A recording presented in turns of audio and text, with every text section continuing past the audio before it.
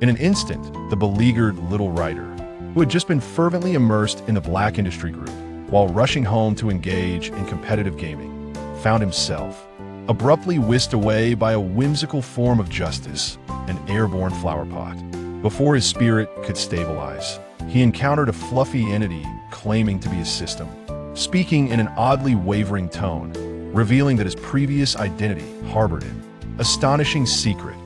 Upon regaining consciousness, he discovered that the Godslayer high-risk world experience card had been forcibly activated. Zhiwei, the reluctant employee, merely sought to complete his tasks discreetly, yet it seemed that the protagonist group's radar was slightly askew. Chapter 1: System Binding. The battle of all trades is about to commence. Help Daddy Zhiwei. The phone screen suddenly blazed with brightness. The green bubble notifications popping up like persistent little projectiles, colliding with Zhiwei's fingertips just as he grasped his keychain, having just braved the rain to purchase groceries. His trouser hems still splattered with mud. A layer of indulgent mirth spread across his eyes as he swiped the screen, softening. His voice, the acknowledged Big Milk, who could command the group within the realm of myriad trades.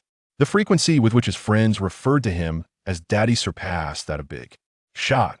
Hold on, the elevator has just reached the first floor. 8T the moment he sent the message. He wiped away the raindrops from his forehead, oblivious to the precarious flower pot teetering on the third-floor windowsill above him. Days of relentless rain had loosened the roots of the aging pot hose, which now slid down the slick wall, the terracotta pot clinking against the tiles, producing a delicate clack. Bang! As the muffled sound erupted amidst the rain, Zhiwei felt a sharp pain pierce the back of his head, akin to being struck by a heated iron spike. His vision spun violently. The shopping bag in his hand burst open, scattering tomatoes and eggs across the ground, glistening in the accumulating water.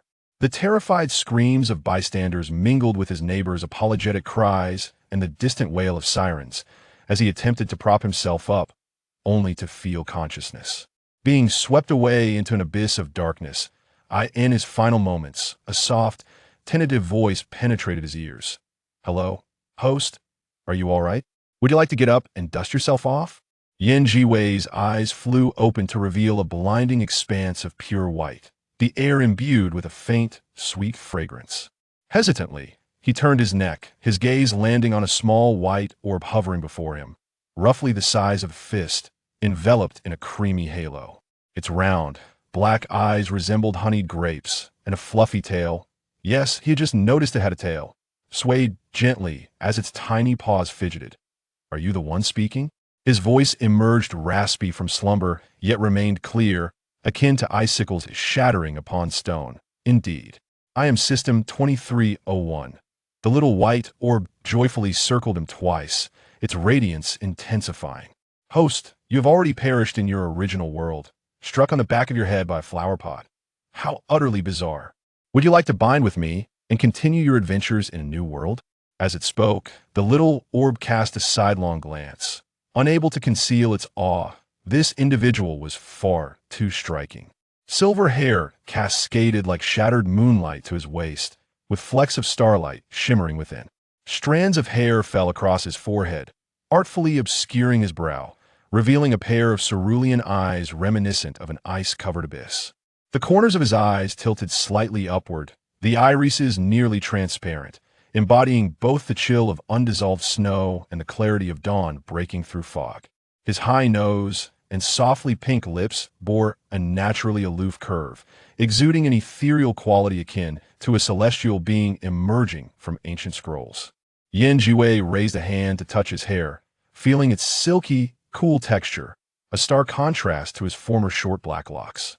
He paused, confusion swirling in his gaze. "I remember. I had short hair."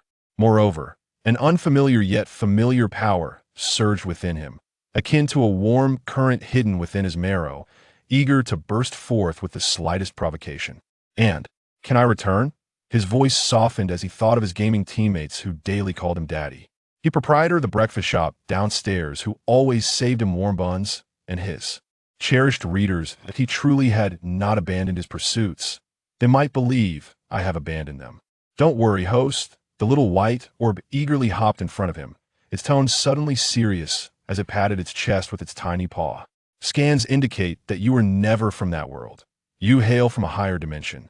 Now that you're back in the system space, you have reverted to your true form. As for returning, it depends on whether the laws of that world permit it. Once we complete a few tasks, I will inquire on your behalf. Zhiwei fell silent for a moment, his fingertips unconsciously brushing through his long hair, before finally nodding gently. All right, I will bind. Wow, host, you are remarkably decisive. Oh yeah, the little white orb leapt high with joy, its tail flailing like a tiny motor. We are a legitimate regret mitigation system, absolutely reliable, never to deceive our host. Fearing Zhiwei might reconsider, it swiftly produced a glowing electronic contract, nudging the screen with its tiny paw. Take a look at the terms. If you find no issues, simply touch the screen with your fingertip. Zhiwei quickly skimmed the contract, noting not only the standard task agreements, but also enticing clauses regarding additional benefits. He raised an eyebrow, hesitating not a moment longer, and lightly tapped the screen. The name Zhiwei transformed into golden specks, imprinting themselves on the contract. Host, you can now select a newbie benefit. The little white orb gleefully stowed the contract, swaying its tail as it presented a virtual panel. The benefit allows you to choose a game system as your combat ability. Which one would you like? Can I choose Yin? Zhiwei's gaze lingered on the words Yin on the panel, a flicker of nostalgia passing through his eyes. Will the appearance from the game carry over? Absolutely. It's a must, the little white orb assured him, its tiny paws swiftly maneuvering the panel. I found that you previously played as Yu and Lin and Yin. The newbie package will directly inherit your commonly used martial arts and all the appearances you have purchased, including color adjustments. Is there an initial ability? Zhiwei curiously raised his hand, a fan appearing at his fingertips, the tip shimmering with a faint pink glow, the signature move of a healer. Yes, indeed. The little white orb leaned closer, rubbing against his wrist. You start with max-level basic martial arts, plus a life-saving skill called Old Friends to the Rescue, which allows you to summon the great figures from Yin in times of danger. A subtle smile graced Zhiwei's lips, although the latent power within him was sufficient for self-preservation. Embarking on this journey with familiar game skills and favored appearances provided a sense of reassurance. Stretching languidly, his silver hair cascaded over his shoulders, his tone laced with a hint of languor. Staying here is indeed dull. Let us embark on our mission. Okay, let's go. The little white orb joyously circled him thrice, enveloping him in its glow. Host, the world we are heading to is the thrilling Godslayer realm. While tomatoes continued to swirl in the water below the rain-soaked sky, within the confines of the system's space, the silver-haired, blue-eyed youth vanished amidst the radiant aura. Chapter 2. The arrival of the eight-headed serpent. The salty breeze of the East Sea caressed his face as Zhiwei stood barefoot upon the rocky shore, the coarse surface irritating his skin. He instinctively curled his toes as the sea wind slipped into the wide sleeves of his garment, prompting a soft gasp from him. The wind was rather fierce. He mused quietly, brushing aside the silver strands that clung to his face and tucking them behind his ear. The gust tousled his hair, some rebellious strands bouncing back, but he paid them no mind. Reflecting on the passage of time, he realized he had been here for 23 years. How swiftly the years had flown. When he first arrived, even the slightest accidental brush upon the back of his hand would leave him tense for an eternity. And he was plagued by chaotic dreams that left him drenched in cold sweat upon waking. During that period, he often felt as though he had forgotten something of utmost importance. His heart weighed down, yet empty. Fortunately, the warmth of human life proved nurturing. The neighborly ant had insisted on shoving steaming buns into his hands, so hot that he fumbled them from one hand to the other, only to bite into the comforting aroma of freshly baked dough. Children playing at the alley's entrance would offer him freshly picked, fuzzy wild peaches, their astringency causing him to grimace while the children laughed uproariously. And there was the orange tabby cat that always came for a meal, contentedly butting its head against his palm after feasting, its purr resonating like thunder. What moved him most was the child with a naturally glass-like heart, whose pure, unblemished eyes brimmed with unreserved trust. a beam of light illuminating the long-sealed chambers of his heart, allowing him to truly perceive the world's most genuine innocence and beauty. These fragments of warmth gradually pulled him from a state of tension, one where he felt as though he might retract into a shell at any moment. Unbeknownst to him, he had grown capable of smiling and sidestepping when someone called out to him, "Little Yan." Of course, the most significant change was the realization of his past. Once a celestial being, tasked with guardianship, akin to a nine-tailed fox. His divine powers were gradually returning, though his memories remained scattered. Nevertheless, he found solace in the present. Squinting at the golden glow rising from the horizon of the sea, he thought, "This is quite satisfactory." Zhiwei, a fluffy white creature, emerged from the collar of his garment, comfortably settling on his shoulder. It was System 2301, affectionately named Tang Yuan. "Did we arrive too early?" The sea looked so calm. Zhiwei scratched Tang Yuan's chin with his fingertip, eliciting a pleased squint from its dark, bean-like eyes. "They will be here soon," he replied with a hint of languid amusement in his voice. The eight-headed serpent should soon reveal itself. Today, he donned a simple yet elegant white robe, its smooth fabric billowing gently with the wind, almost weightless against his skin, an exquisite attire acquired at great cost during his time in the game. His silver hair flowed freely, untied, dancing in the breeze. Tang Yuan nuzzled against his cheek. "Zhiwei, remember our mission, to hold back the serpent and prevent Wang Mian from using his time reversal, while also trying to gather Blue Rain and the others. Wu Xiangnan must survive to join Team 136. That is non-negotiable." "Understood," Zhiwei replied casually. "Rescuing others earns points. After all, it's a worthwhile endeavor. As for Wu Xiangnan, I shall speak to him directly when the time comes."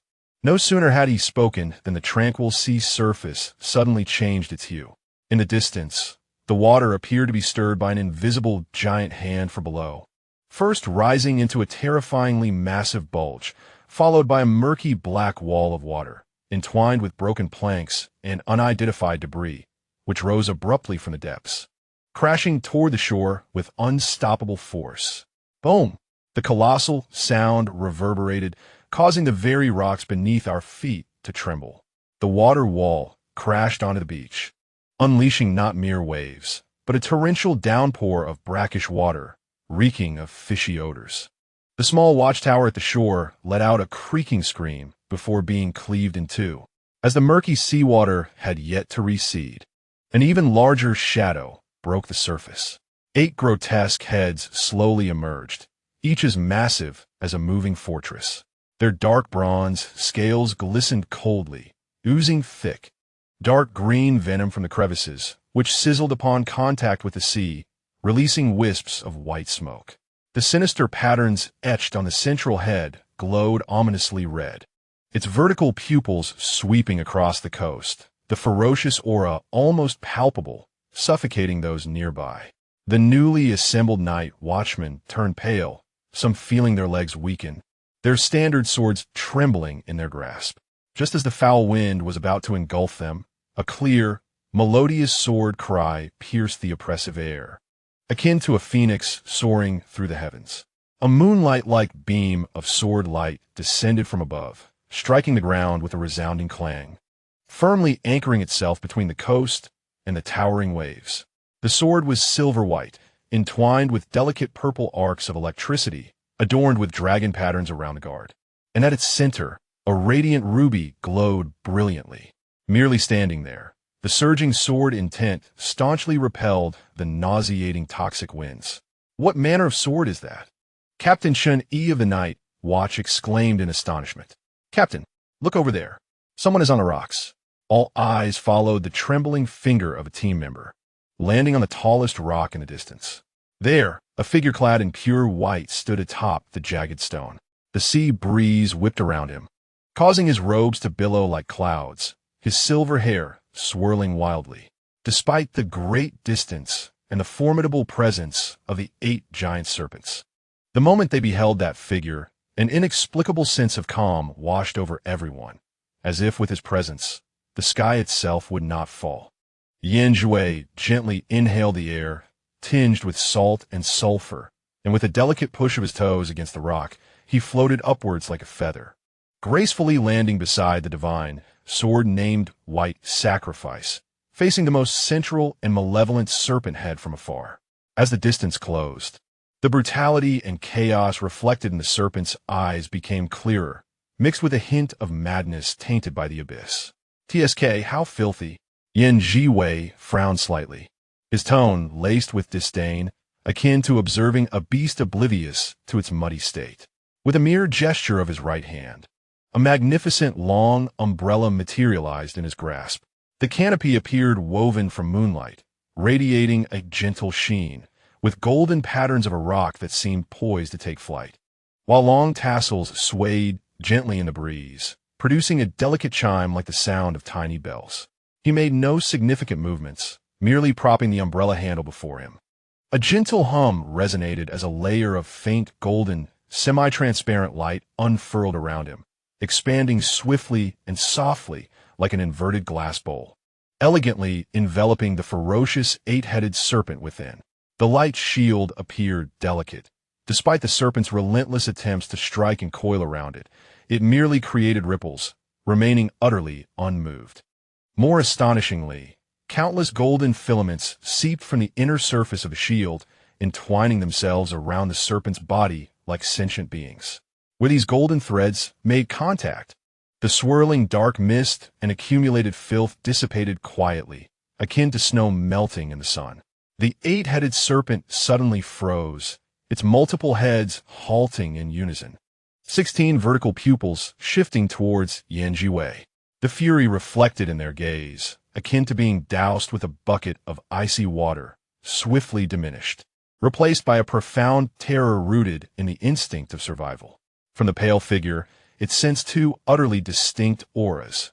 One, gentle as the warmth of spring sunlight, inviting closeness and trust. The other, an absolute majesty that loomed high above, surveying all life below.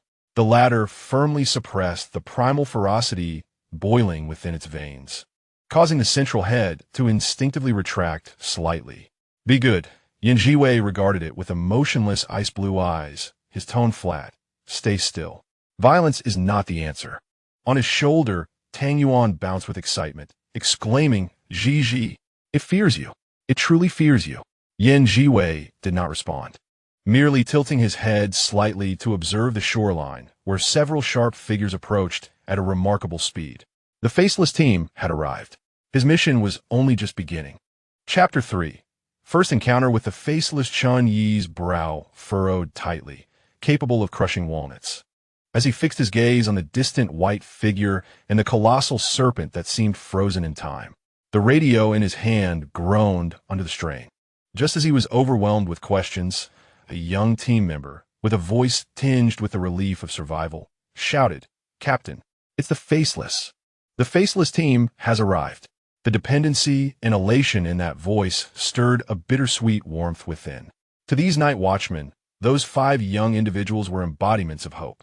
From the cloud of smoke, 5 figures descended swiftly, their garments billowing in the wind. Wang Mian, clad in a gray cloak still dusted with remnants of gunpowder, surveyed the battlefield, pausing momentarily as his gaze landed on Zhiwei. The balance of power hung, suspended in the air, with debris defying the laws of physics, swirling around in circles, while the violet fissures in the vortex's palm pulsed rhythmically with breath-like flickers. The moon demon, just having transformed back into human form, still bore the chill of moonlight blades at their fingertips, yet their gaze lingered inexplicably longer on the silver-haired figure, despite the war-torn surroundings. The mere presence of this individual seemed to dilute the metallic scent of blood in the air, loosening the tension within the onlookers. "Captain Chun." Wang Mian nodded towards Chun Yi, his glossy black eyes shifting to Zhiwei, assessing him. "And who might this be?" Zhiwei was wholly focused on maintaining the fragile golden barrier, beads of sweat forming at his temples, strands of silvery hair clinging damply to his neck. Upon hearing a sound, he turned his head slightly, his ice-blue eyes clear and bright, nodding casually toward Wang Mian, exuding a polite yet appropriately distant demeanor. "Zhiwei." The passing physician, he introduced himself, his voice smooth and melodious, akin to a stream flowing over pebbles. This long serpent is rather ferocious. I find myself struggling to withstand it. No sooner had he spoken than, almost in response, the barrier vibrated with a hum, and the central serpent's head forcefully broke through, releasing a thick, hissing black mist that corroded the nearby stones into pockmarked ruins. I can set up a formation to seal part of its regeneration and venom sac. Zhiwei's speech quickened as he flicked his fingertips, sending forth several emerald glimmers that transformed upon landing into 8 leaves adorned with golden runes, firmly anchoring around the giant serpent. The pale green pattern swiftly spread into a net, effectively ensnaring the black mist, visibly reducing the serpent's thrashing. In his consciousness, Tang Yuan quietly cheered, "Host." These 8 leaves of restraint are executed with such effortless grace, even more impressive than last time. Zhiwei ignored it, seamlessly stepping half a pace back to the edge of the vigilante's formation, crossing his arms in a clear gesture. "I am support, not to interfere with the primary offense." Wang Mian's gaze swept over the unusually stable formation, a flicker of surprise flashing in his eyes, but he refrained from probing further. Issuing commands with crisp clarity, vortex at the rear, balance the serpent's body, moon spirit attack its weak point, rose engage head-on with me, Xinghan assist with sandalwood. Received. The battle erupted instantaneously. Blades flashed, lunar light blades, gravitational fields, purple rifts, and supportive auras converged into chaos. Zhiwei stood quietly on the sidelines, his gaze following the battlefield, as Wang Mian's black blade, brushed perilously close to the serpent's head. His embrace tightened. The ethereal light of the moon spirit darted around the serpent's neck, nearly struck by a sweeping tail, causing a barely perceptible furrow in his brow. "Host, were you tense just now?" Tang Yuan inquired discreetly. "Just observing the spectacle," Zhiwei thought, though his gaze remained fixed. The dire turn of events struck unexpectedly. The remaining 7 heads of the serpent suddenly turned in unison, venom coalescing into a myriad of black arrows that rained down upon Wang Mian like a torrential downpour. Wang Mian weaved and dodged amidst the black rain, his blade forming a dense web, just as he spun to shatter the final wave of poison arrows. A serpent head that had lingered nearby launched a sudden attack, its thick tail tearing through the air with thunderous force aimed at his back. "Captain!" The vortex's roar and the expanding spatial rift erupted simultaneously. Yet, a beam of moonlight moved faster than sound in space. The ethereal light of the moon spirit unhesitatingly collided with the sweeping serpent's tail. Boom! The resounding impact left a ringing in the ears. The moonlight exploded. That radiant essence was violently hurled away, crashing into the chaotic pile of stones below. Zhiwei sprang into action. Without a moment's thought, his body reacted instinctively. His figure, clad in pure white, resembled a wisp of cloud caught by the wind, reaching out to securely catch the scattering, faintly glowing essence just before the moon's spirit collided with the sharp stones. The initial touch was unexpectedly cool and soft, akin to catching a handful of moonlight or embracing a delicate cloud. The flowing light trembled gently in the crook of his arm, not repelled, but instinctively drawing closer to that warm and steady source, the scattered shadows subtly converging. Yanji lowered his gaze slightly, and, at some point, his other hand grasped a white jade fan, adorned with silver chains. As the fan unfolded gracefully, a whisper of wind was absent. Yet pink-hued butterflies fluttered down like cherry blossom snow in spring, mingling seamlessly with the cool stream of light. The gentle, soothing fragrance of grass and trees wafted forth, carrying the tranquil essence of sun-warmed meadows. The restless light stabilized, visibly solidifying. The incantation for healing flowed from his lips in a low, calm tone, as if he were merely commenting on the pleasantness of the day. The moon spirit within the flowing light became utterly still. The touch of a stranger should have triggered an immediate defensive reaction, causing discomfort. Yet that was not the case now. Instead, a warm current softly and irresistibly smoothed over every inch of his restless energy, easing all pain and anxiety. He could distinctly sense the steady heartbeat of the other person through the fabric, could smell the faint yet profoundly reassuring aroma of grass and trees, and even felt a few strands of silver hair lightly brushing against him, inducing a subtle tickle. His wariness crumbled completely, leaving no trace of resistance. All he wished for was to linger a little longer in this warmth. "Thank you." After a moment, a slightly hoarse voice floated from the stream of light, so low it nearly dissolved into the wind, the final note carrying a tremor he was unaware of. Yanji did not respond, merely placing him carefully onto a flat surface. As he withdrew his hand, his fingertips brushed almost imperceptibly over a tear in the other's sleeve. A faint glimmer of golden light flickering as the tear seamlessly mended itself. Upon completing this, he stepped back decisively, reestablishing a safe distance, his gaze shifting elsewhere, as though that heart-stopping embrace and healing had merely been an incidental act of kindness. The moon spirit gazed at his turned profile and distant back, the flowing light swiftly reshaping into human form. Yet his ears betrayed him, uncontrollably flushing a delicate shade of red. Every detail of that brief contact replayed in his mind. The warmth of the embrace, the gentle touch of the butterflies, the fragrant greenery, and the strands of hair that had brushed against him. He clenched his lips tightly, turning his face away, murmuring a barely audible, "Damn it." Yet his fingertips unconsciously curled, caressing the spot on the sleeve that had been repaired, as if it had never been torn. Yanji, with his back to him, subtly curved the corners of his lips in a fleeting smile, so faint it vanished in the blink of an eye. The battle concluded when Wang Mian seized a fleeting opportunity to plunge a blade into the heart of the great serpent. The massive creature collapsed with a thunderous crash, the dark mist gradually dissipating. As Wang Mian sheathed his sword, preparing to catch his breath, an excruciating pain suddenly surged through his right arm, the black venom of the serpent having spread past his elbow, extinguishing the remaining glimmers of light from his fingertips.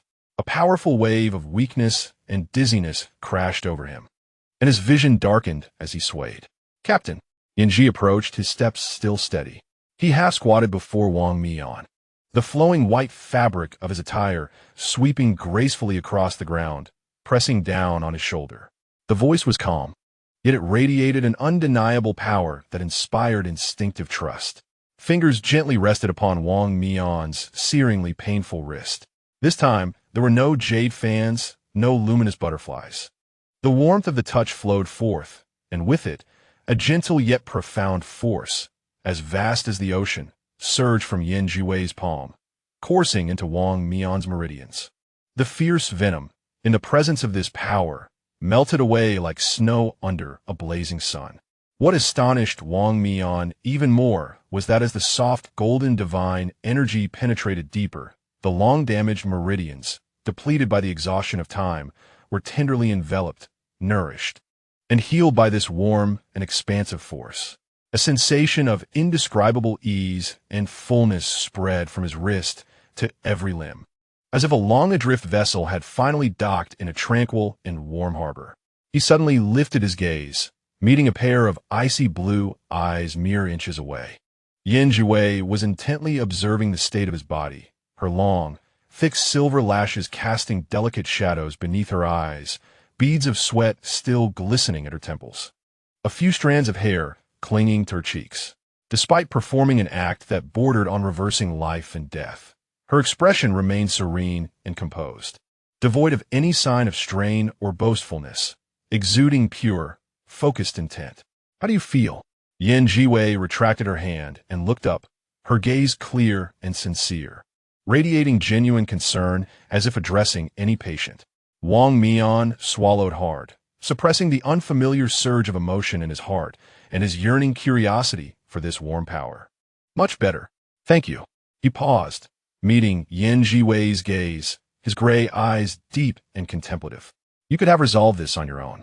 Zhiwei stood up, casually brushing non-existent dust from her garment, her movements effortless yet graceful. "This is your battle, your responsibility and honor."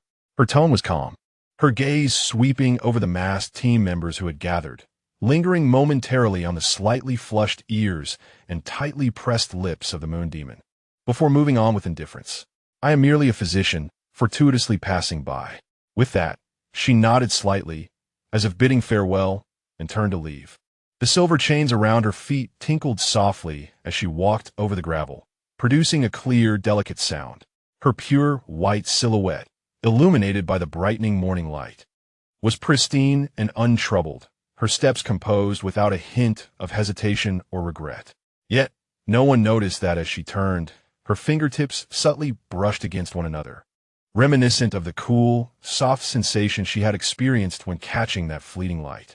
Wang Mian gazed in the direction of her vanishing figure amidst the morning light and forest, unconsciously rubbing the lingering warmth on his wrist, lost in contemplative silence. "Captain, your hand and your complexion," Rose was the first to exclaim, her face a mask of disbelief. "Mr. Yan, he even managed to heal your previous injuries." Starscar's eyes sparkled with awe. "Mr. Yan is truly remarkable. Just having him nearby makes me feel exceptionally safe. I'm not as afraid during fights anymore." Sandalwood chimed in softly. "His aura is so inviting, it makes one want to draw closer." Vortex scratched his head, his voice muffled beneath the mask. "His formations are incredibly stable. The pink light he used to heal the moon demon was beautiful." After speaking, his gaze unconsciously drifted toward the path Zhiwei had taken to depart. The balance shifted as he adjusted his non-existent glasses, calmly summarizing. His strength was unfathomable. His disposition warm and open-minded, unassuming and measured. Such an ally is a rare treasure. One must seek him out. Rose nodded vigorously, shouldering the pink hammer. "Indeed. I must express my gratitude. I shall inquire immediately." Moon Ghost leaned against a nearby stone, arms crossed, silent, yet his gaze consistently trailed the distant path. The mended sleeve seemed to retain a faint warmth, a lingering essence of another person that refused to dissipate. Wang Mian cast a final glance in the direction where the figure had disappeared, retracting his gaze, a complex determination settling in his eyes. Yes, he must see him again. Such a person is akin to a perfectly timed spring rain, arriving silently, nourishing the earth without a trace, leaving behind a world imbued with vitality, prompting an eager anticipation for the next downpour. In the distance, amidst the misty mountain haze, Zhiwei strolled leisurely.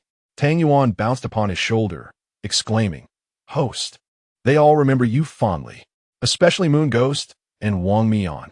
Zhiwei gently tapped Tang Yuan's fluffy head with his fingertip. "It's merely part of the duty." He gazed at the verdant mountains, his tone calm and gentle, believing that fate will bring those meant to meet. The mountain breeze caressed his silver hair and pure white garments, carrying away a barely audible, faint sigh, merging into the fresh essence of the sprawling flora. Chapter 4. Redemption of Blue Rain. Major Revision. The mission to redeem Wang Mian's 10-year lifespan has been accomplished. Reward: 1,000 eternal bright jade, 1 revitalizing pill. As the notification chimed, Zhiwei had just extricated his foot from the damp gravel. In the next moment, he doubled over as if struck fiercely in the chest. His left hand grasped the gnarled trunk of a crooked tree, while his right hand covered his mouth tightly, yet warm. Wet drops of crimson fell through his fingers onto the green stones below, blooming into glaring little flowers. "Host!" Little Tang Yuan's shriek exploded in his mind. Tinged with a sobbing tone, "Your spiritual energy is in disarray. Did you overexert yourself healing and get kicked by the world?" Zhiwei leaned against the tree, his fingertips digging into the rough bark, using the pain to steady himself. His silver hair cascaded down, obscuring most of his face, revealing only the taut line of his jaw and the rapid rise and fall of his throat. With each breath, a fiery pain seared through his chest. Within him, two forces clashed, his own sluggish divine energy of nature and the crisp energy bestowed by the system, battling fiercely, causing his veins to pulse violently. In a desperate bid to extract the darkness from Wang Mian's body, he had inadvertently reinforced the formation binding the great serpent, but had applied too much force and haste. This fragile little world indeed, could not withstand such excessive power. The backlash was swift and brutal. Oh, how it shows no mercy. He tugged at the corners of his mouth, attempting to smile, only to be seized by a fit of coughs, more blood frothing onto his pristine sleeve. A vivid red blotch. Cold sweat trickled down his forehead, cascading along his neck, sending chills down his spine. Next time, remember to rely more on your strength and less on my reserves.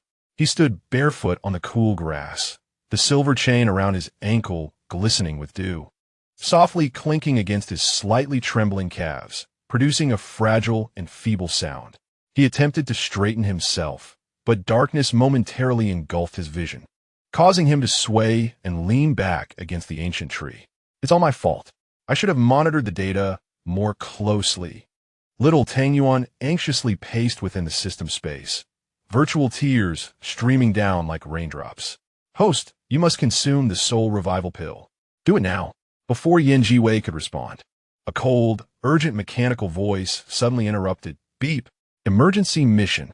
The Blue Rain team is pursuing the true form of the Yamada no Orochi and has inadvertently entered the remnants of the High Heaven's secret realm, encountering the uncontrollable Susanoo. With all members in peril, immediate rescue required.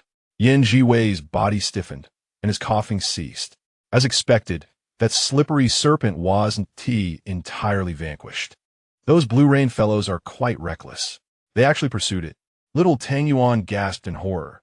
After all, that was a mad old deity. Host, in your current state, you must intervene.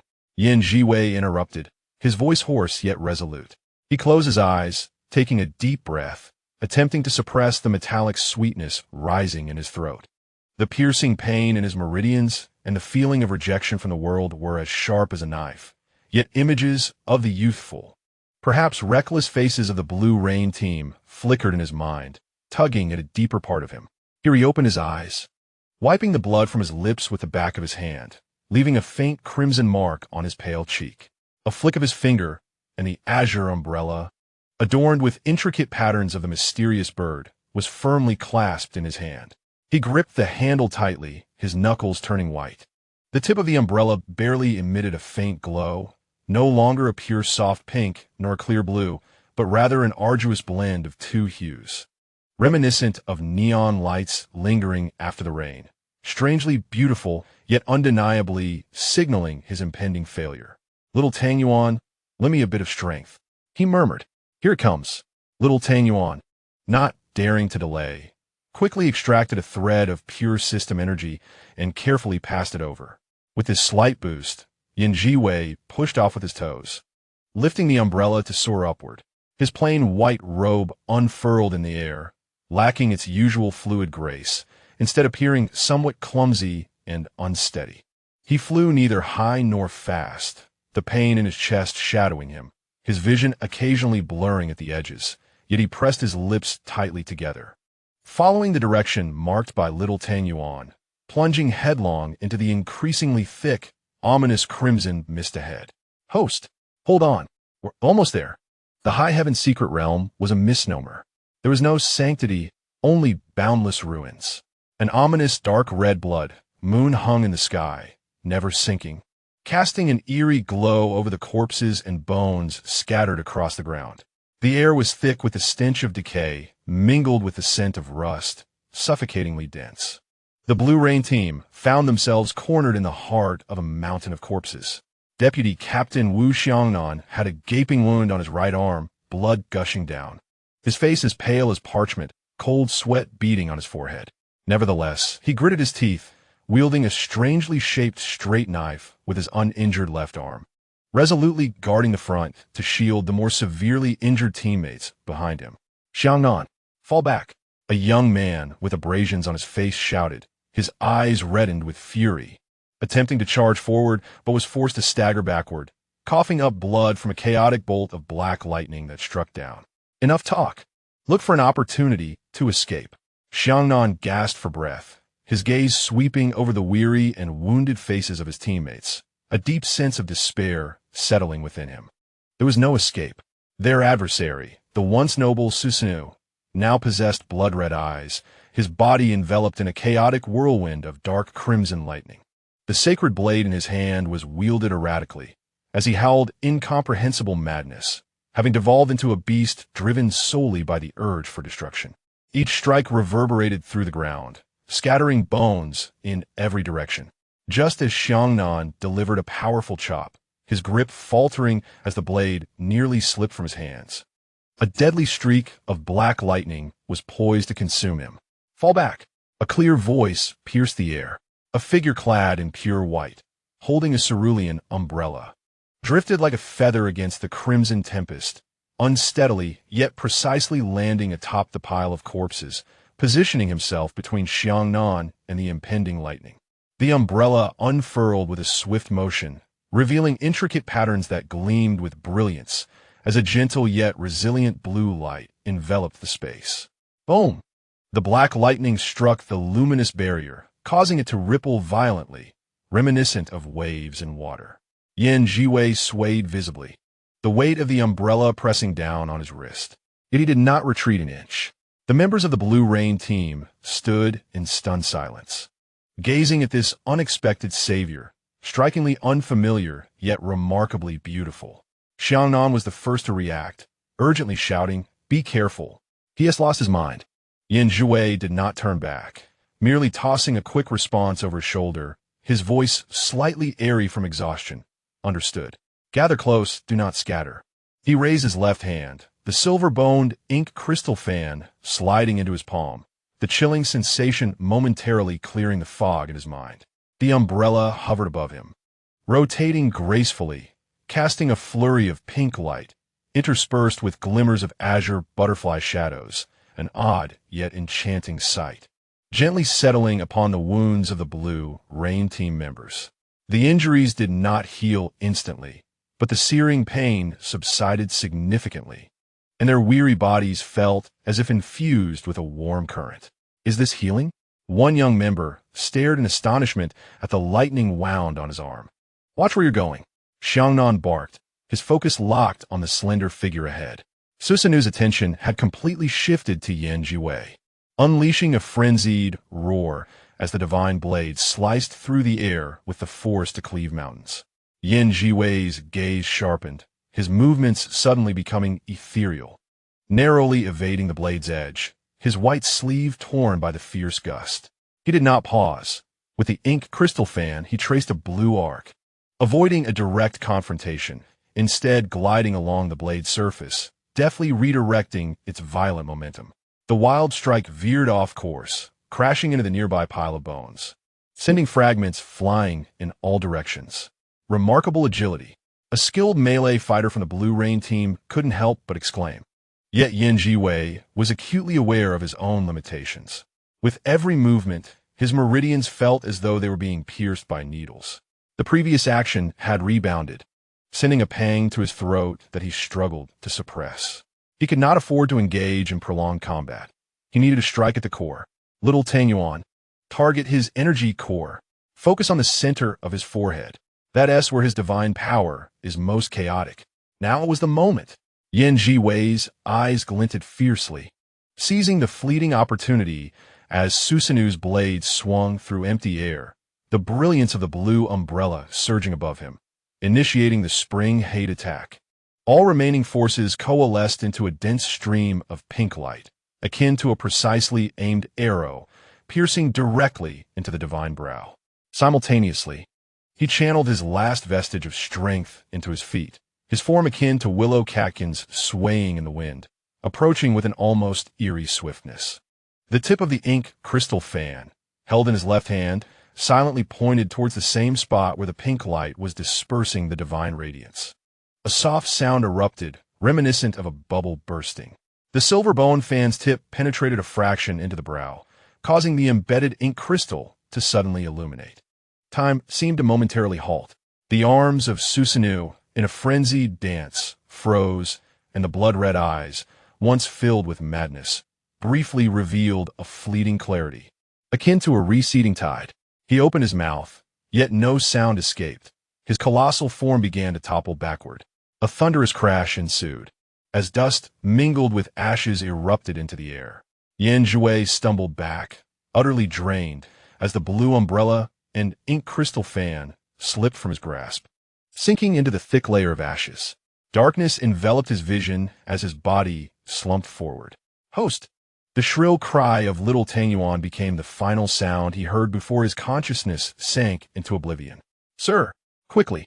The Blue Rain team, led by Xiangnan, rushed forward, suppressing their injuries. Xiangnan, fastest among them, caught Zhiwei's limp body, feeling the icy touch and the sticky warmth of blood.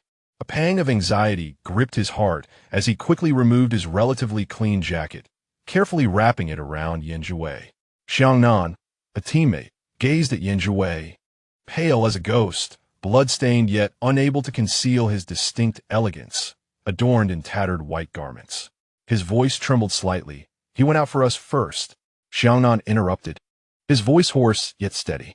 He cautiously hoisted the unconscious Zhiwei onto his back, feeling the weight disturbingly light. Taking a deep breath, he noted the sinister atmosphere of the place. Let's take our benefactor home. Chapter 5. Departing the hospital. Major revision. The fog had yet to dissipate, yet a crisp scent of cedar mingled with the metallic tang of blood wafted through the air. The sound of footsteps shattered the morning mist, revealing the silhouettes of several members of the masked team, all tidied up, though traces of exhaustion lingered in their eyes, as if they had just concluded a night shift. Wang Mian led the way, clad in neat black attire, standing tall, though his gentle demeanor was unmistakable. The mask obscured much of his face, revealing only a softly contoured chin and a pair of eyes that emanated warmth, like jade steeped in warm water. His gaze swept over the chaos strewn across the ground, finally resting on the figure cradled in Xiangnan's arms, dressed in bloodied white, silver hair disheveled, and a face as pale as parchment, speckled with dark crimson stains. His breaths were so faint they were nearly imperceptible, and the frail shoulders rose and fell gently with each breath, tightening the hearts of those who beheld him. Wang Mian unconsciously quickened his pace, striding directly to Xiangnan, bypassing pleasantries and extending his hand with a gentle yet firm tone. Give him to me. We must take him to the hospital. This place is unsuitable. Xiangnan hesitated, meeting Wang Mian's earnest gaze, and instinctively released his grip. As Wang Mian took hold of Zhiwei, his fingertips brushed against the cold, damp hair and skin, causing a noticeable pause in his movements. He awkwardly adjusted his posture, carefully enveloping the person in his embrace. His arms felt slightly tense from unfamiliarity, yet he held them with remarkable gentleness, as if cradling a freshly made tofu. The injuries were severe. There was no time to linger. He whispered the reminder to himself again. A note of caution nestled within his unfamiliarity, revealing a profound earnestness. Tang Yuan host. Life value alert. Only 28 remaining. If you do not rest soon, a forced shutdown will occur. It is the well-regarded Captain Wang Mian who is holding you. For now, you are safe. Zhiwei murmured in a daze, stop making noise. Yue followed closely behind, his silver-gray hair streaked with mist and blood. The usual air of nonchalance and detachment was absent from his face, replaced by a palpable seriousness. When his gaze fell upon Zhiwei's pale visage, it softened involuntarily, his throat moving slightly as an indescribable thought resurfaced, like a feather brushing against him. He hastened to Wang Mian's side, speaking in a hushed tone, as if afraid to disturb anyone. Thank you for last time. The words felt more arid than anticipated. The memory of being swept away by a serpent's tail, yet being securely caught, played vividly in his mind, accompanied by the warm, herbal fragrance that seeped into his wound. Had it not been for your timely assistance, I might not have endured until now. He raised his hand, hesitating momentarily in the air, before lightly brushing against the arm that cradled the injured individual, the pressure so delicate it was almost imperceptible. I will remember this kindness. Tang Yuan, wow, it's Yue. His gaze on the host is almost tender. Ah, but this is not the time for sweet moments. Host, please hold on. The vortex approached from the rear of the team, silver adornments on his forehead swaying with his movements. The playful grin that usually adorned his face had vanished. His brow furrowed in concern. What happened? He asked, rummaging through his backpack to awkwardly produce a canister of spray, offering it with a hint of clumsiness. Here, take this. Let's treat it first. We must avoid infection.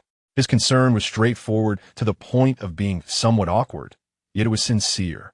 Tianping walked to the center, his dark team uniform accentuating his composed demeanor. Though his expression was neutral, his gaze remained steadfastly fixed on Yan Zhiwei as fragile form, causing an inexplicable tightness in his chest. He silently stepped forward, his voice steady. The hospital has been contacted. I am familiar with the route.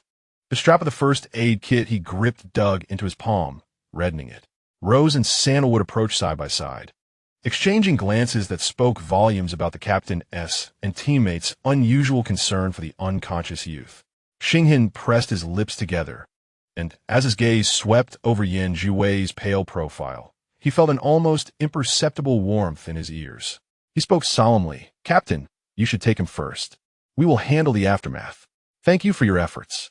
Wang Mian wasted no time, turning to leave with the injured person in his arms. The weight was substantial, and the posture unfamiliar, yet he endeavored to walk steadily. The person felt light as a feather, yet somehow weighed 1,000 pounds. The silver chain at his ankle jingled softly with each step, mingling with his slightly hurried breaths. The Blue Rain squad watched them depart without attempting to stop them.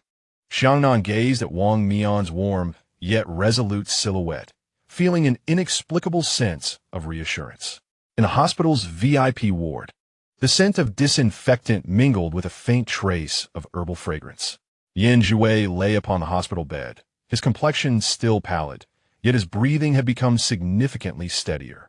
Wang Mian made certain he was settled, gently closing the door behind him, and joined the others in the dimly lit corridor, speaking in hushed tones.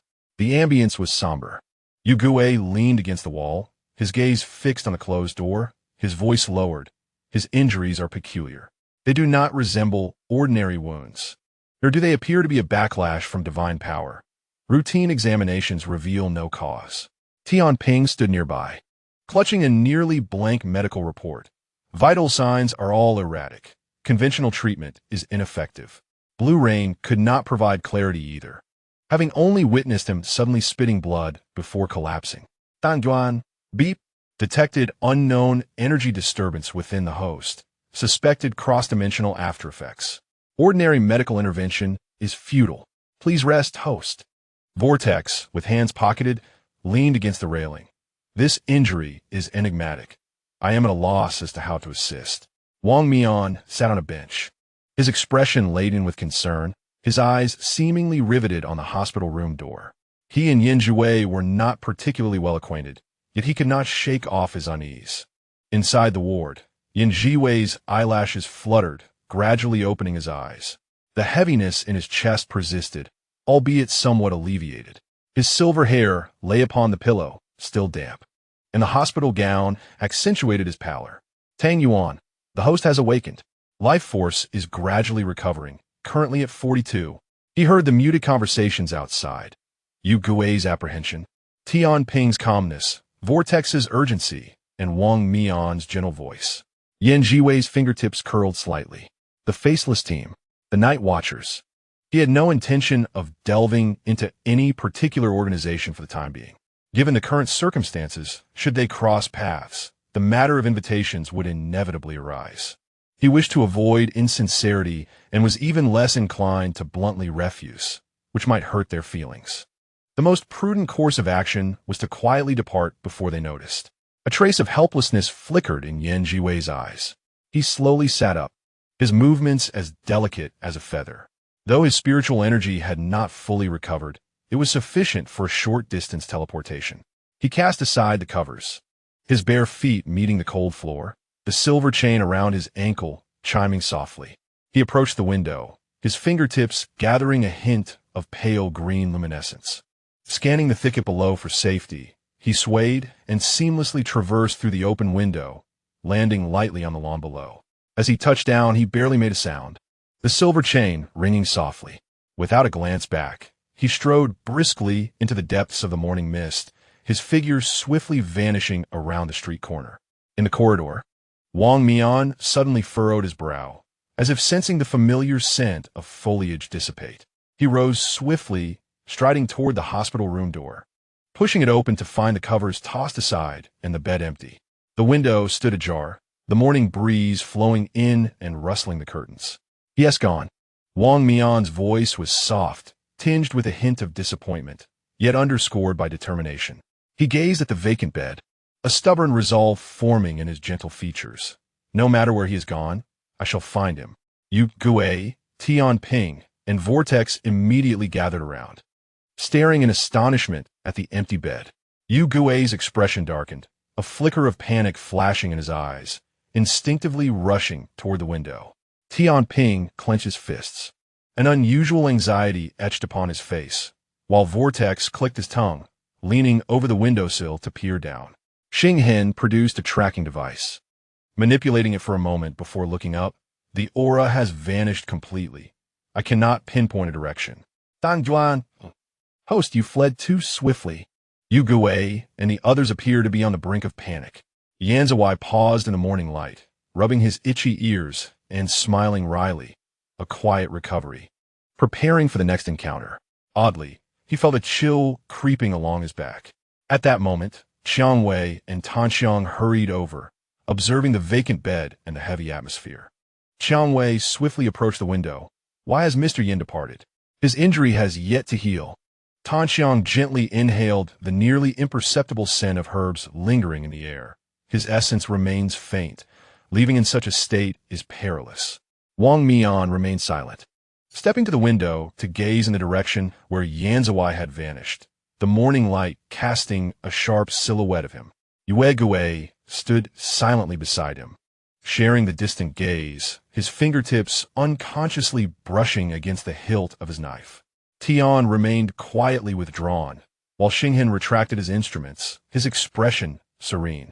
No one uttered another word. Chapter 6. Seeking Wu Xiangnan, slightly revised. The night was as dense as unyielding ink, enveloping the old apartment buildings on the outskirts of the city. From the third floor, a warm yellow light flickered through the window. Wu Xiangnan had just finished showering. His hair, still damp, droplets trickled down his neck. The bandage wrapped around his right arm had been removed, revealing skin beneath that was unscathed, even more defined in texture. He gazed at it for a few seconds before silently rewrapping the bandage, his movements slow and contemplative. On the coffee table lay a half-clean dagger, its cold gleam reflecting off a half-finished energy drink. A tactical jacket, speckled with grass, was carelessly tossed on the sofa, filling the room with the scent of a solitary man living in makeshift arrangements. "Tang Yuan, host, we have arrived." Wu Xiangnan is home. His right arm is actually healed. The bandage is a psychological effect, and the plot point is about to trigger. Charge ahead. In the shadows, Zhiwei halted, a faint green glow quietly swirling at his fingertips, concealing his presence. Yes, he acknowledged inwardly. "Tang Yuan. However, host, your life force has only climbed to 48. Please do not overexert yourself later." Zhiwei gently brushed his mental energy over the fluffy head of the little system, a gesture of reassurance.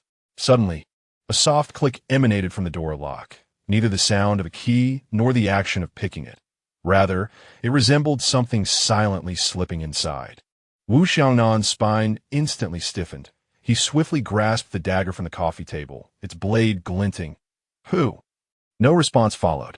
However, a faint yet unmistakable scent of herbs intertwined with the coolness of the night dew seeped into the room. Wu Xiangnan's pupils constricted.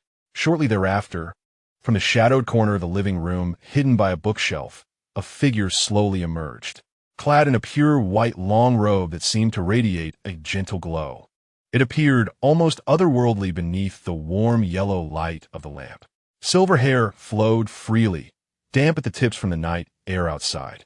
The silver chain around his ankle jingled softly with his delicate steps, sending a slight tremor through the stillness of the night. Zhiwei stood barefoot, the back of his feet pale and immaculate against the light wood floor. His complexion remained pallid, his lips faint, and beneath his eyes lingered an air of fatigue that had yet to dissipate. However, when his icy blue gaze met mine, it sparkled with clarity, reminiscent of a tranquil pool of water. He emerged from the shadows, stepping into the periphery of the light, and instantly, The serene and gentle aura that enveloped him diffused the tension and chaos within the room.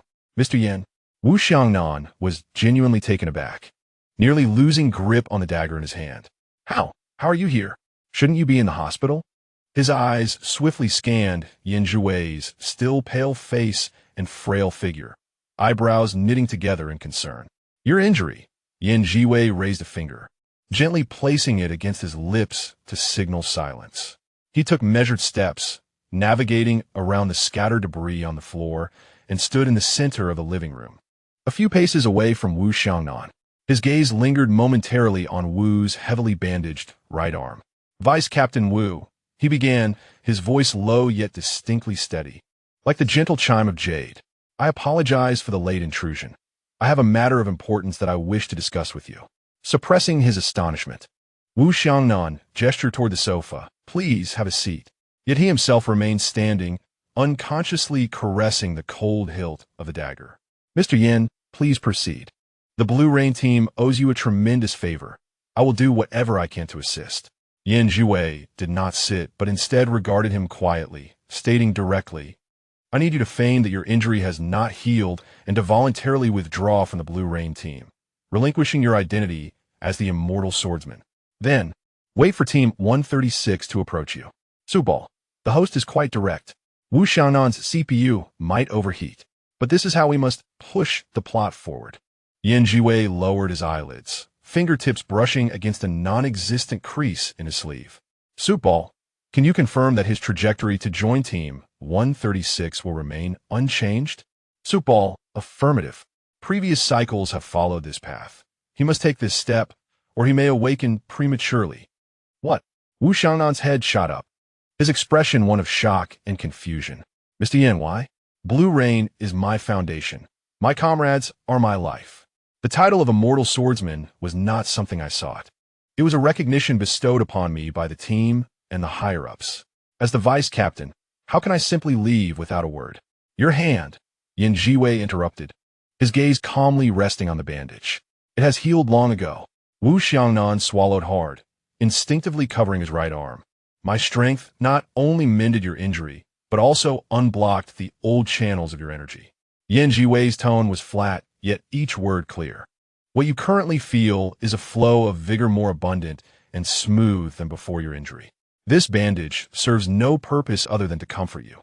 Wu Xiaonan's lips moved, but he found himself speechless. The other had spoken the truth. He had even secretly tested his strength in punches and the swiftness of his blade, both exceeding what he was capable of before his injury. He simply had not yet processed this change or contemplated how to explain it to the team. Since you have healed me, why must I conceal it? Why must I withdraw and abandon everything? Wu Xiangnan stepped forward, urgency and confusion lacing his voice. Mr. Yan, I need a reason. This makes no sense. Yan Zhiwei slightly tilted his head, silvery strands cascading down, obscuring a portion of his face. His long lashes hung low, casting a delicate shadow upon his lower eyelid. He could not speak. In the previous cycles, following the battle in Takamagura, Wu Xiangnan was destined to lose his core combat capabilities due to severe injuries, subsequently attracting the attention of Team 136 for recruitment. This was a pivotal plot mechanism that could not be misaligned. Should he remain unscathed within Blue Rain, the ensuing chain reactions would be unimaginable. Subal, host, hold on. The matter of reincarnation must not be disclosed. Maintain the mystery. Yan Zhiwei silently sighed within. I understand. Yet, his inquiries persisted. Subal, if all else fails, just utter the phrase, the secrets of the heavens must not be revealed. He surely wouldn't dare to press further. There was no specific rationale. Yan Zhiwei raised his gaze, his eyes deepening in hue, resembling an inextricable night, infused with a sense of distance and certainty that Wu Xiangnan could not fathom. You need only follow my lead. His tone remained gentle, even tranquil, yet it betrayed an unshakable resolve. This is not a choice I impose upon you. This path is one you're meant to tread. I do not comprehend. Wu Xiaonan's brow furrowed. Mr. Yan, your words are too cryptic. I cannot abandon my responsibilities and brothers based solely on a few vague statements. Yan Zhiwei did not respond immediately, but silently regarded him. His gaze was clear yet unfathomably deep, as if transcending the current moment and envisioning myriad scenes beyond Wu Xiangnan's imagination. "Do you trust me?" Zhiwei suddenly inquired. His voice softened, akin to the night breeze caressing the window pane, carrying an almost imperceptible comfort. "This is not coercion. Rather, it is a task you are destined to undertake. As for your withdrawal from the team, you shall discuss it with Blue Rain's captain. Do not mention me. Simply cite your unresolved injuries and inability to bear responsibility as your reason. Naturally, someone from Team 136 will come looking for you. Everything will unfold as it should, seamlessly." Wu Xiangnan fell silent. The air in the room seemed to stagnate, with only the faint hum of the desk lamp breaking the stillness. "Why?" After a long pause, Wu Xiangnan lifted his head, his gaze piercing, fixed intently on Zhiwei. "Why me? Why help me? Or rather, why must I undertake this task?" Zhiwei's lips curved slightly, that arc so subtle it was nearly imperceptible, yet strangely softened the chill of his aloof demeanor for a fleeting moment. "I am merely attempting to avert a greater storm," he said slowly, offering no further explanation. This omission bore more weight than any detailed elaboration could convey, resonating with profound depth.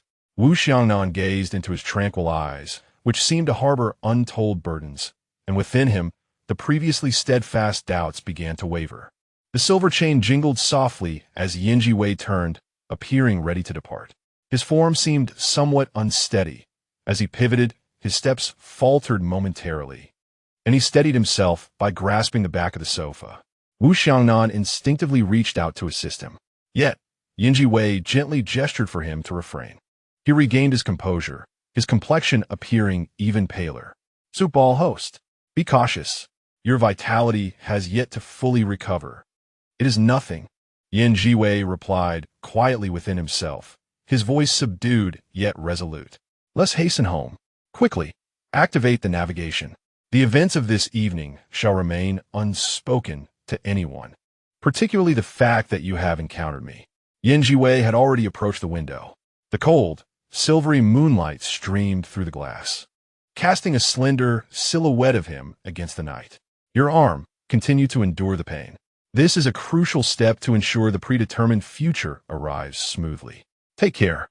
As his words lingered in the air, he lightly pressed his toes against the window ledge, and his figure drifted away like a feather caught in the wind, seamlessly merging into the dense darkness beyond. Only a faint trace of herbal fragrance lingered in the air, proving that the recent occurrence was not merely a figment of imagination. Wu Xiangnan stood motionless for an extended moment. He gazed down at his bandaged right arm, his fingertips gradually tightening, clearly feeling an unprecedented surge of strength beneath his skin.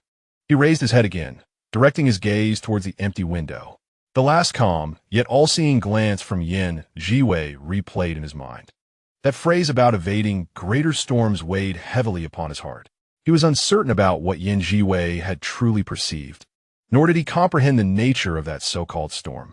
Yet, strangely, he felt little doubt within himself. Perhaps it was the profound debt of gratitude he owed. Perhaps the sincerity and depth reflected in the other SIs, or perhaps it was simply an instinct that even he could not articulate. Wu Xiangnan inhaled deeply, then exhaled slowly. He approached the coffee table, picking up the dagger that was only half polished, his fingertip gliding over the cold edge. Then, he raised his left hand and gently unraveled the bandage from his right arm.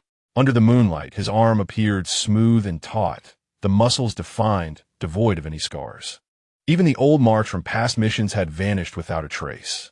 He observed it for a while, then silently re-wrapped the bandage, securing it just as tightly as before. The hesitation and inner turmoil in his gaze gradually settled into a steadfast calm. The night deepened. The table lamp inside continued to shine, illuminating the figure of one who had made a significant decision. Meanwhile, a few streets away, in a dim alleyway, Zhiwei leaned against the cool brick wall, taking a gentle breath. The night breeze stirred his silver hair and the white hem of his clothing. He lifted his gaze to the night sky, tinted red by the city lights, and a fleeting glimmer of relief passed through the icy blue of his eyes. "Host, we are almost home. Hold on. Once we return, you can rest well." Zhiwei responded with a soft hum, releasing his grip on the wall, straightening his back, and stepping forward towards the temporary destination indicated by the navigation system. Chapter 7. Daily Life in Songnan, slightly revised. The morning light flowed into the old alley of Songnan like diluted honey, softly illuminating the surroundings. The air was filled with the smoky aroma of coal from the neighbor's stove, mingling with the fragrance of freshly cooked rice porridge. Zhiwei was squatting by the entrance of his rented courtyard, sorting through a somewhat worn suitcase. He neatly folded several plain garments, his long white hair loosely tied back with a faded blue ribbon, a few unruly strands cascading down his cheeks, swaying gently with his movements. The sunlight fell upon his lowered eyelashes, casting soft shadows beneath his eyes. Yan? A clear, youthful voice echoed from the end of the alley, imbued with the languor of having just awakened, accompanied by a hint of uncontainable surprise. Zhiwei looked up to see Lin Xie, clad in a somewhat faded school uniform t-shirt, casually leaning against the weathered wall, gazing in his direction. A familiar black silk ribbon obscured his eyes. His chin slightly raised as if he were capturing some elusive scent in the air, the corners of his mouth curling into a familiar, slightly mischievous smile. Wow, it's little Angel Xie. Long time no see. You seem to have grown a lot. Zhiwei responded with a mix of warmth and nostalgia, reflecting on how it had indeed been a year since they last met. It's been a while, Xie. Rising to his feet, he brushed off non-existent dust from his hands, his voice imbued with the natural warmth of reunion. What a coincidence to run into you here.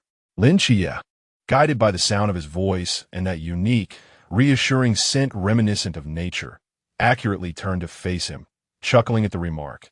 What a coincidence. I live in the third house down this alley.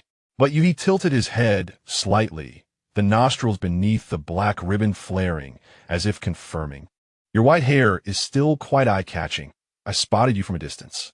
Better than some who wander aimlessly in the alley, pretending they can't be seen. Zhiwei smiled in return, naturally walking over to dust off a small patch of wall dust from his shoulder. The stone path is slick. You didn't T-fall, did you? Don't worry, I've walked this path with my eyes closed for over a decade. I know every loose brick here, Lin Xie replied, patting his chest, his tone imbued with youthful pride. Then, lowering his voice slightly, with an air of casual inquiry, he added, by the way, how come you're back in Songnan? Don't tell me it's to find me? A fleeting pause marked Zhiwei's fingers as a glimmer of amusement danced in his sapphire eyes. Your self-absorption remains unchanged. I just happened to pass through, found it peaceful here, so I rented a place to rest. Over the subsequent days, their familiar rapport seamlessly resumed. In the mornings, as Zhiwei brewed tea with a small mud stove in the courtyard, the purple clay teapot would emit wisps of white steam just as Lin Xie's footsteps echoed on the stone path at the entrance, arriving at just the right moment. Yin, don't you dare steal my cup. He confidently made his way to the stone bench, his fingertips accurately locating the teacup on the small table. And upon receiving it, he couldn't help but jest. Your tea here is just right. The sweet water from the school-esque convenience store is cloying. Zhiwei chuckled at his familiarity, shaking his head in amusement. You timed it perfectly. Any earlier, and the tea wouldn't have awakened. Any later, and the flavor would have dissipated. Of course, who else would I be so familiar with? Lin Xie took a sip of tea, his Adam's apple moving contentedly. Then abruptly shifted the topic. By the way, last night, I thought I heard some rustling in your room. Were you hiding some delicious treats? Could you spare a taste for me? I assure you, I won't mistake it. Zhiwei had not anticipated his acute hearing, and she playfully teased him. Not a chance. What if you accidentally ruined something precious of mine? You wouldn't dare part with it, Lin Xie replied, his smile revealing a small canine tooth that sparkled in the morning light. If you refuse, I shall come here every day, starting tomorrow, from dawn till dusk, until you relent. Such playful familiarity could only be displayed in the presence of someone truly dear. One day, as Lin Xie returned from school, twilight began to cast its shadow. He strolled through the alley, the world beneath the black silk of night appearing as a hazy gray. For some inexplicable reason, a thought unexpectedly sprang to his mind. If this scene were in a novel, trouble would soon emerge. No sooner had this thought crossed his mind than a group of half-grown youths, clad in ill-fitting school uniforms and smoking, stumbled into view, obstructing his path. Lin Xie halted his steps, unperturbed, and internally clicked his tongue. He steadied himself, his voice unnaturally calm for his age. "Gentlemen, think twice before you act. My neighbor is Yin Zhiwei, who resides just ahead. He has dealt with more than a few ruffians in the past." The delinquents visibly faltered, exchanging uncertain glances, hesitating. At that moment, Yin Zhiwei's voice, leisurely and imbued with a hint of amusement, resonated from behind them. "Is this how you envision me in your mind? Like a street fighter?" He approached a few steps closer, his voice clear. "However, the police should be arriving shortly." Upon hearing the mention of the police, the young thug's expression shifted, and after murmuring a few words, they dared not linger further, hastily dispersing. Lin Xie then turned, accurately facing the direction of Yin Zhiwei's voice. A small smirk gracing his face, that is precisely it. He deliberately took 2 small steps back, gently nudging Yin Zhiwei's arm. His tone laced with a hint of pride. "I knew you would come." Yin Zhiwei shook his head in exasperation, though his blue eyes radiated indulgence. "You're quite the clever one." Lin Xie's grin widened. "Likewise, you've been eavesdropping all along, haven't you?" Although he could not see, he discerned from the nearly imperceptible breaths and the weight of footsteps that Yin Zhiwei had indeed been nearby for some time. This shared understanding veiled beneath their familiarity was mutual. 3 days later, in the evening, the old-fashioned snack stall at the alley's entrance was bustling with warmth. The cacophony of voices mingling with the clanging of spatulas. Just as Yin Zhiwei settled down after ordering a portion of fried noodles, a voice emerged from behind him, clear, calm, and imbued with the unique freshness of youth. "Zhiwei?" Yin Zhiwei turned around to find Qingyu standing a few steps away, attired in a simple white school uniform with sleeves neatly rolled to his forearms, exposing his slender yet distinctly defined wrists. At 18, his countenance bore an unusual calmness that belied his age, though the contours of his cheeks still retained a hint of youthful innocence. His gaze fell upon Yin Zhiwei, cold and devoid of emotional fluctuations, yet upon recognizing that face and the striking white hair, his pupils momentarily constricted. "Little fish?" A gentle and genuine smile blossomed in Yin Zhiwei's eyes. "Surprised to encounter you here." They were old acquaintances, their past interactions characterized by rational clarity and an unspoken understanding. Now, reunited at a bustling food stall, this calmness was infused with a touch of human warmth. Tang Yuan, the second character to appear, and Qingyu, a calm and wise handsome man. "Host, your threads of fate are beginning to intertwine."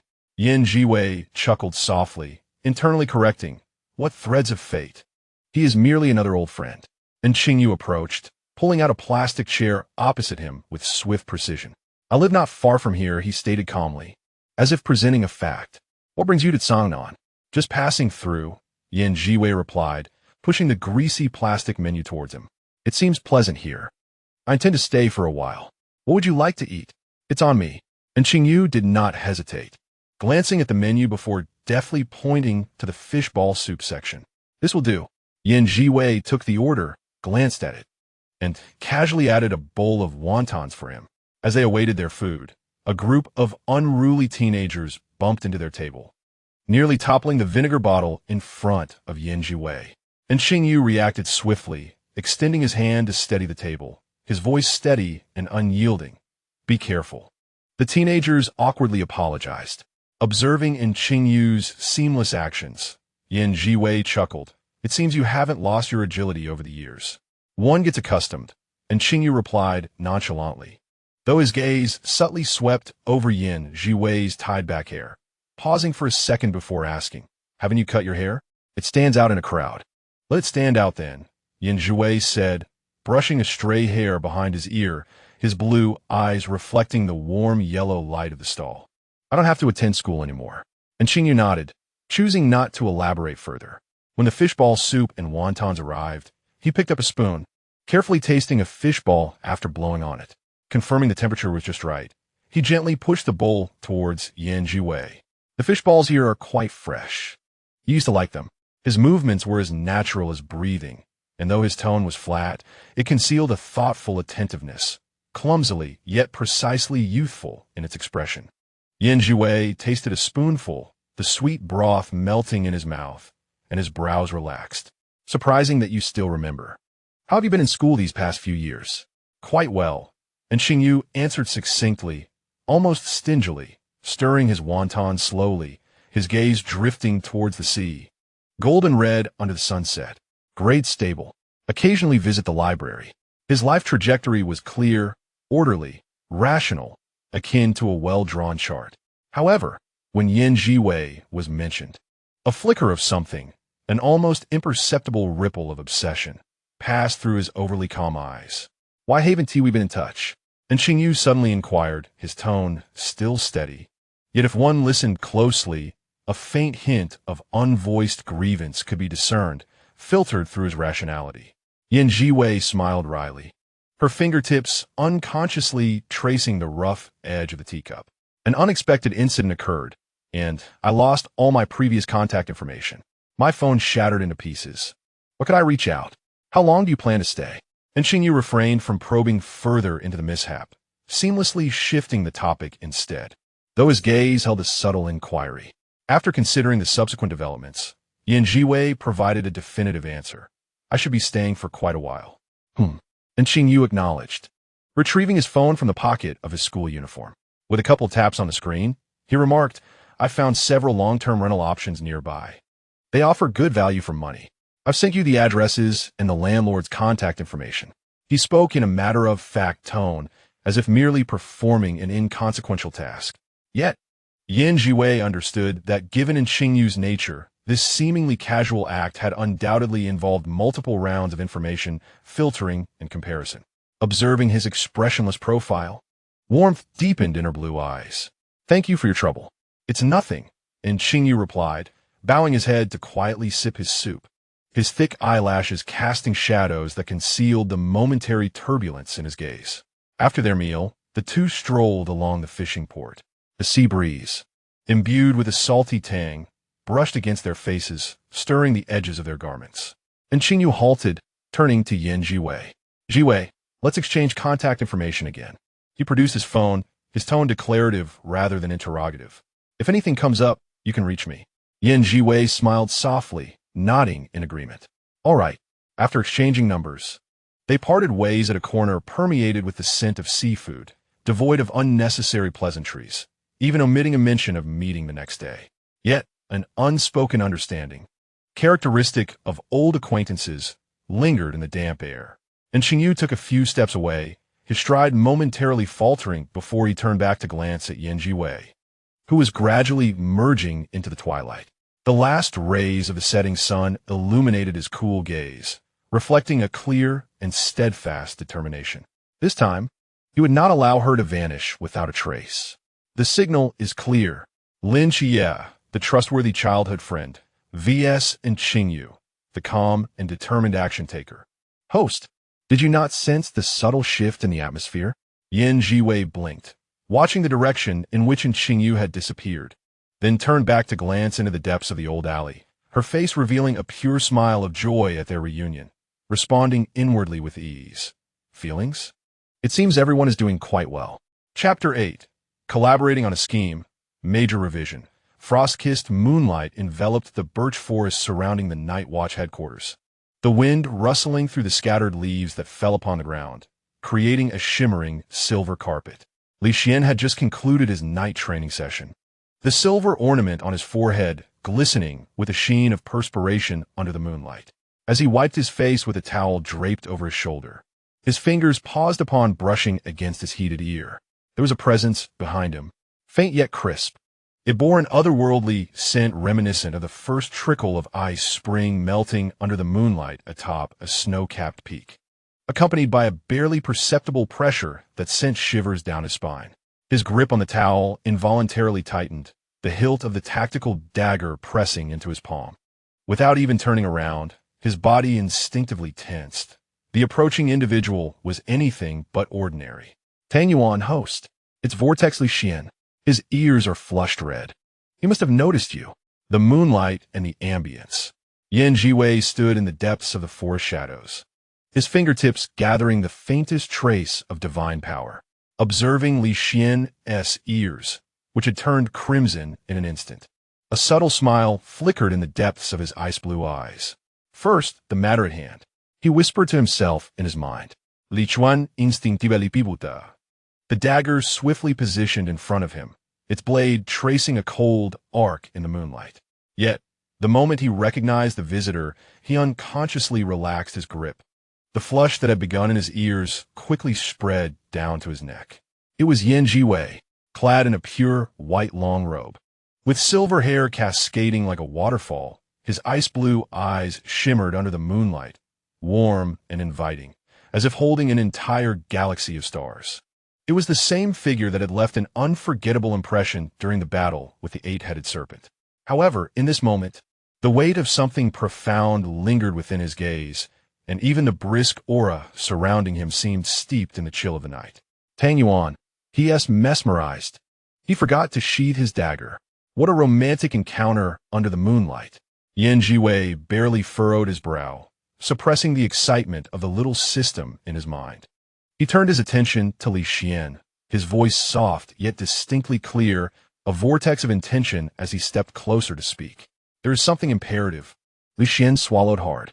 The usual banter lodged in his throat, and he instinctively adjusted the crumpled collar of his battle attire. The silver ornament on his forehead swaying slightly with the movement. Mr. Yan? His voice was a notch lower than usual, carrying a hint of post-training hoarseness. What brings you here? The moment the words left his lips, he regretted their abruptness. Yet, when those ice-blue eyes turned towards him, his mind momentarily blanked. Zhiwei paid him no mind.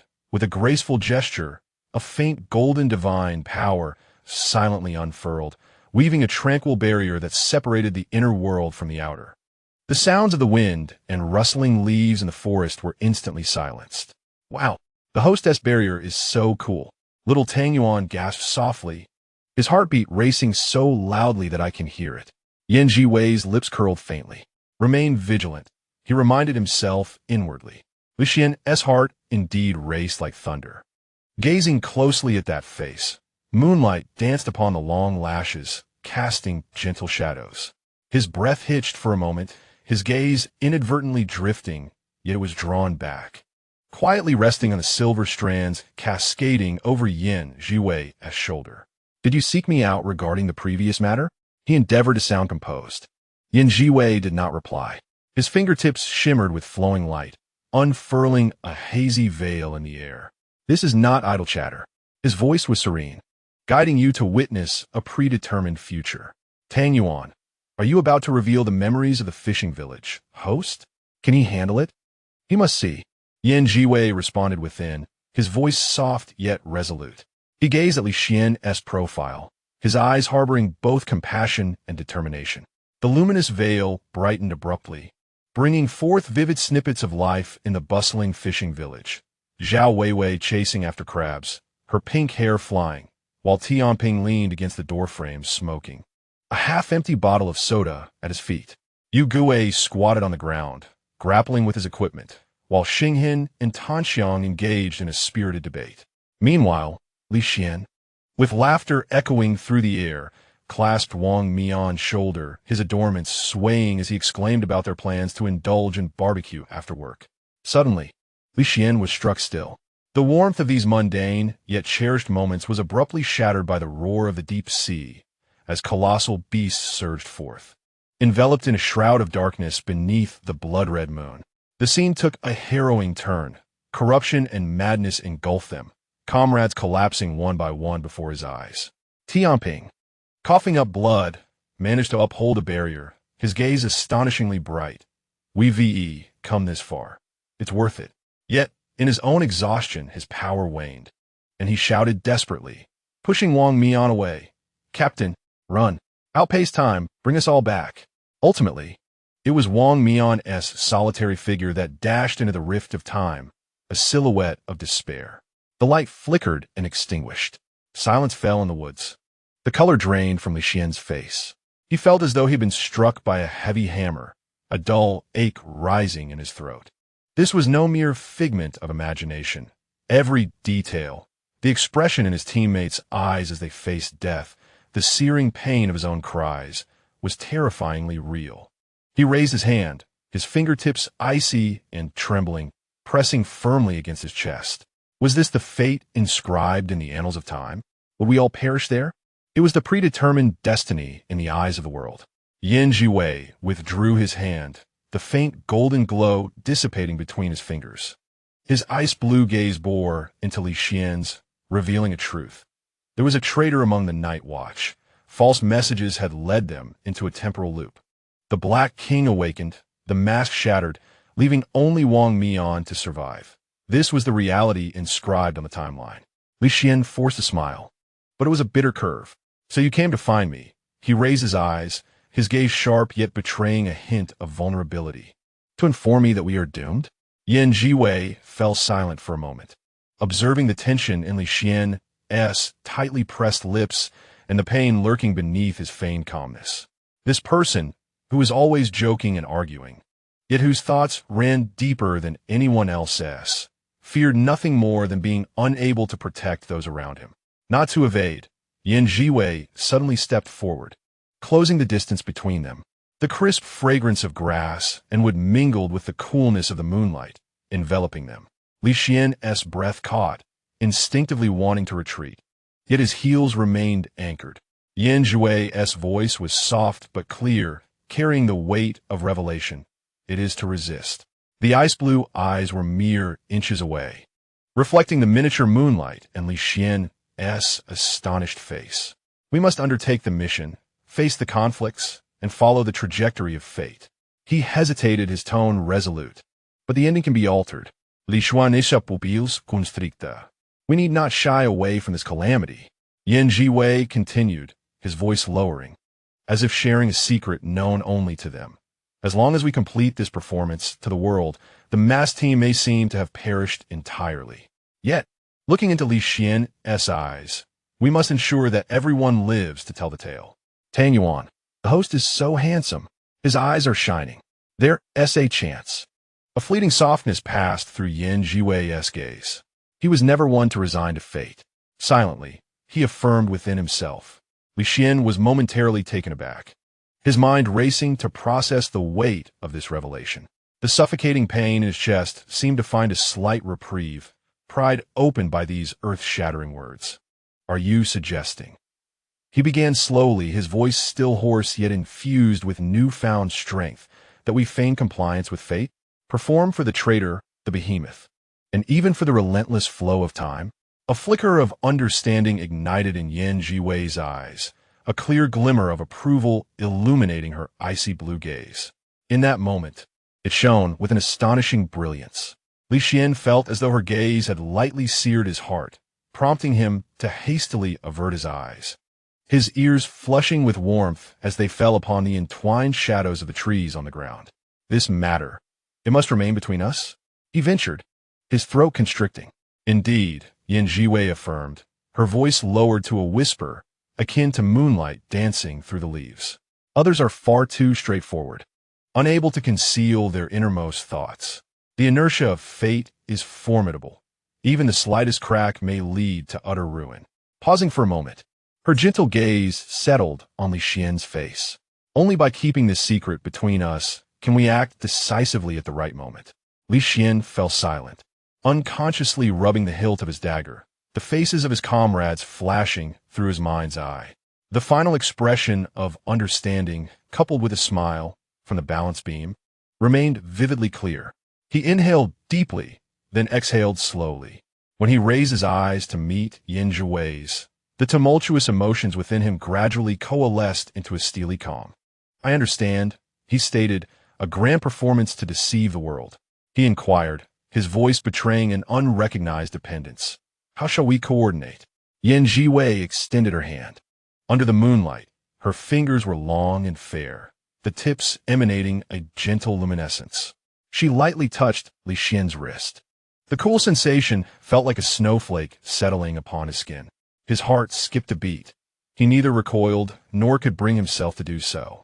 A warm golden feather imprint quietly emerged on Li Xian's wrist, infused with Zhiwei's unique scent of flora and a gentle warmth, softly glowing, as if it were a living entity gently quivering. First, seek out the traitor, prepare clandestinely, and subtly enhance everyone's defenses. Zhiwei's voice was close enough to his ear that he could feel her warm breath brush against his earlobe, sending a shiver down his spine. When the battle reaches its peak, lure them to safety. She hesitated, her ice-blue eyes penetrating deep into Li Xian's. I will hold the rear. Li Xian felt the reassuring warmth emanating from the mark on his wrist. This warmth coursed through his veins, gently soothing the icy ache in his heart. He glanced at the glowing feather, then raised his gaze to Zhiwei's face, illuminated by moonlight, accentuating her exquisite jawline. Her long lashes casting soft shadows beneath her eyes, in which his reflection shimmered. "It's feasible," he murmured, nodding slightly, his voice imbued with an unacknowledged trust. A silence ensued, with only the absolute stillness within the barrier and the clear sounds of their breathing filling the air. Suddenly, Li Xian raised his hand, awkwardly scratching the back of his neck. His gaze wandered, reluctant to meet Zhiwei's eyes directly, while the blush on his ears was unmistakable beneath the moonlight. He cleared his throat, his voice deeper than before, laced with an unusual stutter and shyness. "May I call you Ian? Referring to you as Mr. Yin feels oddly distant." After uttering these words, he felt a wave of embarrassment wash over him, his gaze flitting about before settling on a silvery strand of Zhiwei's hair, which shimmered softly in the moonlight, evoking a desire to reach out and touch it. He curled his fingers slightly, resisting the impulse. Zhiwei paused momentarily. Then a genuine smile blossomed in his ice-blue eyes, reminiscent of spring thawing the surface of a lake, its tenderness almost unfathomable, softening even the chill that surrounded him. "Of course," he replied softly, his tone imbued with a playful warmth and an indescribable intimacy. "A Xian." The way he uttered a Xian felt natural and soothing. Li Xian felt as though a feather had lightly brushed against his heart, a tingling sensation radiating throughout his being. Unconsciously, the corners of his mouth lifted, and he slowly extended his hand, grasping Zhiwei's hand, which had not yet fully retreated. Their fingertips met, a mingling of coolness and warmth. A subtle current seemed to surge along their touching skin, quickening Li Xian's heartbeat, yet he held on firmly, his fingers gently encircling that slender, cool hand within his palm. "Cooperation, Ian." He gazed into Zhiwei's eyes, his tone unusually solemn, even laced with a fierce determination. "I will protect my teammate's life with all I have." He paused, his voice light, yet resolute. "I will defy this damned predetermined ending." The words "together with you" fell softly, yet resonated heavily in the stillness of the moonlit night. Zhiwei's ice-blue eyes widened slightly, then deepened with tenderness. He did not withdraw his hand, allowing Li Xian to hold it, his fingertips almost imperceptibly reciprocating the grip. The barrier between them silently dissipated. The true night breeze swept in, carrying the fresh scents of grass and wood, stirring their garments and hair. Li Xian's tousled hair brushed against his brow, while Zhiwei's silver locks cascaded over his shoulders, a few strands momentarily intertwining in the air before parting with the wind. They stood side by side beneath a white birch tree, the moonlight flowing over their silvery hair and gleaming adornments.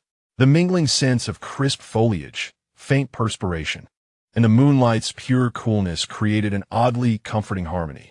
As Zhiwei prepared to leave, his fingertips gently withdrew from Li Xian's palm. The subtle friction caused Li Xian's fingers to curl slightly, an inexplicable emptiness settling in his heart. Suddenly, he spoke up from behind Zhiwei. "Thank you, Ian." His voice was soft, tinged with a barely perceptible shyness, yet utterly sincere. His face flushed, but his eyes sparkled brightly, fixed intently on Zhiwei's retreating figure, as if etching that image into his soul. Zhiwei paused, turning back. The moonlight bathed his profile, softening his features. He offered Li Xian a gentle smile, pure and warm, his ice-blue eyes twinkling as if filled with countless stars. "No need to thank me," he replied, his voice as light as the night breeze. "We are conspirators, are we not? Not merely friends or companions, but conspirators sharing a monumental secret, embarking together on an audacious adventure to defy fate. With only each other to confide in and trust, their figures gradually faded, transforming into a wisp of soft light, merging with the moonlight and vanishing from sight. Li Xian stood alone in the woods, gazing down at the golden feather mark on his wrist, which emitted a gentle warmth.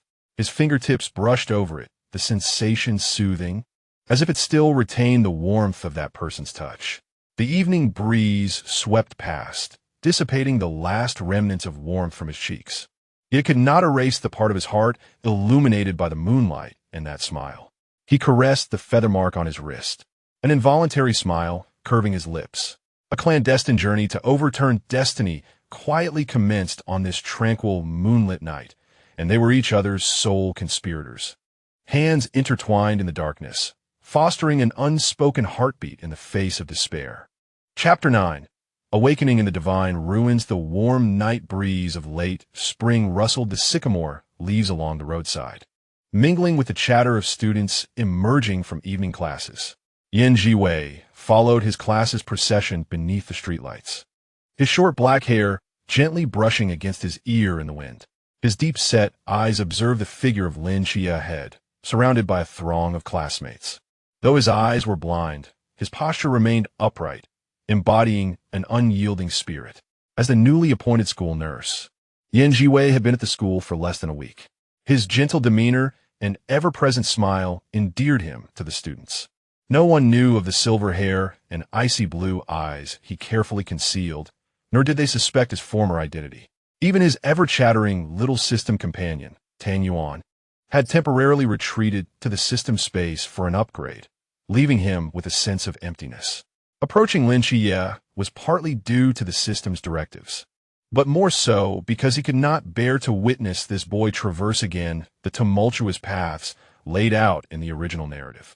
As they reached the corner of an alley, Wang Zhao glanced at his watch, eager to return home and play video games, and veered into a secluded side path, exclaiming, "I'll take this shortcut. I'm out of here." "Wait," Zhiwei suddenly interjected, his voice soft yet compelling enough to halt Wang Zhao in his tracks. A frown creased his brow, a flicker of caution igniting in his deep-set eyes. "Don't go in there." "Why not?" Wang Zhao scratched his head, confident in his familiarity with the route. "I walk this way every day. There's nothing wrong." "There's something off." Zhiwei's tone turned serious. His nose twitched, detecting an odor that was not the usual stench of refuse, but rather a sweet, metallic scent, as if something foul was decaying, something amiss. "Let us take another route." No sooner had he spoken than the class monitor, Jiang Qian, gasped softly, her voice laced with alarm. From the shadows at the alley's depths, two dark figures suddenly sprang forth. These were two mindless specters, driven solely by primal instincts, devoid of reason or communication. Their claws glimmered with a ghostly blue corrosion, casting an eerie glow in the dim light, and their target was unmistakably the most extraordinary presence within the crowd, Lin Xie. Jiang Qian was utterly terrified by the sudden scene that resembled a moment from a horror film, her mind blank with extreme fear. Instinctively, she reached out and forcefully pushed Lin Xie beside her. Be careful." Her intentions were not malicious. In that bewildered state, she instinctively sought to distance herself and those around her from the terrifying entity. Lin Xie, already struggling to see clearly, lost his balance from the unexpected shove and stumbled toward the wall, inadvertently placing himself directly in the trajectory of the ghostly figure's attack. "Watch out!" Zhiwei reacted almost instinctively, stepping forward to shield the staggering Lin Xie with his own body. He dared not summon any of his divine power, fearing the exposure of his identity would lead to greater troubles. Instead, he relied solely on the strength of his human form to confront the impending danger. With a sickening sound, a ghostly figure's claw pierced through his abdomen. The searing pain erupted instantly, the grotesque wound gaping open to the bone. Warm blood rapidly soaking through his white shirt, spreading into a vivid crimson stain. Worse still, the corrosive aura clinging to the claw invaded his body through the wound like countless tiny needles, inflicting waves of burning, relentless agony. "Ayan!" Lin Xie shouted in alarm. Though he could not see, his other senses heightened to an extreme. He could distinctly hear the muffled sound of flesh being pierced, feel the warm liquid splattering onto the back of his hand, and smell the pungent, iron-laden scent of blood. More importantly, he sensed the overwhelming, resolute aura emanating from the person before him, who was fiercely determined to protect him.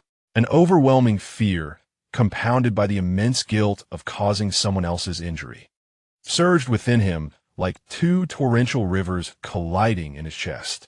A strange, searing, and immense power suddenly erupted uncontrollably from the depths of his being. A hum resonated as golden light patterns, akin to living vines, enveloped him in an instant, radiating brilliance. Within the depths of his once dull and lifeless eyes, two clusters of dazzling golden flames ignited. In the next moment, an immense golden beam of light erupted from him, soaring skyward with a thunderous roar. In an instant, much of the city was illuminated as if it were midday. Distant buildings, streets, and swaying treetops were all bathed in a resplendent golden glow. This was the mighty aura of the divine awakening, breaking free from long-standing shackles. The sheer, potent force radiated outward, causing the two approaching ghostly figures to stagger backward, their eerie blue, corrosive sheen visibly dimming. Lin Xie blinked. The darkness faded away. No longer was it an eternal void. Now he could see, not through sound or scent, but with true clarity. He beheld Yin Zhiwei's bloodied, pale profile and the grotesque wound on his abdomen, from which blood continuously seeped. He beheld the grotesque, contorted mask upon the face of the specter, observed the shadows of sycamore leaves swaying beneath the dim, yellow glow of the street lamp at the alley's mouth, and even discerned, in the distance, a few tiny insects swirling around the halo of another lamp.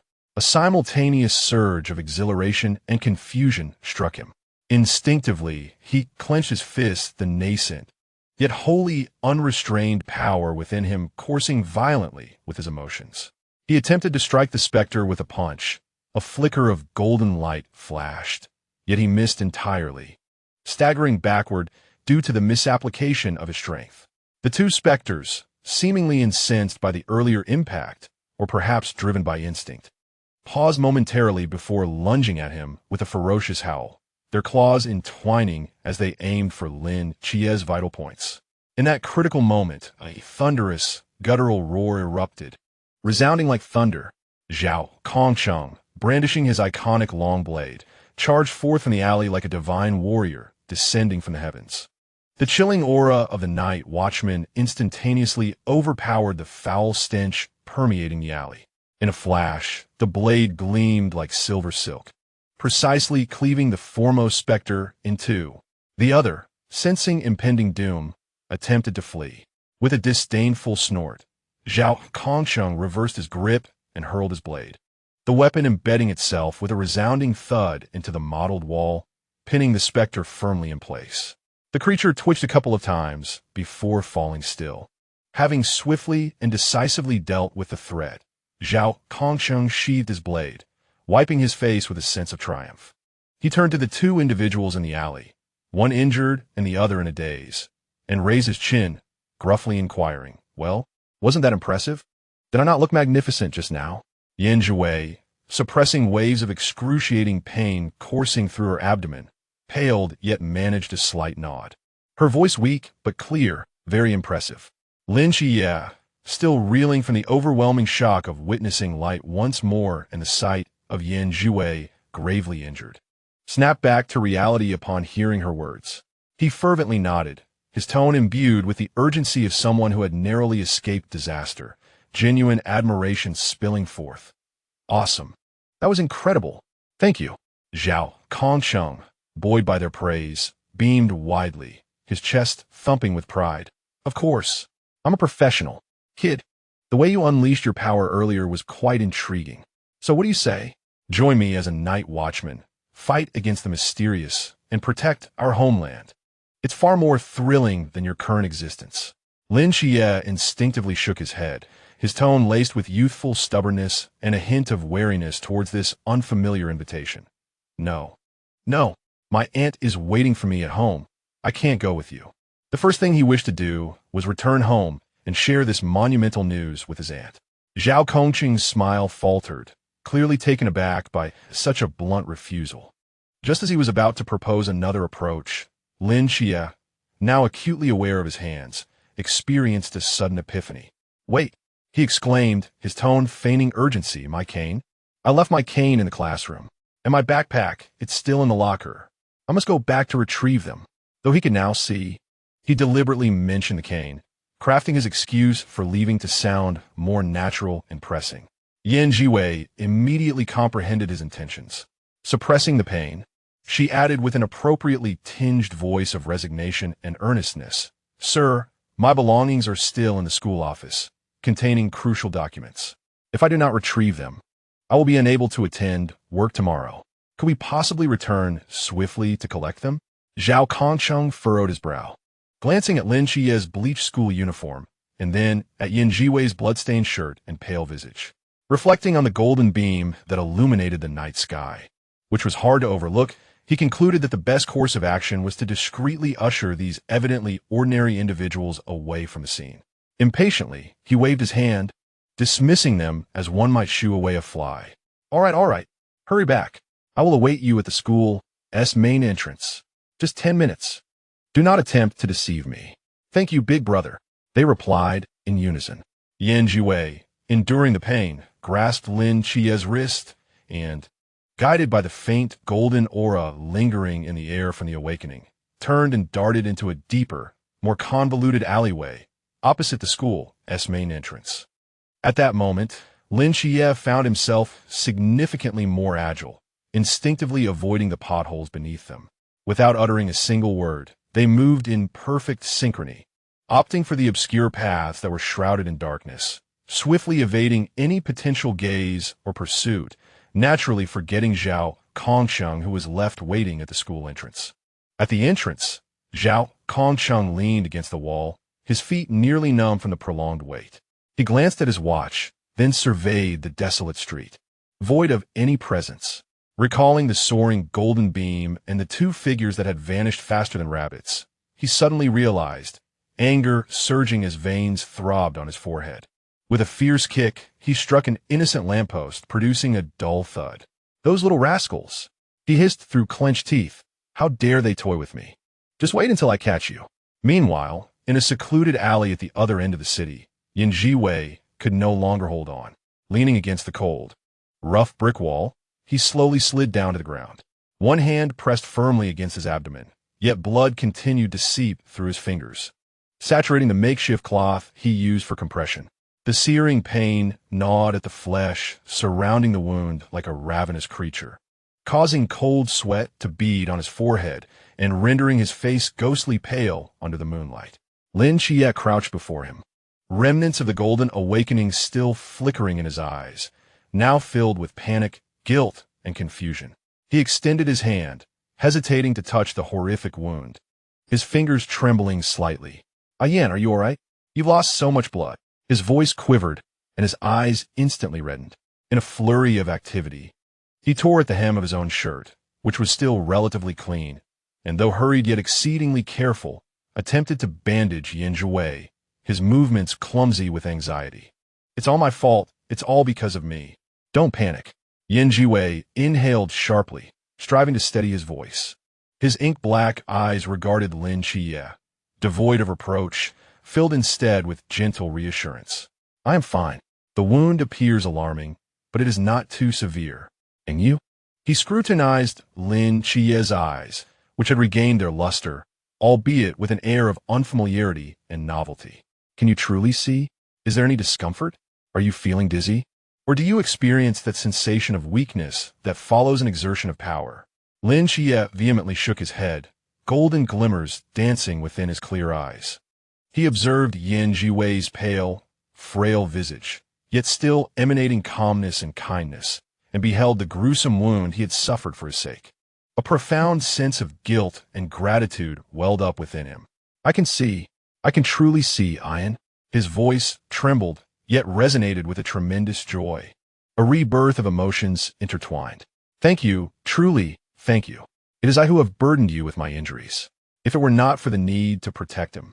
Yan would never have uttered such foolish words. Zhiwei gently tugged at the corner of his mouth, attempting to offer a comforting smile, but winced slightly as the movement affected his wound.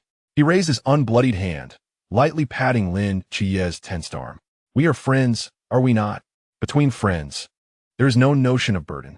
He took a breath, gazing toward the distant lights flickering outside the alley, and softly remarked, "We cannot linger here. Let's seek refuge at my place tonight. Your awakening has caused quite a stir. We must conceal ourselves and strategize."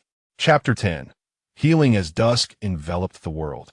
Zhiwei guided Lin Chie into a serene residential area. The sensor gates opened silently, revealing a courtyard adorned with meticulously tended greenery, casting hazy shadows in the twilight.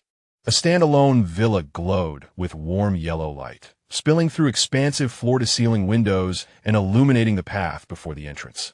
The light seemed to carry a pleasant, cedar-like aroma, faint yet inviting, prompting Lin Chie to instinctively tread lightly.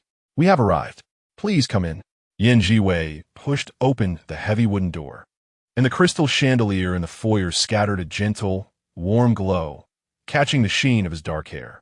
The hem of his school uniform still bore dark, ominous stains, swaying gently with his movements, accentuating his subtly fragile form. Lin Chie followed him inside, his gaze cautiously sweeping across the spacious living room. The minimalist decor boasted clean lines, with several abstract pastel paintings adorning the walls and a soft, cream-colored shag rug invitingly plush. Everything was so pristine, so tranquil, a stark contrast to the familiar chaos of life he was accustomed to. Unconsciously, he tightened his grip on the faded hem of his uniform.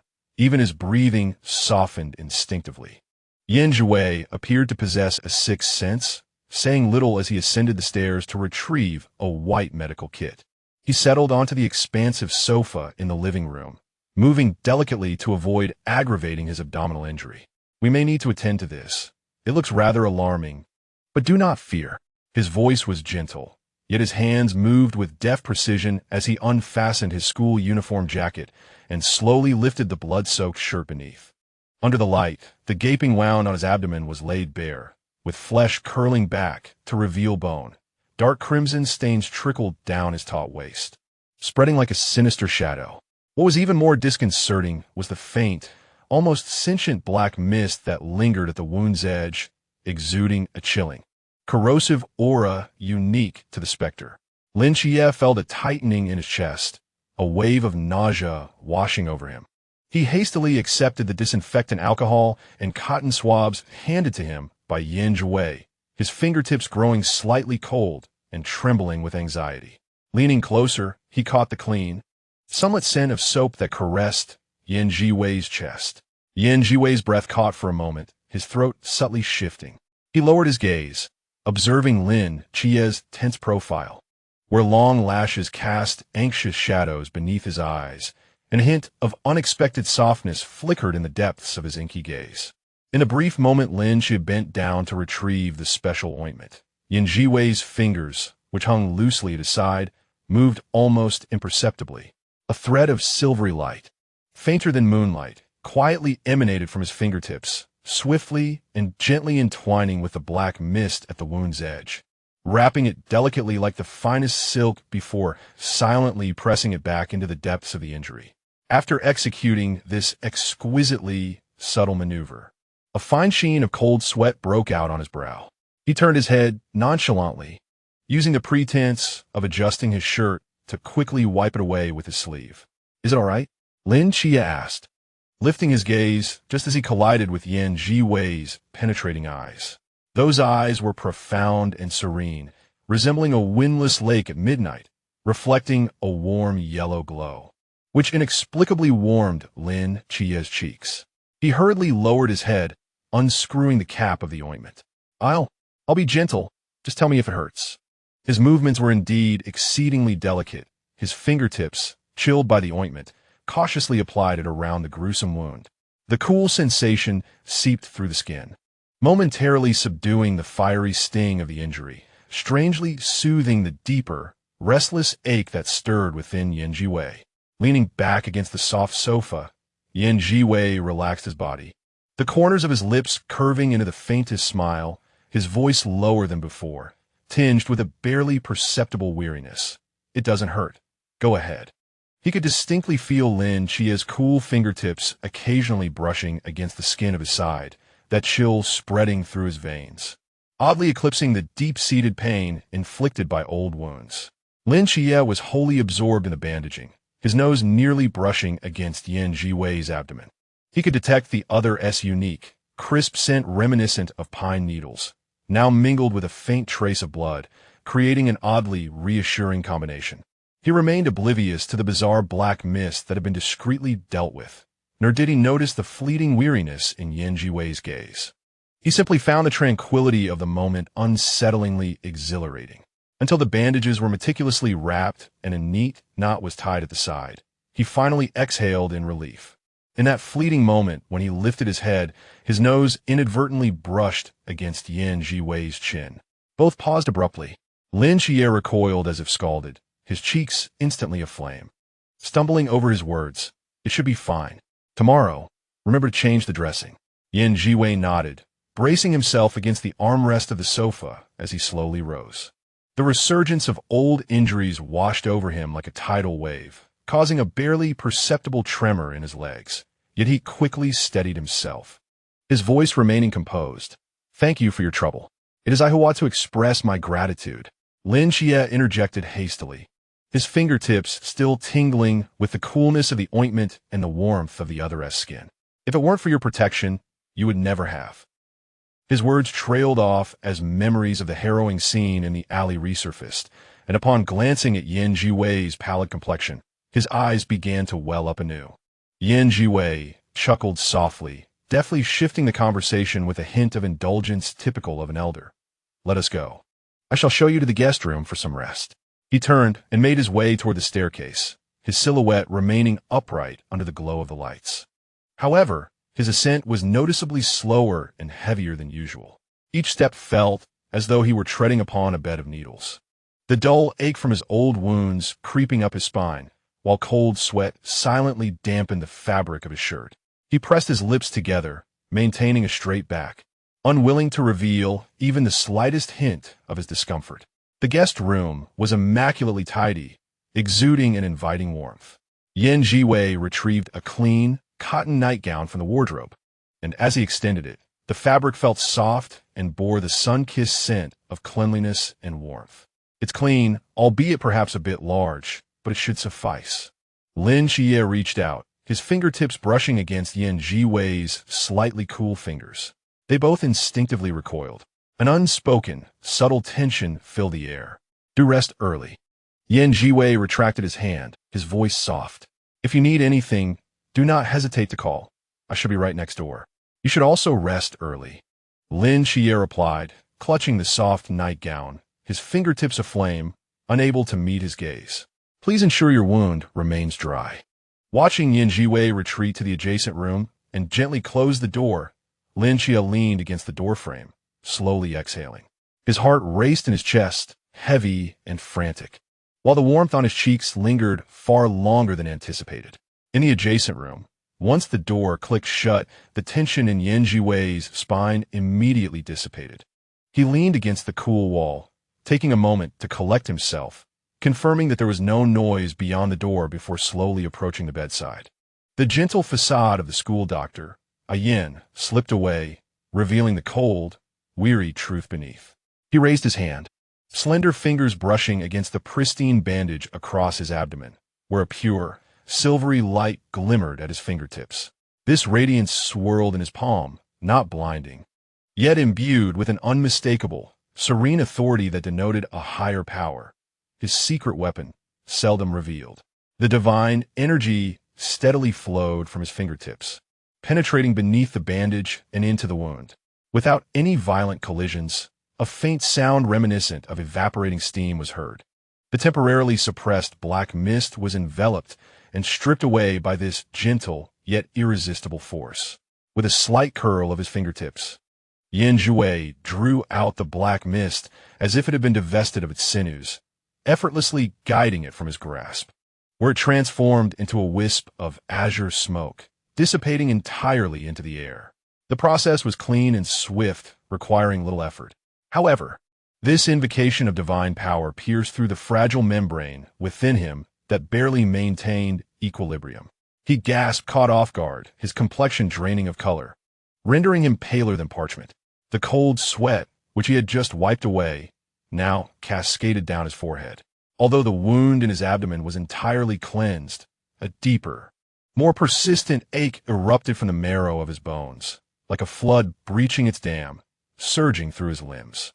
He abruptly pressed his hand against his chest, crimson stains seeping between his fingers, the coppery taste rising in his throat.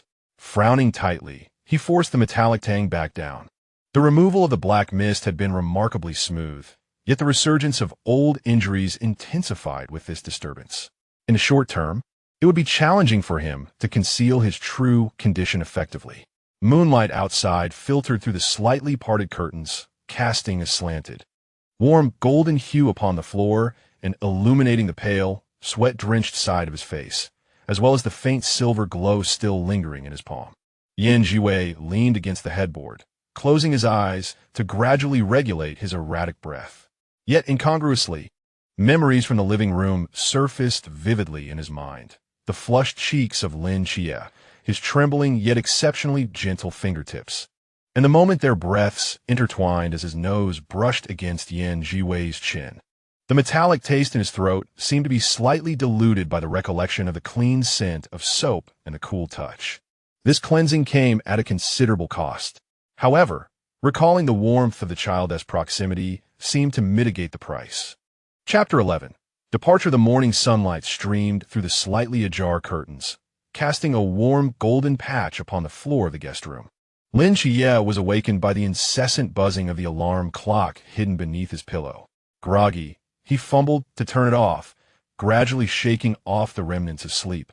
As fragmented memories of the previous night surged back, the mysterious woman calling him a child after prying open the rusted iron door of the 7th Psychiatric Hospital. In that dimly lit room, he resolved to clarify the situation. Today, he must take a leave of absence. On one hand, he needed to visit the library to search for potentially relevant materials. On the other, he had to return to the psychiatric hospital to uncover some answers. He did not wish to involve Zhiwei in this peculiar affair, intending only to concoct an excuse to enlist his friend as company under the pretense of inquiring about something, as having a car would be convenient. He retrieved his phone and sent a message to his homeroom teacher. "Dear teacher, I woke up feeling unwell this morning, experiencing dizziness. I would like to request a day off to visit the hospital. I hope for your approval." A few seconds after sending the message, the teacher's reply appeared. "Understood. Take care to rest, seek medical attention promptly, and wish you a swift recovery." Lin Xie breathed a sigh of relief and threw off the covers to get out of bed. After finishing his morning routine, Lin Xie was in the process of stowing his notebook and pen into his backpack when a gentle knock echoed from outside the door. "Xie, are you awake?" It was the warm and clear voice of Zhiwei. Lin Xie approached and opened the door, revealing Zhiwei standing outside, having changed out of the blood-stained clothes from the previous night into a soft black shirt. Her complexion appeared improved compared to the night before, yet a trace of unshakable fatigue lingered in her eyes. "Awake?" Zhiwei gazed at him, a natural smile curving her lips as her eyes fell upon him. "Does the outfit fit well?" Lin Xie glanced down at the home attire Zhiwei had found for him last night. Given their similar builds, it fit him perfectly. A flush crept onto his cheeks as he nodded. "It fits quite well, thank you. I've taken a leave from my teacher today. I need to handle some matters." "What about you?" "Coincidentally, I've also taken a day off." Zhiwei handed him a warm brown paper bag, freshly obtained from a breakfast shop downstairs, containing soy milk and steamed buns. "Eat while it's hot." "Where are you headed?" "I could drive you. I have no plans for today." Lin Xie accepted the bag, feeling the comforting warmth in his palm. He replied vaguely, "First to the city library, then I'll swing by the 7th Psychiatric Hospital to check on a friend." He refrained from mentioning Nix or the enigmatic woman, keeping his words general. Zhiwei did not pry further. She settled onto the living room sofa, her gaze sweeping over Lin Xie in the familiar outfit. Perfect timing. I'm free as well. I'll accompany you. Keep the clothes on for now. It's more convenient for visiting two places. Lin Chia did not decline again. He quickly polished off the warm breakfast at the dining table before turning towards the bathroom. Moments later, he emerged clad in his slightly faded school uniform, holding the neatly folded home attire. "Thank you for the clothes," he said sincerely, handing them over. "I truly appreciate it for last night." Zhiwei accepted the garments, her fingers brushing against the soft, tidy fabric, a faint smile flickering in her eyes. "It's nothing. Ready? Then let us be off." "All set."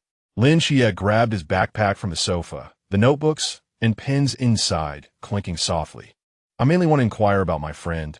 I need to visit both the library and the psychiatric hospital." "I appreciate your help." Zhiwei replied affirmatively, leading the way to the door. "Not a bother. It's on the way. We should drive quickly to give you more time." As they exited the villa, the morning breeze carried a chill, rustling the leaves of the sycamore trees lining the road. Zhiwei unlocked a sleek black car parked beside the courtyard and opened the passenger door. "Get in. I hope we can gather some useful information today." Lin Xie slid into the car, observing Zhiwei as she adeptly started the engine.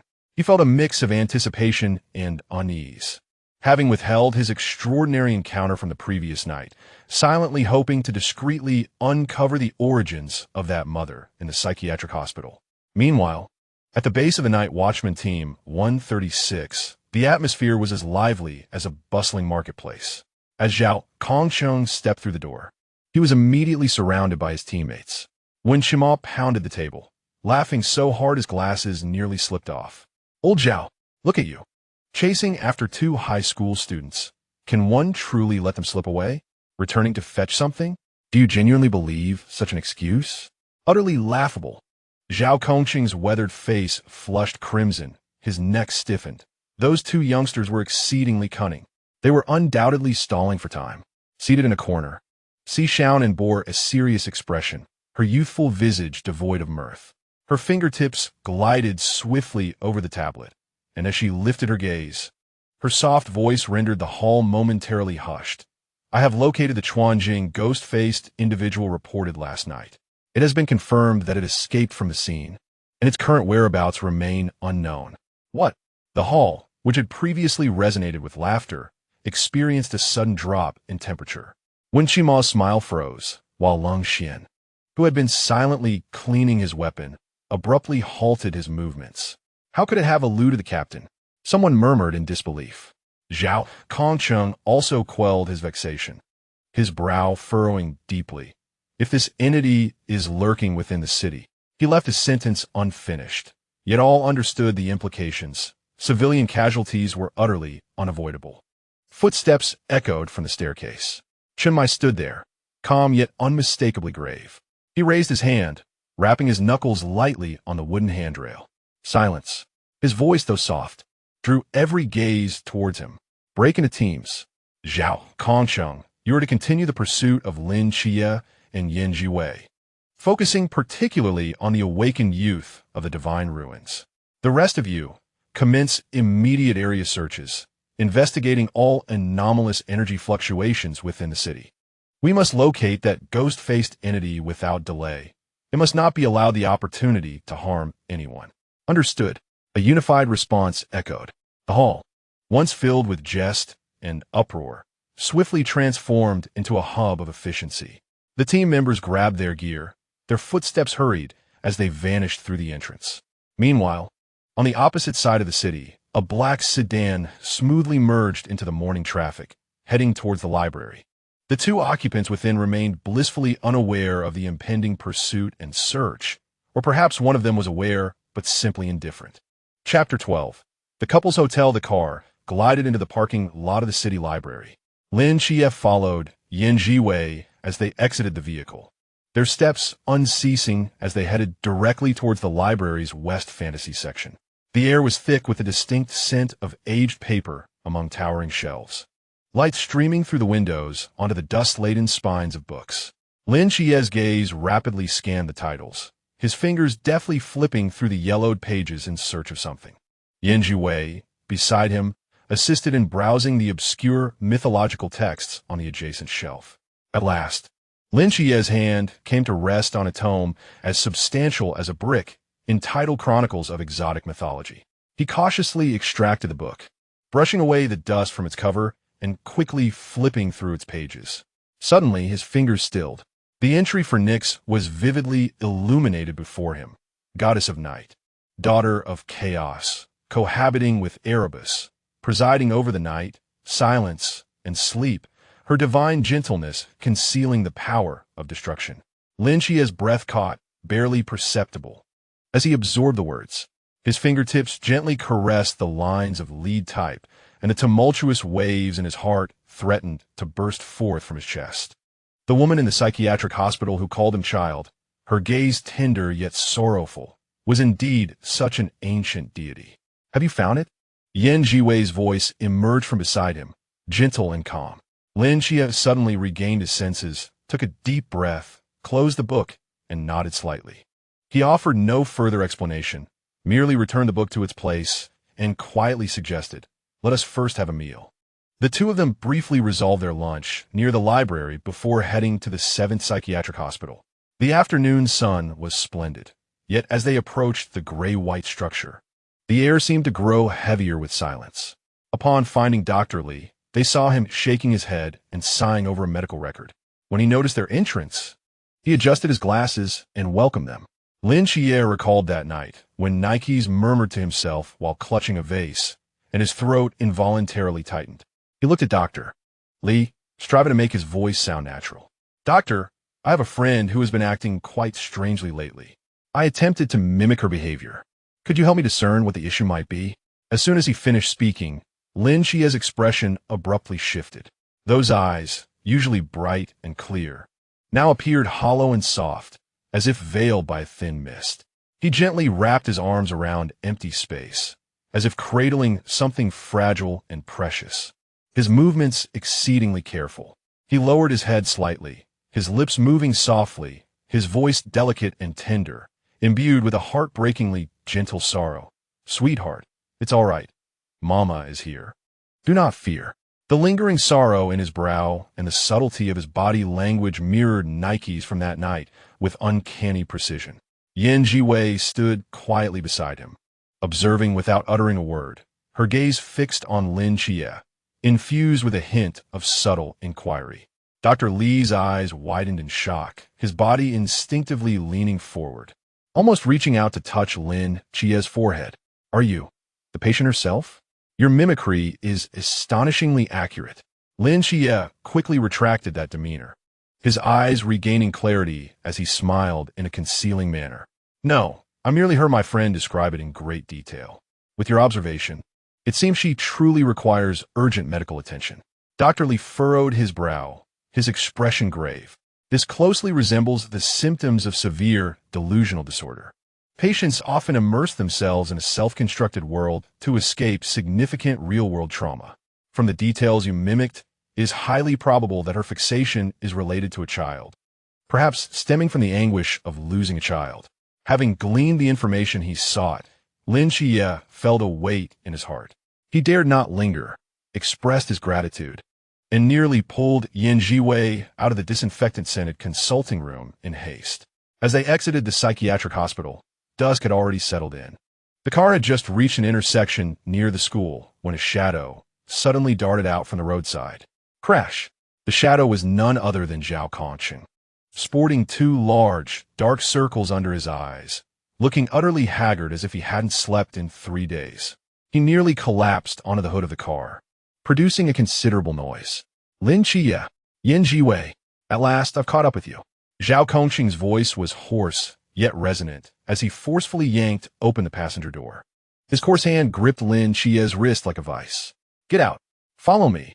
There's something of utmost importance." Lin Chie, caught off guard, stumbled slightly. "What are you doing?" "We need to go back." "Back? Nonsense. The matter at hand is far more pressing," Zhao Kongqing insisted, dragging him toward the roadside without allowing for any argument. He turned back to shout at Yan Zhiwei in the driver's seat. "You two, don't even think about escaping." Yan Zhiwei raised an eyebrow, observing the scene outside with a hint of amusement. He leisurely turned off the engine, exited the vehicle, locked the doors, and ambled along behind them. As Lin Xie was pulled along by Zhao Kongcheng, a mix of surprise and suspicion swirled within him. However, as he lifted his gaze and caught sight of the neon signs of a nearby establishment, he froze, his complexion turning ashen. A couple-themed hotel. The pink and purple artistic lettering flickered suggestively in the night. Zhao Kongcheng. Lin Xie's voice rose in pitch, laced with disbelief and panic. What are you bringing us here for? Concealed. Quiet. No disturbances. Ideal for discussing important matters. Zhao Kongcheng replied, not looking back, tightening his grip on Lin Xie's wrist as he urged him toward the brightly lit lobby entrance, his tone resolute and unyielding. Lin Xie was utterly flabbergasted, struggling even more fiercely, his face flushed. Can't we discuss it in a cafe? A park bench would suffice. This place. He caught a glimpse of the suggestive promotional posters on the hotel's glass doors, his cheeks burning with embarrassment, his mind racing with a singular thought. So this is how the affluent, referring to the well-off Zhiwei and the enigmatic Zhao Kongcheng, conduct serious discussions?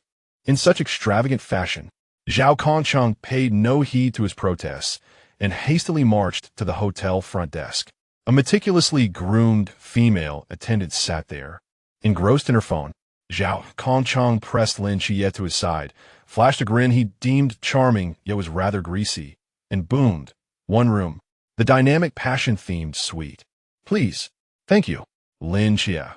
The attendant lifted her gaze, first landing on the forcibly apprehended Lin Xie, whose expression was one of utter despair, then glancing at the composed and refined Zhiwei who had followed them. A flicker of gossiping intrigue sparked in her eyes. Yet her professionalism prevailed as she maintained a smile, swiftly operating the computer. "Certainly, sir. Room 3955, left side of the elevator. Wishing you 3 a pleasant stay." 3.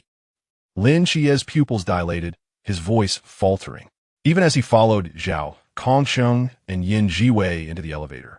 Watching his rigid reflection alongside the calm faces of the two men, Lin Xie's mind remained in a daze, buzzing with confusion. 3 people? Couple-themed? A suite with a large bed? Is there something amiss in this world? With a beep, the door to the room slid open. The scene that unfolded before Lin Xie rendered him momentarily petrified, his cheeks flushed a deep crimson. Delicate pink gauze draped from the ceiling, and at the center of the room lay an extravagant circular bed, adorned with matching drapery. The walls were embellished with abstract art, the lighting set to an ambiguous warm pink, and the air was thick with the sweet scent of fragrant oils. He stood frozen at the threshold, unsure where to place his hands and feet, his mind in turmoil. Is this truly a place for serious discussions? It certainly looks extravagant and provocative. Zhao Kongcheng, unfazed by the alluring ambience, casually locked the door with a click and plopped down onto the seemingly plush round bed, causing the mattress to sway slightly. His gaze was intense as he directed it towards Lin Xie and cut straight to the chase. "Lin Xie, I know you are no ordinary individual." A jolt of surprise coursed through Lin Xie. He had not anticipated such directness. He remained silent, merely biting his lip, eyes warily fixed on Zhao Kongcheng, subconsciously leaning towards Zhiwei, eventually seating himself on a small decorative wooden stool in the corner of the room. Zhao Kongcheng inhaled deeply, his earlier weariness and brusqueness softening slightly, his tone growing unusually serious. "I am a member of the Night Watch organization. To put it simply, we specialize in addressing bizarre and perilous incidents that the ordinary world cannot resolve. I noticed your impressive skills, and the power you awakened last night is extraordinary. You are destined for this line of work." And as for Zhiwei, he turned his gaze towards the quietly observing Zhiwei, who appeared to be admiring the room's decor. "You are no simple character either. I formally invite both of you to join the Night Watch." The Night Watch? An organization dedicated to handling supernatural occurrences? Lin Xie was taken aback. This was starkly different from any serious matter he had envisioned. Zhiwei, who had been mostly silent, finally made his move. Raising an eyebrow, he shifted his gaze from an abstract painting on the wall and spoke slowly, his voice resonating clearly in the stillness of the room. "The Night Watch? I haven't heard of it. Sounds rather dangerous. What are the benefits of joining you?" Zhao Kongcheng slapped his thigh, causing the round bed to wobble again. The benefits are plentiful. You will gain access to a reality that ordinary people could never fathom, receive the most professional training and guidance, and harness formidable powers. And most importantly, he puffed out his chest, the salary and benefits are absolutely generous. Comprehensive insurance, task allowances, and ample bonuses for outstanding performance. As he spoke, he retrieved 2 elegantly designed business cards from the crumpled pocket of his jacket and handed them to Lin Xie and Yin Zhiwei. Give it some serious thought. This is my contact information. It has secure lines. When you come to a decision, feel free to reach out. Lin Xie glanced down at the embossed silver letters spelling Night Watch on the card, then lifted his gaze to survey the room's absurdly romantic decor. Emotions swirled within him, the sense of absurdity reaching its zenith. This was his first visit to a couple's hotel, and he was here, brought by a man resembling a con artist, earnestly inviting him to join a mysterious organization. Yet, Lin Xie held the uniquely textured business card between his fingers, applying slight pressure, and remained silent for a long while. In the room, only the subtle sound of the air conditioning and the faint, sweet aroma of fragrance lingered in the air. Finally, he lifted his head and gazed at Zhao Kongcheng, his tone imbued with a maturity that transcended his years, accompanied by a hint of barely perceptible heaviness. "I'm sorry. Lao Zhao, I cannot join." The anticipation and eagerness on Zhao Kongcheng's face instantaneously froze. His brow furrowed. Why? Is the compensation insufficient? Or do you doubt my words? Neither. Lin Xie replied, shaking his head, a visible flicker of helplessness and struggle in his eyes. I have my aunt and cousin to care for. My aunt's health has always been poor. She endured much hardship to raise my cousin and me, and now she relies on odd jobs to get by. My cousin is still young and dependent. He paused, lowering his voice, yet articulating each word distinctly. The night watchman deal with perilous situations, correct? If I were to join and something were to go awry, what would happen to my aunt? She cannot bear any more burdens. He refrained from embellishing his emotions with excessive sentimentality, merely stating the stark reality. It was precisely this calmness, coupled with the profound concern for his family reflected in his eyes, that lent weight to his words. Yin Zhiwei turned her head, quietly observing Lin Xie's profile, her ice blue eyes revealing a glimmer of understanding and gentle warmth. She did not interject, but listened intently. Zhao Kongqing's urgency and confusion gradually dissipated. He stared at Lin Xie for a prolonged moment, seemingly searching for even a trace of hesitation or excuse in his eyes, but found only unwavering honesty. TSK. Zhao Kongcheng sighed heavily, his shoulders sagging slightly, comprehension dawning upon him. He, too, had climbed through struggles and understood all too well what responsibility and concern meant for certain individuals. It was akin to an immovable mountain. Providing for one's family is of utmost importance. I had underestimated the situation. He retracted the formality he had assumed in his pursuit of talent, reverting to his usual, somewhat carefree demeanor, and gave Lin Xie's shoulder a hearty pat. No weddies, love. Everyone has their own aspirations, and there's no need for coercion. But keep this business card. He gestured toward the card in Lin Xie's hand. If one day you reconsider, or if you encounter a troublesome situation that you cannot resolve on your own, don't hesitate to call the number on it. The door of the night watchman may not be easily opened, but for you, it will always remain ajar. Lin Xie clutched the small card tightly, feeling the cold metallic edge beneath his fingertips. He nodded, his voice slightly hoarse. Thank you. Thank you for what? We part with mutual respect.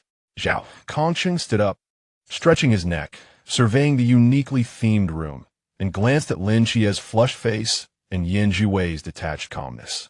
Suddenly, he broke into a grin, a hint of mischief in his smile. All right then, I want to keep you from your rest.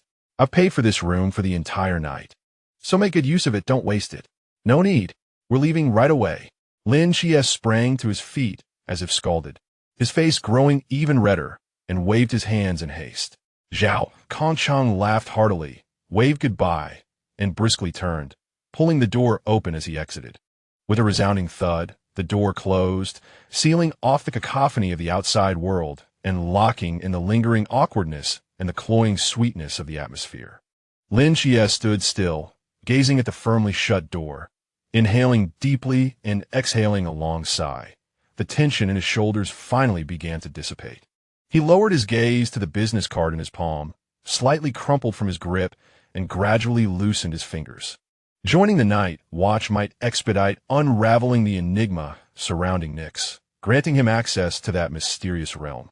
Yet, the pallor of his aunt's face, her slightly stooped figure when she coughed, and the weariness mingled with tenderness in her gaze as she looked at him, and his cousin remained vividly etched in his mind. He could not afford to take risks, at least not now. Zhiwei approached him, her voice a gentle whisper that shattered the stillness of the room. "Shall we go back?" Lin Xie nodded, carefully tucking the card into the inner pocket of his school uniform, turning swiftly towards the door as if to flee from the discomfort that enveloped him. However, as his fingers grasped the cold metal doorknob, his mind began to coolly calculate. He had gleaned a clue regarding Nyx's identity, yet the mystery had only deepened. The path of the night watch was temporarily barred. Henceforth, inquiries about the night goddess, the reasons for her confinement in the asylum, and her self-identification as a child would have to be pursued independently, painstakingly unraveling the truth piece by piece. Chapter 13. Every day the evening breeze carried the sweet fragrance of the old locust tree at the alley's mouth, wafting gently towards him. Just as Zhiwei turned it apart, the loose sleeves of her attire brushed lightly against Lin Xie's wrist, imparting a fleeting chill. He remained stationary, his gaze following her upright silhouette until it vanished into the shadows around the street corner. His fingertips unconsciously traced the spot where her sleeve had grazed him, lingering as if the faint coolness still clung there, stirring subtle ripples within his heart, as if something had gently nudged him. Upon returning home, he wearily loosened his tie and unbuttoned the top 2 buttons of his shirt. As he prepared to hang it up, a small, cold metallic object unexpectedly slipped from the inner pocket, clattering onto the wooden floor with a clarity that pierced the quiet of the night. Lin Xie bent down to retrieve it, bringing it into the light for inspection. It was a palm-sized bronze emblem, slightly worn at the edges, smooth to the touch. The front bore the bold inscription Zhao Kongcheng in a vigorous seal script, the strokes fierce and imbued with a sense of recklessness and determination. Flipping it over, he traced the uneven engravings on the back with his fingertip. Under the light, he discerned several smaller lines of text deeply etched into the metal. "If the dark night should descend, I shall stand before the multitude, sword drawn towards the abyss, blood staining the heavens." Each word resonated with a fervent heat, searing his fingertips. Lin Xie held the emblem, rotating it slowly in his palm. The icy metal gradually warmed to his touch. Suddenly, he recalled that day at the hotel, when Zhao Kongsheng had clapped him on the shoulder, passionately extolling the virtues of the night watch, his body close enough that his elbow had brushed against the pocket of Lin Xie's coat several times. At that moment, he merely perceived the other party's movements as overly exaggerated. Reflecting upon it now, those few brushes held an inexplicable intentionality in their force and placement. He furrowed his brow, his fingertips repeatedly tracing the deeply engraved letters of the emblem. Was this merely a careless accident, or had the seemingly carefree Zhao Kongcheng silently orchestrated this from the start? Meanwhile, Zhiwei returned to his solitary apartment. The room was enveloped in silence. His fingertips glided across the cold, smooth surface of the glass table, and for no discernible reason, he recalled the incessantly chattering little system, Tang Yuan, that perpetually occupied his thoughts. Though the little creature was quite bothersome, it would invariably interject with nonsensical quips or timely revelations whenever he furrowed his brow in contemplation or sank into melancholy, dispelling the gloom. Now, having returned for a meeting and upgrade, the apartment felt eerily quiet. Even the sound of air movement became strikingly clear. He and Lin Xie shared a long-standing acquaintance. They had known each other for many years, having discerned the stubbornness that lay deep within each other, along with the clarity concealed beneath that obstinacy. Now, reunited in the old alleys of Songnan, there was none of the awkwardness typical of long-lost acquaintances. Instead, it felt as though they had parted merely yesterday, seamlessly picking up their conversation. He recalled the day of their reunion vividly.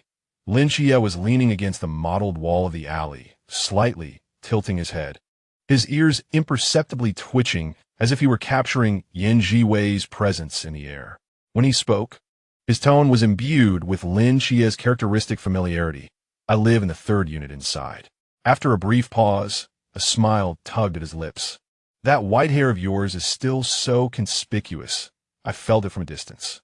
Zhiwei chuckled, the corners of his eyes curving gently, his ice blue gaze shimmering with fragmented light in the shadows of the alley. He retorted playfully, noting that at least he was not the one with troublesome eyesight, always darting about the alley.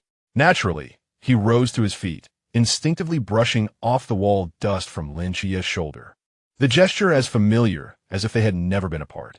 When his fingertips brushed against the fabric of Lin Xie's shoulder, he paused momentarily, then added softly, "Be careful. The stone path in the alley is slippery. You didn't fall, did you?" "Rest assured," Lin Xie replied, raising an eyebrow, his tone laced with a youthful bravado. "I've traversed this path with my eyes closed for over a decade. I'm very familiar with it." As these words reached Zhiwei's ears, a slight stir occurred within his heart, yet the mirth in his eyes deepened. He said nothing further, continuing to leisurely dust off Lin Xie. He knew Lin Xie all too well, stubborn, fiercely proud, perhaps not wishing to appear vulnerable before him. He had momentarily let slip the detail about the conspicuous white hair, a remark that should never have escaped the lips of someone blind. Fortunately, Lin Xie seemed to have realized this as well, for during their subsequent conversations, he carefully avoided any topics that might reveal his ability to see, and those small slips never recurred. Zhiwei pretended to be oblivious, allowing him to navigate the conversation as he wished. The following day, just as dawn broke, a particularly vibrant and cheerful laughter pierced through the thin glass of the window, rousing Zhiwei from his light slumber. He casually donned an outer garment and approached the window, gently parting the curtain to peer outside. At the entrance of the alley stood Lin Xie's aunt, surrounded by several early risers who had come to buy vegetables. Her face radiated with joy, her voice resonating so loudly that it could likely be heard throughout the entire alley. "Oh, finally, I've been waiting for this. My little Xie's eyes are better. He can truly see now. No more suffering from that invisible torment. Truly a blessing from the Bodhisattva." Instantly, a chorus of heartfelt congratulations erupted from the crowd, creating a lively atmosphere. Zhiwei leaned against the window, listening to the jubilant sounds emanating from below, a faint smile curling at the corners of her mouth. Reflecting on the day of their reunion, when Lin Xie had feigned nonchalance but inadvertently revealed his true feelings, she found herself both amused and contemplative. This young man, after all these years, still retained that stubbornness and tenacity deep within him, unchanged in essence. As dusk gradually descended, the sky darkened, the clouds resembling old cotton soaked in ink, heavily pressing down upon the city. The wind swept through the alley, stirring up fallen leaves and dust, while the earthy scent of impending rain grew ever more pronounced. Initially, a few sporadic raindrops fell upon the window pane, producing a crisp patter. Soon, the rain transformed into a continuous curtain, weaving an endless gray veil. The rain was not violent, but rather dense, falling in a soft, persistent drizzle that rendered the cobblestone path slick, reflecting the dim light of the sky and the blurred silhouettes of hurried passersby. Water cascaded from the eaves, creating a monotonous yet enduring rhythm against the stone steps, mingling with the fresh scent of damp earth and foliage, imbuing the old alley with an exquisite tranquility and tenderness. Zhiwei stood quietly by the second-floor window, gazing at the rain-soaked scene outside.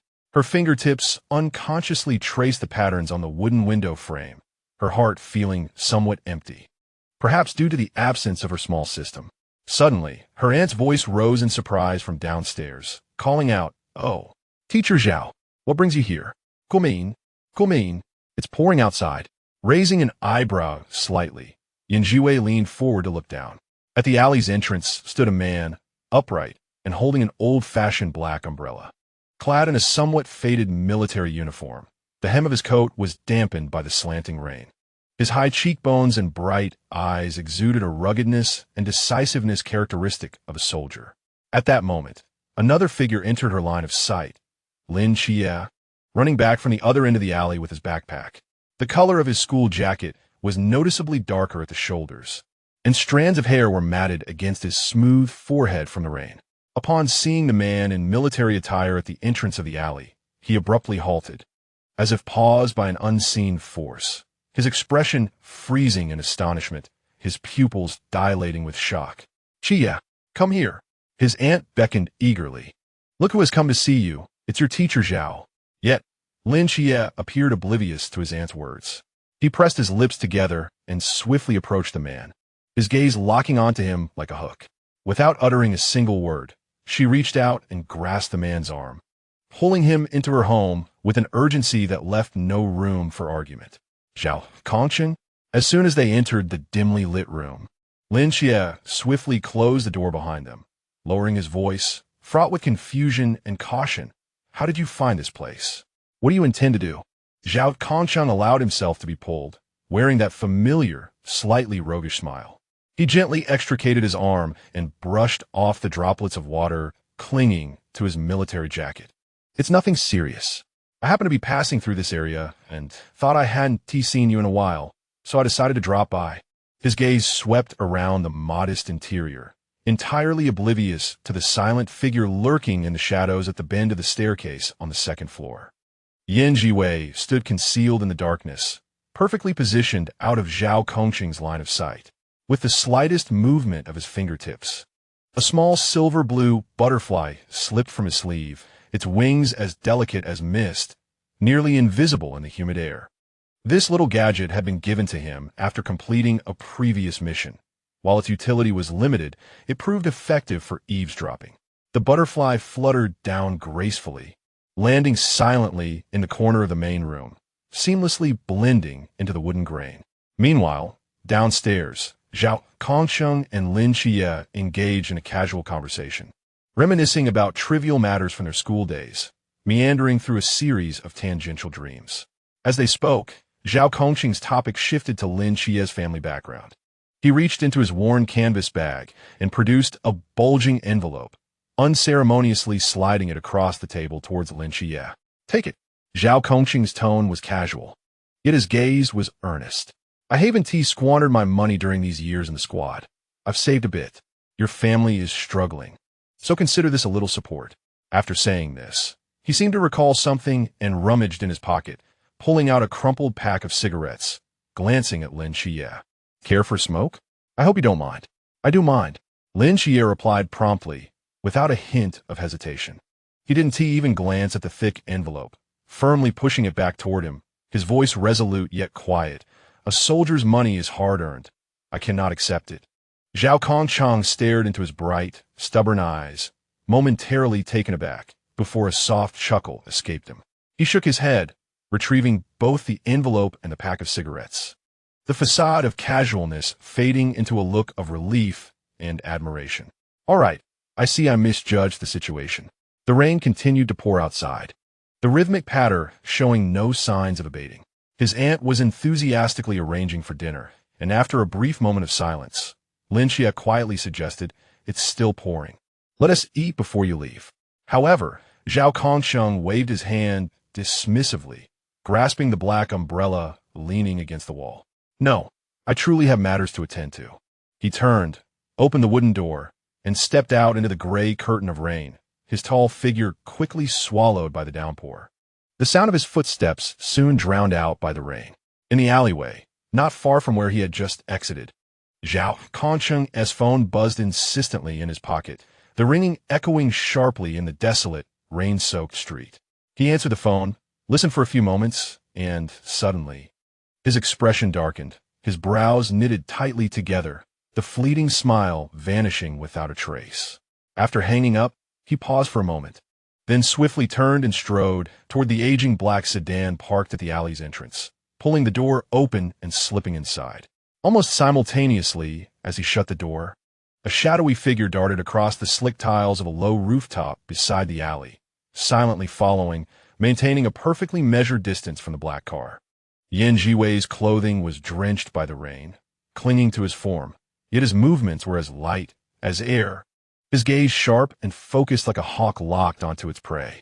Before long, Zhao Kongsheng emerged from the car once more. An ominous crimson cloak of a night watchman draped over his shoulders, its hem heavy with rainwater. The cloak accentuated his stature, yet exuded an air of deadly resolve. He was merely an ordinary man, devoid of any otherworldly abilities or hidden realms, a common and unremarkable sentinel among the watchmen. He retrieved a hefty black metal case from the back seat, the sound of its latch snapping shut resonating distinctly amidst the rain. Without a hint of hesitation, he carried the case and made his way toward the innermost depths of the alley, raindrops cascading down his resolute jawline. With a deft motion, Zhiwei lightly tapped his toes on the slick tiles, executing a graceful leap akin to a rain swift, effortlessly soaring over several rooftops while remaining concealed in the shadows of the eaves and the misty rain. Upon reaching an old manhole cover at the end of the alley, an extraordinarily peculiar odor invaded Zhao Kongsheng's nostrils. An unsettling sweetness mingled with a metallic tang and the stench of decay. He halted abruptly, his muscles tensing like a coiled spring, his gaze sharp as a blade as he slowly lowered the black case. Without uttering a warning, he crouched down, fingertips probing the edge of the manhole cover. Upon encountering a viscous, cold texture, a wave of nausea surged through his stomach. He understood whatever was lay beneath. As a night watchman, Zhao Kongsheng pressed the communicator by his ear, his voice hushed yet remarkably clear as he requested backup. The target had appeared in the old city, coordinates dispatched. He set the black case down and swiftly extracted 4 uniquely shaped metal plates, inserting them into the damp earth at specific angles. As he softly intoned incantations, a faint purple luminescence, nearly imperceptible to the naked eye, began to rise from around him, enveloping the area in a shroud of unguarded void. Zhao Kongsheng took a deep breath and forcefully lifted the heavy manhole cover. A suffocating stench burst forth like a tangible force. A dark figure, accompanied by a bone-chilling howl, surged from the pitch-black opening, lunging directly at him. It was a ghoul-like creature, its mask smeared with congealed black blood, its mouth revealing gleaming white fangs, radiating a cold and brutal aura. In a moment of urgency, Zhao Kongsheng raised his weapon to block, the clanging of metal reverberating through the narrow rain-soaked alley, sparks flying. His swordsmanship was adept, his steps solid, honed from countless battles. However, the power of the demon masked man far exceeds that of mere mortals. Each strike of his claws slices through the air with a piercing shriek, crashing heavily against Zhao Kongsheng's blade, numbing his grip and forcing him to retreat step by step. The dark crimson cloak is soon torn open in multiple places, stained with an unknown person's blood, deepening the red to an eye-watering hue. Ugh! Zhao Kongsheng's back collides forcefully with a cold, damp brick wall, a dull pain surging in his chest, and a metallic sweetness rising in his throat. The demon masked man approaches with a sinister grin, his claws glinting with the promise of death as they descend once more. Zhao barely manages to sidestep. The blade grazes his arm, drawing a line of blood.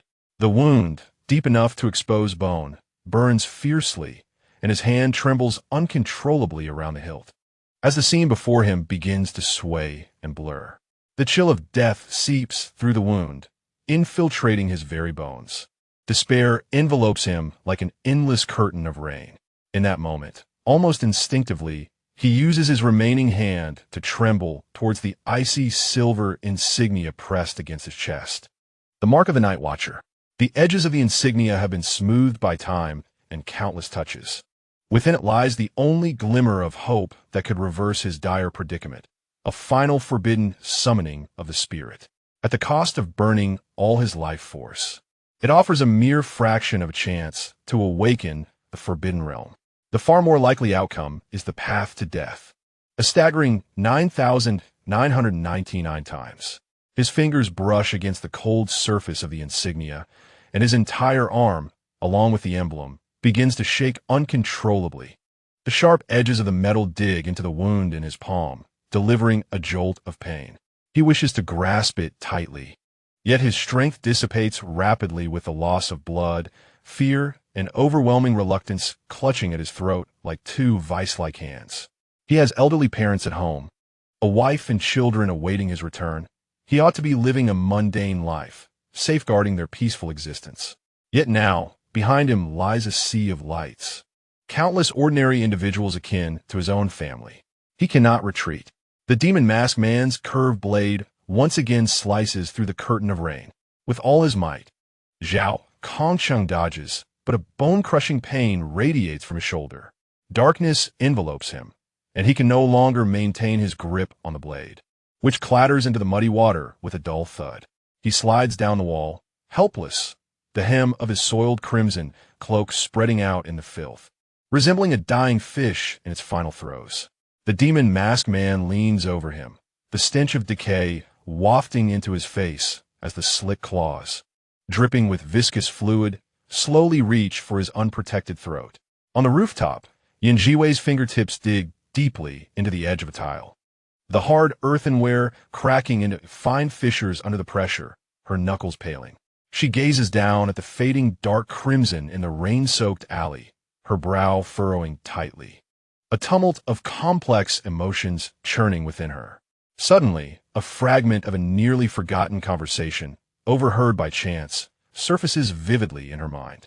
In the absurd confines of a hotel room, Lin Xie had casually asked Zhao Kongsheng, "Old Zhao, what about you? Don't you have any dreams?" How had Zhao Kongsheng responded? He had returned to that ridiculous round bed, his eyebrows raised high, his eyes sparkling with an almost naive, radiant light. Dreams? How could he not have them? Ever since he was a child, he had yearned to be a general, dressed in a crisp general's uniform, adorned with gleaming medals of honor. I would return triumphantly to our quaint mountain village. Let all those who once looked down upon my mother and bullied the two of us take a good look at her son, a man of stature and valor. A general. Yet, that man, who once harbored dreams of military glory, now lies in the filthiest corner of the city, his blood mingling with the rain, his body caked in mud. Zhiwei's heart felt as though it were gripped fiercely by an unseen force, a dull ache settling deep within. This man possessed a fierce and solitary courage, yet fate's gears turned inexorably, and at this moment, he remained sidelined. Meanwhile, at his aunt's house, Lin Xie felt an inexplicable surge of panic as his heart raced, as if gripped by an invisible hand. A sudden dread engulfed him without warning. He abruptly set down his cup and dashed to the door, calling into the room, "Aunt, a classmate urgently needs me. I've got something of theirs. I'll return swiftly." Before his words had fully escaped, he had seized his backpack and plunged into the downpour, his feet splashing through the puddles. The icy rain struck his face, yet he remained oblivious, murmuring unconsciously, "Old Zhao, please don't come to harm." In the rain-drenched alley, Zhao Kongqing's vision began to blur, the fearsome claws of the ghostly figure looming larger in his sight. Summoning the last vestiges of his strength, he pressed a trembling hand against the emblem on his chest. There were no heroic cries, only a dry, rasping groan escaping from the depths of his throat. He could distinctly feel that which sustained his life being ravenously drained by that emblem. An indescribable agony erupted from every inch of his bones, every fiber of his muscles, his temples and neck veins bulging as if they might burst. Suddenly, the dim emblem erupted with a blinding dark purple radiance. The light surged along his convulsing arm, permeating his entire being, a strange and violent force rampaging through his exhausted body, forcing its way through, reassembling him. Forbidden Ruins Sequence 083. Annihilation of Life Awaken. He cried, laughter mingling with tears as they streamed down his face. I indeed am a genius. At the very moment the dark purple light blazed intensely, forming a sealed barrier. Lin Xie's heart-wrenching cry echoed from the alley's entrance. He sprinted through the torrential rain, and upon seeing the near-dead figure within the barrier, his pupils constricted to pinpricks. Old Zhao, without a moment's hesitation, without a thought, Lin Xie's eyes widened in fury. His gaze shone with a golden brilliance, erupting like a volcano. That seemingly indestructible dark purple barrier was forced open by the sheer intensity of his golden stare. He darted through the fissure. Inside the barrier, Zhao Kongqing's consciousness was fading. He believed this final barrier would keep others at bay. But upon witnessing Lin Xie appear before him like a divine savior, his dazed eyes flickered, momentarily filled with an overwhelming astonishment. How did you get in?" He gasped, his voice as faint as a whisper, hoarse and cracked. "It opened the moment I glared at it." Lin Xie rushed to his side, his voice choked with urgency and disbelief. "Glaring?" Zhao Kongqing's cracked lips parted slightly, revealing a semblance of absurd amusement amidst his astonishment. The barrier he had wagered his very life upon was so effortlessly breached. In the next moment, he strained to focus his blurred vision upon Lin Xie. A smile, both tragically beautiful and radiantly fierce, suddenly stretched across his face as he gasped with the last remnants of breath. "Boy, look closely. This strike will be magnificent." A dark purple energy surged wildly within his palm, coalescing and compressing until it formed a slender, exquisite arc of a blade, seemingly forged from moonlight and shadow. Named the Fading Moon, there were no extravagant maneuvers, no unnecessary buildup. He poured every ounce of this newfound power, along with the entirety of his waning life force, into a decisive, unyielding swing aimed at the grotesque figure before him.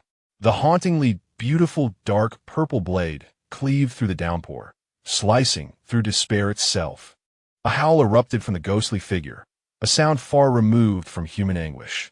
Its face was split from brow to jaw, revealing a gaping chasm that exposed bone. Thick, dark blood erupted like a fountain, splattering Zhao Kongqing from head to toe and staining his crimson cloak in filth.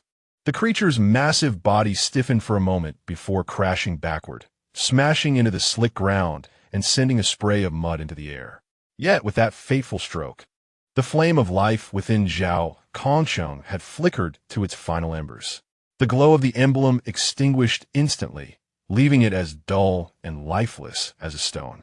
His towering form swayed, akin to a marionette with severed strings, and began to topple towards Lin Xie. "Old Zhao!" Lin Xie shouted, rushing forward to catch the falling body with desperate arms. Zhao Kongqing still clung to a faint, nearly imperceptible breath, and the defiant, tear-streaked smile upon his face remained intact. "How about that?" Zhao Kongqing's voice was a mere whisper, his gaze unfocused yet stubbornly fixed on the indistinct shadow of Lin Xie. "Cool, right? Give me a smoke." "Cool. Cool." Lin Xie's eyes were bloodshot, tears streaming down his cheeks.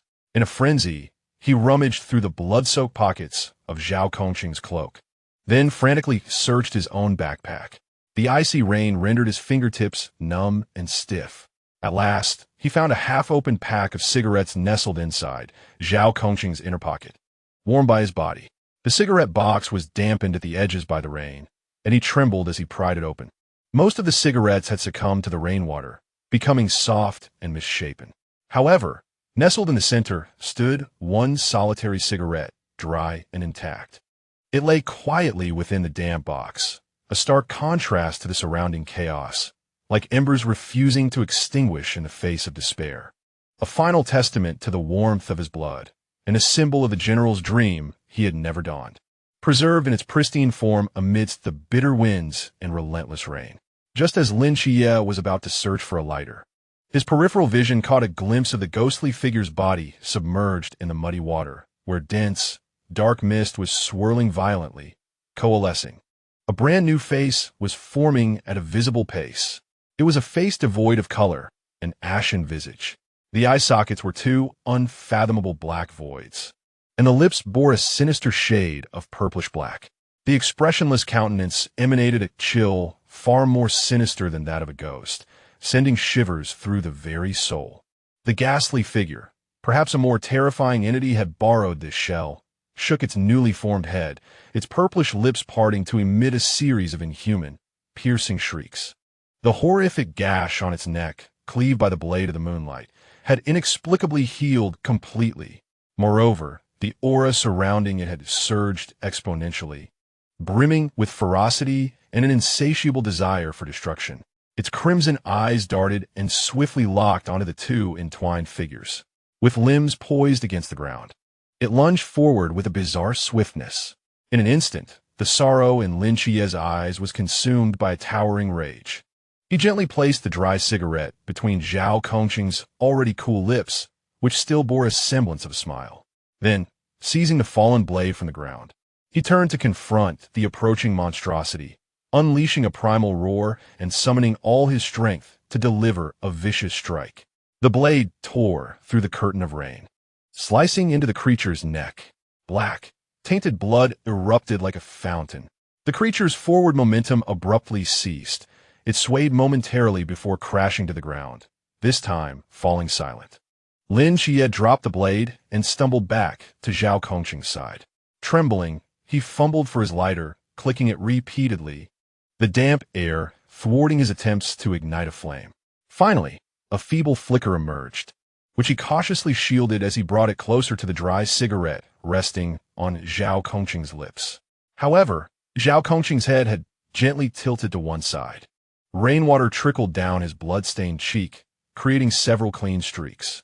His eyes were slightly closed, the smile at the corner of his mouth frozen in a serene, almost content expression. The dry cigarette remained quietly perched between his lips, standing out starkly and painfully against the endless, chilling downpour. It remained unlit.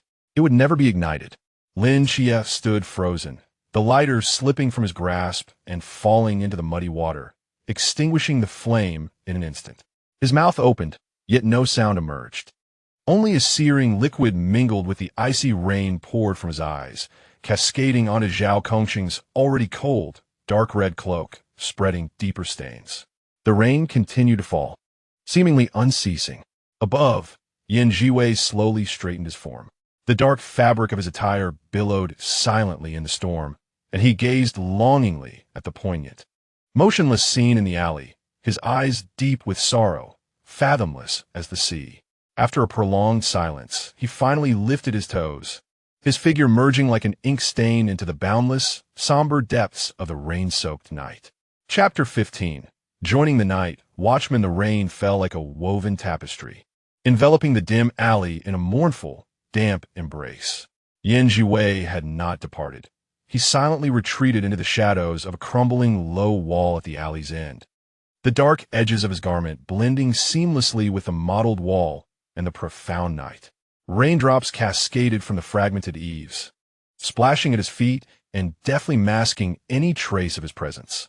The chaotic footsteps pierced through the curtain of rain, advancing from afar, accompanied by the distinctive, harsh clatter of metal clashing. Hong Ying led the charge, her deep crimson cloak thoroughly drenched, clinging heavily to her form.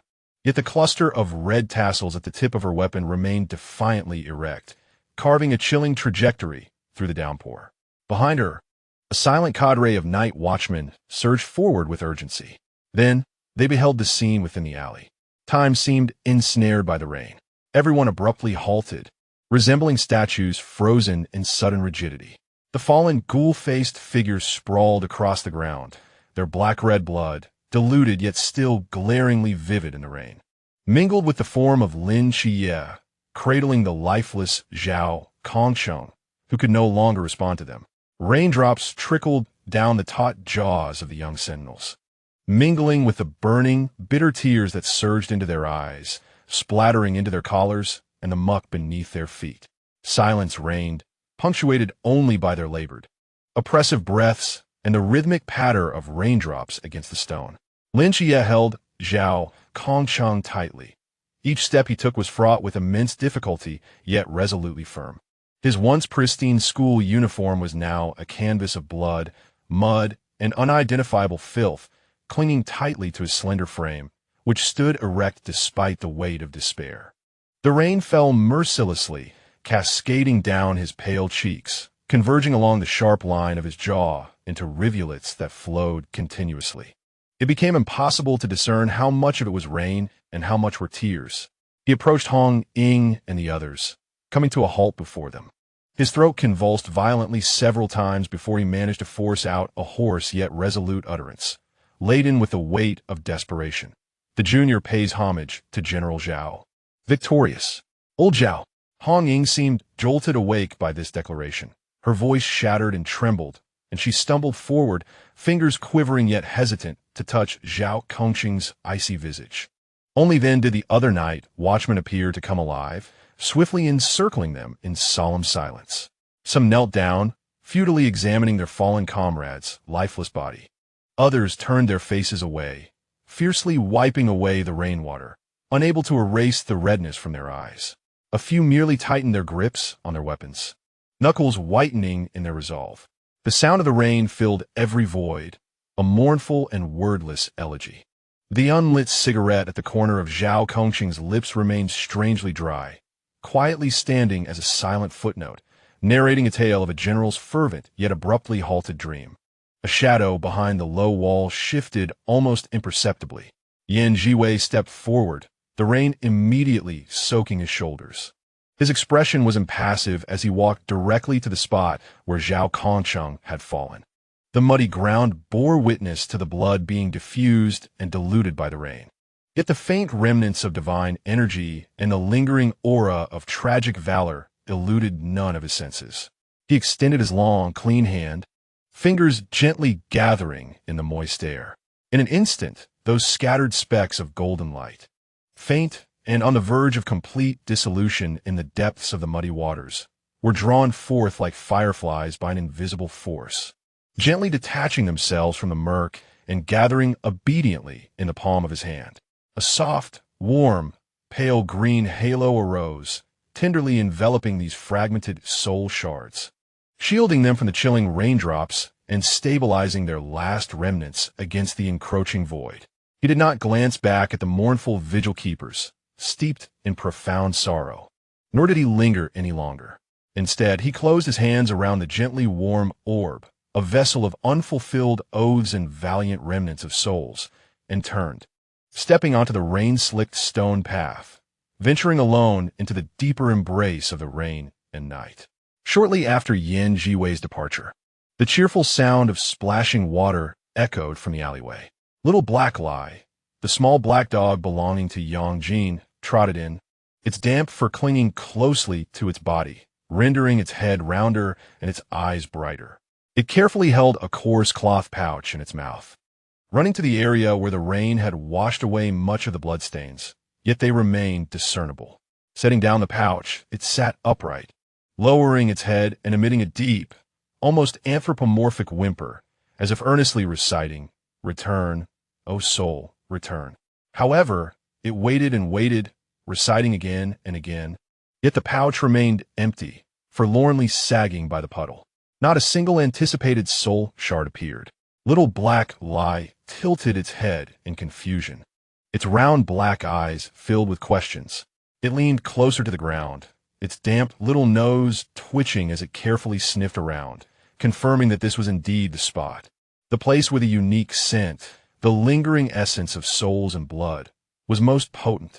It raised a front paw and scratched its ear in frustration, its tail dragging listlessly across the slick ground.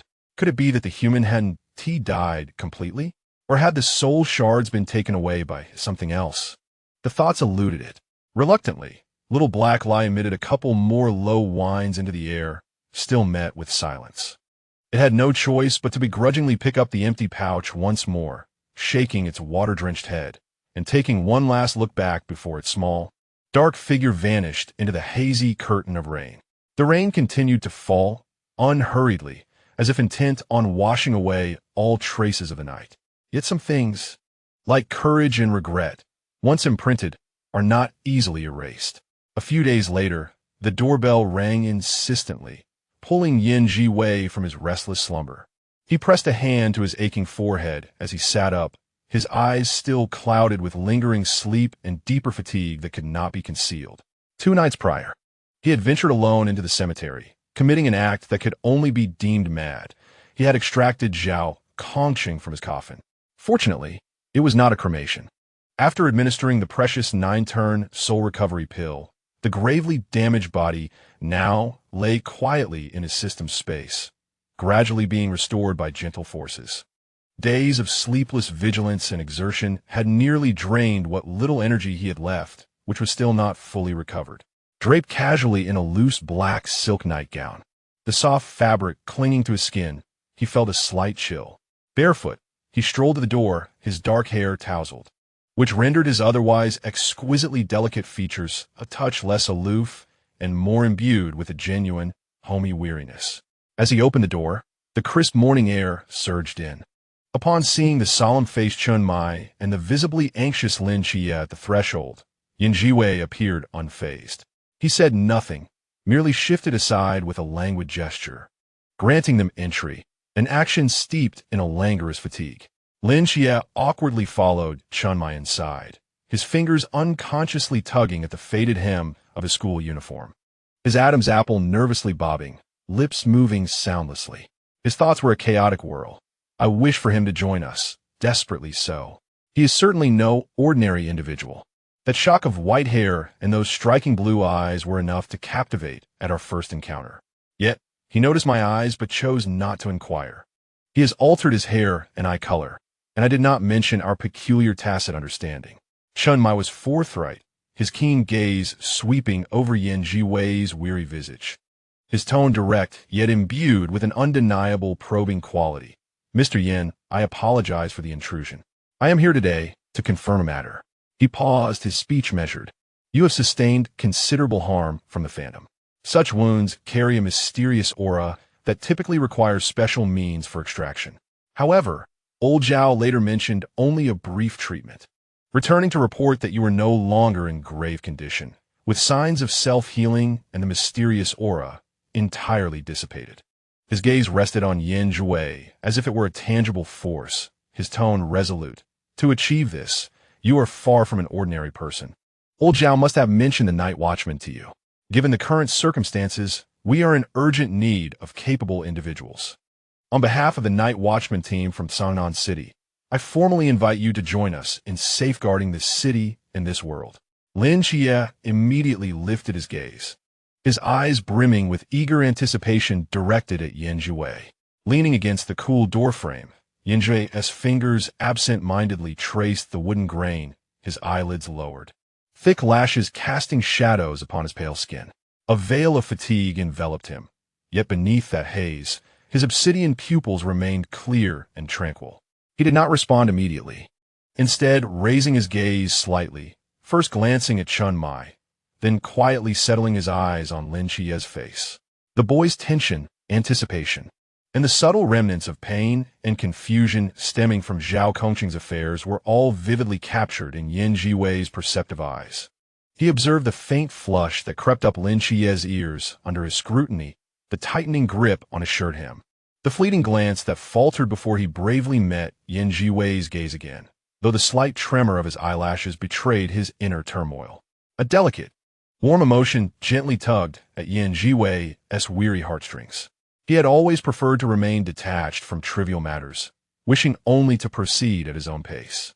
Before him stood a youth who was well aware of his secrets, a person who had silently sheltered those very secrets, and one who had witnessed, under the rain-soaked night, the unwavering resolve he carried upon his shoulders.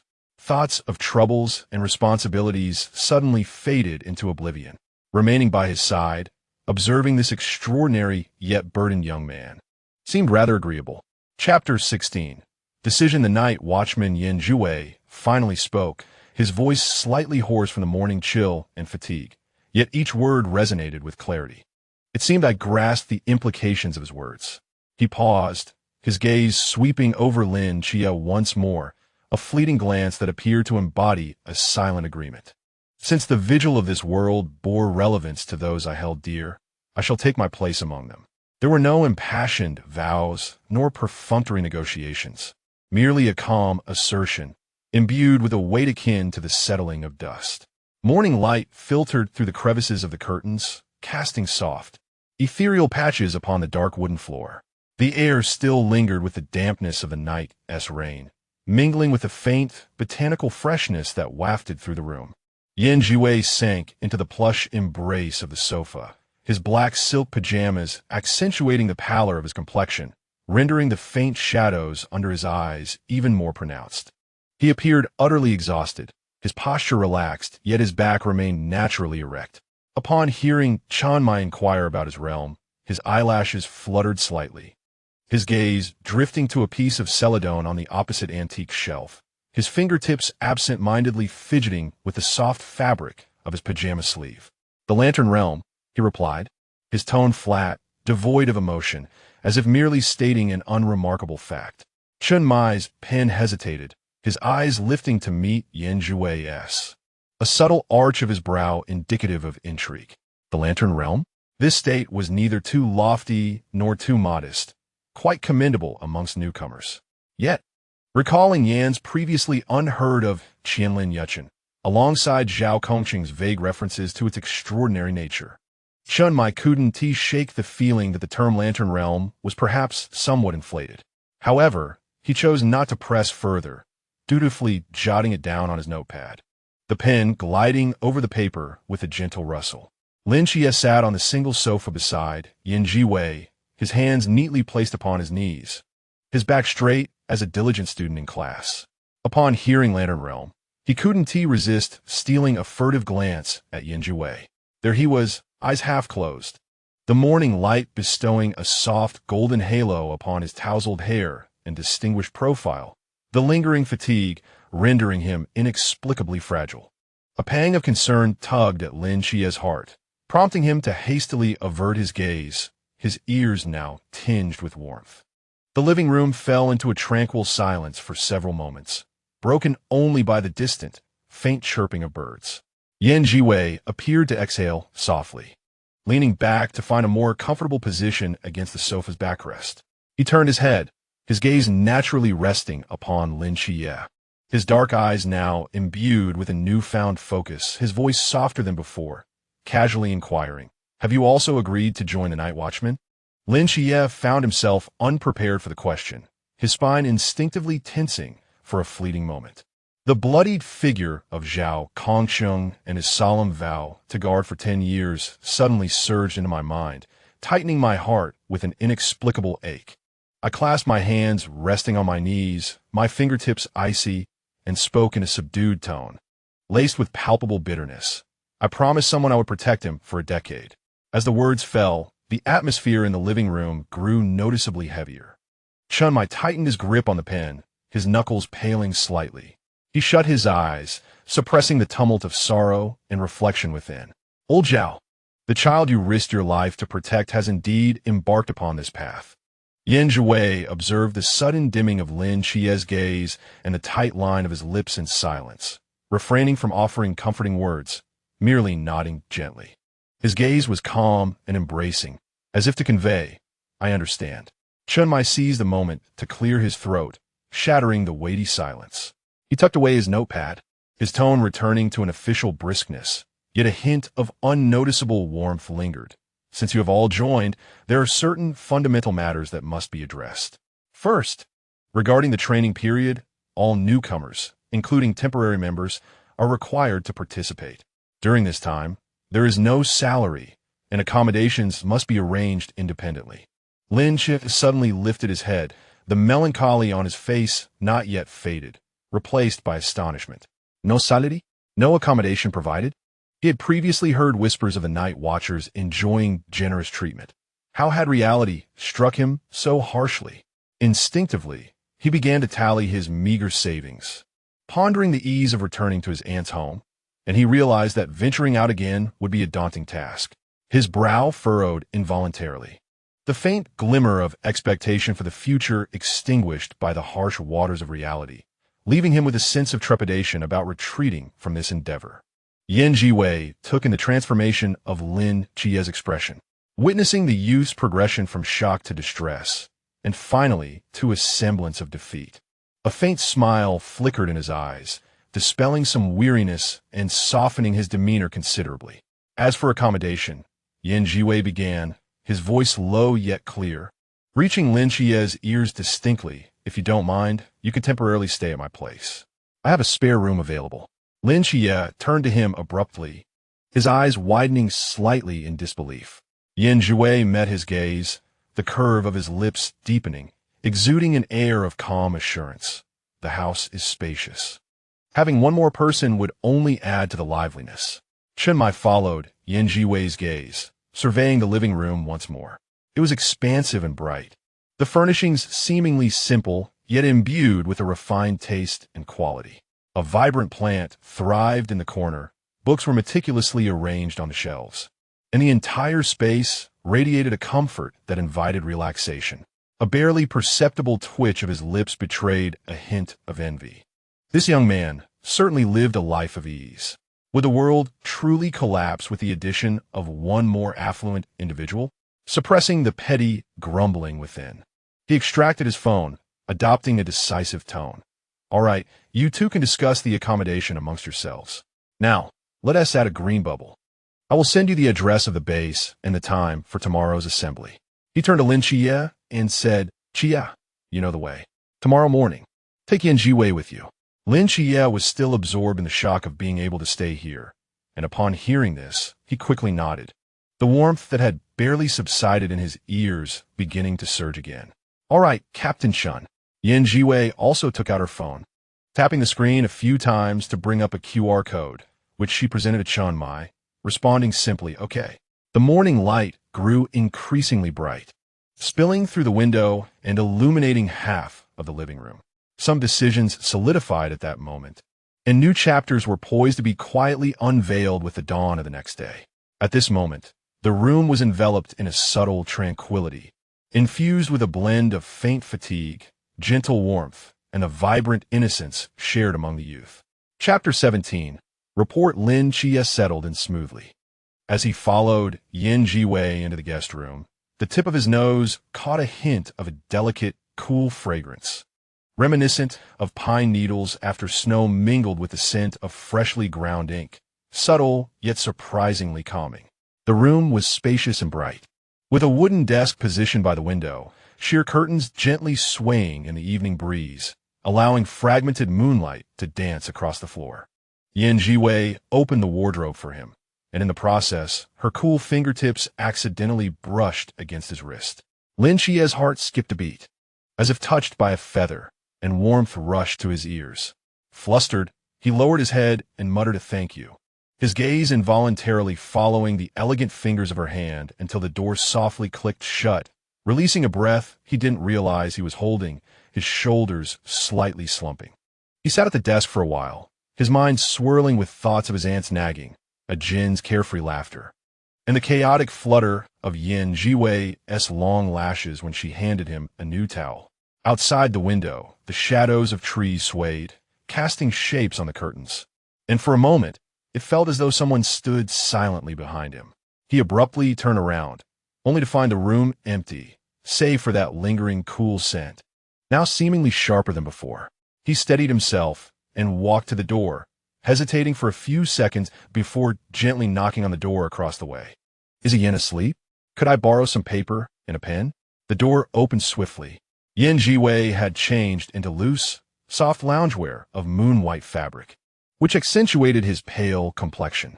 His tousled short hair gave him a relaxed appearance, and the air of aloof elegance he had during the day was softened, enveloped in the warm, golden glow of the hallway. Not yet. Step aside, come in. There are supplies on the desk. Lin Chia entered, keeping his gaze fixed on his own toes, unwilling to let it wander. Zhiwei turned and deftly extracted a fountain pen and some notepaper from the clutter of ancient thread-bound books on the desk, handing them over. At the moment their fingertips brushed, Lin Chia felt as though his fingers had been touched by cool jade, a slight tingle coursing through him. He almost snatched them away, instinctively retreating a half-step, his voice barely audible. Thank you. As he hastily lifted his gaze, he caught a glimpse of a painting of bamboo under a glass sheet on Zhiwei's desk. With just a few strokes, it exuded a rugged elegance that curiously resembled the person before him. Zhiwei seemed oblivious to his distraction and merely glanced up at him. The light from the wall lamp cascaded into the depths of his dark eyes, illuminating a small expanse of warm hues. There was no rush. He took his time in writing.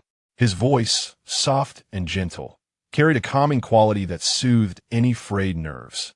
If you need anything, just call me. Lin Chia tightly gripped his pen and paper, nodding vigorously before nearly sprinting back to his room. Seated at a desk bathed in moonlight, he inhaled deeply, the essence of that unique, reassuring scent from the other room lingering at the tip of his nose. As the pen met the paper, his wrist trembled imperceptibly. To Auntie, Jean. After completing the letter, he carefully folded it, his fingertips seemingly imbued with the mingled fragrances of ink and that cool, calming aroma. The echo of the gentle voice urging him to call again reverberated in his ears, rendering the unfamiliar night less daunting and imbuing it with an inexplicable sense of security. He placed the letter into an envelope and gazed out into the dense night. That almost intangible, cool fragrance seemed to come alive, tenderly entwining itself with his breath, gradually soothing his restless heart until he succumbed to a deep, sweet slumber. The following morning, following the address provided by Chun Mai, the two stood before the so-called night watchman agency. Ding dong, welcome. The cheerful melody of the electronic doorbell resonated. It did nothing to diminish the overwhelming sense of absurdity brought on by the sight before them.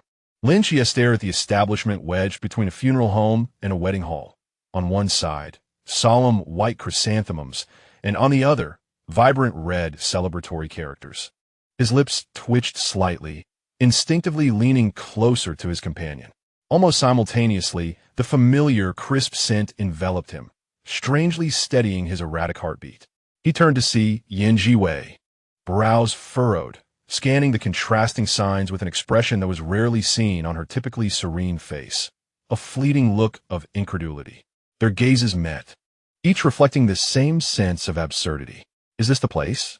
Lin Xie whispered uncertainly.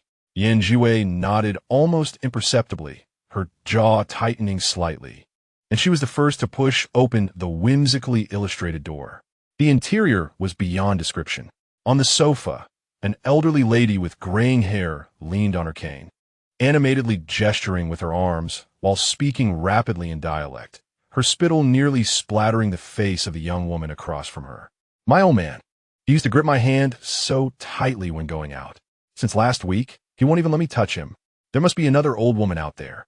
The young woman, Hong Ying, listened intently, occasionally slamming her hand on the table in indignation. That's outrageous. Don't worry, Granny. We will handle this. When Shima sat nearby, wearing an impeccable smile, nodding at the elderly lady. You're absolutely right. Matters of the heart cannot be taken lightly. He then turned to Hong Ying, maintaining his tone. You make a valid point. We should intervene and mediate. Zhiwei observed the absurd scene for a brief moment before calmly diverting her gaze, making her way to a relatively quiet single armchair in the corner, where she silently took a seat. He habitually fiddled with the cuff of his sleeve, his gaze lightly sweeping over the somewhat noisy interior, and then, with pinpoint accuracy, he captured the bewildered figure of Lin Xie, who stood frozen at the entrance. His expression a blend of confusion and disorientation. He slightly tilted his head towards Lin Xie, subtly lifting his chin, his demeanor calm, yet unmistakably commanding. Come in this way. Receiving the silent cue, Lin Xie steadied himself and traversed the mediation scene, settling into the vacant seat beside Zhiwei, his posture remaining rigidly upright, betraying a hint of unease. It was only when Qima finally escorted the indignant elderly lady away, leading them towards the basement, that Lin Xie could not suppress a low murmur of discontent. This location is rather peculiar, isn't it? Who would have imagined that the Watcher's stronghold would be situated in such a place? When Qima turned back, chuckling as he patted Lin Xie on the shoulder. That's precisely the point. Unexpectedness. Mysterious occurrences are not a daily affair. Engaging in mundane business allows for extra earnings while providing the perfect cover, a dual advantage. Lin Xie recalled their synchronized astonishment outside the shop and discreetly glanced at the silent Zhiwei beside him, addressing Qima. Just now. Yan was also taken aback by this storefront. He stood there in shock for quite a while. When Qima laughed, he may have maintained a composed facade, but I noticed his eyes just before he pushed the door, clearly questioning whether this was acceptable. Yet it lasted merely 2 seconds, far more composed than you. Ahead, Zhiwei continued to unconsciously stroke the delicate fabric of his sleeve, seemingly oblivious to the playful banter behind him. His gaze appeared fixed on the staircase leading to the basement, while his thoughts drifted far away, back to the desolate ruins of Takamagara, shrouded in the smoke of war. At that time, the Blue Rain squad found themselves in dire straits, teetering on the brink of annihilation. Wu Xiangnan's arm lay shattered, and it was he who, using his divine power as a guide, forcibly pulled that arm back from the precipice of death, erasing all traces of its grievous wounds. On the eve of parting, they had engaged in a heartfelt discussion amidst the shadows of the ruins, where he had proposed that Wu Xiangnan transfer to Team 136 in Songnan, and in exchange, he had insisted that Wu Xiangnan must utterly conceal the truth of his arm's healing. Little did he anticipate that not long after, they might reunite in this very place. A fleeting sense of unease, almost akin to guilt, flickered across Yan Zhiwei's eyes. He had spoken so decisively during their agreement. Yet now, faced with the possibility of an encounter, he found himself at a loss. Should he act as though they were strangers, or greet him casually as a new team member? He inhaled gently, almost inaudibly, before slowly exhaling. His fingertips curled slightly. Perhaps it was best to let things unfold naturally. If they were to meet, he would adhere to their original agreement, keeping the interaction brief. He could only hope that Wu Xiangnan had a good memory, refraining from any impulsive revelations, and that he would not see through the facade he had so painstakingly constructed, portraying himself as humble and unassuming in this delicate balance. Otherwise, the tranquil routine he sought to quietly safeguard for a certain individual might come to an untimely end. Chapter 18. An encounter with an acquaintance. The basement staircase was deep and winding, imbued with a musty scent of aged cement as it spiraled downward. The clamor of the bustling marketplace above was swiftly shrouded, akin to being enveloped by a heavy fabric, giving way to the profound silence that encapsulated him upon descending into the depths. As he reached the final step, the breathtaking vista that unfolded before Lin Chiye caused him to halt abruptly, inhaling sharply in astonishment. "Have you excavated half of Songnan's underground?" he murmured, his voice laced with incredulity. The illumination flooded this vast, subterranean expanse, rendering it as bright as day. The sleek black non-slip tiles stretched into the distance, while robust support pillars upheld the lofty dome. The runes etched into the columns glimmered faintly, silently narrating the extraordinary nature of this place. At the far end of his sight, distinct areas were vividly demarcated. The equipment zone shimmered with cold light, the padded area boasted soft colors, and there was even a section mimicking rugged rock formations, evidently intended for specialized training. Wen Shima, leading the way, turned back with a satisfied smile at Lin Chiye's reaction. "What do you think? Impressive, right? We had a friend specializing in earth magic come to create this space, executing the excavation and reinforcement seamlessly. It's far more liberating than those constrained training ground above." No sooner had he finished speaking than Chun Mai strode over from the side, his sharp gaze sweeping across the newcomers. Instantly, his demeanor shifted into training mode as he spoke with gravity. "Everyone, pay attention. We are heading to the capital for a comprehensive training session, where talents abound, to ensure that you do not tarnish the reputation of our Team 136. Specialized training officially commences today." Almost simultaneously, a steady sound of footsteps approached from behind. Wu Xiangnan arrived, his eyes habitually scanning the crowd before settling precisely on Yan Zhiwei.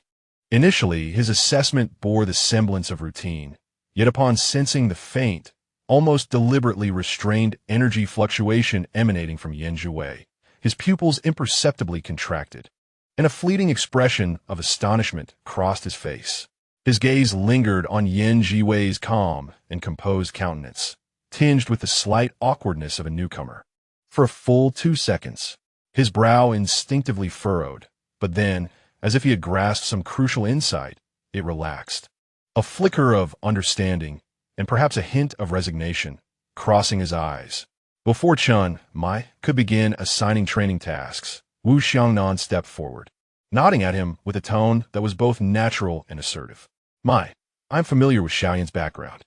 I am well aware that these foundational exercises hold little significance for him.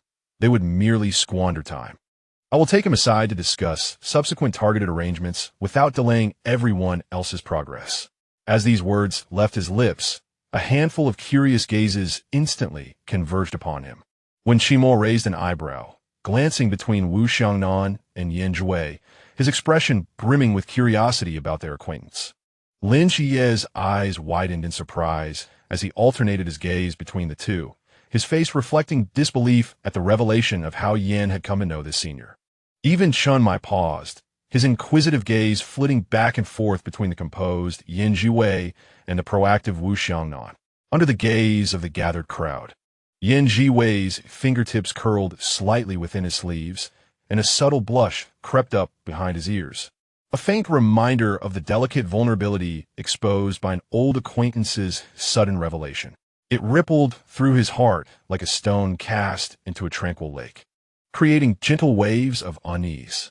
Yet, he maintained a composed demeanor, nodding lightly in acknowledgement towards Chun Mai and Wen Qimo, following Wu Xiangnan's words. When his gaze turned to Lin Qiye, he deliberately slowed his pace, his eyes calm, yet imbued with a hint of reassurance, as if to convey that all was well and he would return shortly.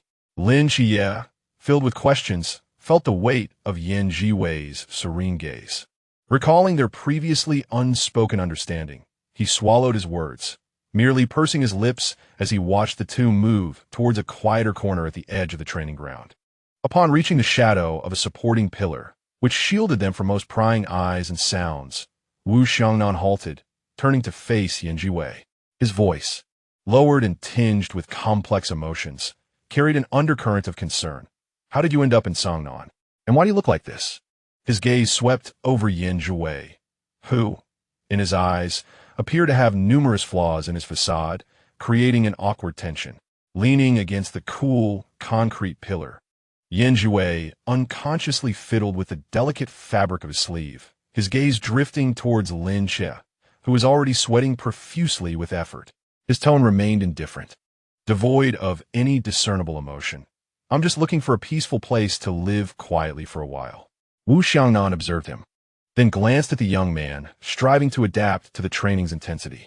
His throat bobbed as unspoken words swirled in his mind, ultimately crystallizing into a barely audible sigh. I understand. I remember what you said back then. Rest assured. The two conversed quietly in their secluded corner for an extended period, and when they returned, the training ground was already bustling with activity. Chun Mai's training regimen was evidently no jest. By dinner time, Lin Qiye could barely drag his leaden legs to the dining hall.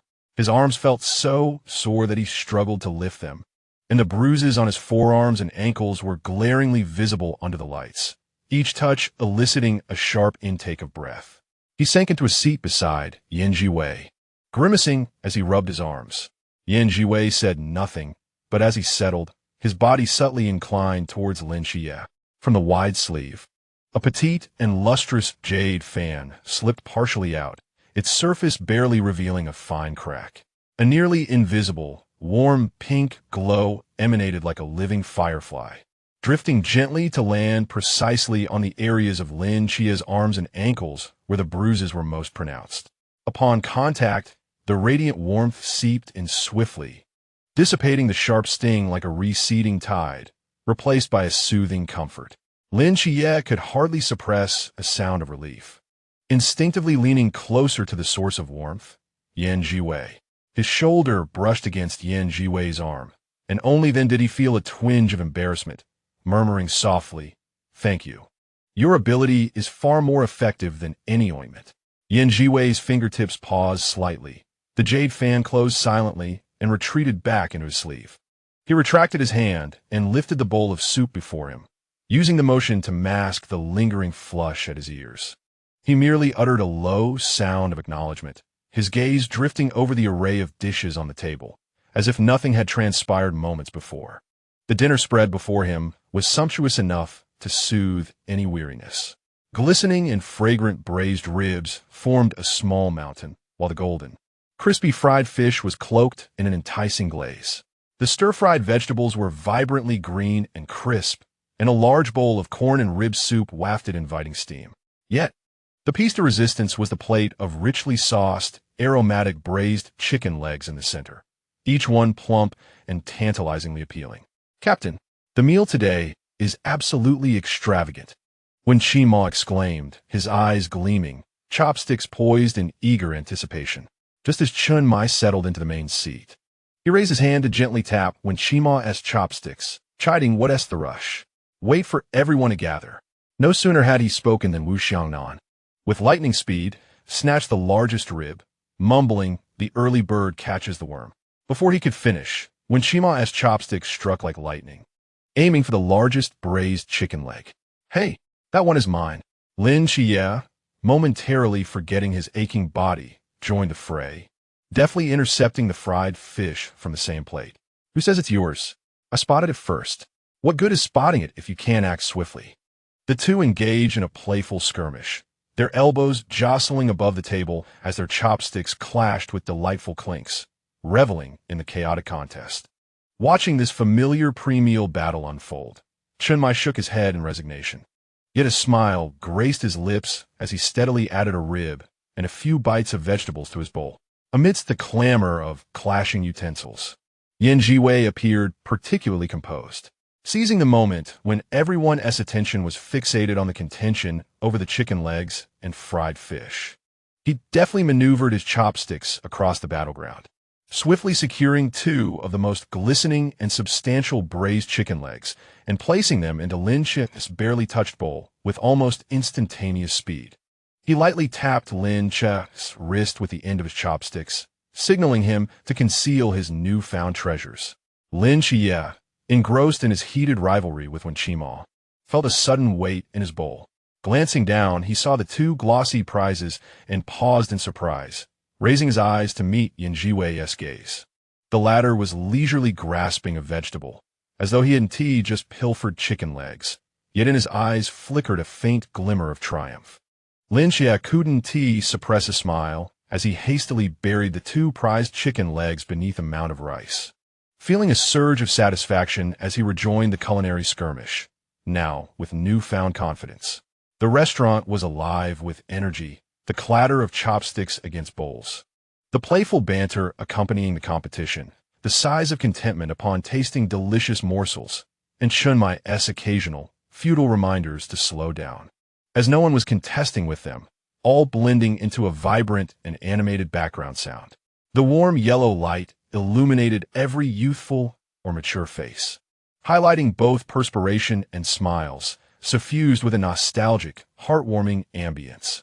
Zhiwei quietly savored her meal, feeling the cool touch of the jade fan handle nestled in her sleeve, while the lively chatter around her, devoid of any shadow, enveloped her ears. Yet, within her heart, a corner descended into a silent tranquility.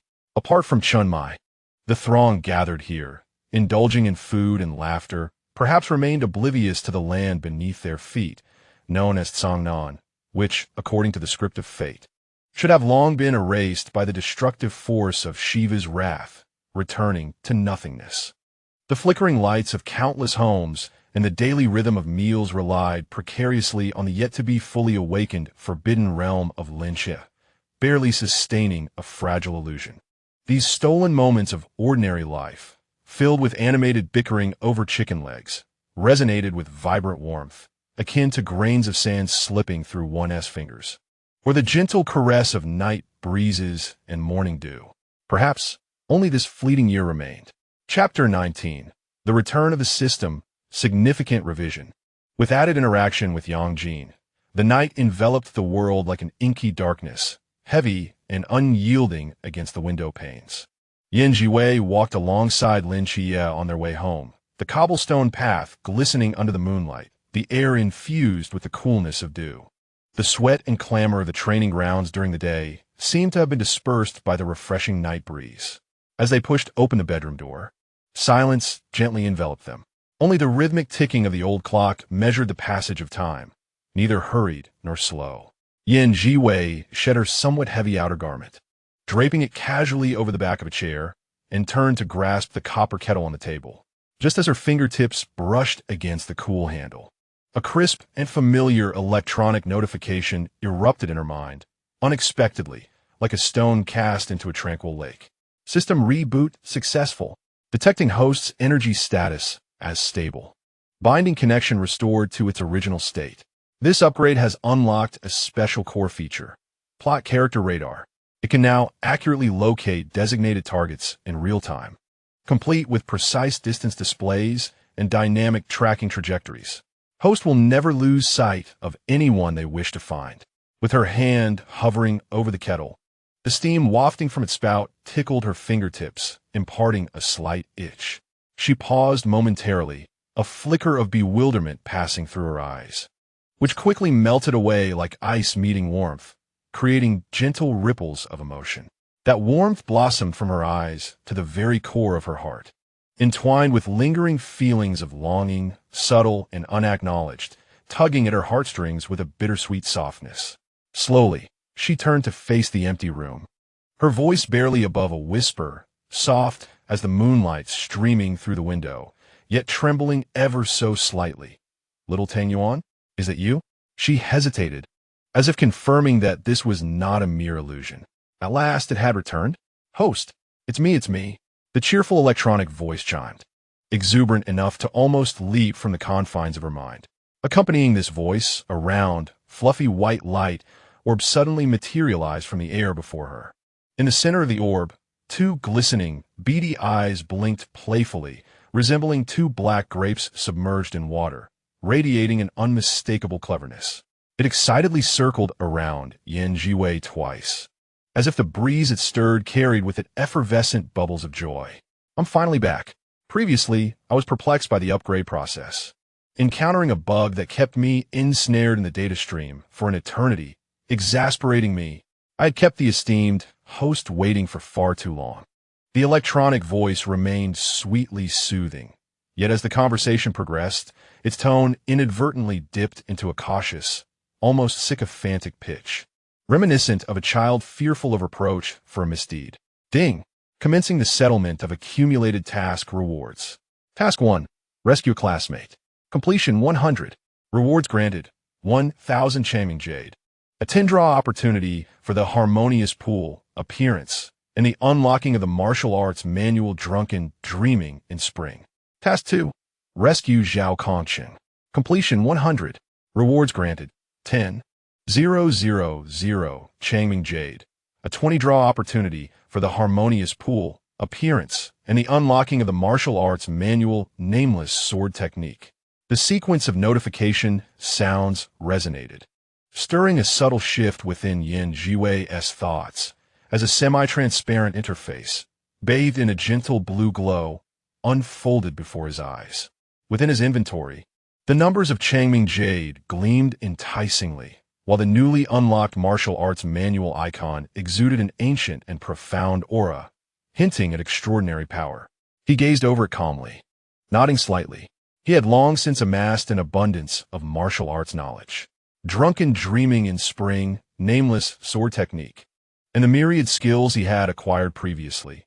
Any one of them, mastered to perfection, would suffice to elevate him to the pinnacle of this world. Yet, he had intentionally suppressed his vast and formidable divine power to its utmost limits, nearly sealing it away. It was not a reluctance to wield it, but rather the fundamental nature of his strength clashed irreconcilably with the underlying rules of this realm. Should he unleash it uncontrollably, the backlash from the cosmic laws would be catastrophic, akin to veins seared by molten lava, with spiritual energy thrown into disarray as if pierced by 1,000 blades. He had endured that soul-shattering agony once, and had no desire to experience it again. Only when faced with divine-level entities in a life-or-death situation would he dare to partially unseal his power. In his day-to-day life, the mundane martial arts imparted by the system proved to be surprisingly manageable, allowing him to navigate without attracting trouble. He extended his hand, lightly touching the orb of white light with his fingertip. The sensation was not ethereal, but rather possessed a peculiar, soft elasticity, reminiscent of freshly steamed glutinous rice balls, radiating a comforting warmth. It had indeed been a long time since their last encounter. He murmured, his voice laced with a hint of relieved sigh, the longing of prolonged separation quietly melting into this simple phrase. The little dumpling nuzzled against his fingertip. Its cheerful tone momentarily tinged with a hint of vulnerability as a barely perceptible flicker of guilt floated through the electronic voice. Hee. The esteemed host has been thinking of me. Zhiwei's fingertip hesitated imperceptibly. He keenly sensed that subtle anomaly. Beneath this little creature's excitement, there seemed to be something concealed, akin to a child who had stolen candy yet sought to hide the wrapper, masking fleeting anxiety with heightened enthusiasm. He chose not to press for answers. If the little dumpling wished to share, it would do so in its own time. He opted to wait. Esteemed host, you're not going to ask me what happened. The little dumpling's electronic voice rose in surprise before quickly correcting itself. But not asking is better. I confide in you that this upgrade, accomplished with remarkable speed, has also unlocked new features, which I have discreetly summoned with a mere whisper of primordial energy. Its voice resonates at a lower pitch, as if sharing an immense yet intimate secret. A sudden thought crossed Zhiwei's mind, recalling the individual he had placed in the depths of an isolated space. Calculating the passage of time, it seemed that the moment for action had arrived. With a subtle shift in intention, the space around him rippled like gentle waves, the scenery blurring and reforming like reflections disturbed by a breeze. In the next instant, he found himself enveloped in a realm reminiscent of an ethereal paradise. Wisps of mist danced around him like delicate veils. Beneath his feet lay a path of warm jade, carpeted with lush, vibrant moss. Flanking the path were rare and exquisite flowers, their petals adorned with dewdrops shimmering under an unknown luminescence, emitting a refreshing and invigorating fragrance that revitalized the spirit. In the distance, waterfalls cascaded like the Milky Way, their sounds resembling the delicate chime of bells. Deep within the mist, the outlines of pavilions and towers emerged, their eaves elegantly curling, imbued with an otherworldly essence, untouched by the slightest speck of dust. "Wow!" exclaimed the little dumpling perched on his shoulder, bouncing with excitement, its electronic voice filled with awe. "Master, your private space is simply breathtaking. It surpasses our cold, sterile system space by 1,000-fold. If you like it, you're always welcome to come play." Zhiwei's eyes curved into a gentle smile, his tone warm. They strolled along the path for a moment until an ancient stone chamber, hewn from solid gray-green boulders, came into view. In the center of the chamber, on a simple wooden bed, lay Zhao Kongsheng in serene repose. His complexion was rosy, no longer the pale, fragile visage of before. His breathing was steady and deep, with his chest rising and falling rhythmically. Between his lips rested a flawless golden elixir the size of a longan, the invaluable 9-revolution revitalizing pill. The pill emitted a soft, stable golden glow, its pure medicinal essence gradually seeping into his mouth, flowing through his limbs and bones like the warm embrace of the spring sun, nurturing the once broken organs and meridians. Zhiwei approached the bedside, his gaze settling on Zhao Kongqing's tranquil face. His fingertips glided gently over the rough wooden edge of the bed, feeling the natural grain and the subtle marks left by time. A profound contemplation lingered in his eyes, difficult to articulate. The chamber was enveloped in an almost absolute silence, broken only by the faint, rhythmic sound of the medicinal essence flowing. Just as Zhiwei's fingertips brushed against a particular mark, the person on the bed suddenly stirred. His thick eyelashes trembled like sleeping butterflies awakening, slowly parting. Zhao Kongqing's eyes initially held a heavy, dreamlike confusion, gazing vacantly at the mist swirling above the chamber for several moments, before gradually focusing. Finally settling on the figure before him, a young man clad in a simple, elegant robe, exuding a refined and gentle aura. At the entrance of the chamber, thin wisps of mist flowed in, entwining around Zhiwei's garments and shoes, making him appear as though he had stepped forth from a painting, transcending the mundane world. Ahem! Zhao Kongsheng attempted to speak, but his throat was parched and painfully dry, producing a voice that was hoarse and fragmented, akin to a worn-out bellows. He furrowed his brow, his eyes filled with confusion and disbelief. Where was this? The underworld or heaven? No, he had clearly used the ghostly charm. His bones should have shattered into fragments.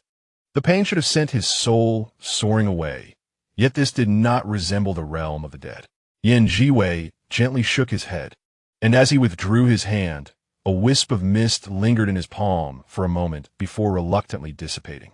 His voice was clear and gentle, like the sound of jade striking upon jade, resounding distinctly in the tranquil stone chamber. This is neither the underworld nor heaven. I brought you back. Although your injuries have stabilized, your vital energy has been severely depleted, and your body still requires time to recuperate. If you were to rashly reveal yourself now, it would be akin to rising from the dead, too shocking for the world, and likely to incite unnecessary troubles. It would be prudent to rest here temporarily until you have fully recovered. Then we shall deliberate further. Zhao Kongcheng was taken aback, instinctively raising his hand to touch his chest. There he felt a solid, flat surface with no piercing pain.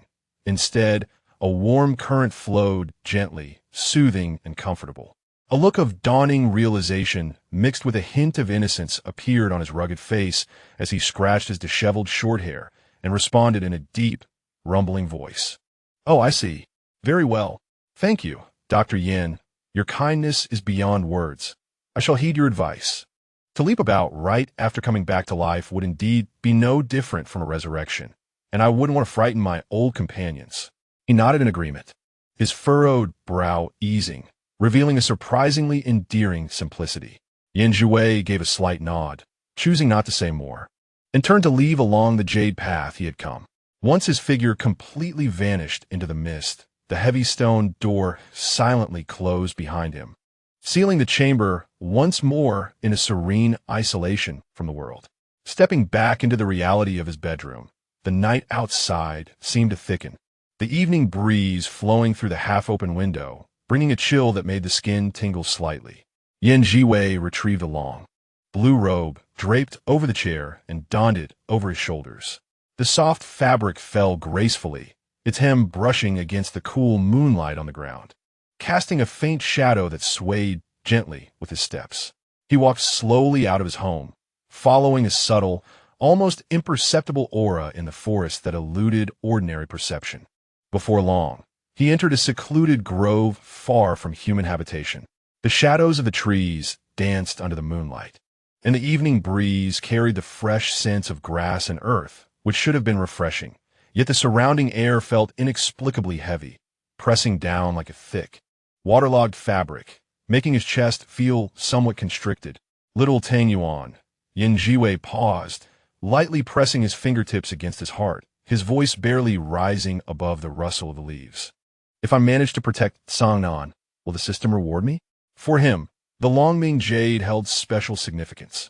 It was not merely points redeemable for various resources in the system's store, but rather a quietly accumulated travel fund for himself. He had long contemplated that when the tale within this world reached its conclusion, he would utilize the accumulated wealth of long-sustained jade to orchestrate a silent departure, embarking on a journey to any realm of his choosing, commencing a truly carefree and unrestrained adventure. A luminous orb of white light danced playfully upon his shoulder, the electronic voice brimming with certainty and excitement. "Of course, my esteemed host. Saving Sangnan is a hidden task with an assessment level as high as S. The rewards are immensely generous. Not only will you receive 50,000 long-sustained jade, but you will also permanently unlock the spatial gateway function. You can preset coordinates to any desired location. It's exceedingly convenient." A flicker of determination passed through Zhiwei's eyes, and he hesitated no longer. He raised his right hand, gently pressing it against his heart. A hazy yet sacred platinum glow emanated from his fingertips, and with a soft inhalation, as if bearing the weight of some profound pressure, a pearl of about the size of a dove's egg, entirely transparent and resembling the finest crystal, gradually emerged from his chest, hovering above his palm. Within the pearl swirled what seemed like a nebula, embodying an indescribable vastness and ancient essence. This was indeed his reincarnation pearl, the quintessence of his divine power accumulated over millennia. "My esteemed host, do you intend to utilize the reincarnation pearl?" The electronic voice of little Tangyuan rose several octaves, filled with panic. This is your core essence. Moreover, we are within the radiance of Lin Chie's divine realm. If you bury the pearl here, it would mean you're subtly replacing a portion of his divine realm's foundation, bringing it under my control. Zhiwei lowered his gaze, fixating on the pearl in his palm, which radiated a restrained brilliance yet possessed immense power. A faint, almost ethereal smile graced his lips, while the depths of his eyes remained tranquil and profound. His divine realm was still in its infancy, not yet fully stabilized. The reincarnation pearl could silently permeate its essence, coexisting with it. Should any unforeseen circumstances arise in the future, with merely a thought, though he left the sentence unfinished. The implication was clear. Wow, my esteemed host, this move is rather extraordinary. Little Tung Yuan's remarks carried a touch of belated admiration and excitement. Yet this was for the best. It would prevent them from being constrained by the rules of his divine realm in the future. Having some control in their own hands would certainly provide greater peace of mind. With those words, Zhiwei no longer hesitated. He bent down, guiding the platinum pearl with his fingertips slowly towards the ground. The instant the pearl made contact with the moist earth, a deep, resounding hum seemed to emanate from the very core of the earth. From the point of the pearl's descent, a circle of soft and pure golden radiance suddenly expanded outward, not in a violent explosion, but like a living stream of water, swiftly and quietly spreading through the delicate root systems of the grass and soil's natural crevices, forming an invisible yet resilient web that gently enveloped and permeated, beginning to intertwine and fuse with his own primordial power in a slow yet steadfast manner. Suddenly, Zhiwei was jolted as if an invisible hammer had struck him fiercely in the chest. A surge of metallic sweetness surged up his throat, compelling him to instinctively raise a hand to cover his mouth. Yet, warm liquid still oozed through his fingers. He staggered back a step, unable to suppress the flow of fresh blood that erupted forth, splattering in droplets onto the hem of his light azure robe, blooming into a vivid and eerie red, reminiscent of crimson plum blossoms abruptly unfurling in the snow. His brow furrowed tightly, beads of cold sweat forming on his forehead, his complexion pale to the point of translucence, with only the striking scarlet at the corners of his eyes, stained by violent coughing and agony, adding a breathtaking hue to his otherwise delicate visage. He hunched over, fingers clutching his chest with a grip so tight that the knuckles turned white, as if by sheer will he could withstand the tearing pain and weakness that gnawed at his very soul. His breaths became rapid and shallow, each inhalation laced with searing discomfort. "Host, how are you?" Little Tang Yuan circled anxiously around him, its electronic voice brimming with regret and concern. "The consumption of essence has been too severe. It's my fault. I should not have urged you to take such a reckless risk." At the very moment the reincarnation pearl sank completely into the earth, forging a solid connection with the land, an unexpected transformation occurred. The originally faint golden halo that merely spread along the surface and root systems suddenly burst forth from the soil, radiating a bright yet gentle light, rippling like water in expanding circles, swiftly enveloping the entire grove. The ground beneath him trembled lightly yet persistently, as if some ancient force were awakening. Before his very eyes, the once withered flora, bearing the marks of autumn, suddenly radiated with vibrant life. The dry blades of grass transformed from their roots into fresh, tender green, spreading upward at an astonishing pace. On the bare branches, plump buds broke through the bark, unfurling delicate leaves, while several unknown shrubs, illuminated by the moonlight, swiftly swelled with flower buds, blossoming into pale, purple, luminescent flowers that emitted an intoxicating fragrance. Even more astonishing, the earth cracked open with countless fine, spiderweb-like veins, strands of more solidified, sacred platinum light rising gracefully from the fissures, akin to living serpents, entwining gently around the nearest tree trunks and clinging to the verdant grass blades. The entire grove was transformed into a realm akin to a mythical sanctuary, serene, sacred, and brimming with unfathomable vitality. The sounds of the night seemed to have been paused. The The chirping of insects ceased abruptly, and even the evening breeze that brushed through the treetops appeared to be suspended within the ethereal glow, moving slowly and softly. Only that warm, vast presence, imbued with an air of the divine, flowed like an invisible current through every breath of air, every leaf, and every grain of soil within the forest. Zhiwei pressed his hand to his chest, his violent coughs still uncalmed, when a series of unmasked footsteps approached. Mingling with the light, rhythmic sound of hooves, drawing nearer across the illuminated ground. He strained to lift his gaze.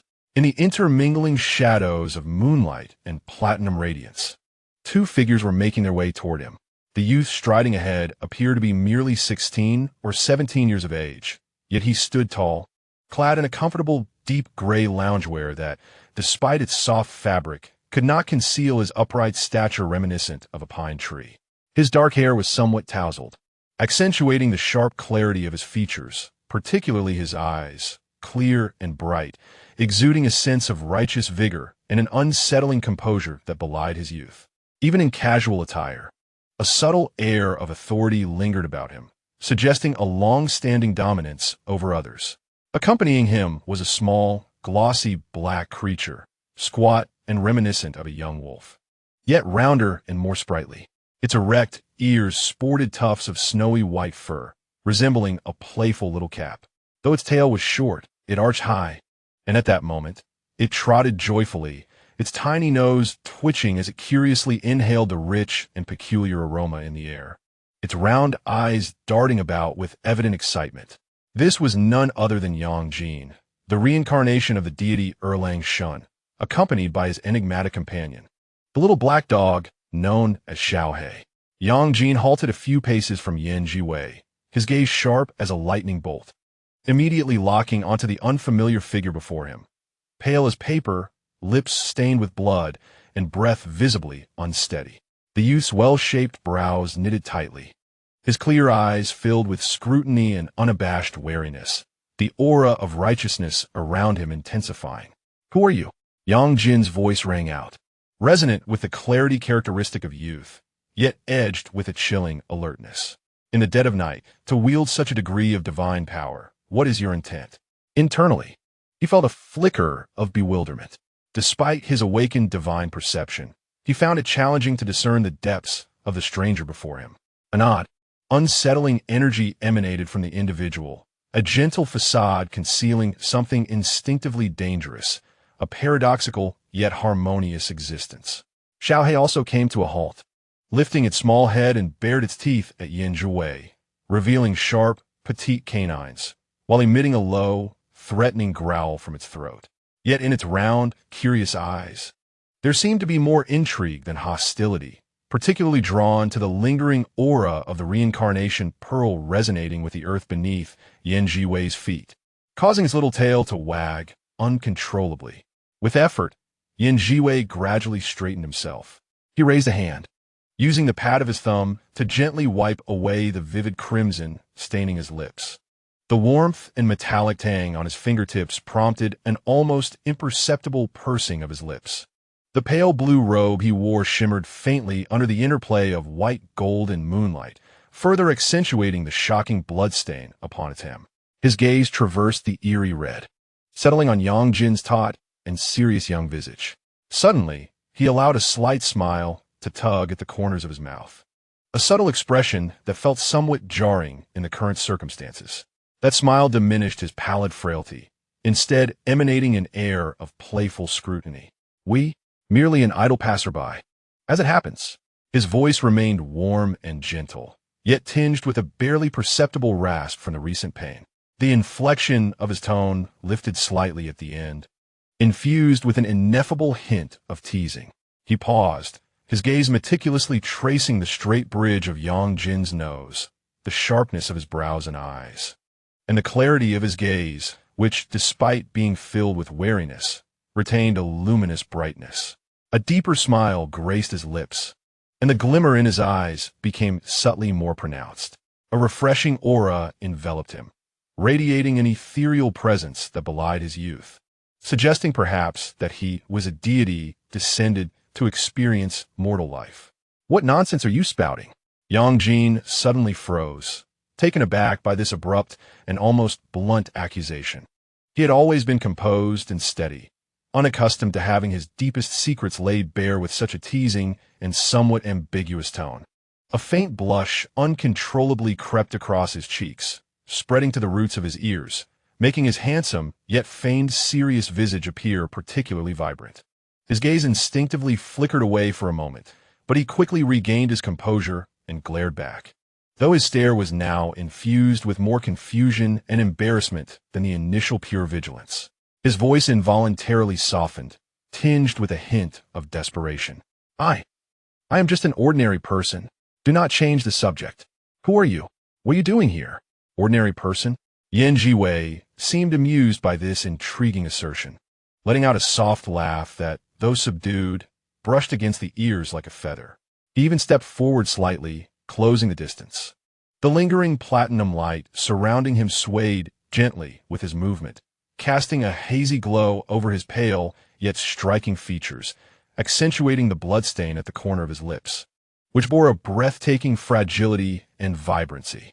To have pinpointed his arrival at such a moment of disturbance and to move so gracefully beneath this divine aura, his expression remained unchanged as he leisurely spoke, his gaze fleetingly skimming over Yang Jin's flushed ears, his tone brimming with teasing curiosity. I must say, this is the first time I've encountered such an ordinary person. Yang Jin felt the heat on his face intensify, spreading to his neck.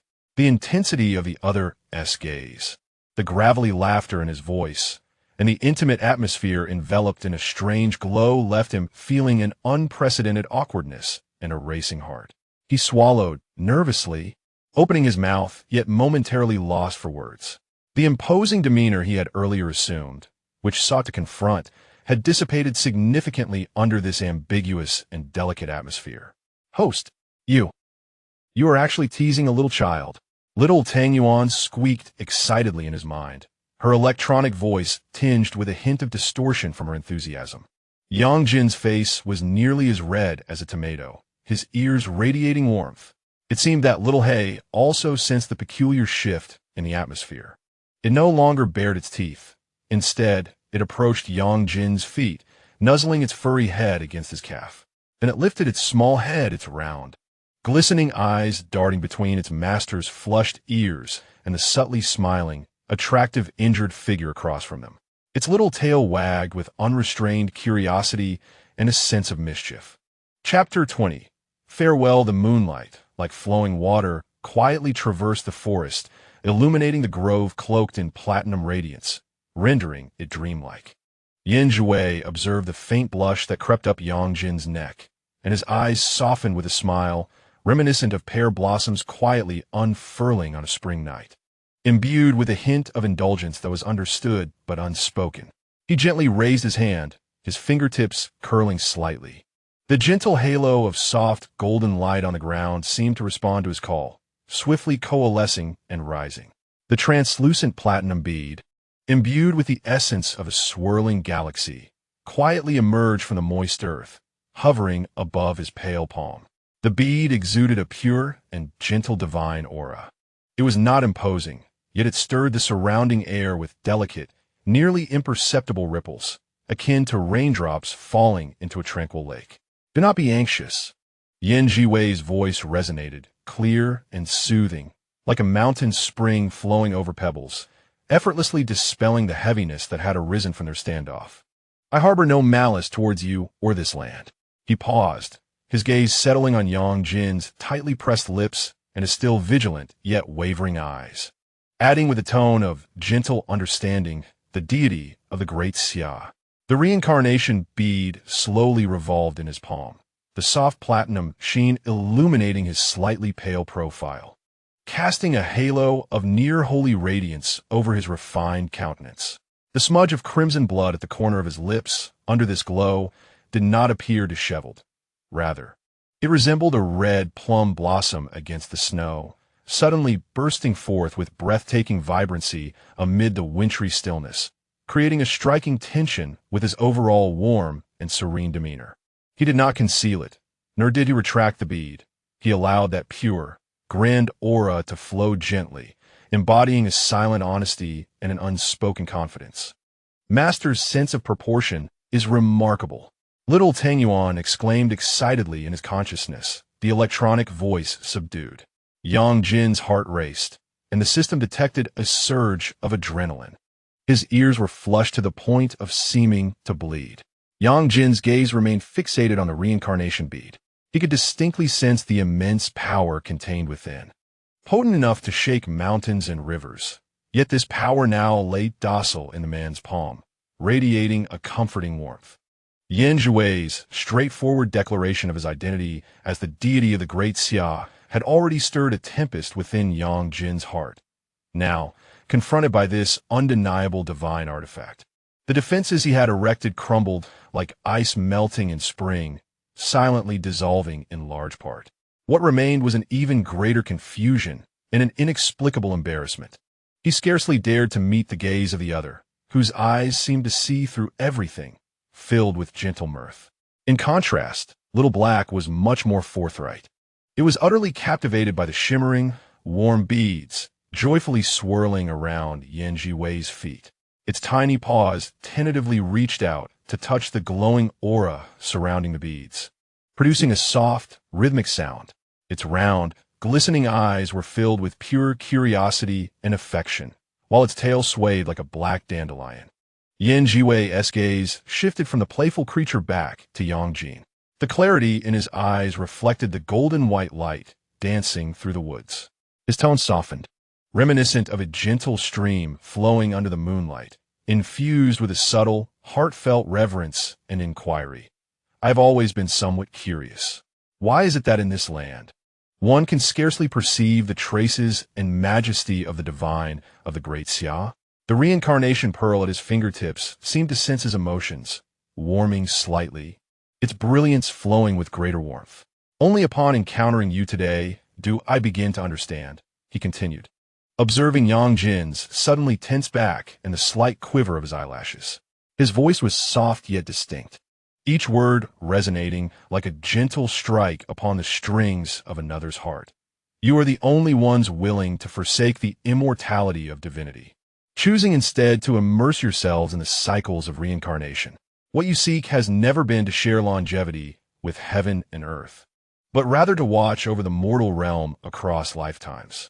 Before his words could fully settle, he keenly detected the sudden reddening of Yang Jin's eyes and the fleeting glimmer of tears within them.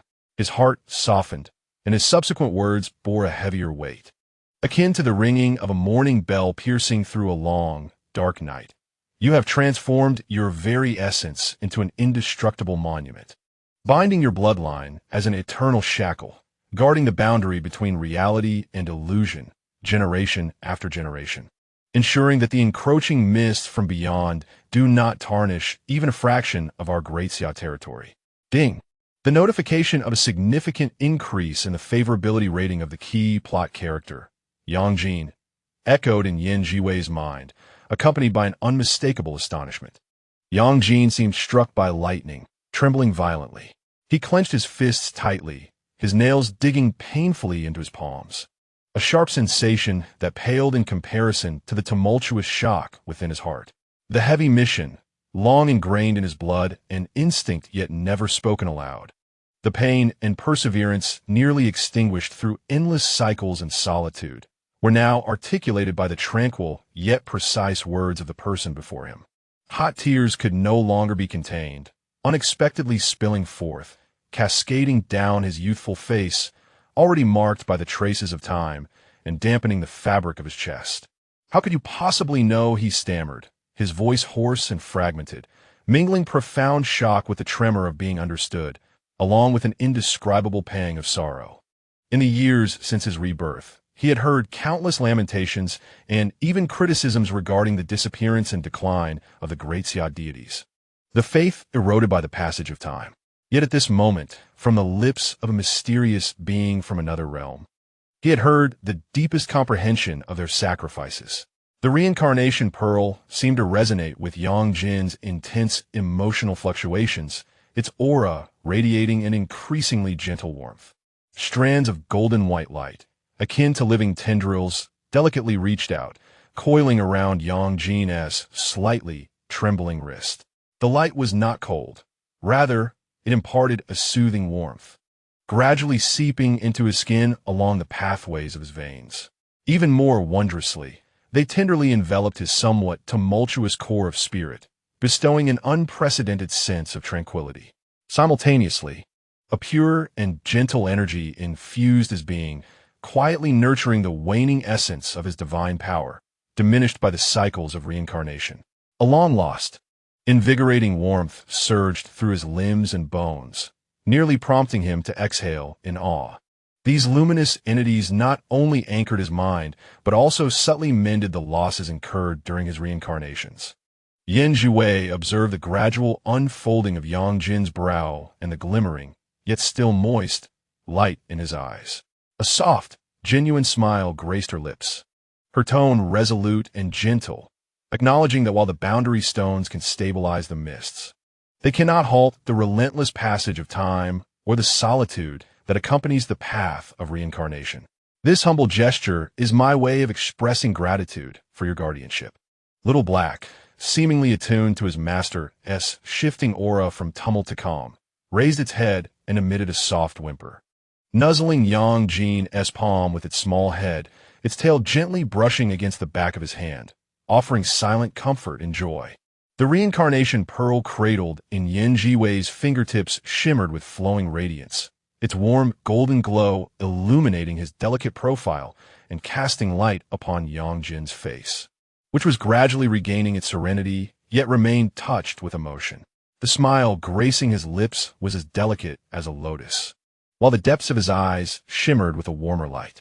He spoke with a more measured cadence, imbued with an ancient cadence, soft as whispers on a spring night, his voice trailing off with an indescribable gentleness.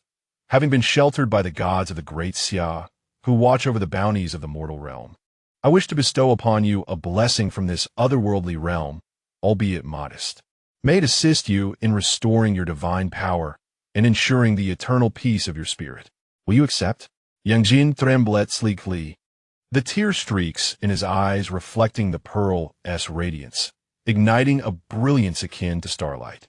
He gazed into the warm, sincere eyes of the person before him, the air around him filled with the clear, moonlit essence and a hint of the cool fragrance of flora.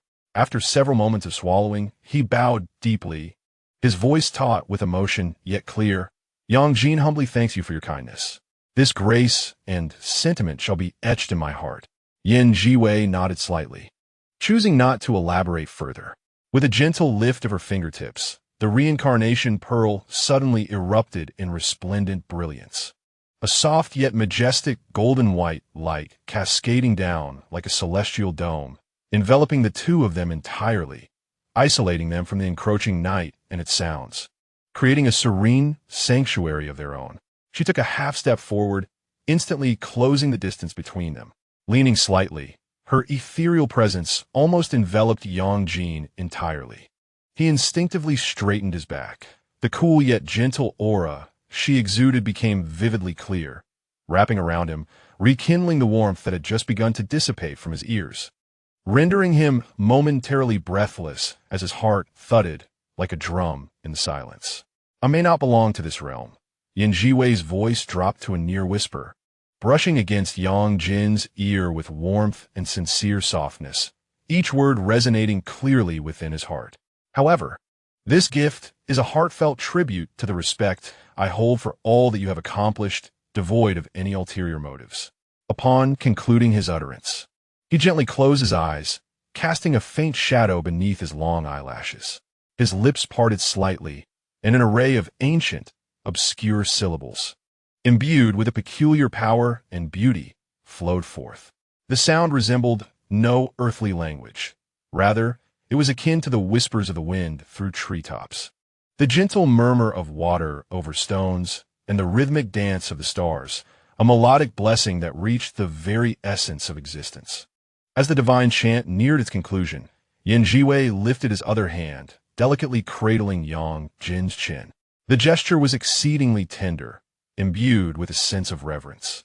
as his fingertips inadvertently brushed against the delicate skin of Yang Jin's jaw. Yang Jin's entire being froze, his eyes wide with unexpected astonishment and confusion.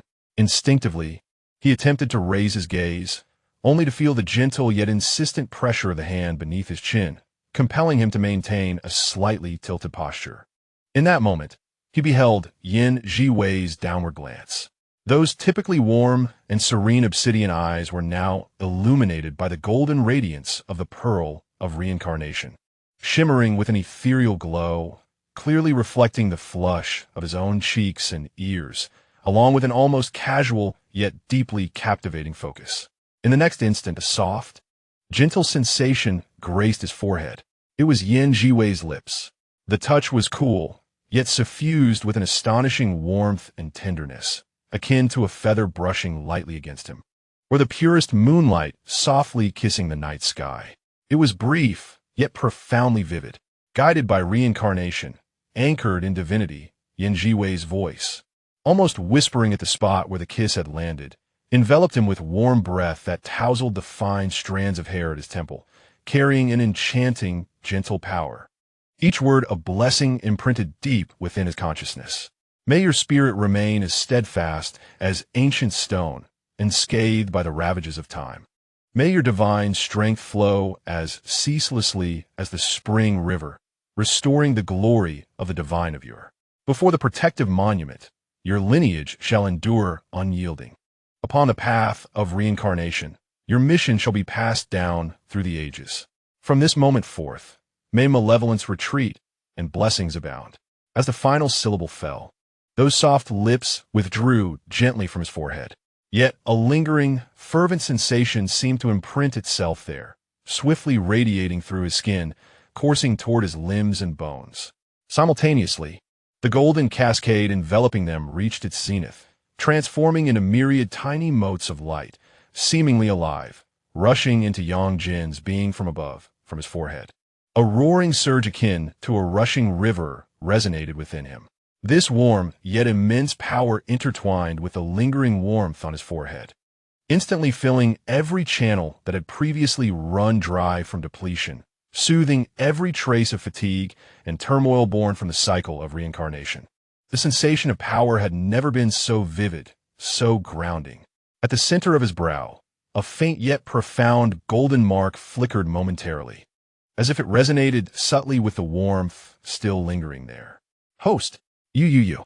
Little Tang Yuan exclaimed excitedly on Zhiwei's shoulder, nearly overwhelming the data with exuberance.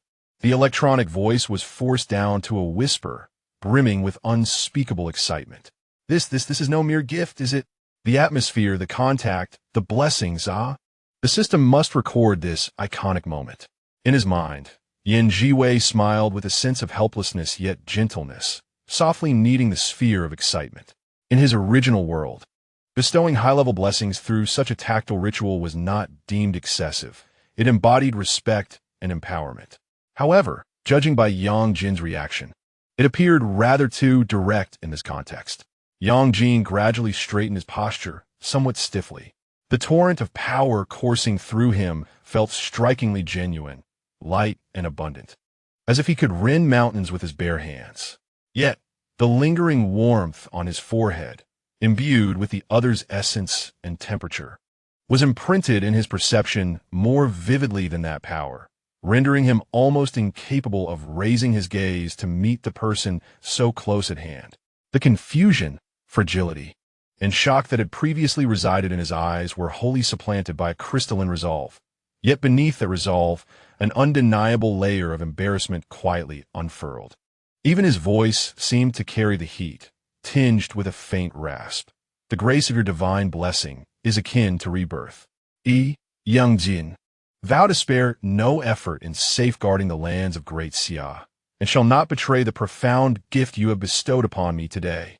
Little He, seemingly oblivious to the subtle, swirling atmosphere between the two, was merely delighted by the suddenly intensified, comforting aura emanating from its master. Frolicking around Yang Jin's feet with a whirling tail that blurred into a shadowy silhouette, Zhiwei withdrew his hand, the radiance of the cycle pearl in his palm gradually diminishing, returning to a gentle, restrained warmth. He beheld Yang Jin's facade of composure, which failed to conceal the blush on his ears and the evasive glimmer in his gaze. The smile on his lips remained warm, yet a trace of almost indulgent amusement flickered in his eyes. The divine blessing concluded. The road ahead was long, and they must each cherish their own paths. His voice regained its customary clarity and tranquility as he slightly inclined his body, adopting a posture indicating his departure. I have some trivial matters to attend to. Let's part ways for this evening. Please wait, Yang Jin exclaimed almost instinctively, his finger raised halfway before halting abruptly in midair. The intense warmth on his forehead was strikingly vivid, a constant reminder of that transcendent yet intimate contact that had breached the usual bounds of social distance. He gazed at Zhiwei's slender, upright figure, soon to vanish into the shade of the trees, his heart a tumult of gratitude, astonishment, embarrassment, and reluctance. All emotions intricately entwined. He could clearly perceive the divine power surging within him, having multiplied manifold since the divine blessing. The energy flowing through his meridians was rich and robust, imbued with a vitality that was ceaseless. His spirit felt more stable and solid than ever, as if it had found a firm anchor point. The faint sense of insubstantiality and depletion brought about by the endless cycles of reincarnation had been entirely swept away. He could almost ascertain that with this divine blessing as a foundation, he would need no more than half a month to restore himself to 80 or 90% of his former strength, at which point he would be more than capable of handling ordinary mystical incursions and even the prying of certain malevolent deities. Yet, this overwhelming restoration of power arrived so suddenly, accompanied by a disconcerting intimacy. The gentle kiss upon his forehead, as soft as a feather, was like a stone cast into the still waters of his heart, sending ripples far beyond the mere gift of strength. He even entertained the absurd notion that if he could speak with him a little longer, even if merely for inconsequential small talk, it would suffice. Thus, he stood staring in the direction where Zhiwei's figure had vanished, lost in thought for an extended period. The night breeze swept through, carrying a chill that could not dispel the warmth lingering between his brows. It was not until the small, damp nose of the black cat brushed against his palm, bringing a slight tickle, that he suddenly regained his senses. His fingers instinctively traced his forehead, where the skin still retained an unusual warmth, causing his fingertips to curl slightly. He inhaled deeply, filling his lungs with the fragrant night air, and closed his eyes. Upon reopening them, the remnants of confusion and turmoil within him had been entirely suppressed, leaving only a steadfast resolve akin to bedrock. The immediate priority was to swiftly adapt to and harness this restored divine power, fulfilling his duty as a guardian. As for the mysterious, powerful, and gently disconcerting otherworldly deity, he mused that the mountains and seas would eventually bring them together again. There would surely be a day of reunion. Zhiwei walked home under the increasingly cold moonlight. The evening breeze carried the chill of late autumn, rustling through the treetops. It could not disperse the waves of emptiness and fatigue surging within him. Having just siphoned a wisp of the source power from the reincarnation pearl to anchor it into the earth's veins of Songnan, followed by bestowing a mentally taxing divine blessing upon Yang Jin, he had nearly exhausted the majority of his already diminished source energy. At this moment, his steps felt as light as if he were treading on clouds. Each stride required an additional exertion of willpower. Upon pushing open the door to his home, the familiar warm, golden light flooded in, yet it could not dissipate the profound weariness etched across his features. He had just removed the outer garment, stained with flecks of blood and slightly disheveled in breath, hanging it on the coat rack, when his form swayed uncontrollably and darkness momentarily clouded his vision. Instinctively, he reached out to steady himself against the edge of the solid wood table. The icy sensation from his palm barely steadied him. A metallic sweetness surged in his throat, which he clenched his lips to suppress, forcing it back down. His fingertips felt chillingly numb, nearly devoid of sensation. The divine aura that had once been warm and harmonious now surged chaotically through his meridians, akin to a flood breaching its banks or a kite severed from its string, tumultuously colliding within him. His complexion, once as lustrous as jade, now appeared pallid, devoid of any trace of color, and even his lightly tinted lips lost their luster, revealing a fragile translucence. Host, your source energy fluctuations are too severe. They've fallen below the safety threshold. Little Tang-Yuan, emerging urgently from its orb form, circled around him twice. Its electronic voice tinged with palpable anxiety. Signs of divine backlash have begun to manifest. If this continues, both your meridians and soul will suffer damage. Zhiwei steadied himself against the table and gradually sank into the adjacent armchair, as though he had exhausted his final reserves of strength. He closed his eyes to gather himself before reopening them, his fingers unconsciously tapping lightly on the cold surface of the table, producing a soft, rhythmic sound. When he finally spoke, his voice bore the unmistakable weight of weakness. Gravelly like sand, I understand that I have drawn a portion of the source from the reincarnation pearl to reinforce the Tsangnan earth veins, and extracted a considerable amount to stabilize Yang Jin's soul and replenish his divine power. At present, I find myself akin to a well nearing its bottom, incapable of sustaining the remnants of my own divinity. It is evident within as I perceive the dimming core brilliance deep in my dantian, representing the essence of my primordial power, nearly extinguished. The remnants of divine energy coursing through my limbs and meridians, having lost the governance and nourishment from this core, are becoming increasingly restless, akin to unbridled wild horses, crashing about with each collision igniting a needle-like pain, escalating in intensity.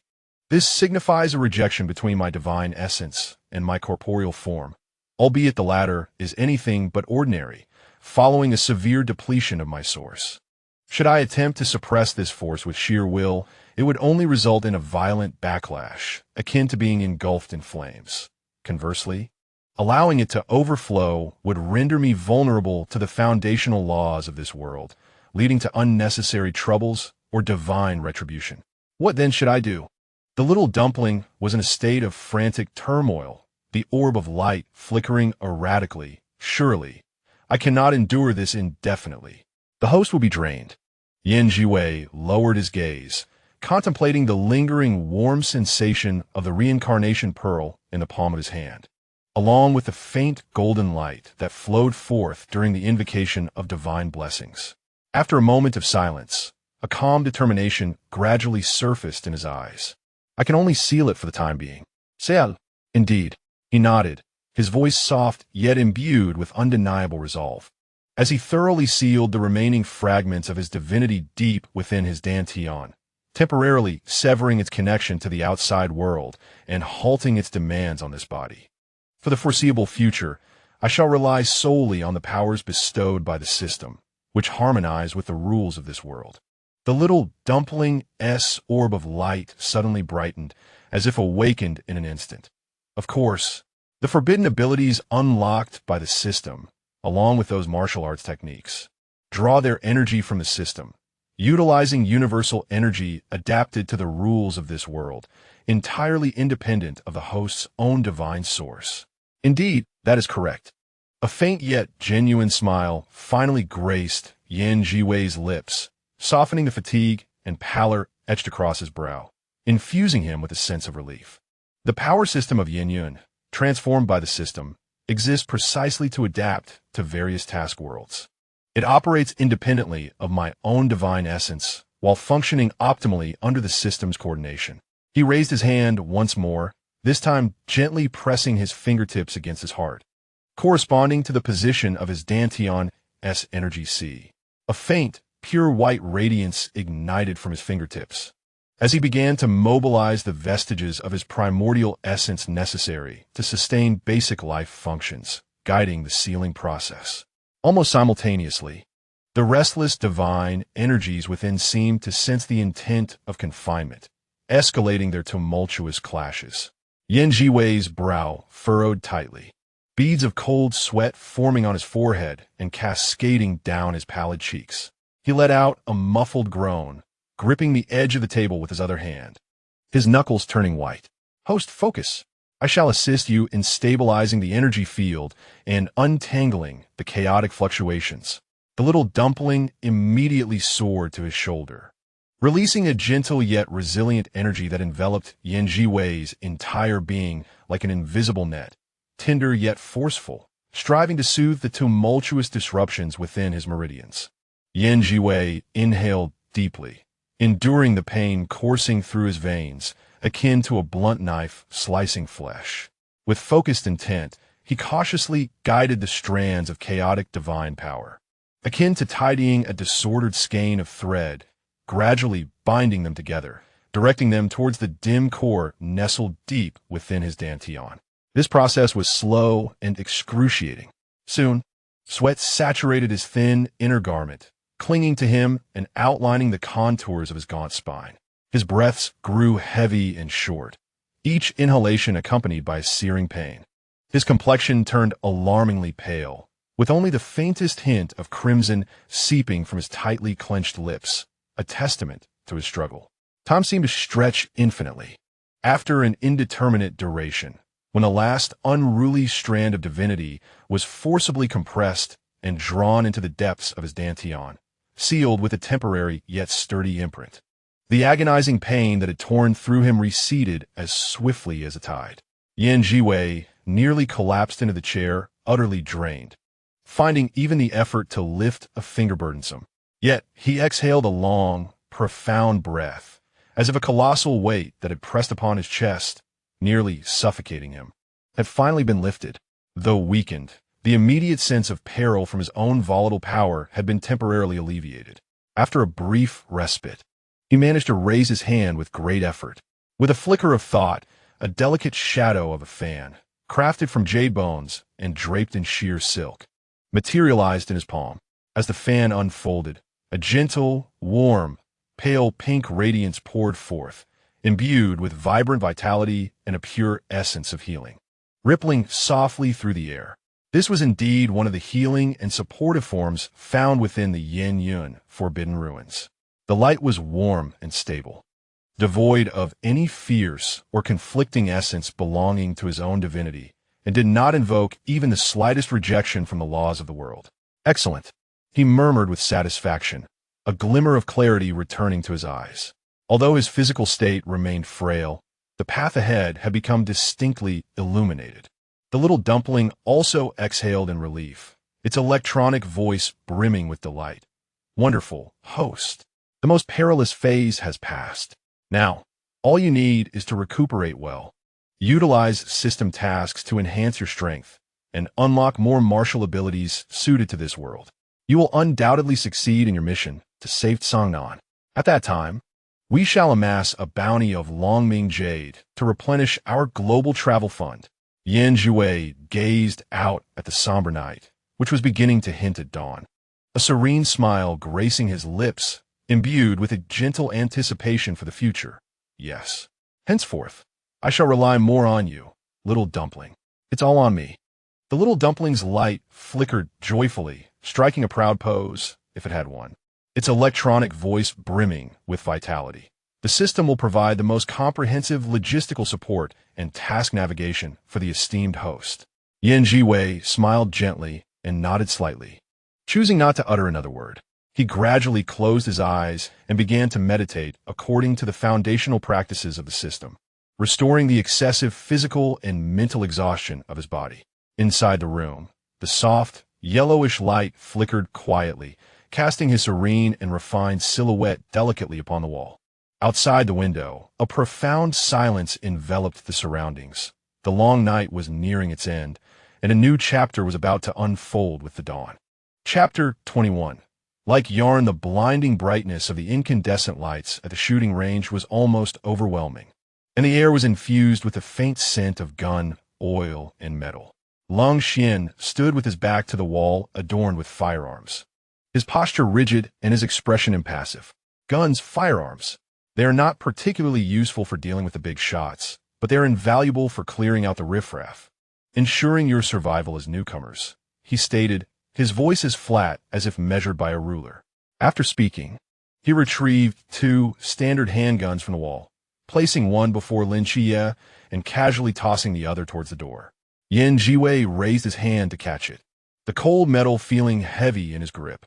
He lowered his gaze, examining the unfamiliar firearm, his fingertips gliding over its smooth surface, revealing a spark of genuine curiosity in his eyes. This object was unlike anything he had previously encountered in his former existence. Having such a thing would have meant being able to enjoy tea. He attempted to gauge its weight and balance, akin to a child exploring a new toy. 30-meter target. Lung Xian indicated toward the distance. Show me your fundamental handling skills. Lin Xie's eyes brightened as he seized the gun and rushed to the shooting position. Taking a deep breath, he struggled to recall the stances from movies, gripping the weapon tightly as he aimed. Bang! The gunshot rang out sharply. Lin Xie eagerly gazed at the target. Lung Xian had already approached the target, inspecting it closely from various angles, his brow furrowing deeper with each passing moment. He turned back, an expression of rare incredulity etched upon his icy visage. Where are the bullet holes? 30-meter fixed target. Did you shoot at the sky? Lin Xie sheepishly touched his nose and chuckled nervously. I still need to adjust to the feel. Do you think I have any talent, Instructor Lung? Lung Xian fixated on him for a brief moment, then closed his eyes and squeezed out a phrase that would later become a widely quoted adage in the camp. You have absolutely no talent. Lin Xie's shoulders visibly slumped. At that moment, Zhiwei leisurely strolled to another shooting station. He did not rush into position.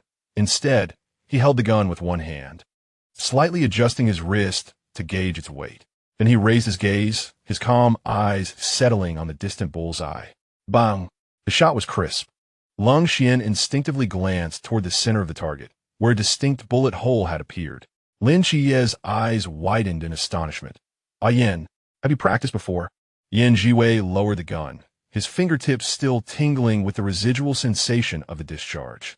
He shook his head, a hint of amusement gracing his lips. It's my first time.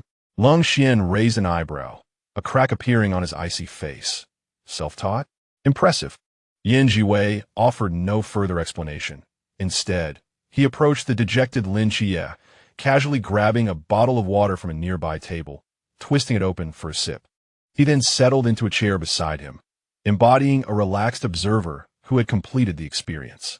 For the next half hour, the shooting range echoed with the sporadic gunfire of Lin Xie, juxtaposed with the increasingly grim expression of Lung Xian.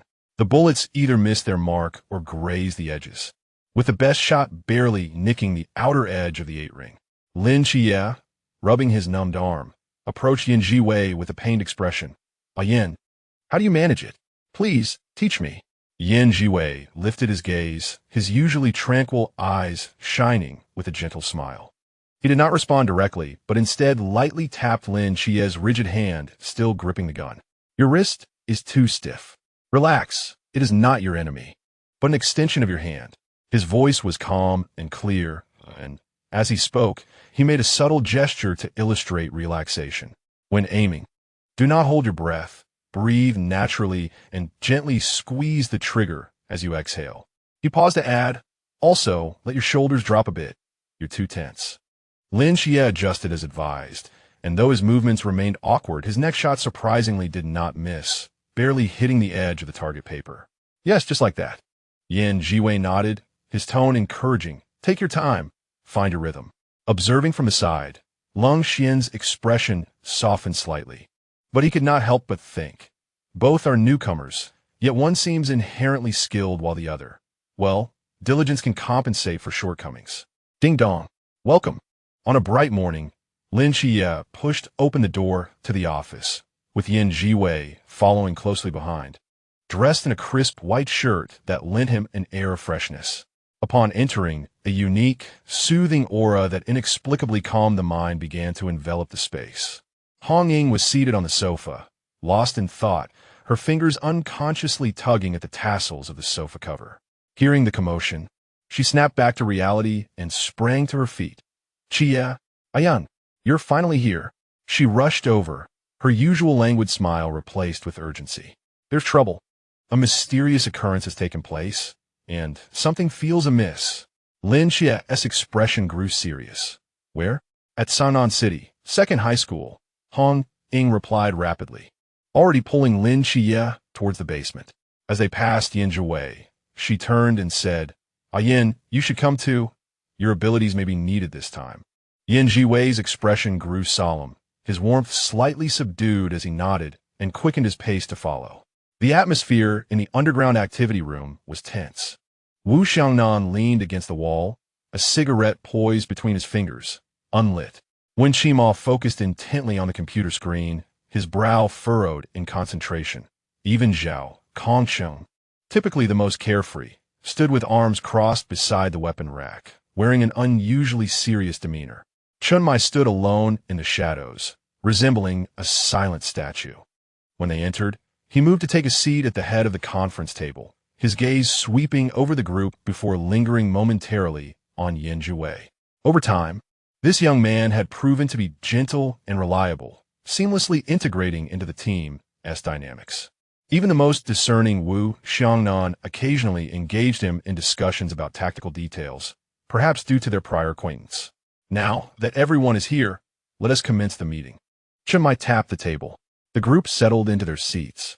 Yin Zhiwei naturally took his customary position beside Lin Qiye, his fingertips habitually resting lightly on the edge of the table. His very presence served as a silent balm, easing the overly tense atmosphere within the room. Last night's confirmed news prompted Chunmai to speak in a low voice, indicating signs of high-risk, mysterious activities, with a location pinpointed. He paused momentarily before articulating 4 distinct words. Sangnan, second high school. Second high. Lin Qiye abruptly lifted his head. Almost simultaneously, Yin Zhiwei's brow flickered ever so slightly. Wasn't that the place he had recently resigned from? Indeed, your alma mater, Chunmai affirmed, his gaze sharp. Moreover, the individual who first reported the news. He turned towards the tightly shut door of the inner room, raising his voice, do not hide. Come out and clarify. The door remained silent for a few seconds before slowly creaking open. A figure stumbled forth.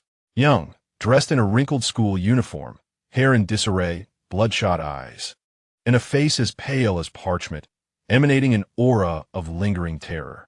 Lin Qiye squinted, recognizing the individual after a brief moment, exclaiming, Li Yifei? Chapter 22. Serpent Demon. 20 minutes later, at the closed entrance of Second High, 4 individuals holding black boxes stood in a line. Lan Qi, Hong Ying, and Si Xiaonan all bore expressions of shared exasperation regarding the task at hand. Only Yin Zhiwei, clad in a rough blue and white school uniform, maintained an upright posture akin to a bamboo stalk. The fabric grazed his skin, eliciting a subtle itch. He barely shifted his shoulders, discreetly adjusting the stiff cuffs with his fingertips, sighing inwardly. The designer of this uniform must have prioritized durability over comfort. He pursed his lips slightly, revealing a hint of resignation, yet stood tall, exuding a sense of clarity in his battle attire. Host, look, their uniforms, the blue and white stripes resemble hospital gowns, while the red and white stripes look like scrambled eggs with tomatoes. Ha ha! Tang Yuan twirled joyfully around him. A glimmer of indulgence crossed Yin Zhiwei's eyes as he raised a hand to tidy his collar, his long fingers gently brushing where Tang Yuan lingered, as if soothing a small kitten. Shoo, be quiet, he murmured softly to himself. Qiye, don't you think the aesthetics of your school uniform are a bit too simplistic?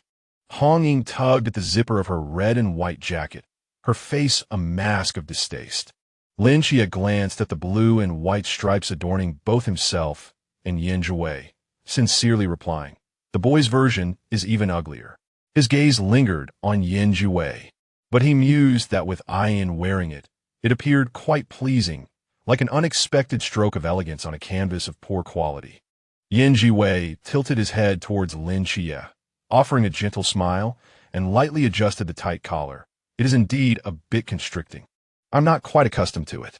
His tone was calm, as though discussing the weather, devoid of complaints, imbued instead with curiosity about this new experience.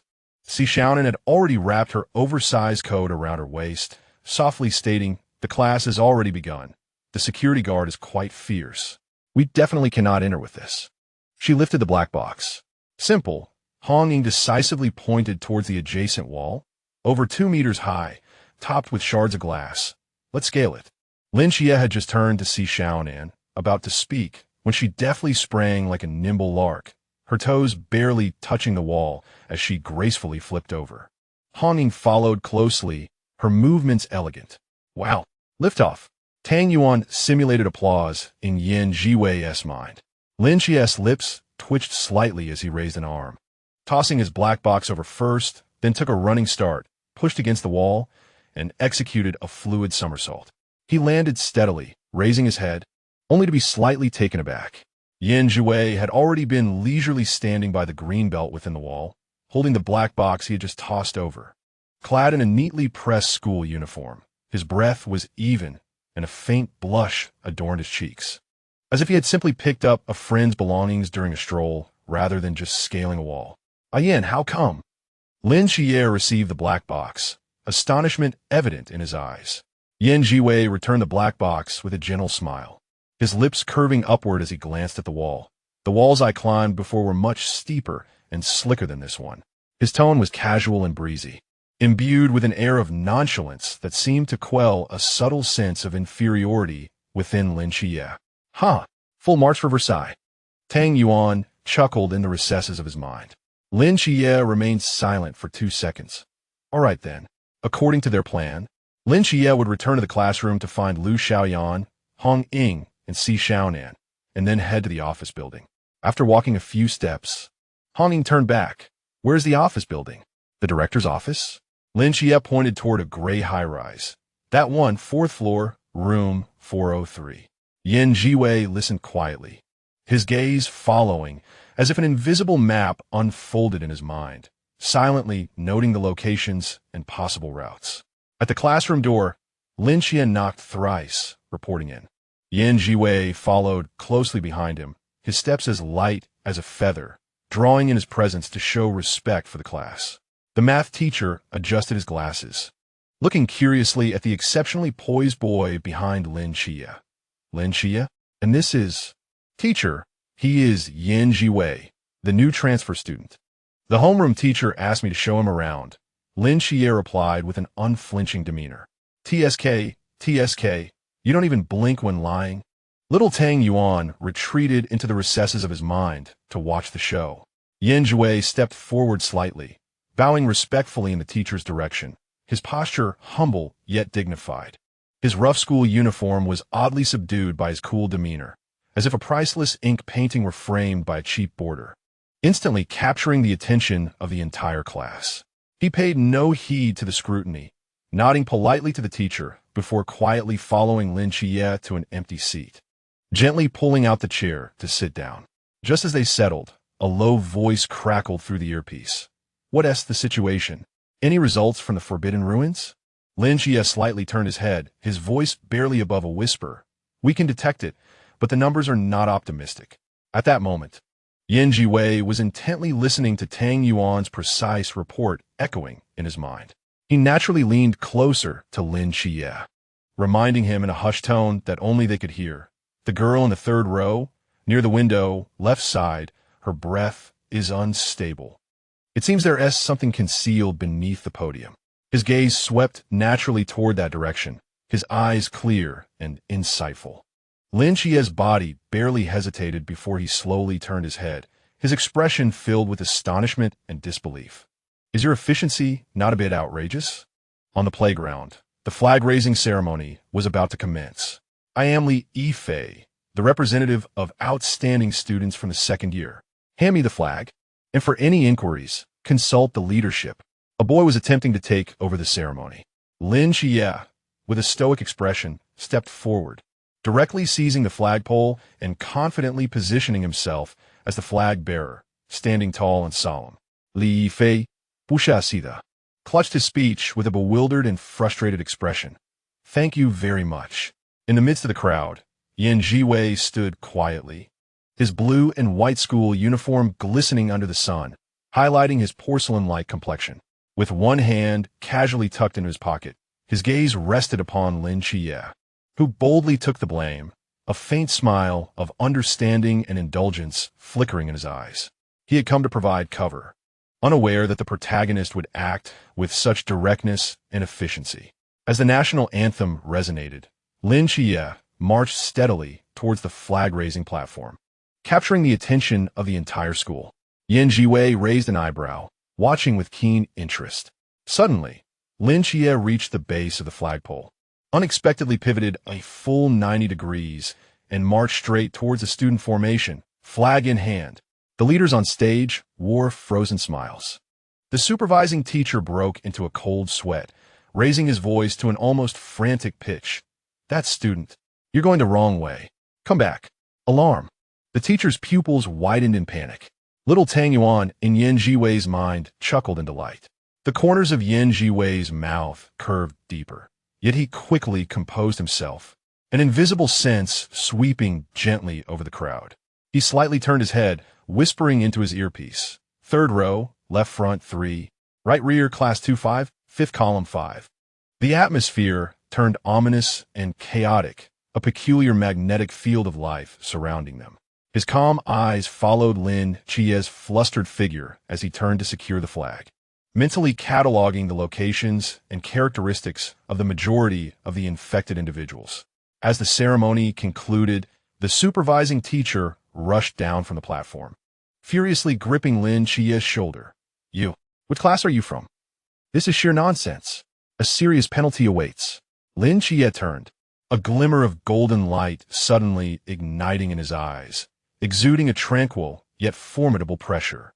The enraged teacher met that gaze, his reprimand caught in his throat, his hand involuntarily loosening its grip. At that moment, Yan Zhiwei stepped forward, subtly blocking 2 curious lower-grade students who had attempted to come closer, standing half a step behind Lin Xie like a silent and reliable backdrop. "I apologize, teacher." Lin Xie's golden glimmer faded, his tone calm. "Once I handle the urgent matter, I will return to accept any punishment." With that, he turned and sprinted away. Yan Zhiwei quickly followed, matching his pace. As they ran, he glanced at Lin Xie's face, ensuring he was unharmed. The earpiece relayed Lin Xie's deep voice. "The number of infected students is estimated to exceed 60, with the highest concentration in the second-year class." Yan Zhiwei gazed ahead at the teaching building, adding in a gentle yet resolute tone, "All infected individuals share a common source. Their fluctuation patterns are consistent, resembling spores spreading from a single organism. The core source is most likely concealed within this building." "Not just likely," Chen Mai's voice cut through the wind. "They have begun to seep outward. We are addressing the families of the infected. You must swiftly identify the core." Lin Xie and Yan Zhiwei exchanged a glance, their understanding unspoken, and accelerated once more, like arrows released from their bows, racing towards the teaching building. Outside the makeshift refuge classroom on the 3rd floor, Li Yifei squeezed out, his voice trembling with excitement. "Xie, you finally made it. I thought you had abandoned us." "Cut the small talk," Lin Xie panted, regaining his breath, and promptly inquired, "What's the situation inside? Any abnormalities?" As soon as Lin Xie's words fell, Yan Zhiwei perceptibly sensed a distinctive gaze, one imbued with clear calm, and even excited curiosity fixed upon Lin Xie. He glanced over and noticed a slender, bespectacled young man leisurely emerging from the crowd. The boy's sharp, clear eyes directed him straight towards Yan Zhiwei, his tone casual and familiar. "Zhiwei, what a coincidence to encounter you here. I'm in Qingyu." Yan Zhiwei turned around, a warm and genuine smile blooming on her face. "Little you? You're also at number 2 middle school? That's wonderful. I'm glad you're safe." He stepped forward and gently patted Qingyu's arm, his tone turning serious. "The situation is complex now, and we need clear-minded assistance. Your presence is most welcome." And Qingyu adjusted his glasses, nodding with a smile. Yet his gaze was magnetically drawn back to Lin Xie. His scrutiny was almost dissection-like, meticulously tracing Lin Xie's fingers gripping the knife, the contours of his shoulders and neck, ultimately settling into the depths of his tranquil eyes. He extended his hand, his tone imbued with pure, straightforward academic curiosity. "You must be Lin Xie, right? It's a pleasure to finally meet you. I observe your movements and residual effects from a distance. The force you employed, its manifestation, and principles are remarkably unique." He placed an emphasis on the word force. Lin Xie raised an eyebrow and glanced at Zhiwei, who nodded slightly, prompting him to extend his hand in a brief, polite shake. As his fingertips brushed against Qingyu's cool palm, he perceptively sensed a barely perceptible pause in the boy's fingers, as if a subtle wave of energy was probing outward. Lin Xie, he stated, his tone neutral, to be able to protect so many in such a crisis. Your skills and this unique force are truly extraordinary and worthy of deeper exploration. And Qingyu retracted his hand, his eyes behind the lenses gleaming with a mix of excitement and focus. His words were direct, even audacious, hinting at an exploratory intent. Lin Xie's gaze darkened slightly, and Qingyu's scrutiny was too piercing, resembling not mere curiosity, but a calm examination of a rare research specimen. He refrained from responding, turning to Zhiwei. This floor won't hold for long. Let us move to that empty classroom over there for discussion. All right, Zhiwei immediately agreed, then turned to Qingyu, speaking softly, Little you, come along to assist in the analysis. Multiple perspectives might yield new discoveries. And Qingyu readily followed, his steps in sync with Zhiwei's, yet his gaze remained subtly affixed to Lin Xie. After exchanging a few rapid whispers regarding Li Yifei's unusual behavior, he gestured to the anxious Li Yifei. Li Yifei, you should join us. There are some matters that require your recollection.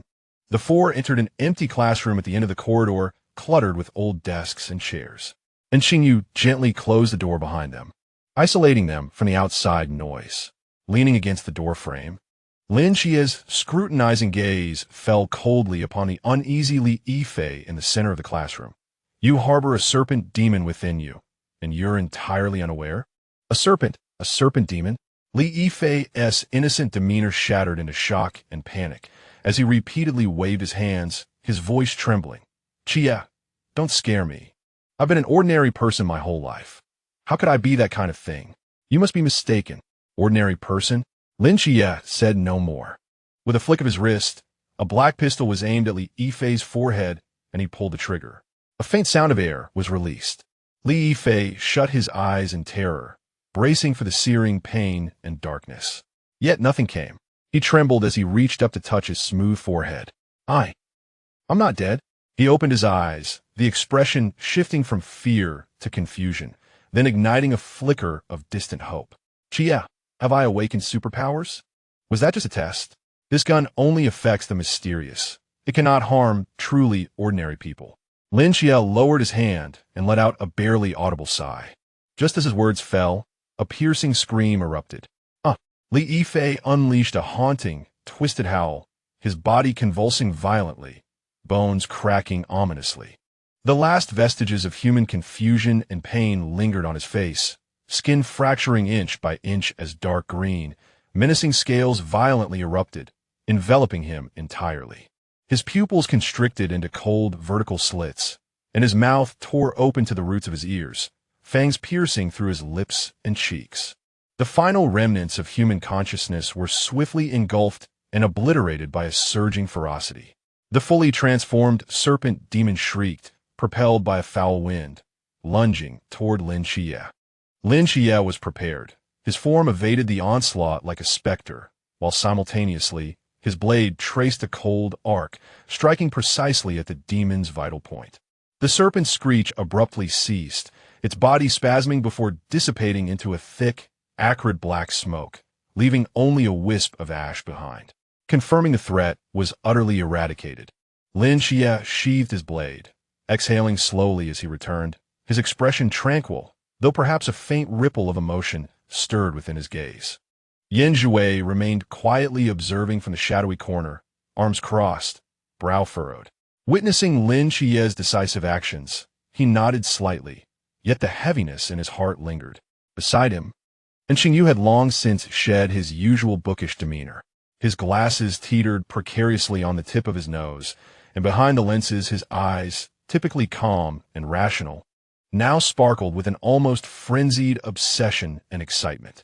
Breath quickened by exhilaration, his cheeks flushed an unnatural hue.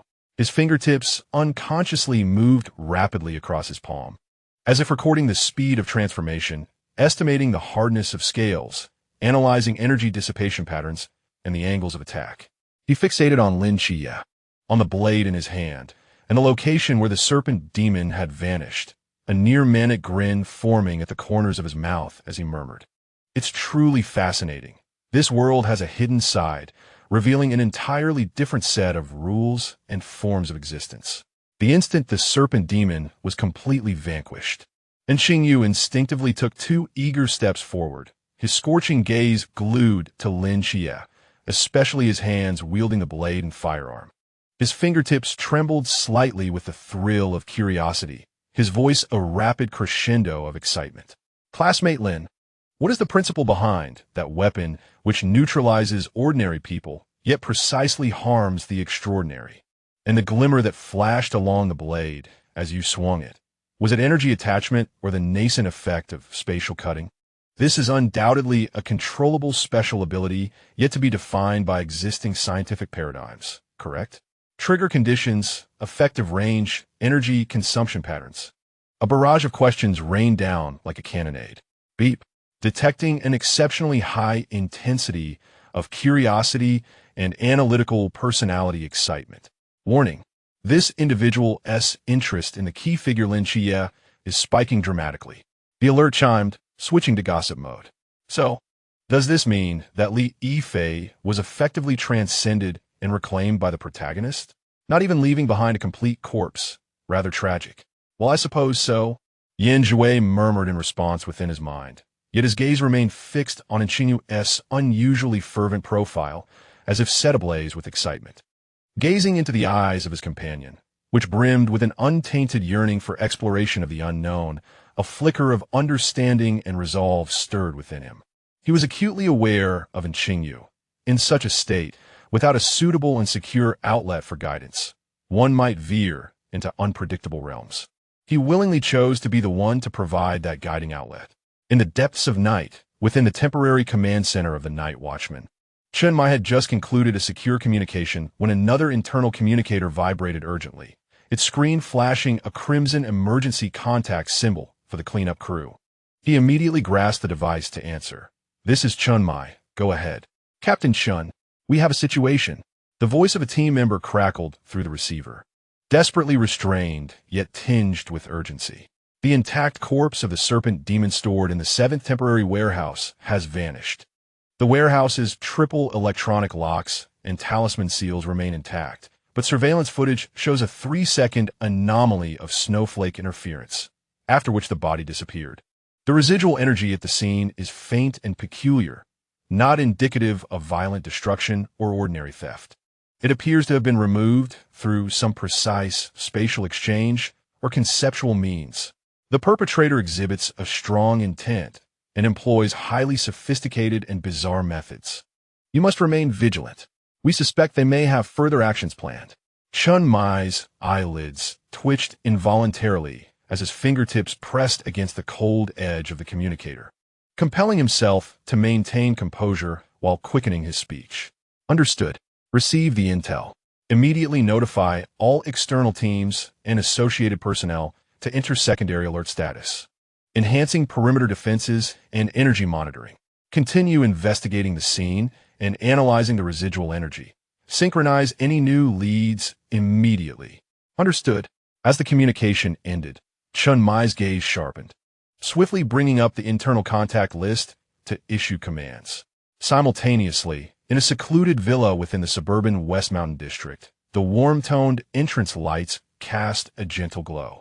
Zhiwei had just returned from outside, accompanied by a hint of the cool night breeze. In his hand, he carried a rectangular wooden box meticulously wrapped in waterproof black cloth, which he carefully placed upon the polished marble countertop. With deft fingers, he untied the knots, allowing the black cloth to fall away, revealing the preserved head of the serpent demon, kept in its grotesque form from the moment of death. The dark green scales reflected an eerie, cold light beneath the crystal chandelier. Zhiwei gazed at the head for a moment, devoid of fear, disgust, or the pride of a hunter. Instead, his expression held a serene affirmation, along with a gentle understanding, as if everything had already been anticipated and arranged. He removed his outer garment and hung it up, his fingertips gliding across the screen of the communicator as he dialed a familiar number without hesitation. The call connected swiftly. "Little fish," Zhiwei began, his voice warm and clear, carrying an inviting warmth through the airwaves, laced with a hint of knowing amusement. "You haven't rested yet, have you? If convenient, please come to the West Mountain Villa. I have something that I believe you'll find quite essential." "Something?" And Xingyu's voice emerged, maintaining a calm, steady tone. Yet Zhiwei, well acquainted with him, keenly detected the restrained surprise and burgeoning curiosity beneath the composed exterior. "What is it? It sounds rather unusual." "It is the head of the serpent demon," Zhiwei stated plainly, his tone casual as if discussing a trivial gift. "The complete specimen. I believe that for your ongoing research on the correlation between comparative morphology and anomalous energy residue, a pristine and complete sample should hold far greater value than fragmented data. By chance, I encountered one and brought it back. The head of a serpent demon, entirely intact," and Xingyu's voice suddenly ascended an octave, her composure nearly slipping away. "How could you?" The logistics department had already. He quickly reined in his impulse to delve into the details, his speech quickening with excitement. "Indeed, it's perfect. I was lamenting the previous observations, hindered by site clearance and regulatory constraints, which prevented me from acquiring complete biological structural information, particularly regarding the internal cranial architecture, glandular distribution, and the potential location of the energy core. Now, with a complete sample, many hypotheses can be empirically validated. This is, without a doubt, the research material I need most at present. I shall come over immediately." Zhiwei listened as the unusually flustered voice of Xingyu resonated through the receiver, accompanied by the faint sounds of hurried preparations in the background. A gentle, indulgent smile instinctively graced his lips. See, he knew. "No rush. Be careful on your way. I will brew some tea and wait for you," he softly reminded before ending the call. Approximately half an hour later, a gentle chime from the villa's access control system announced his arrival. Through the surveillance screen, Zhiwei observed and Xingyu standing beneath the sensor light at the entrance. Clad in a somewhat thin researcher-esque white coat, he held a lightweight silver metal toolbox, his eyes sparkling with an unmistakable eagerness for knowledge behind his lenses. Zhiwei pressed the door button and personally opened the door. "Come in. It's chilly outside." He stepped aside, allowing passage, his gaze falling upon Xingyu's slightly flushed face, betraying his excitement despite his efforts to maintain an outward calmness. His tone was casual and natural, akin to welcoming an old friend. And Xingyu stepped inside briskly, not even pausing to change his shoes, his attention immediately fixating on the conspicuous wooden box on the entrance table and the jagged dark green scales peeking from the edge of the black cloth. A barely perceptible hitch in his breath occurred, but his formidable self-control quickly redirected his gaze, swiftly scanning the villa's interior. His observation bore the unmistakable traits of a scholar. The environment was immaculate, the space expansive, well-lit, and with excellent sound insulation.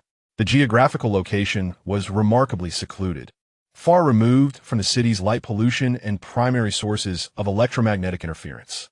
He adjusted his glasses, providing a calm assessment, akin to analyzing a laboratory site, noting that the internal layout was rational with clear pathways, indeed very suitable for conducting in-depth research that required high concentration, confidentiality, and could potentially generate slight energy disturbances.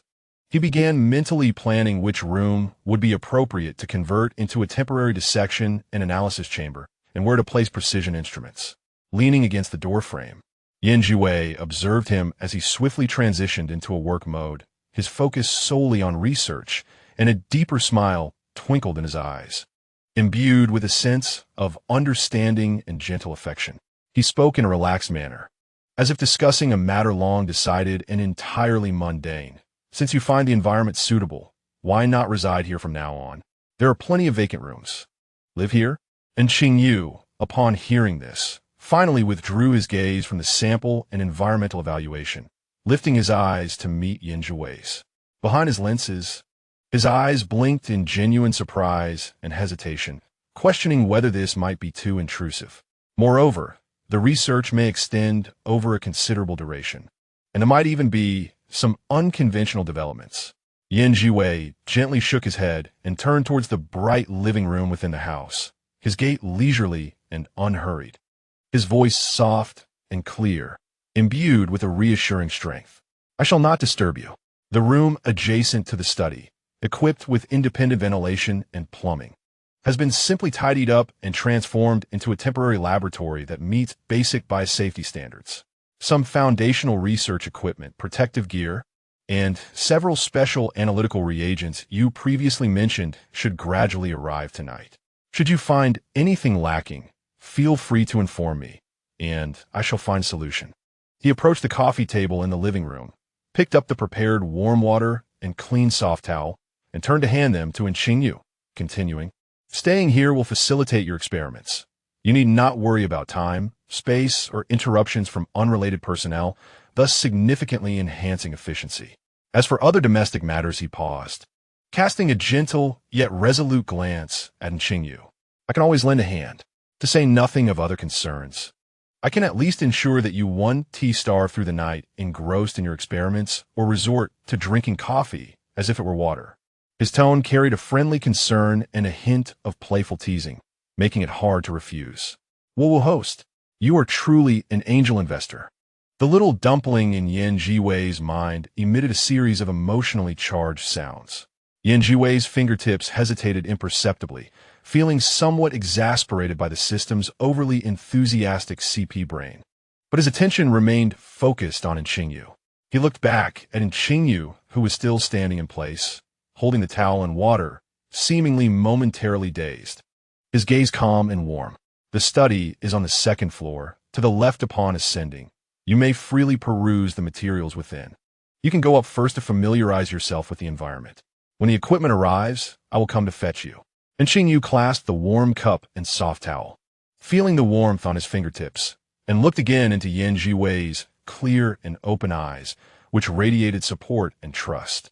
His lips moved slightly, as if he wished to express much gratitude, refusal, assurance. But ultimately, all words dissolve in the face of such thorough consideration and understanding of his pursuit, transforming into the simplest form of heartfelt emotion.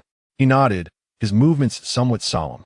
His gaze involuntarily drifted once more toward the staircase, where lay the unknown samples he yearned to explore. Yet he forced himself to halt, turning to face Zhiwei. He adjusted his glasses, attempting to appear more composed and professional, but the faintly gleaming eyes behind the lenses and his exceptionally earnest tone betrayed the turmoil within.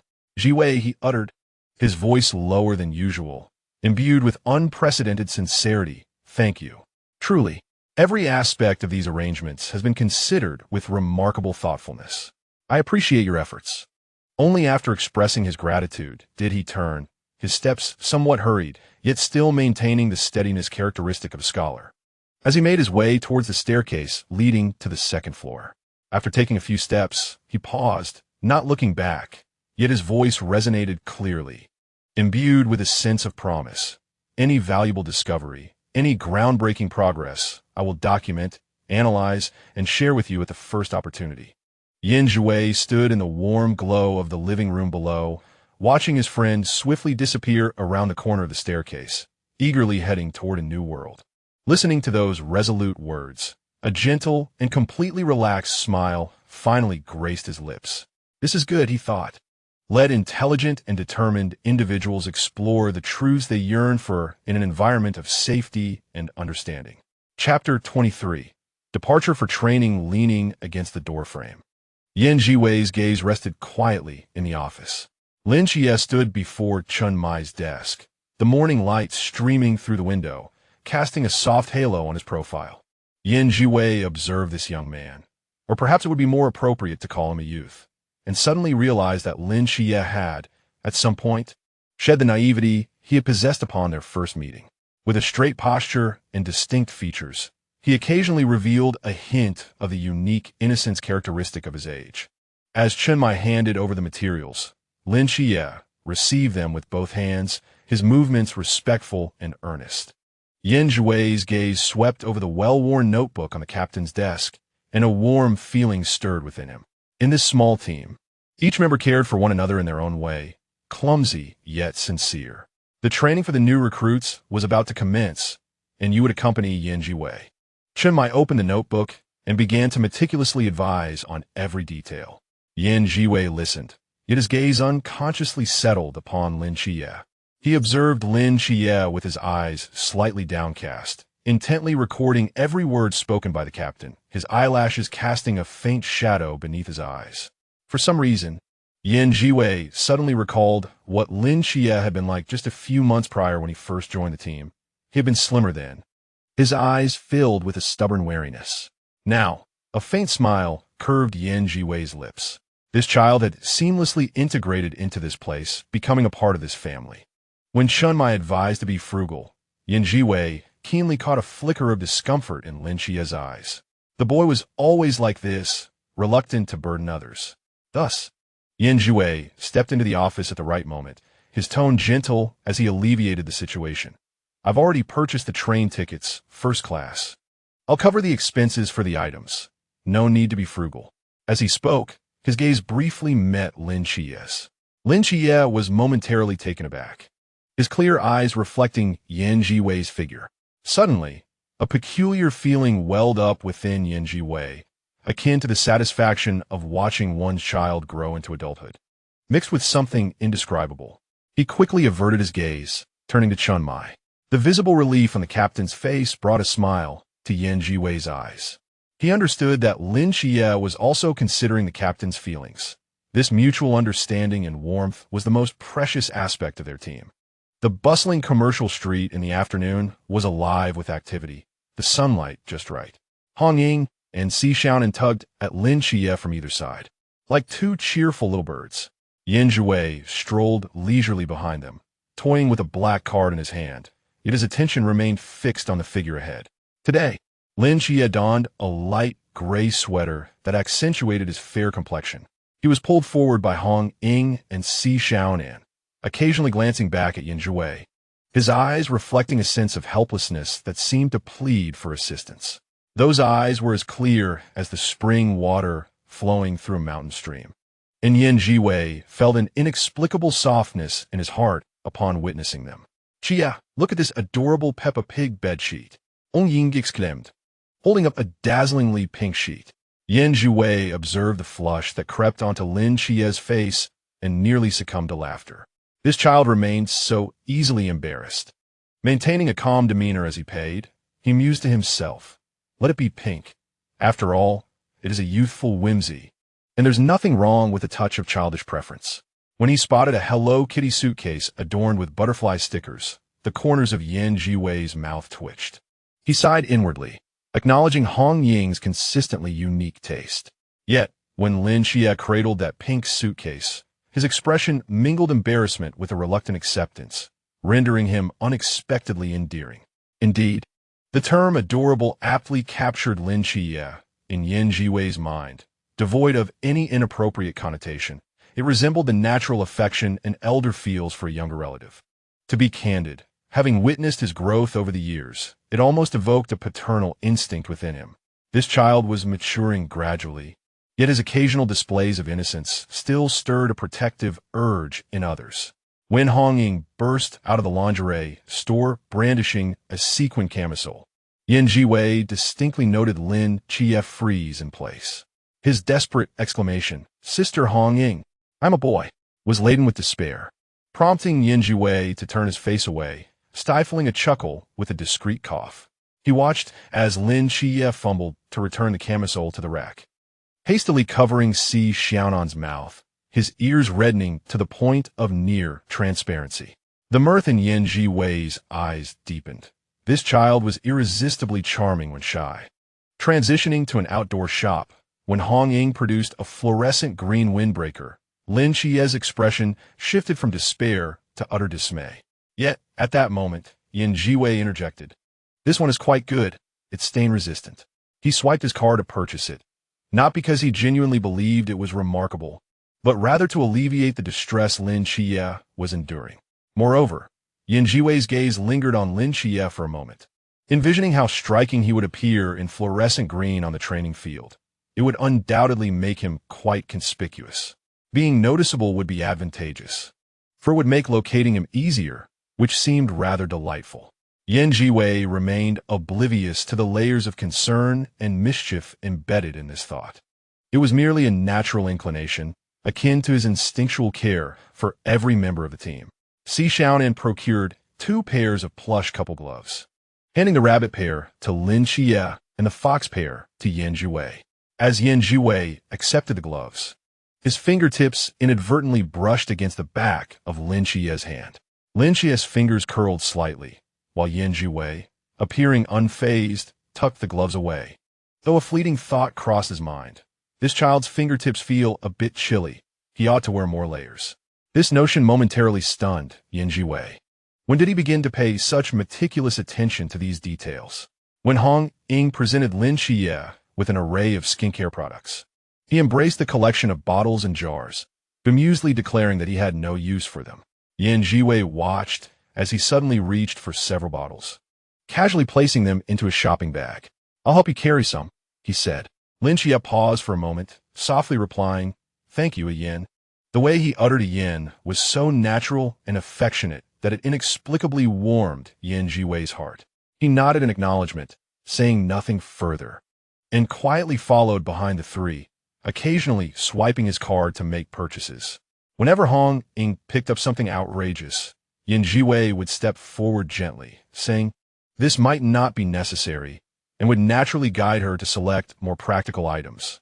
Each time, he instinctively considered whether Lin Xie would like it or find it useful. This had become a habit, one he hadn't even realized he had formed. Lin Xie was being ushered along by the 2, his arms piled high like a small mountain. Observing his helpless yet indulgent demeanor, Zhiwei felt a soft warmth in a corner of his heart. This child was always so forgiving towards his teammates. Even when bullied, he would merely smile with resignation, never truly angry. Such tenderness was perhaps a testament to his growth. Zhiwei mused. Upon returning home in the evening, the corridor was bathed in a dim, golden light. Zhiwei assisted Lin Xie in bringing his things into the room. They walked in tandem, their shadows overlapping on the wall. As Zhiwei looked down at the 2 intimate silhouettes on the floor, he suddenly realized that Lin Xie had grown nearly as tall as himself without him noticing. Time truly flies, he thought, a wave of sentiment washing over him. Gazing at the colorful array of luggage strewn about, Lin Xie chuckled helplessly. "This isn't a training session. It's practically a vacation." Zhiwei placed the neatly organized small items on Lin Xie's desk, accidentally brushing against the pink ribbon on the shopping bag with his fingertips. He glanced down but didn't hasten to remove it. Instead, he calmly stated, "See you at the bus station at 7 tomorrow morning." Lin Xie nodded, suddenly recalling something, and shyly spoke up. "Yan, you spent quite a bit today. I'll—" Zhiwei's hand paused slightly. He lifted his gaze to meet Lin Xie's, a faint yet sincere smile in his eyes. "No need to be so formal. We're heading to training together. It's only natural to look out for each other. This amount is insignificant." Observing Lin Xie's momentary surprise, he added, "If you really feel indebted, just help me out during training." His words were half joking, half serious. Zhiwei recognized Lin Xie's potential. Though young, the boy was not lacking in talent or effort and would certainly blossom into something remarkable in the future. What he meant by "help me out" was more of a reassurance for Lin Xie, who was always reluctant to owe anyone a favor. Lin Xie was taken aback for a moment, but then chuckled and nodded. "All right, I'll remember that." As Zhiwei turned to leave, the smile on his lips deepened. In truth, he didn't care about money or the somewhat childish luggage. What mattered to him was the warmth, the feeling of home that Team 136 had given him, a priceless treasure. And Lin Xie was the child flourishing within this home. Zhiwei hoped he could always retain this innocence and gentleness. In this complex world, such qualities were exceedingly rare. The next morning, the train station was bustling with noise. The entire 136 squad gathered to bid farewell, creating a scene so heartwarming that Zhiwei felt a warmth in his heart. He gazed at his chattering teammates surrounding him, and suddenly thought that remaining in this squad felt quite pleasant. Hong Ying, with reddened eyes, applied lotion, while Wu Xiangnan patted his shoulder with earnest advice, and Shun Mai solemnly cautioned him as a father would. Zhiwei responded to each of them. Yet his gaze unconsciously drifted to Lin Chia beside him. Dressed in a dark coat today, Lin Chia appeared even more upright.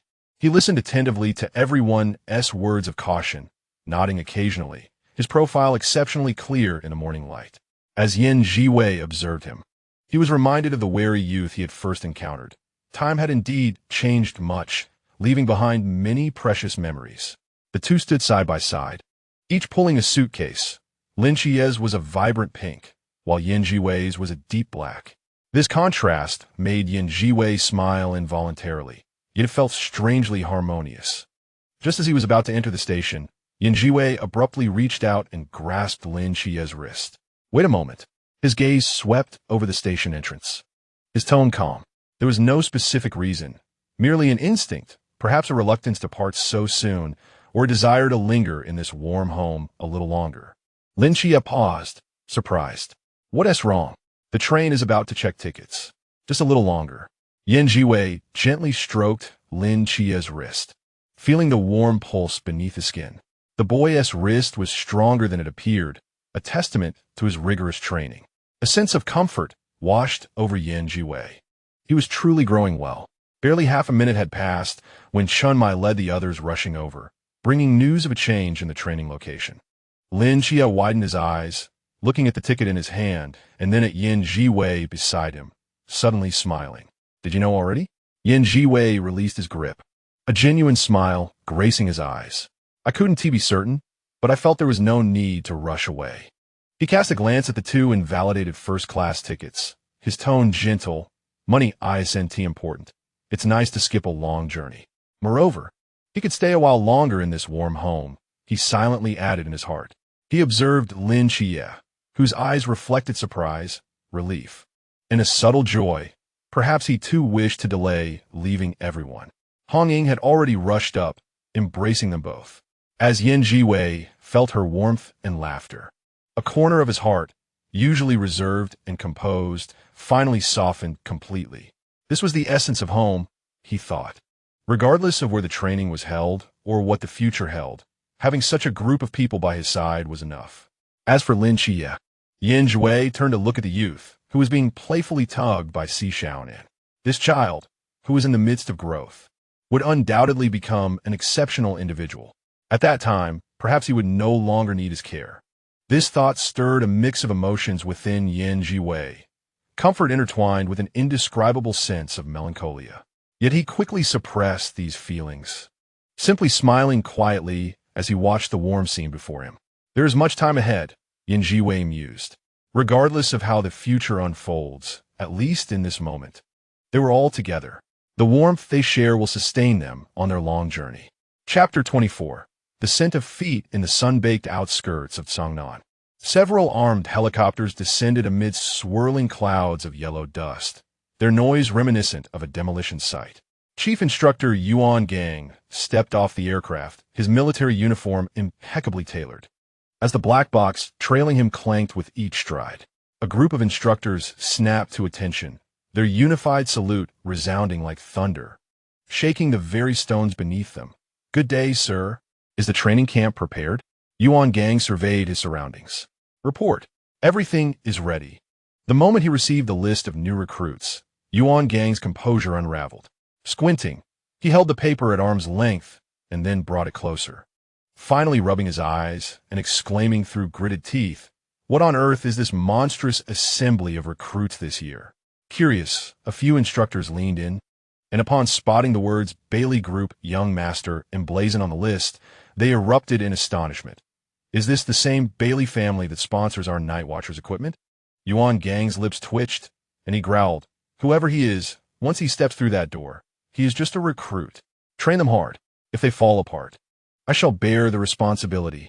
His finger traced down the list, pausing at the name Yin Zhiwei. Noticing the annotation Qianlin Yuchen Forbidden Ruins, dual form, that followed, Yuan Gang raised an eyebrow. Healing and damage output? This configuration is indeed rare.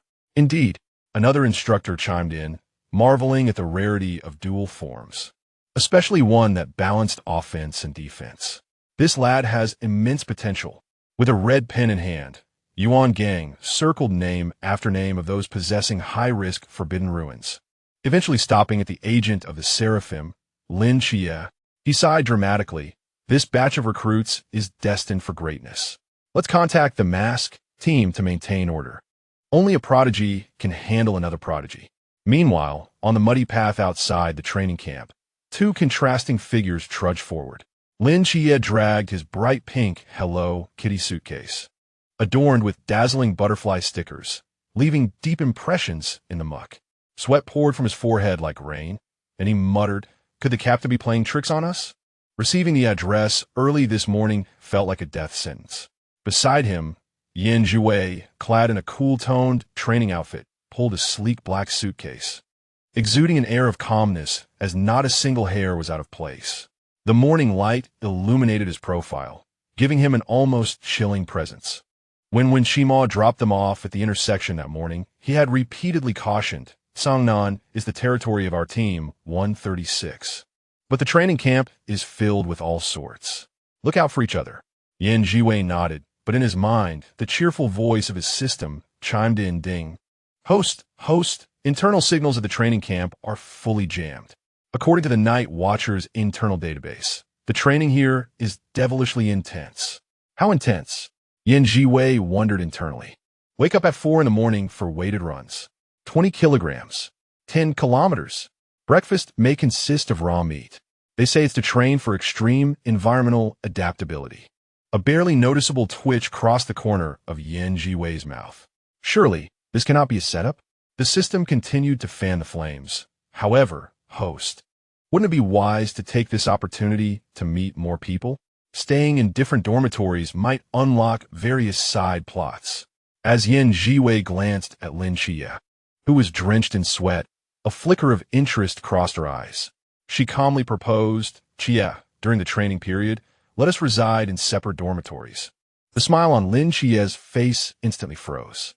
The sunlight illuminated him, revealing the subtle tremor of his eyelashes.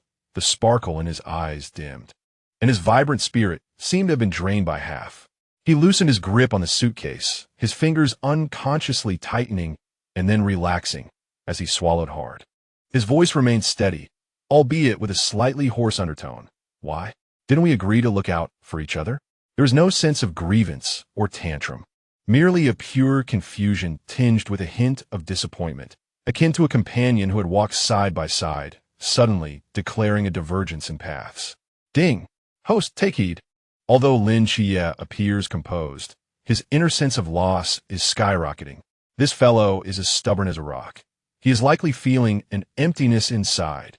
The little system reveled in the unfolding drama. Noticing the subtle shift in his tone, Zhiwei softened her voice, her gaze settling on the damp strands of hair at his temples. "I wish to engage with a wider array of individuals and assess the capabilities of this new batch of recruits. You two can forge new friendships. Rest assured, if you need anything, feel free to reach out to me, and I will do the same." Lin Xie fell silent for a few seconds, staring intently at the mud-stained tips of his shoes. When he finally raised his gaze, his eyes bore no tumultuous waves. It felt as though something had gently nudged his heart, not painful, but rather an unsettling emptiness. Since he learned of the upcoming training, he had assumed he would share a room with Zhiwei, training together in seamless harmony akin to breathing. Now this rhythm had abruptly faltered, yet he did not wish to appear overly concerned. He scratched the back of his head, his voice regaining its usual briskness. "All right, no problem. Just take care of yourself." The tone remained crisp, yet that subtle glimmer of anticipation had quietly vanished. A military jeep, enveloped in dust, halted before them. After verifying their documents, they were swiftly ushered into the 039 new recruit training base. As the earliest arrivals, they were personally led by instructor Hong how to familiarize themselves with their surroundings. This instructor was evidently a perfectionist. The training grounds were meticulously aligned, the buildings gleaming with a stark, cold light. And even the explosives on the transport vehicle were stacked with military precision, reminiscent of a National Day parade. Over there is the supply station, with a monthly quota that does not require payment, Hong Hao pointed out, guiding them past the supply station where instructors cast curious glances, whispering among themselves. Is that the agent of the Seraph? And the one beside is Yin Zhiwei from the dual form Forbidden Ruins. Do they come together? They seem to have a good relationship. Yin Zhiwei discreetly averted her gaze, mentally replying, what else could it be? The dormitory was a double room, and Hong Hao led them to different buildings, stating, choose a room. Roommates will be assigned later. Lin Xia opted for the sunniest room, unfurling his pastel piglet bedspread. Sitting at the edge of the bed while gazing at the vacant bed across from him, a wave of disappointment surfacing once more. Yin Zhiwei selected a room by the window on the upper floor, efficiently placing her black suitcase beside the empty bed and beginning to organize her belongings. The little system continued to chatter in her mind. Host, remember, the internal inspection is quite strict. The bedding must be folded into crisp edges. At 4 in the morning, one must not be late for the morning run. Yin Zhiwei acknowledged this in her heart, while her hands moved with fluid grace, folding the blanket into a perfect square in just a few swift motions. Life without a phone or signal was surprisingly not dull. Lin Xia had retreated into the recesses of his mind, mingling with the goddess Nyx over afternoon tea and playing chess with Li Yi, enjoying a rather pleasant existence. Meanwhile, Yin Zhiwei closed her eyes to rejuvenate, organizing the training notes sent by her system, occasionally glancing out the window to reflect on matters from her past life. The next morning, Lin Xia collected breakfast from the supply station and headed back, only to spot a crowd gathered in front of his dormitory. A grinning man was bowing and scraping before a chubby little boy. Young master, in this remote corner of Sangnan, this shabby dormitory is hardly fit for you. Let's return. The little boy, with his round belly, defiantly raised his chin. Nonsense. I am here to endure hardships. Open the door. I shall reside here today. As the man pushed open the door and caught sight of the pile of pastel luggage within, he immediately exclaimed, who dares to occupy your room? Throw this junk out. A few burly men, resembling bodyguards, stepped forward. Lin Xia's gaze turned icy, ready to intervene when the little boy suddenly kicked the man in the rear, cursing in a broad accent. How dare you? This is a double room. Do you understand? Touch my roommate's belongings and see what happens. Lin Xia paused in surprise, unable to suppress a chuckle.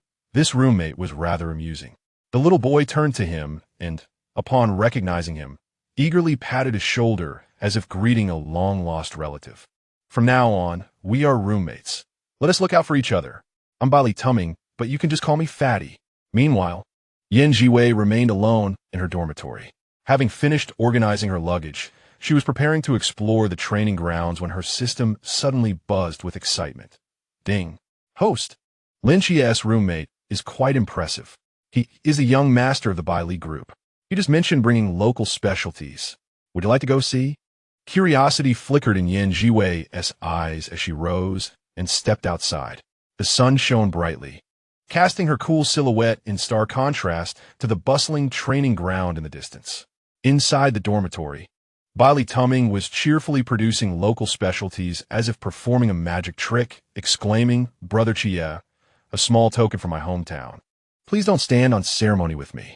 Lin Xia instinctively scanned the offerings with his mental energy, momentarily stunned by the sight of a box containing 12 gleaming Rolex watches, arranged in a row, dazzling enough to make one dizzy. One might mistake it for a wholesale supply of toy watches. A box of Rolexes? I'm not fond of wearing watches, he remarked. Bali Tumming quickly reacted, dragging over a more exquisite box. What about Patek Philippe? Cartier is fine too. In a training camp, one must keep track of time. These are all practical items. He patted his round belly earnestly, his expression sincere. My family is quite ordinary, nothing special, just down to earth. Lin Xia's lips twitched as he mentally scoffed. Your definition of an ordinary family would likely cause 99 of households nationwide to renounce their ordinary status overnight. He remained resolute, adamantly refusing to accept the gifts. In a state of frantic agitation, Bali Tumming paced anxiously, beads of sweat dotting his forehead, and reluctantly stacked a pile of gift boxes in the corner. When Lin Yi feigned an afternoon nap, this determined little chubby fellow commenced his clandestine operation. Stealthily, as if he were a thief, He held his breath and gingerly shoved one gift box after another beneath Lin Chiye's bed, his movements delicate as though he were placing explosives. Unable to tolerate the absurdity any longer, Lin Chiye abruptly opened his eyes. "What are you doing?" Startled, Bai Li Tu-Ming stumbled backward and plopped onto the floor, sweat cascading down his brow. In a moment of inspiration, he suddenly leaned forward, sniffing at Lin Chiye's feet, and, with an expression of sincere discovery, exclaimed, "Chiye, your foot odor is quite unique, strangely pleasant." Lin Chiye's entire being stiffened, his mind blank. Before he could recover from this catastrophic declaration, Bai Li Tu-Ming, in a bid to demonstrate his sincerity, lifted one of his chubby feet and enthusiastically offered, "Why don't you take a whiff of mine? Let us exchange notes." At that moment, the atmosphere around Lin Chiye plummeted to an icy chill, his eyes radiating a palpable aura of menace. Just as he contemplated whether to deliver a memorable lesson to this eccentric roommate with a punch or through an alternate means, the slightly ajar dormitory door was suddenly pushed open by a gust of wind. Yan Zhiwei, casually leaning against the doorframe with one hand in his pocket, stood at the entrance, having come over out of curiosity after hearing the little system's excited interjections urging, "Host, hurry and look. A classic scene is about to unfold." To his astonishment, he was greeted by the shocking sight of the young master Bai Li enthusiastically presenting his foot to the visibly enraged Lin Chiye. "Ding! Host! Live broadcast! An epic scene of social demise. This system shall deem it the best of the year." The little system in his mind was already in fits of laughter. "I've captured the moment. This image will provide amusement for an entire year." A flicker of astonishment crossed Yan Zhiwei's expression, swiftly replaced by a subtle smile that curved his usually impassive lips. He remained silent and still, adopting a leisurely stance as if to say, "Continue. I'm merely here to observe," his calm eyes twinkling with amusement at the unfolding spectacle. Meanwhile, in the distant observation tower designated for monitoring new recruits, the chief instructor Yuan Gang, peering through a high-powered telescope, displayed a myriad of expressions, captivating enough to feature in a dramatic face-changing act on a spring festival gala. Slowly lowering the telescope, he turned to his equally stunned colleague, Instructor Hong Hao, who stood petrified with his own telescope, and remarked in a tone laced with incredulity and barely suppressed laughter, "So, Hong, these are the two individuals you highlighted in your report as needing heightened observation due to their potentially high-risk factor?" Instructor Hong Hao set down the telescope and rubbed his eyes vigorously before picking it up again for another look. He then placed it down once more, his expression filled with existential doubt. "No, this cannot be right. The data indicates that one is an agent of the Seraphim with extraordinary combat prowess, while the other is the heir of the Bailey family, boasting a formidable background. How does the reality differ so vastly from my expectations?" Yuan Gang extended his hand and firmly patted Hong Hao's shoulder, his tone grave and earnest. "Thus, one must not solely rely on superficial data. We must not be deceived by grandiose titles. Character, temperament, and even unexpected behaviors often constitute the true essence of understanding a person." With that, he turned and, hands clasped behind him, strode away with a steady, authoritative gait. However, as soon as he stepped beyond Hong's line of sight and onto the deserted stairwell, Yuan Gang's stern demeanor crumbled in an instant. Bursting into laughter, he clamped his hand over his mouth, yet failed to suppress the sound that escaped, his shoulders shaking violently, tears of mirth glistening at the corners of his eyes. The antics of these two lively characters promised a delightful spectacle at the training camp. Chapter 25. A familiar roommate, Yan Zhiwei, emerged from Lin Chiye's dormitory, the smile lingering at the corners of his mouth. The outrageous scene involving feet was too ludicrous, destined to be recounted by the little system for quite some time. Upon reaching the door of his own dormitory, he paused. A faint chill seeped through the crack, crisp and clean, reminiscent of the first breath of air on a winter morning, imbued with the essence of frost and snow, yet curiously devoid of any sense of alienation. Upon pushing the door open, he found a stranger, a young boy, with his back to him, organizing his belongings. The boy was tall and slender, clad in a jacket similar in style to his own, albeit in contrasting black and white. Hearing the noise, the boy turned around, revealing a handsome visage, fair complexion, and gentle, clear eyes, reminiscent of untouched snow atop a mountain peak. His fingertips brushed over a piece of clothing, leaving behind a delicate layer of crystalline frost, which quickly melted away. "Hello." The boy greeted him with a slight nod, his tone as natural as if they were long acquainted. "Yam Susing. From the frosted snow, forbidden domain. I shall be your roommate henceforth." Beep. New roommate detected. Su Xing. Ice type, forbidden domain, with an astonishingly high purity of energy. The little system exclaimed. Wait, why does this aura feel oddly familiar? A sense of peculiarity flickered through Zhiwei's mind. This chill was not bone deep. Rather, it bore an inexplicable warmth, as if some dormant force within him had been gently stirred, creating a faint resonance.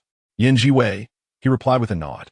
Su Xing seemed unfazed, bending down to retrieve a long sword from a suitcase. The blade was slender and radiated a silvery cold light akin to moonlight, with intricate ice-like fissures adorning the scabbard, resembling natural growth. Merely resting there, the surrounding temperature dropped a few degrees, yet the cold was not intrusive. Instead, it felt refreshing, like a cool spring in the heat of summer. "This is Ming Shuang," Su Xing said, gently caressing the scabbard with a sense of familiar reverence. The feeling of familiarity intensifies. "Host. This sword resonates with the same essence as him." The little system exclaimed, slightly frantic. No complete, matching records found in the database. Yet, something is definitely amiss. Yanzuai's gaze fell upon the Ming Shuang sword, its icy cracks seeming to come alive before his eyes, sketching out a distant yet familiar rhythm. The crisp aura emanating from Su Xing resonated subtly, yet distinctly with the power he harbored within, a force belonging to another realm. Su Xing gently leaned the sword against the headboard and raised his eyes to Yanzuai, his tone resolute. "Your forbidden ruins is Qianlin Yuchen, dual-formed, embodying both healing and offensive capabilities." He paused, a glimmer of understanding crossing his eyes, as he recalled the list he had seen. "I excel in ice manipulation and close combat. Perhaps we could collaborate effectively." He refrained from inquiring about Yanzuai's information, his demeanor poised and familiar. As they exchanged a few words, they discovered an unexpected harmony in their personalities. Both preferred tranquility, spoke succinctly, and even shared an unspoken agreement regarding the upcoming grueling training.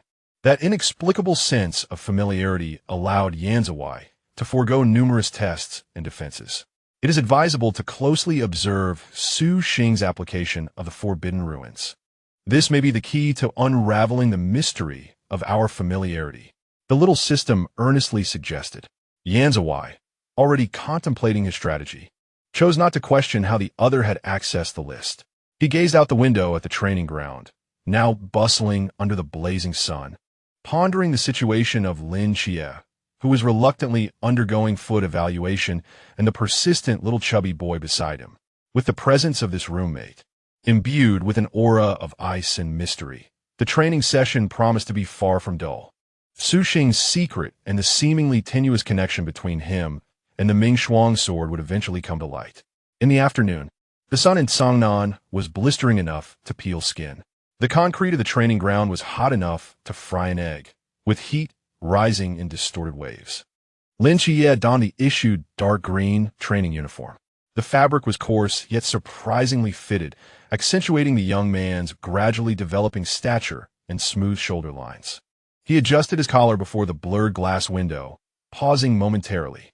The slight emptiness brought about by living apart was swiftly replaced by a more pressing desire upon learning it was time to assemble. He longed to see Yanzuai, even if it was merely to walk a short distance to the training ground together. This thought was clear and natural. He did not dwell on the reasons behind it, as his body instinctively moved, turning towards the floor above where Yanzuai's dormitory was located.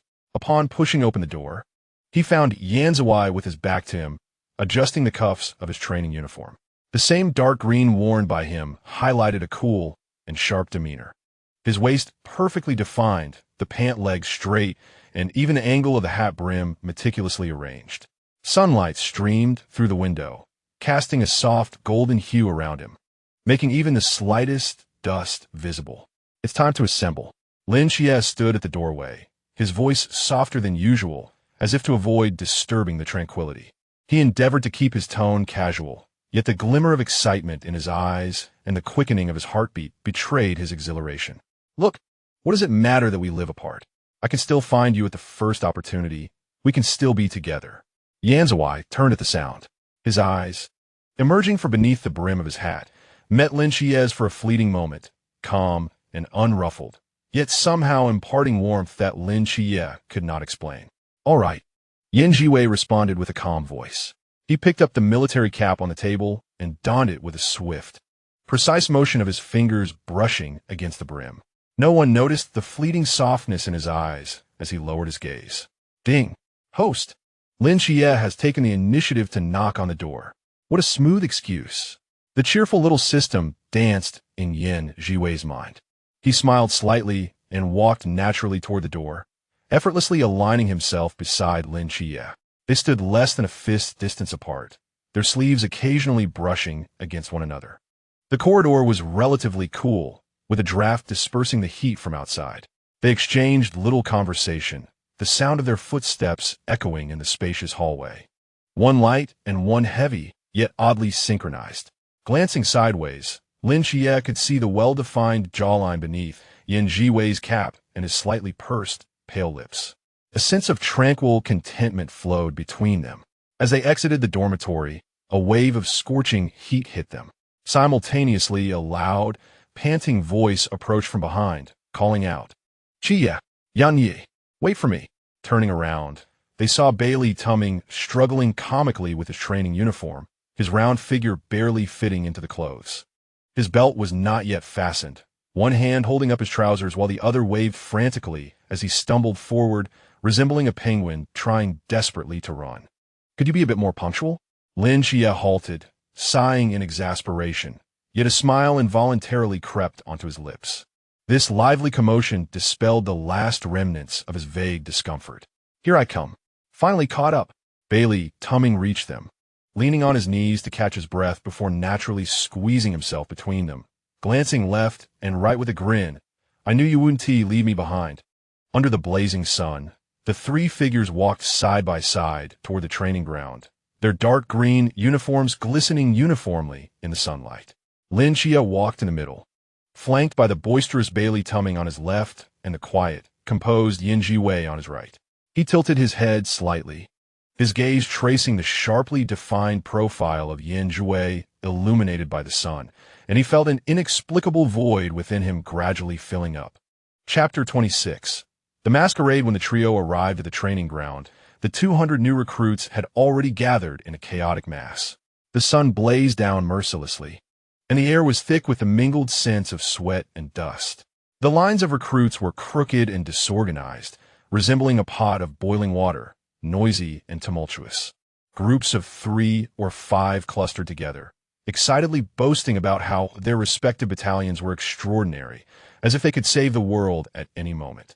Some leaned lazily against one another, their stances relaxed, curiously observing the high-voltage barbed wire and the distant instructor building, their faces painted with the exhilaration and restlessness of newcomers. On the demonstration platform, more than 20 instructors stood rigidly straight, like javelins.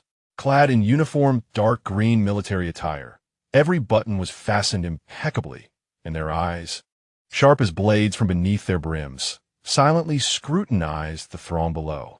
They exuded a heavy aura, forged through countless life and death missions. Like a silent cold wave, slowly sweeping over the clamor, seemingly lowering the temperature of the training ground. Chief Instructor Yuan Gang stood at the forefront, his countenance stern, his gaze sweeping across the crowd like a hawk.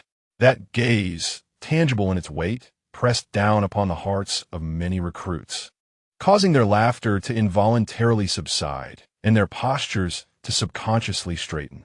Lin Xie, Zhiwei, and Bai Li Pang positioned themselves towards the rear of the formation, their view unobstructed. Yuan Gang inhaled deeply, his chest swelling, and his voice resonated across the training ground like thunder, reverberating in every corner. Upon entering the gates of Camp 039, your previous identities, backgrounds, and that meager talent of yours are all rendered null. From this day forth, you are nothing but a group of destitute recruits. In the face of true battle and the unknown, you may not even qualify to be cannon fodder. To put it bluntly, you are a bunch of worthless souls in need of complete reconstruction. His words splashed like cold water into hot oil, igniting an explosion of emotions. The lightheartedness on many recruits' faces vanished in an instant, replaced by defiance, anger, and even humiliation. Some held their heads high, their eyes brimming with defiance. Others curled their lips in disdain. Still others clenched their fists, their knuckles turning white, evidently incensed by this merciless belittlement. Host, the classic opening line has arrived. According to the script, the troublemaker should make their presence known. The little system chimed in with eager excitement. Zhiwei's calm gaze swept over the agitated crowd. He first spotted a particularly conspicuous figure, clad in a military uniform askew, the collar wide, open, revealing an exaggerated printed t-shirt beneath, cap worn backward. Chewing gum with an elevated chin, embodying defiance in every aspect. As his gaze shifted, it soon settled upon another figure. It was Su Xing. He stood slightly ahead in the throng, his posture as upright as a pine tree, yet emanating a natural ease. His military attire was impeccably worn. Even the threads at the cuffs seemed meticulously trimmed. Unlike those around him, who wore expressions of indignation or restlessness, he stood quietly, his gaze clear and serene, like a placid, deep pool, incongruous amidst the surrounding tumult. Sunlight fell upon him, and the edges of his white windbreaker appeared to shimmer with a cool, pristine aura. Zhiwei observed him, and that inexplicable sense of familiarity welled up once more within him, clearer than in the dormitory. It was not a fragment of memory, but rather an essence, a subtle resonance, as if they were destined to stand upon the same snowfield, breathing the same crisp air. I don't believe it. A languid, provocatively defiant voice interrupted Zhiwei's thoughts. It was the young man with the backward cap. Yuan Gang's sharp gaze instantly zeroed in on him. New recruit, state your name. The young man spat out his gum, ground it underfoot, and casually replied, Shun Zhuqing. The defiance in his tone was almost palpable. In that tense moment, it seemed Su Xing sensed something, abruptly turning his head. His gaze cut through the crowded chaos, landing precisely on Zhiwei. There was no surprise, no quest for understanding, only a serene and natural gaze. His eyes remained gentle, yet within them flickered a faint, elusive glimmer, akin to the sliver of sunlight that breaks through the clouds after a snowfall, cold, yet imbued with warmth. The corners of his lips seemed to curve ever so slightly, a barely perceptible arc, before he naturally turned his head away, as if it were merely a casual glance. Only on his alabaster ear did a subtle blush quietly bloom. Host, he looked at you again. This time it's definitely not a coincidence. That gaze unmistakably recognizes you. The small system's voice rose an octave in excitement, and his ears turned red. He asked shy, what a pure-hearted setting. The lake of Zhiwei's heart was gently stirred by that glance, sending out delicate ripples. Su Xing's gaze was so clear, so candid, the familiarity it bore was devoid of any pretense. He silently committed the name Shun Zhuqing to memory. The fog in his heart seemed to thicken, yet oddly, he felt no unease. This boastful guy is using a false name. The small system suddenly scoffed. His real name isn't this. He has quite the actor. How intriguing. Zhiwei mused inwardly, a trace of barely detectable curiosity flickering in his eyes. With Shun Zhuqing leading, an increasing number of new recruits could no longer contain themselves, raising their hands and clamoring in defiance. Excessive, a challenge. The scene grew chaotic in an instant. Bai Li, plump and timid, shrank his neck and discreetly tugged at Lin Qia's sleeve, lowering his voice with a hint of trepidation. Qia, do you think Instructor Yuan is right? Are you convinced? Lin Qia's expression immediately turned grave, akin to the depths of the ocean as night fell. Uncontrollably, images of a rainy night, blood, and Zhao Kongqing's final fall into the mud flashed through his mind. The weight of sorrow, helplessness, and determination pressed heavily upon his heart once more. He gently shook his head. His voice, though soft, was remarkably clear and resolute. "I am convinced."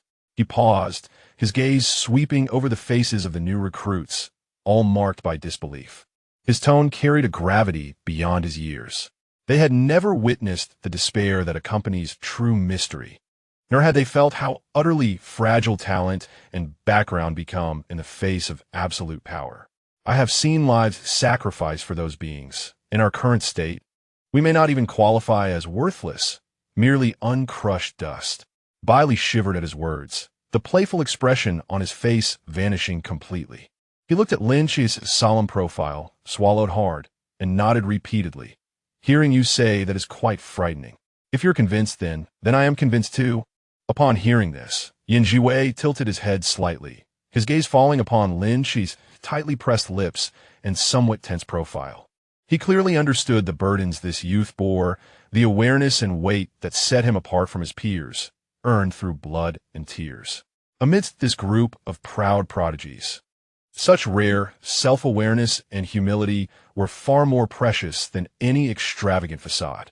His gaze unconsciously softened, like the warm sunlight of a winter afternoon filtering through window panes, silently gracing Lin Chia. Yuan Gang surveyed the protest-laden arms and the cacophony erupting from the crowd below, his demeanor unruffled. Instead of anger, a wry smile creased his lips, as if he had anticipated this very moment. He leisurely withdrew his walkie-talkie, pressed the talk button, and uttered two simple words. "Next scene." As the signal faded, he raised his gaze to the cerulean sky, his composure unwavering. The new recruits followed suit, their eyes drawn upward, only to behold the drifting clouds and the blazing sun.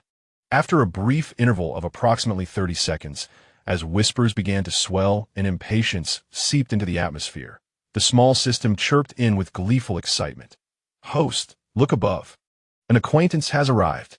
Following the directive, Zhiwei discreetly sent a thread of consciousness skyward, and soon, a familiar figure plummeting through the air, limbs flailing as if in a silent scream, came into view. A barely perceptible twitch of his lips betrayed a mix of exasperation and a warm sense of nostalgia at this unexpected reunion. "Look up. What is that?" A startled voice broke through the crowd, prompting all eyes to tilt skyward. 7 dark figures were rapidly enlarging, akin to falling meteors. Moments later, the onlookers discerned the silhouettes of 7 individuals clad in gray cloaks, burdened with black boxes, their faces obscured by various masks. Without any apparent parachutes, they descended recklessly from the heights, their capes snapping violently in the wind, emanating an aura of wild, enigmatic danger. "Oh my goodness, a free-fall jump? Without parachutes?" Bailey, wide-eyed with astonishment, stammered, his voice trembling. The training ground erupted in chaos. Shock and fear etched across the faces of many new recruits.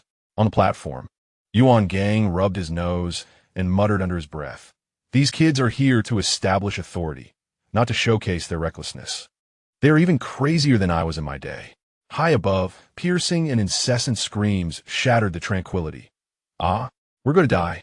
Captain, that old fool Yuan Gang is just talking big. We don't need to be this sincere. My cat hasn't even inherited my ant credit yet. Help! Shut up. Vortex, you're driving me insane," came an impatient voice from a woman adorned with a rose-patterned mask. "And by the way, your fat orange cat eloped with the community stray cat leader last month. I still need to live to retrieve it for judgment." Captain, the lament of the masked man, temporarily dubbed Vortex, shifted toward the leader below. At the bottom, a man wearing a minimalist crown mask spoke with calm authority, his voice imbued with reassuring strength. "Since Instructor Yuan has invited us, there must be a reason. This group is far too proud. Conventional methods will not suffice. Rest assured, you 1T die from the fall. Not dying doesn't mean it 1T hurt," protested another man, donning a scale mask, his tone confident as an invisible aura of force began to shimmer around him. "Besides, you've recently gained weight. The fat will cushion your fall. It's not a big deal. That's a personal attack. I'm strong. proportional. And what about your force field? I devoured an entire roasted duck last night. Captain, may I request to throw him down as a cautionary example for the new recruits? Denied. It would disrupt the cleanliness of the training ground. Enough with the wailing. The crown-masked man glanced at the rapidly approaching outline of the training field below, his tone laced with a hint of resignation. Mind your image. Let us not give the new recruits the impression that our masked team is merely a troop of jesters. I endured the anguished cries of the vortex, which transformed into a suppressed, almost comical hum. As they rapidly approached, the formidable aura belonging to the elite night watch team, a potent blend of blood, fire, and mystery, could no longer be concealed, descending heavily upon us. The clamor of the training ground gradually faded, replaced by a profound silence infused with awe, excitement, and tension. The masked squad, the Night Watch's elite, had arrived in earnest.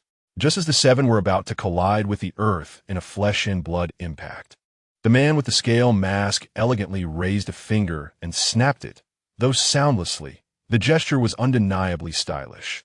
In an instant, an invisible force field unfurled, gently dissipating the terrifying momentum of their descent. They floated down like feathers cradled by an unseen hand, their falling speed abruptly slowing until their toes lightly touched the scorching concrete, allowing them to stand firmly. The gray cloaks billowed softly, reflecting a cold, hard glimmer under the sunlight, their presence commanding and overwhelming. Wang Mian took a step forward, his gaze steady as it swept across the hushed ranks of new recruits. And he spoke with a calm, yet powerful voice. New recruits, we are the mask. Before he could finish, a muffled thud interrupted him. The vortex, standing slightly behind, suddenly buckled at the knees, collapsing to the ground. His upper body remained instinctively upright, caught between kneeling and stumbling, a rather comical sight. Under the astonished gaze of the crowd, it was evident that the vortex's mind had undergone a lightning storm. In that kneeling position, he clasped his hands together and, with a deep breath, performed a perfect bow toward the new recruits, exclaiming with great vigor, since I am already kneeling, allow me to extend my early New Year's greetings to all you fine recruits, wishing you smooth training, a surge in strength, safe exits from the camp, and a brilliant future. And remember, for those who have cats, please feed them scientifically and deworm them regularly. May your feline life be filled with happiness. The masked ones, a mixture of murderous intent and speechlessness, the new recruits. A profound silence. Then, with a resounding boom, uncontrollable laughter erupted like a flood, sweeping across the entire training ground. Even the stern instructors on the platform began to tremble suspiciously at their shoulders. The previously serious, tense, and oppressive atmosphere was shattered by this unexpected comedic interlude. Ha ha ha, this is too much. Is Vortex's thought process in a quantum state? A classic moment. Absolutely a classic moment. The little system in Yin Zhiwei's mind laughed in chaotic code. Host, quickly, capture this moment. The masked squad's shocking entrance, an early New Year-esque greeting meme, has been born. The corners of Yin Zhiwei's lips finally curled into a faint yet genuine smile, akin to the first thaw of an icy lake, rippling with the gentle stirrings of spring water. He discreetly recorded this absurd yet delightful scene in his mind. The complex emotions stirred by the impending reunion with an old friend softened considerably by the farce, transforming into a flicker of resigned warmth. As always, he whispered inwardly, his gaze flitting over the seven figures and finally resting upon the composed Wang Mian, whose steady demeanor remained unchanged. Indeed, it had been a long time since they last met. Yet, he pondered, what would this reunion hold in store? He stood quietly in the queue, exuding an aura of serene tranquility that seemed to create an invisible barrier between himself and the surrounding laughter and astonishment. A faint smile lingered at the corners of his mouth, his gentle gaze observing the farcical scene before him and the familiar faces on stage, as if he were witnessing a long-awaited reunion, tinged with absurdity yet rich in human warmth. Sunlight bathed him, rendering even the swirling dust particles soft and delicate. Chapter 27. intimate performance. The echoes of laughter from the training ground had not yet dissipated, yet whispers of doubt crept through the crowd like tendrils of ivy. Is this truly the masked squad? Is this the demeanor of one of the 4 elite teams? Some rubbed their stiffened cheeks, their eyes brimming with skepticism. Which top-tier force sends their regards in such a manner? Surely, the training camp did not hire actors from a drama troupe to intimidate us, did they? I find their performance rather unremarkable. Moreover, some brash individuals, emboldened by their doubts, raised their heads again, previously suppressed by Yuan Gang, and remarked about compressing their strength to the pinnacle of the Lantern Realm. I suspect they are merely at the Lantern Realm level, pretending to be formidable. The chatter grew louder, with many new recruits displaying unabashed disdain. The masked squad's shocking yet comical entrance had diluted the initial awe, replaced instead by a sense of mediocrity. Li Pang huddled beside Lin Chia, tugging at his sleeve with a puzzled expression, and whispered, "Chia, are they really the legendary masked squad? I sense something is amiss." Lin Chia did not respond immediately. His gaze, sharp as a hawk's, was fixed intently on the stable figure adorned with a royal mask on the training platform. After a brief moment, he slightly turned his head, lowering his voice so only the 2 beside him could hear. "It is true. He possesses a divine power fluctuation akin to my own. Although it is nearly perfectly restrained, the unique pressure emanating from a higher echelon, belonging to an agent, cannot be feigned." Li Pang felt a jolt in his heart, the hint of jest on his face vanishing without a trace. Instinctively, he shrank further behind Lin Chia. He had witnessed Lin Chia harness divine power firsthand. A presence that could command such solemnity from Lin Chia could not possibly be a counterfeit. On the training platform, Yuan Gang took note of the doubts from below. Instead of displaying anger, he let out a scoff. His voice, amplified by the sound system, resonated with a metallic sharpness, clearly reaching every ear. "Since there are those who doubt, let it be so. Masked Squad, heed my command. Suppress your strength to the peak of the Lantern Realm. From this moment until 9 o'clock tonight, anyone who can by any means remove the mask from any one of you will."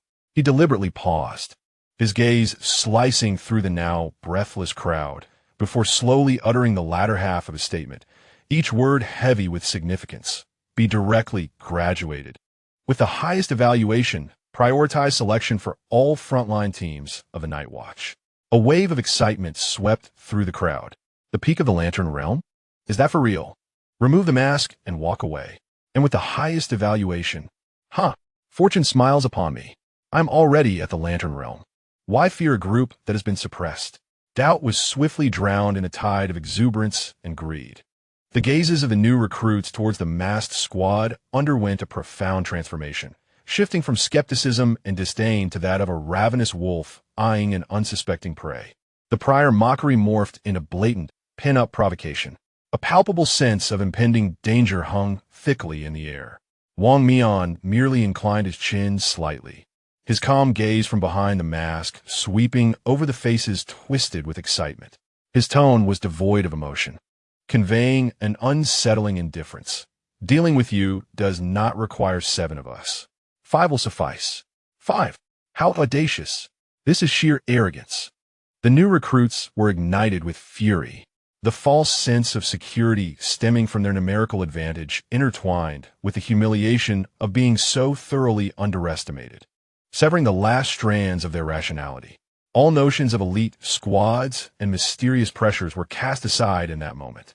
How dare they? 5 mere novices presume to act so brazenly? Brothers, charge. Let us tear off their masks as trophies. Overwhelm them. Show this pretentious lot what genius truly means. Profanity and frenzied shouts echoed loudly, as many began to emanate a faint glow of forbidden energy, their fists cracking ominously, eyes filled with malice. These reckless fools truly know not the peril they invite, provoking the masked ones. Sister Rose is about to explode. "Host, should we retreat?" The little system in Yan Zhiwei's mind shouted, a mixture of indignation and excitement lacing its tone, as if anticipating the ensuing chaos. As if in response to the system's foreboding, a crisp yet clearly displeased feminine voice rang out, starkly contrasting the previous languid tone. "Oh my!" The figure adorned with the rose mask stepped forward lightly, tilting her head. The seemingly ornamental small hammers on her ears emitted a sharp click, instantly transforming into a colossal silver war hammer, taller than she was and bristling with menacing spikes. The hammerhead glinted with a chilling brilliance under the blazing sun. "Since your words are so foul and you seem eager for a fight," she casually twirled her wrist, effortlessly swinging the heavy hammer, which cut through the air with a deep, terrifying whoosh. "Allow me to assist you in loosening those stiff muscles." As her words faded, the silver hammer transformed into a furious arc, sweeping horizontally. Bang, bang, bang, bang, bang. A series of bone-jarring impacts erupted nearly simultaneously. The first dozen recruits, their expressions frozen in shock, were struck as if by a speeding train, screaming in agony as blood sprayed forth, flying backward like a severed kite, crashing heavily onto the distant concrete ground, rolling and groaning, unable to rise. The entire training ground fell into an eerie silence. All that remained was the soft thud of the hammer gently tapping the ground, alongside a barely audible sigh from behind the rose mask, as if merely brushing off dust. "You ambushed us. What kind of skill is that?" Someone struggled to raise their head, clutching their concave chest, a mixture of astonishment and rage in their shout. Wang Mian slowly raised a hand, signaling for the rose to step back. His gaze was as cold as ancient ice, sweeping over the new recruits whose faces had drained of color. His voice was calm, yet carried an undeniable chill. "The rules have been made abundantly clear by Instructor Yuan." The moment his words fell, the contest had begun. "Here, only results mattered. And your current result is—" He paused, enunciating each word. "Worthless." He slightly tilted his head, addressing the four behind him, including Rose. "Do not hold back. Eliminate them." "Understood. It's about time to loosen up." The four responded in unison, their excitement barely contained. They each flexed their wrists and ankles. Although their breaths were restrained, the palpable aura of battle-hardened ferocity began to permeate the air. "It's over. A storm is brewing. Host, you must flee. This is serious. We value civilized observation. Safety comes first," the little system urged anxiously. Zhiwei also sensed the sudden escalation of tension and the icy undertone in Wang Mian's words. He let out a barely perceptible sigh and softly replied to the little system in his mind. "Yes, this place is no longer safe. Little Tang Yuan, remember to manage the recordings well. Rest assured, image processing is my specialty. I promise you will appear as if cloaked in optical camouflage on these cameras." Little Tang Yuan assured confidently. Almost immediately after the little system spoke, Zhiwei moved. There were no violent energy surges, nor exaggerated sound or light effects. He merely seemed to press down slightly with his foot, and in that instant he blended into the intersection of light and shadow, leaving behind a faint gray afterimage that was difficult to perceive. It was the enigmatic yin-yang phantom steps. His steps were intricate and agile, akin to a specter traversing the seams between reality and void, skillfully utilizing the chaos of the crowd, the obstructions of the buildings, and the shifting angles of light. He brushed past the iron railing at the edge of the training ground like a subtle breeze, and the next moment, he had silently vanished into the chaotic shadows behind the equipment storage, as if he had never stood there at all. Lin Xie instinctively turned his head. The familiar presence beside him dissipated like smoke scattered by the wind. All that remained in his sight was the empty ground where Zhiwei had once stood, and the fine dust dancing in the sunlight. A sharp, inexplicable feeling of emptiness pierced his heart, more acute and undeniable than the moment he learned of the dormitory separation. He pressed his lips into a thin line, forcing himself to redirect his gaze toward the now tumultuous center of the battlefield. "Chia, what should we do? Fight or run?" Bali Pang Pang exclaimed, watching the massed team sweep through the recruits like a tiger among sheep, his legs trembling in fear as he clung desperately to Lin Xie's arm.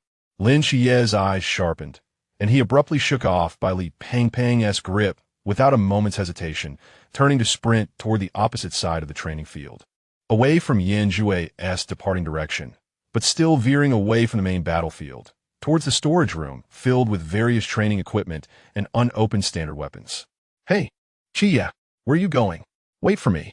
Bailey Pang Pang was momentarily taken aback, witnessing Lin Chia's resolute departure. With a mournful expression, he had no choice but to scramble after him, inwardly cursing Yuan Gang's ancestors and the foolish new recruits who had caused this chaos. Of the remaining recruits, some were instinctively intimidated by the ruthless and unrestrained demeanor of the masked team, seeking weapons or shelter in Lin Chia's direction. Others, however, were entirely provoked, roaring in fury as they unleashed an array of vibrant, luminescent forbidden techniques, surging like a tide towards the 5 gray figures. The training ground had devolved into a scene of utter chaos. The cacophony of roars, screams, collisions, muffled thuds, and sporadic explosions intertwined to create a heart-stirring tumult. Zhiwei concealed himself amidst a pile of discarded tires and construction materials behind the equipment storage, his back against the cold, rough concrete wall, his gaze calmly traversing the bloody disarray. Ultimately, his eyes precisely fixed on the figure adorned with a swirling mask, whose movements were particularly erratic and elusive. Li Xian's combat style remained distinct, embodying his unique rhythm that oscillated between playful mockery and fierce decisiveness, effortlessly weaving through the crowd. Each evasive maneuver was impeccably timed, and every strike left his opponents frustrated and enraged, yet utterly powerless. Compared to the brutal bloodbath he had faced against the Yamada no Orochi, he now appeared entirely at ease, even exhibiting a hint of bored indifference. "Host, he yawned. He yawned again. This is a fight, for goodness sake." Could he show some respect for his opponent? Little Tang Yuan exclaimed. "However, speaking of which, I sent it about time to intervene. If we wait any longer, he might genuinely lose interest and retreat to his dormitory for a nap." Soon enough, a faint, knowing smile graced Zhiwei's lips.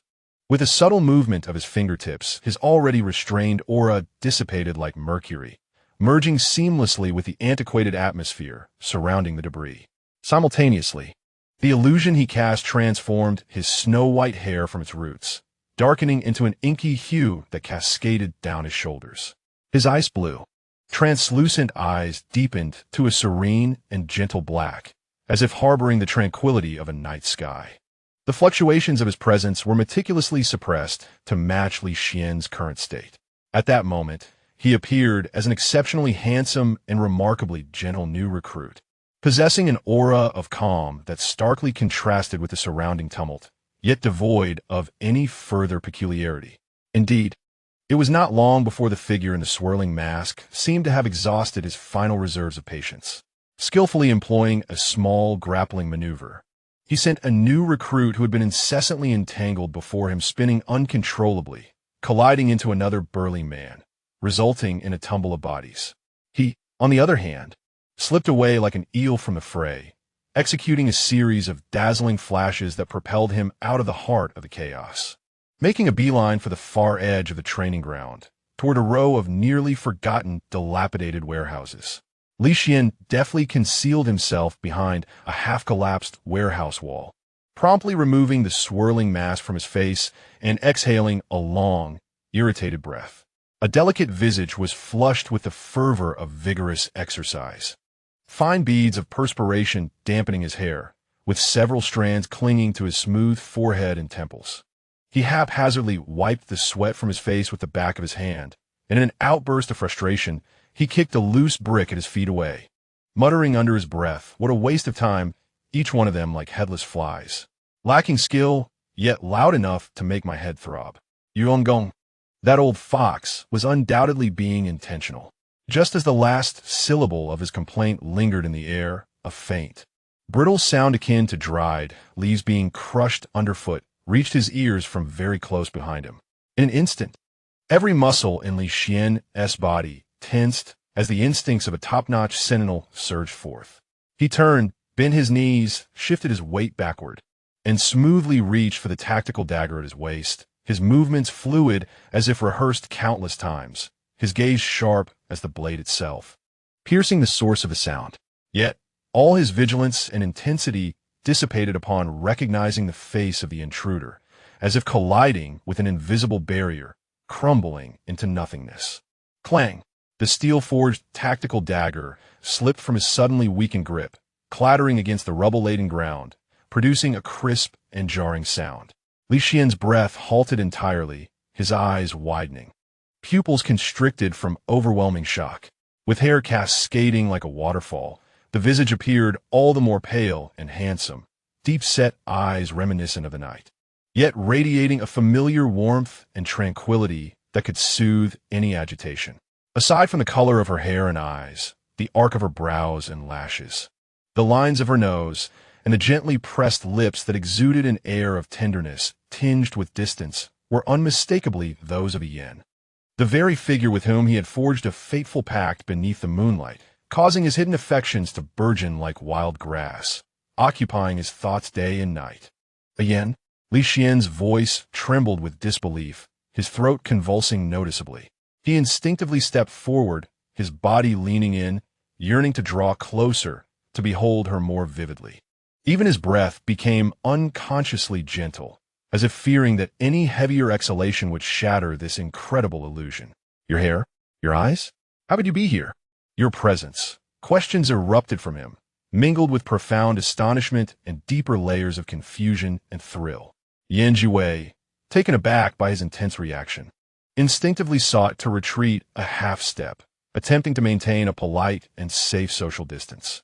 Yet, she had forgotten she was standing at the edge of the ruins. Her feet on the soft earth, and uneven debris. A suppressed, muffled sound escaped her lips, warm and soft, imbued with the vitality of life, unexpectedly pressing against his own. The fleeting moment of contact was brief, yet vividly clear. He could feel the slightly dry texture of her lips, could catch the scent of sweat, dust, and the refreshing aroma of youthful vigor that mingled with the crisp, distant fragrance of grass and wood that enveloped her, a strange and abrupt intertwining. Time seemed to stretch, warp, and freeze under an unseen force. The wind seeping through the gaps of the dilapidated warehouse swirls, stirring fine dust particles that dance silently in the slanted beams of golden light. One particular ray of sunlight falls precisely upon the barely touching lips of two individuals. The skin illuminated by this light appears almost translucent, revealing intricate textures, while the warmth radiating through the sunlight is magnified infinitely. Li Xian was utterly frozen, resembling a statue under a binding spell. In his wide-open eyes, the astonished visage of Zhiwei, mere inches away, was vividly reflected. He could discern the slight widening of her deep black eyes, which held a subtle turmoil he had never witnessed before. He could see her long, thick eyelashes tremble uncontrollably, akin to startled butterfly wings. He could observe her delicate, straight nose almost grazing his cheek. He could also acutely feel the incredibly soft, slightly cool, and moist sensation on his lips. A faint yet sharp current surged from that point of contact, racing along his spine to the crown of his head, instantly spreading throughout his limbs, inducing a shivering numbness. His cheeks flushed with astonishing rapidity, the warmth spreading from his cheekbones to his ears and down to his neck, making him feel as if he had been plunged into a pot of boiling oil. His mind became a blank canvas, all thoughts erased, leaving only the primal sensations resonating. The softness on his lips, the cool fragrance lingering at the tip of his nose, the trembling eyelashes of the person before him, and the explosive, kaleidoscopic fireworks of ecstasy, embarrassment, and bewilderment erupting from a corner of his heart. Had they truly kissed? This was no dream, nor a figment of countless midnight reveries. It was real. He had truly touched Zhiwei. Zhiwei, too, stood stupefied for a full 2 seconds. The unfamiliar yet vivid sensation on her lips, infused with the warmth and breath of another, alongside Li Xian's astonished gaze, filled with shocked daze. And a fervent emotion he could not immediately decipher sent ripples through her usually tranquil heart, as if a stone had been cast into its depths. Almost instinctively, she pulled back, her fingertips brushing lightly over her lower lip. The lingering, subtle sensation, imbued with a hint of his warmth, seemed to carry a faint electric charge, causing her alabaster ears to flush with a delicate and enticing shade of crimson. She observed Li Xian, who was blushing like a cooked lobster, his gaze flitting about in a fluster, unsure of where to place his hands. The initial shock in her heart gradually gave way to a soft, helpless warmth, intermingled with a hint of secret excitement and shyness that even she had not fully recognized. Clearing her throat softly, she attempted to dispel the lingering air of ambiguity. Her voice emerged slightly deeper than usual, imbued with a soothing tone, yet betraying a hint of barely perceptible hoarseness. "I apologize, it was an accident." They kissed. They truly kissed. Lips to lips. "Host, your ears are crimson. Blazing red. The heart rate monitor has gone off the charts. Over 230. A soul-shaking wave." While his soul is still momentarily detached. Quickly. Say something enchanting. Do something even more captivating. In Zhiwei's mind, the tiny dumplings emitted a piercing shriek akin to the explosion of the cosmos, their excitement causing data streams to swirl chaotically. The noise disturbed Zhiwei, causing a slight furrow to form on his brow, and he softly admonished within himself, "Be quiet." However, the tone was tinged with a hint of helplessness and perhaps even indulgence, a departure from his usual icy demeanor. Li Xian seemed to be scalded by those two words. Recoiling as if electrocuted, and with a thud, his back collided heavily against the remnants of a crumbled wall. He raised his hand abruptly, not to cover his mouth, but to firmly shield his flushed, burning cheeks, revealing only a pair of moist eyes filled with confusion and embarrassment peering through his fingers, fixated on Zhiwei. He opened his mouth, yet only fragmented syllables escaped. Your hair, his thoughts were a jumble, devoid of coherence, until he ultimately surrendered, burying his entire face deeper into his palms, leaving only the tips of his ears, crimson and nearly bleeding, exposed as he radiated an aura of steaming heat, as if he might spontaneously combust at any moment. In pursuit of convenience, Zhiwei steadied himself, forcibly suppressing the tumult of emotions.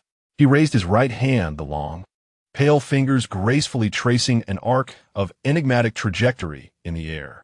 A soft, golden divine energy flowed silently from his fingertips, weaving rapidly around them, extending to form a semi-spherical, subtly radiant golden barrier.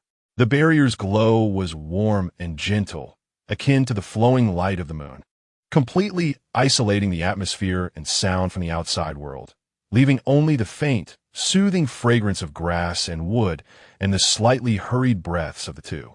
"I have unearthed some clues regarding our agreement from that night." Zhiwei's voice regained its usual gentle calm, though as his gaze flickered over Li Xian's nearly smoldering visage, a trace of soft light glimmered in his eyes, and his tone unconsciously softened. "To venture forth is to advance in tandem with you." At the mention of business, Li Xian trembled slightly, taking several deep breaths as if to suppress the tumultuous heat swelling in his chest.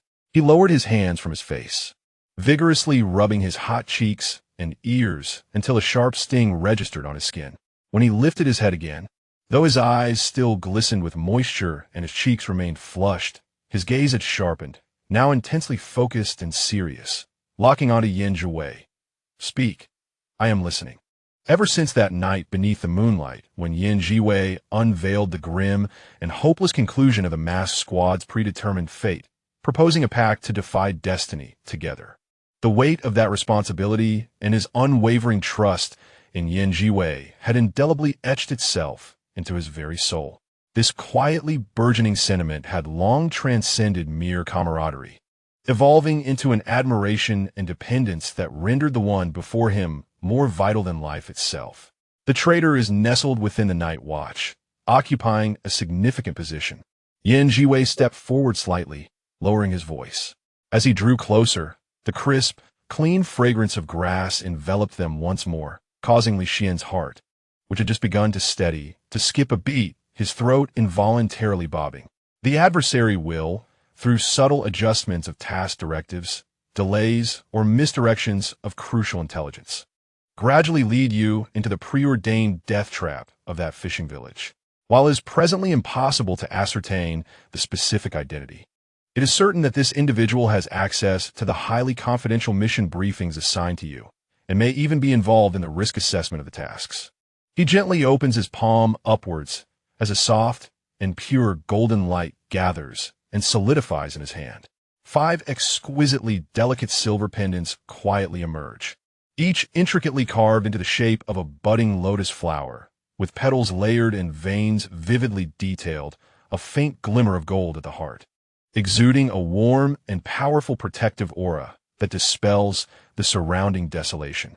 This object is known as the Pure Heart Lotus, crafted through my repeated refinement using primordial divine power. He extends his palm toward Li Xian, his fingertips inevitably brushing against the skin of Li Xian's wrist, which trembles slightly from tension. When worn closely, it can safeguard the mind and, to some extent, resist the spiritual erosion of the red moon and the whispering pollution of those indescribable entities. It is more discreet than ordinary talismans, and its efficacy is longer lasting. The moment his fingertips make contact, the faint golden feather mark, previously inscribed by Zhiwei, on the inner side of Li Xian's wrist suddenly becomes searing hot. It radiates a soft golden glow, several times brighter than usual, pulsating with a life of its own, responding vividly to its master's proximity and touch, even conveying an indescribable sense of affection and joy. This mark has been reinforced by me. Zhiwei's gaze falls upon the glowing mark, his eyes focused and gentle. The light reflects in the depths of his dark eyes, resembling stars falling into a cold pond. It serves not only as a one-way communication channel. Should you encounter a life-threatening crisis, it will activate on its own to shield you from a single attack. Remember, if in the future you receive any task directives that seem unusual or unsettling, or detect any illogical hints within the Watcher system, you must inform me at once through it. Li Xian lowers his head, his gaze resting on his palm. The 5 cool silver lotuses lie quietly, their texture smooth and delicate, seemingly still retaining the warmth and reassuring aura of Zhiwei's fingertips. He raises his other hand, gently touching the now heated golden mark on his wrist, which resonates in synchrony with his heartbeat. A surge of warmth flows from the point of contact, enveloping his entire being and reaching deep into his heart, melting away the last remnants of embarrassment and confusion into a profound, burning trust and determination. After a moment of silence, he suddenly lifts his head, gazing directly and unreservedly into Zhiwei's eyes. The blush at his ears has not faded, yet his eyes shine with an astonishing brightness, radiating a near reckless sincerity and fervor. His voice is low, slightly strained from tension, yet every word is clear and resolute, as if he has summoned all his courage. I understand, Yan. I will protect these items with my life, ensuring they are delivered to them intact. He pauses, his voice dropping even lower, yet more tenacious, with a barely perceptible tremor. You must be extremely careful. In the night watchman, the depths of the situation are perilous. One must not venture into danger. Just moments ago, his courage seemed to hit a wall. His cheeks flushed uncontrollably while his gaze stubbornly remained fixed. His voice barely above a whisper, as delicate as a feather brushing against the heart. I do not harbor any disdain for what transpired earlier. Upon uttering this, it appeared he had expended all his strength, hastily lowering his eyelashes to focus on the hem of Zhiwei's black training uniform, the crimson hue at his ears swiftly creeping down to his neck. Upon hearing this, Zhiwei was momentarily taken aback. Soon after, a genuine smile blossomed at the corners of his lips, like moonlight breaking through the clouds, gradually spreading warmth to his eyes. That smile was astonishingly gentle, capable of melting the hardest ice, of coaxing blooms from barren lands. In his deep, dark eyes, flickers of light danced as he observed Li Xian's painfully shy yet determined expression, revealing his feelings despite his embarrassment, stirring an unexpected tenderness deep within him. Very well, he replied softly, his voice imbued with an inadvertent warmth and indulgence. I am aware of my limits. There is no need for your excessive concern. He watched as Li Xian cautiously tucked away 5 silver lotus pendants, his fingertips unconsciously caressing their resting place, as if they were the most precious treasures in existence. and the tenderness in his gaze was on the verge of overflowing. At that moment, a sharp and urgent alarm blared in Yan Zhiwei's mind. Host! Host! Emergency! Over at the battlefield. Lin Chia. He has pushed 2 carts of explosives towards the mass squad. The fuse has been lit. He's gone mad. This boy is absolutely insane. Upon hearing this, the smile that graced Yan Zhiwei's lips vanished in an instant, a glint of sharpness flashing through his dark eyes. The previously gentle and reserved aura surrounding him began to shift as his divine energy subtly surged, his consciousness sweeping through the chaotic heart of the battlefield like an invisible tide.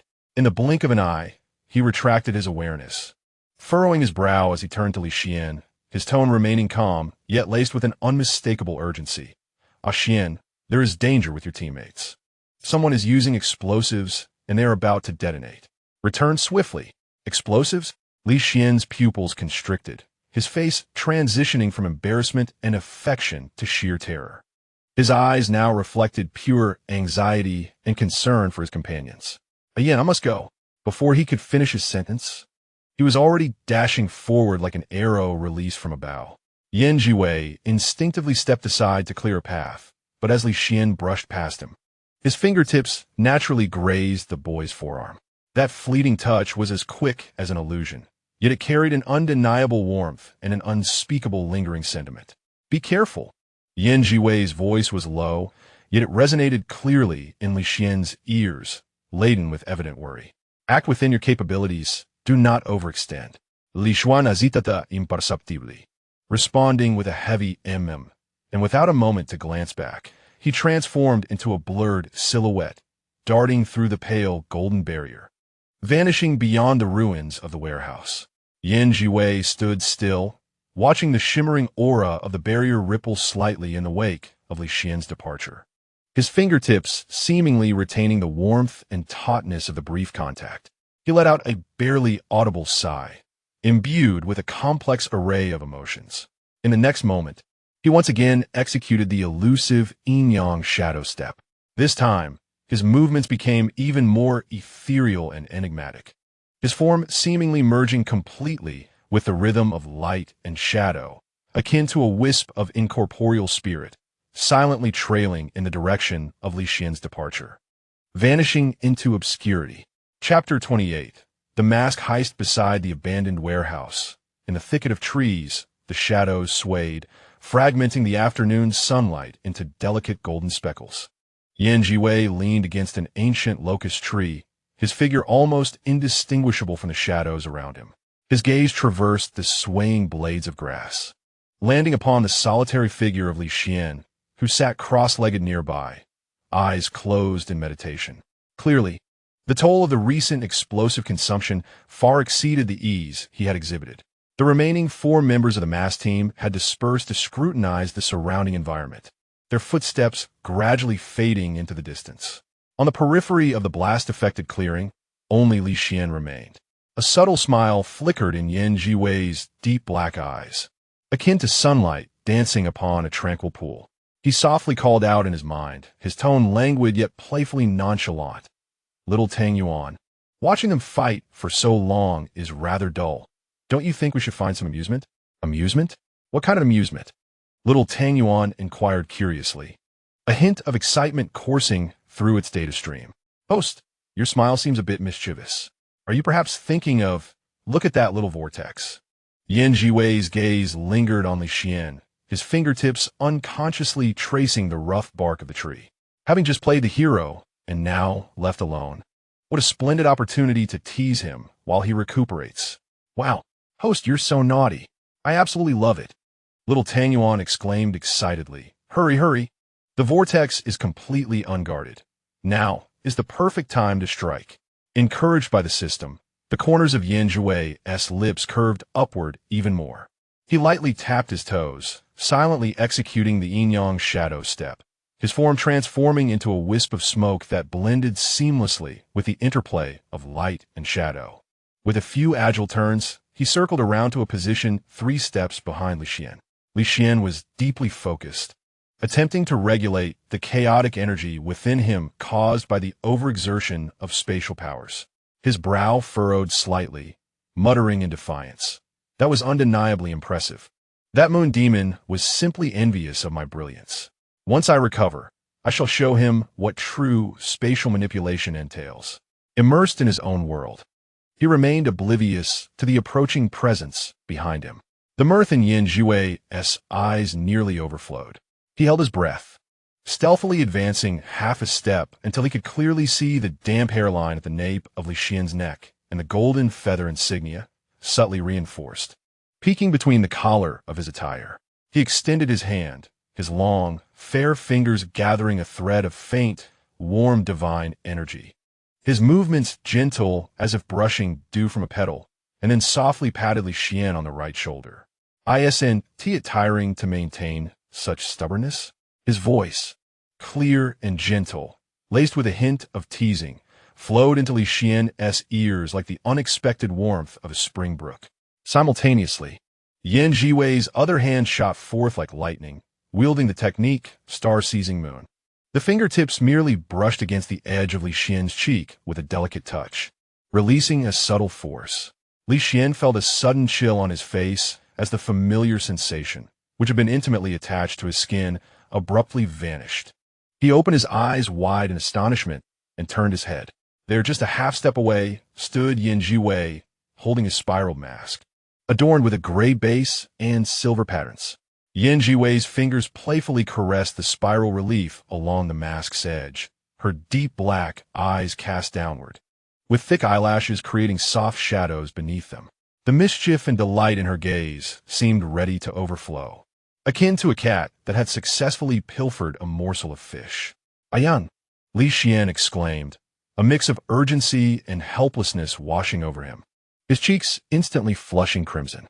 He braced himself against the ground, intending to rise and reclaim his mask. "Return it to me. Without the mask, what am I but a mere facade? This is an underhanded tactic. It doesn't count," he shouted while reaching out. But the strength within him had yet to settle. As he stood, a wave of dizziness overcame him, causing him to stumble, nearly collapsing back down in a disheveled and anxious state. However, just as he steadied himself and prepared to leap forward again, Zhiwei gracefully sidestepped, her wrist twisting. Under the gaze of Li Xian's suddenly widened eyes, she effortlessly placed the spiraled mask, still warm from his touch, against her own face. The cold metallic interior of the mask met her warm skin, instantly absorbing her temperature. The spiral patterns obscured much of her strikingly handsome visage, revealing only a beautifully sculpted jawline and her deep black eyes, twinkling with mirth, peering through the mask's openings. Li Xian's movements alta abruptly. He stared transfixed as Zhiwei donned his mask. In that fleeting moment, an extraordinarily peculiar feeling seized him. This personal item, which he had worn close to his being and infused with his essence and warmth, now intimately adhered to Zhiwei's face. It was as if an invisible, secret bond silently connected them.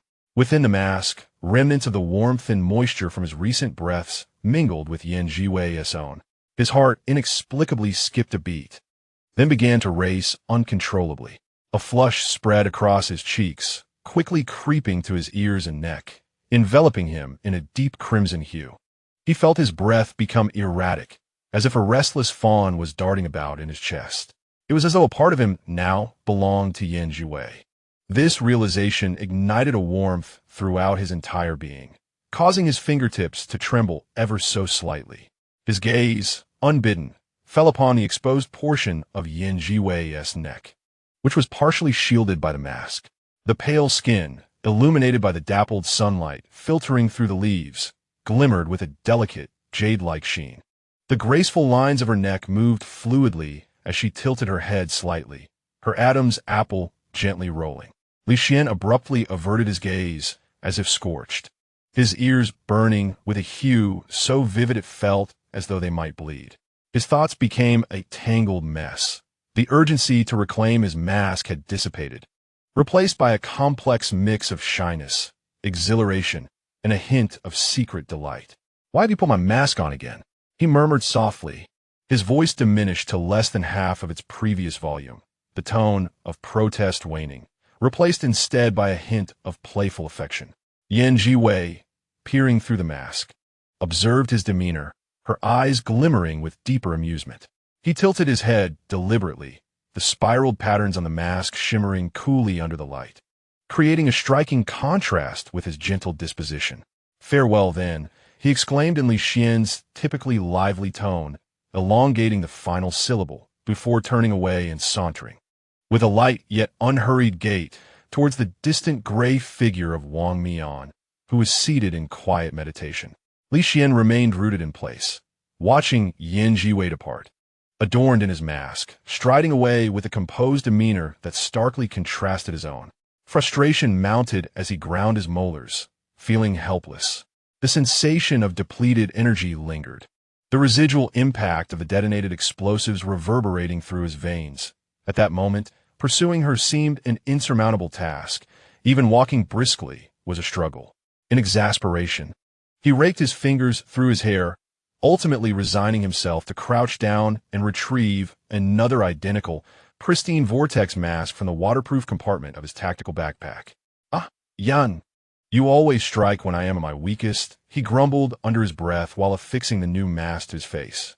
As his fingertips pressed the edges of the clasp, he involuntarily recalled the image of Zhiwei's fingers tracing the patterns of the old mask, causing warmth to rise to his ears.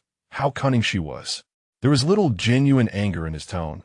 Rather, it bore an almost indulgent sweetness that he was not even aware of. He took a moment to regulate his breathing, forcing himself to calm his mind. Once the sensation of lightheadedness lessened, he promptly stood and made his way towards Wang Mian, his thoughts lingering on the old mask that had been taken from him and the person who wore it. Meanwhile, Zhiwei had approached within 3 steps of Wang Mian. Halting her advance, Wang Mian seemed to sense the proximity of another presence, and at that moment, slowly opened his eyes. The gaze behind the silver mask was sharp as a blade, immediately landing on the familiar vortex mask that adorned Zhiwei's face.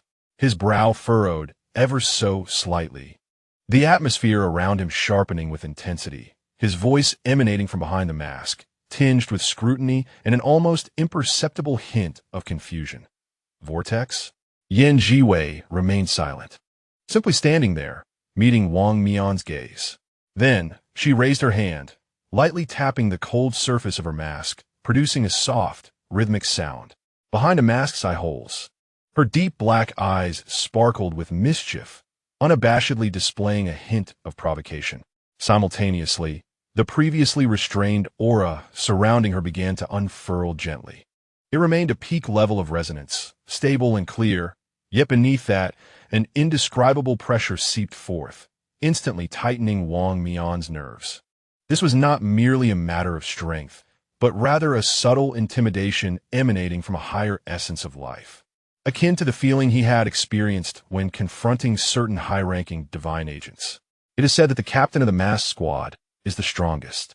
The clear and soothing voice emanating from behind the mask carries a hint of metallic resonance, yet it exudes an air of calm assurance, as if seeking to exchange a few techniques with you. Wang Mian, whose previously tranquil aura had been cultivated through meditation, suddenly transformed, becoming as sharp and fierce as a drawn blade. He slowly rose, his gaze from behind the silver mask locking intensely onto Zhiwei, his voice chilling slightly, imbued with an undeniable certainty. "You are not him." Having fought alongside Li Xian for years, sharing life and death, he was intimately familiar with the nuances of each other's presence, rhythm, and even breathing patterns. Although the person before him donned a swirling mask and suppressed their power to the confines of a cup, the voice that transcended the mask was clear, steady, and laced with an air of casual mockery, starkly contrasting with Li Xian's usual exuberance and boisterous vitality. In the brief moment of inquiry and response, Wang Mian had already concluded that this individual was certainly not his comrade. A newcomer? Yet what new recruit could possess such poise and exude a pressure that made even him feel a twinge of trepidation? A faint smile curved at the corner of Zhiwei's lips behind the mask. He neither denied nor affirmed, merely tilting his head slightly, his voice carrying a vague and alluring texture as it flowed through the mask. "Let's engage in a match," strictly in close combat, without employing divine power or enhancing abilities. He paused, an air of playful intrigue infusing his tone, proposing that the loser agree to a request from the winner. "What do you say?" Just then, Li Xian, panting and out of breath, approached. Upon spotting Zhiwei wearing his mask, locked in confrontation with their captain, he felt the atmosphere shift. His eyes widened in disbelief as he exclaimed, "Ah, Yan, how dare you impersonate me?" His tone was a blend of astonishment, accusation, and an excitement he himself was unaware of, finding the situation oddly amusing. Instinctively, he quickened his pace to draw nearer.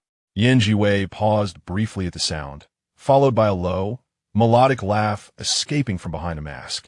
He raised a hand, his fingertips teasingly brushing the edge of the mask, gently pushing it upward. The cold mask was removed, revealing a face of gentle elegance with smiling eyes. The afternoon sun bathed his features, casting a soft glow over his fair skin, while his deep black eyes, akin to obsidian submerged in a clear spring, sparkled with brilliance and depth. He casually toyed with the swirling mask, glancing at Wang Mian, his gaze revealing an unmistakable playfulness. Captain Wang Mian is indeed perceptive, having discerned my identity so swiftly. Wang Mian's entire body stiffened abruptly, the pupils behind the silver mask constricted uncontrollably upon recognizing that face. Time seemed to stretch infinitely in that moment, freezing in place.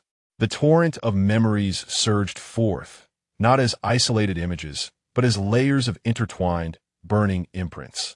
And now, he stood merely 3 steps away, vividly alive, with a smile dancing in his eyes, even bearing a hint of mischievous mockery.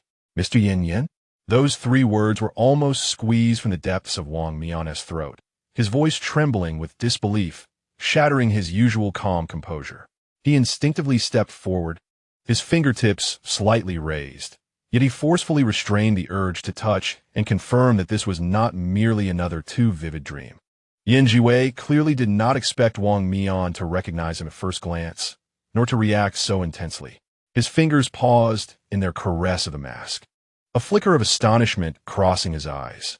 Soon after, a gentle yet genuine smile graced his lips, and he chuckled softly, his tone warm. Captain Wang Mian certainly has a remarkable memory. He casually returned Li Xian's swirling mask to him as he approached, still slightly breathless. Yet his gaze remained fixed on Wang Mian, imbued with inquiry.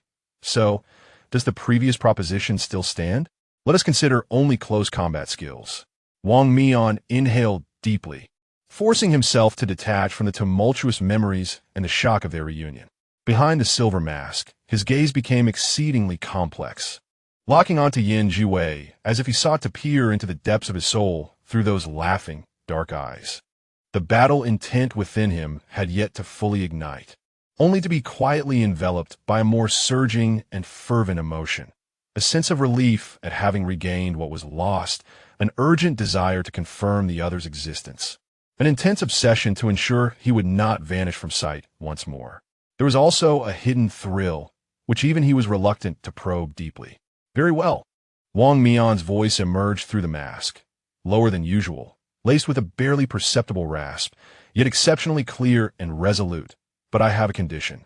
He stepped forward, closing the distance between himself and Zhiwei.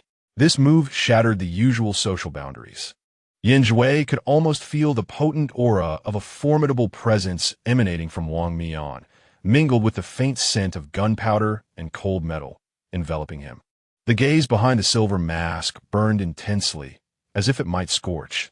"If I win, you cannot vanish without a word as you did last time." What remained unspoken was the vow that this time, regardless of victory or defeat, by any means necessary, he would not allow Zhiwei to simply disappear. His fingertips tightened discreetly at his side, knuckles paling.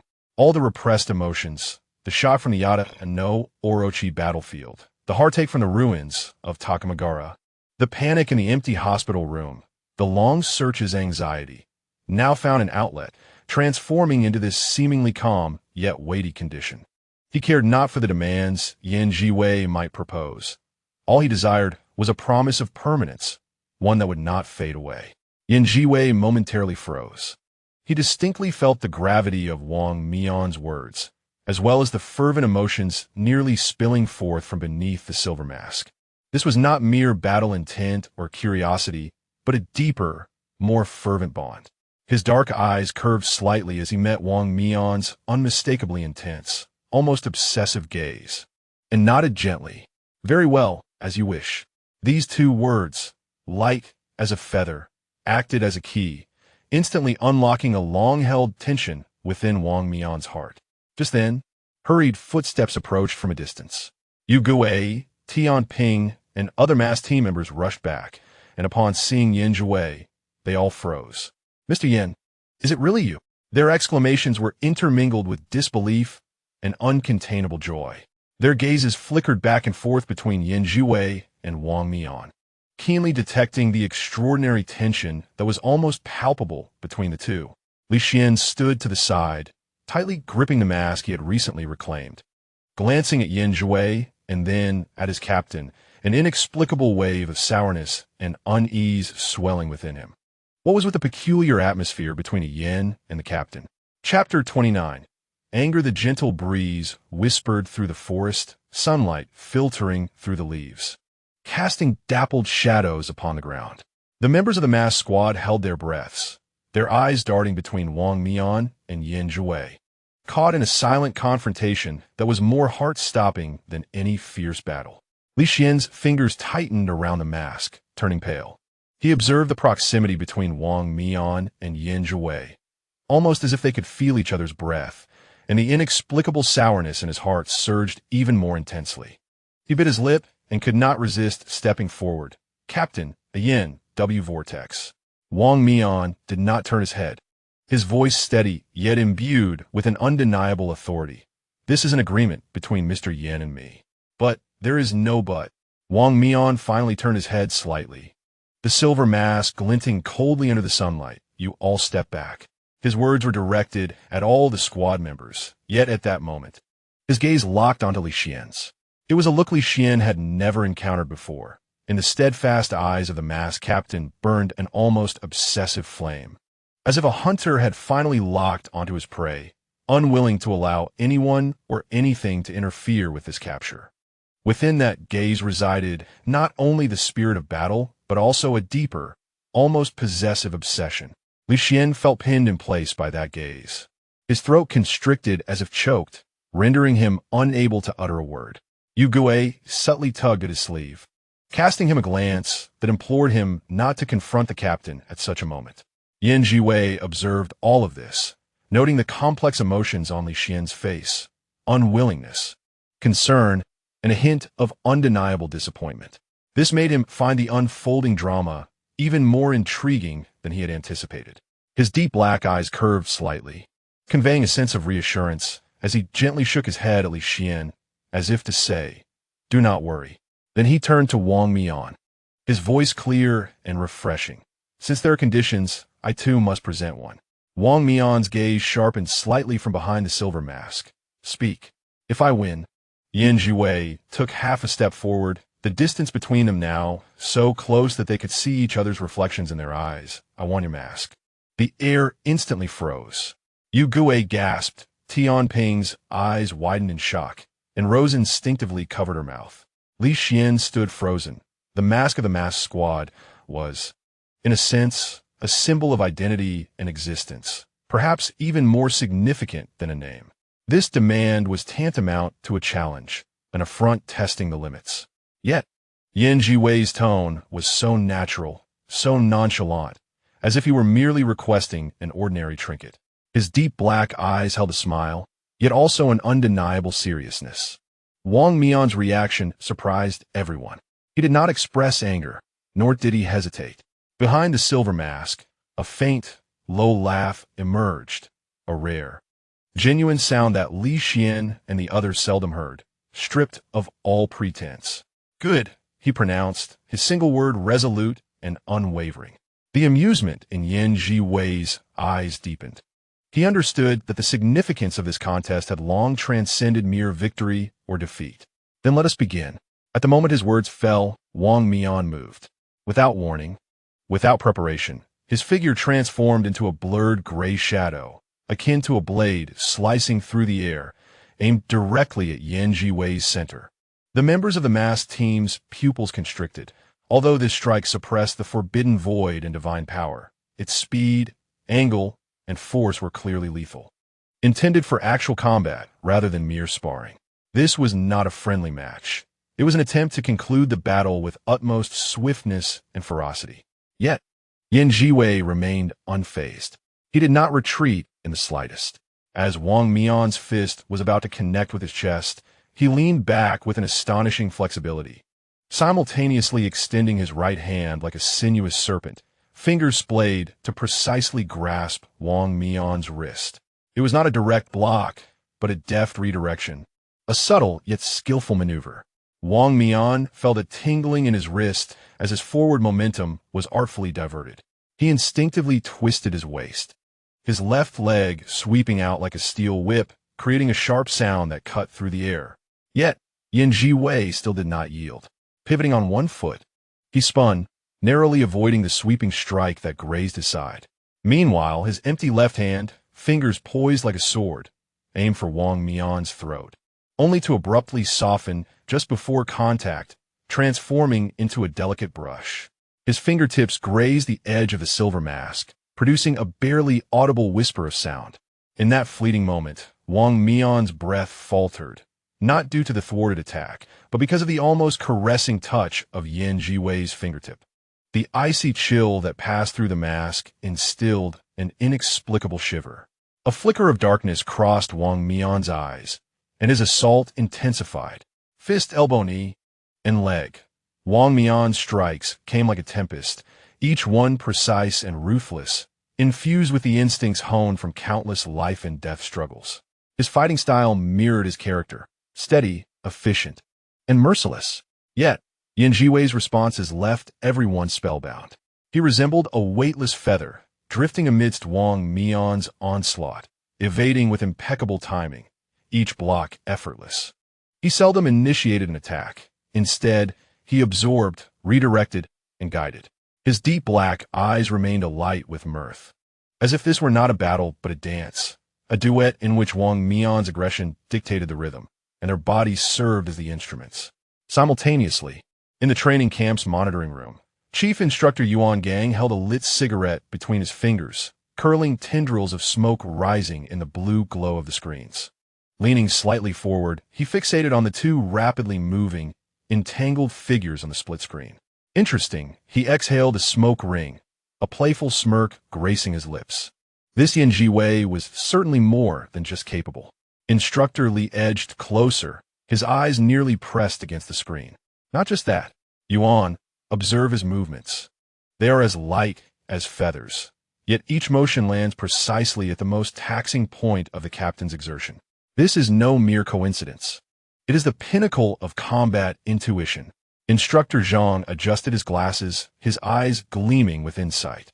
What is more crucial is that he has been orchestrating the rhythm of the battle. On the surface, it appears as though the captain is launching a fierce assault. But in reality, every step has been meticulously calculated by Zhiwei. This level of control is not characteristic of a novice, nor even of an ordinary night watchman. Yuan Gang remained silent, taking a deep drag from his cigarette. His gaze swept over the data flow energy monitor at the edge of the screen, where Zhiwei's readings consistently maintained a peak level, unwavering and devoid of any fluctuations. Yet, it was this very stability that rendered the situation all the more uncanny. To sustain such a steady output of energy under the onslaught of someone like Wang Mian, one must possess either an ability far surpassing the realm they present or an almost perverse level of control over their power. Either way, it was astonishing. Let us continue watching. Yuan Gang flicked the ash from his cigarette, his voice low. I am curious to see how this sparring session will conclude. The battle on the screen raged on. Wang Mian's speed increased, yet the breaths behind the silver mask grew more labored, not from exhaustion, but rather from a tumult of emotions. Each of Zhiwei's movements challenged the very limits of his comprehension.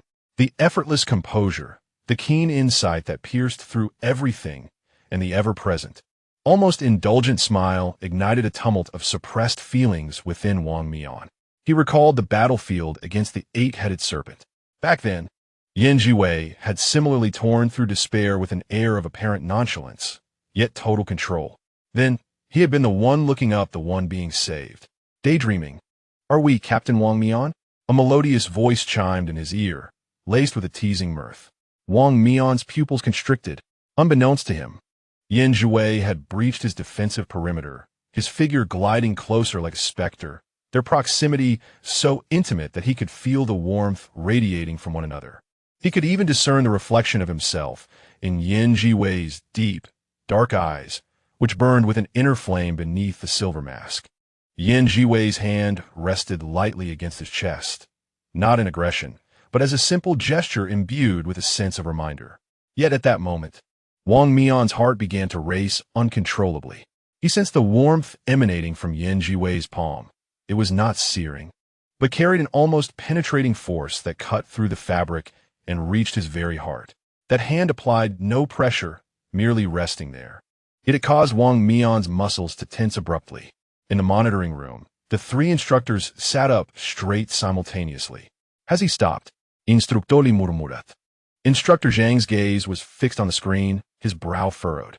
Has Zhiwei voluntarily ceased his offensive? Is he providing Wang Mian an opportunity to retreat?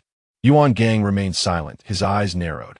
His focus was drawn to Zhiwei's hand resting on Wang Mian's chest, then flitted over the ambiguous distance between the two, the curve of his lips deepening. This is quite intriguing. Between these two individuals, it seems that the exchange transcends mere sparring. This lad is likely to face a downfall. Time appeared to stand still at that moment.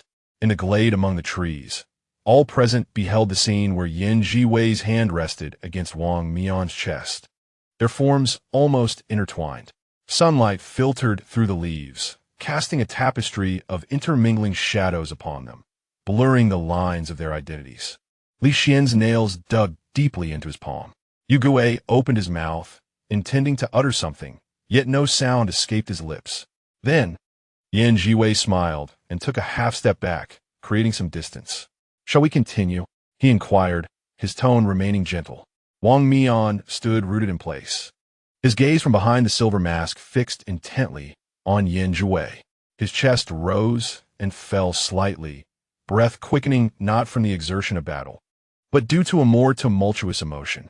After a pause, he slowly exhaled, "I concede." 3 words, clear and resolute. Zhiwei raised an eyebrow. The outcome is undecided. Why admit defeat? Wang Mian remained silent, merely raising a hand to touch the edge of his mask.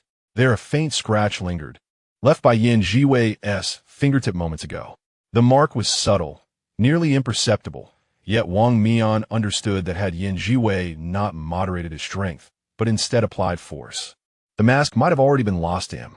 From the very beginning, you had the opportunity to remove your mask. Wang Mian's voice emerged from behind the mask, carrying a barely noticeable rasp, yet he chose to leave it at that.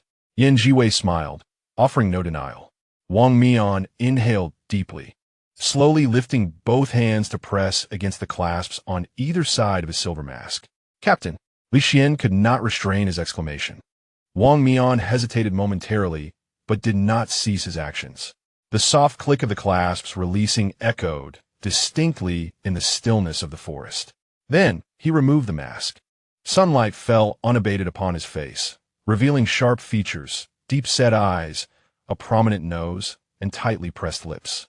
It was an exceptionally handsome visage, yet at that moment, it bore an extraordinary gravity, reflecting some profound emotion. His gaze remained locked on Zhiwei, devoid of any trace of defeat, only a heavy and almost obstinate seriousness. "A wager must be honored," he declared, extending the mask toward Zhiwei. In the monitoring room, ash fell from Yuan Gang's fingertips. He stared at the screen displaying that unmasked face. Wang Mian had truly removed his mask. As the captain of the Faceless Squad, Wang Mian's mask was of immense significance.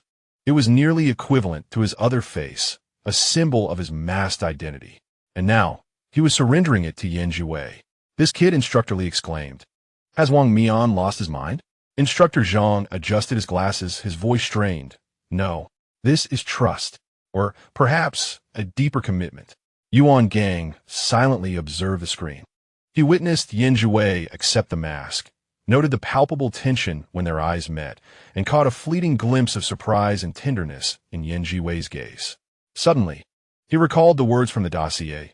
Zhiwei, both parents were night watchers, confirmed sacrificed 5 years ago during the Echo of the Abyss mission. There exists a child for whom the higher authorities have issued a special directive to provide protection and to prevent re-entry into this domain. Nevertheless, the individual insists on enlisting for the new recruit training through official channels, receiving an evaluation rating of S. Forbidden Ruins, Qianlin Yuchen, dual form. Note, suspected existence of a second unregistered forbidden ruin, pending observation. An individual who ought not to be in this place. One possessing dual forbidden ruins, yet capable of compelling the captain of the masked squad to remove his mask. Yuan Gang slowly extinguished his cigarette in the ashtray. Intriguing, he murmured, a complex glimmer illuminating his eyes. It becomes increasingly fascinating. Zhiwei gazed upon Wang Mian's unmasked visage, observing the unmistakable determination within his eyes. Suddenly feeling that this game had perhaps escalated beyond reason. I shall accept the mask. Zhiwei tenderly cradled the mask in his palm. However, since Captain Wang has chosen to be forthright, I shall not take advantage of this situation. He paused, a gentle smile gracing his features. The previous conditions are nullified. You need not acquiesce to anything from me, nor shall I depart without notice, at least not in the same manner. Wang Mian's pupils slightly constricted. He fixed his gaze upon Zhiwei, as though seeking the genuine weight of this statement within those smiling, deep black eyes. Do you guarantee it? He inquired, his voice low and intense. I do guarantee it, Zhiwei affirmed with a nod. At that moment, the air seemed to freeze. The wind continued to rustle through the forest. Sunlight poured down in streams, yet all eyes were riveted upon this pair locked in mutual gaze. Li Xian stood nearby, observing Wang Mian's unadorned face, then glancing at the silver mask held by Zhiwei, and finally at the vortex mask he had recently reclaimed. Suddenly, he felt as if he were miles apart from Yan. So far that, despite Yan having worn his mask mere moments ago, despite their unexpected touch, and despite Yan's gentle smile directed at him, none of it could compare to the silent yet palpable tension between Wang Mian and Yan, which seemed capable of shaking the very foundations of their world. It was a contest in attraction between equals, a struggle befitting adults. Li Xian bit his lip, reapplying the mask to his face. The chill of the mask brought him back to reality. Yet it could not dispel the increasingly potent bitterness and reluctance swelling in his heart. Zhiwei seemed to sense something amiss, casting a gentle glance in his direction. Filled with inquiry, Li Xian turned his face away, avoiding that gaze. He feared that if he lingered even a second longer, he might act irrationally, perhaps rush forward and pull Yan away from the captain, or loudly question, Yan, why does he look at you differently than he looks at me? However, he did nothing. He merely clenched his fists tightly, his nails digging deep into his palms. Zhiwei observed his demeanor, a flicker of complex emotion passing through his eyes. He opened his mouth, intending to speak, but was interrupted by Wang Mian's voice. Mr. Yan. Wang Mian had donned the spare mask handed to him by the Moon Demon, which was also silver but devoid of the unique patterns of the original mask. I shall be at the training camp during the training period. This statement seemed disjointed, yet Zhiwei understood its implication. This is both an invitation and a reminder of my presence here. You know where to find me. So, do not vanish again.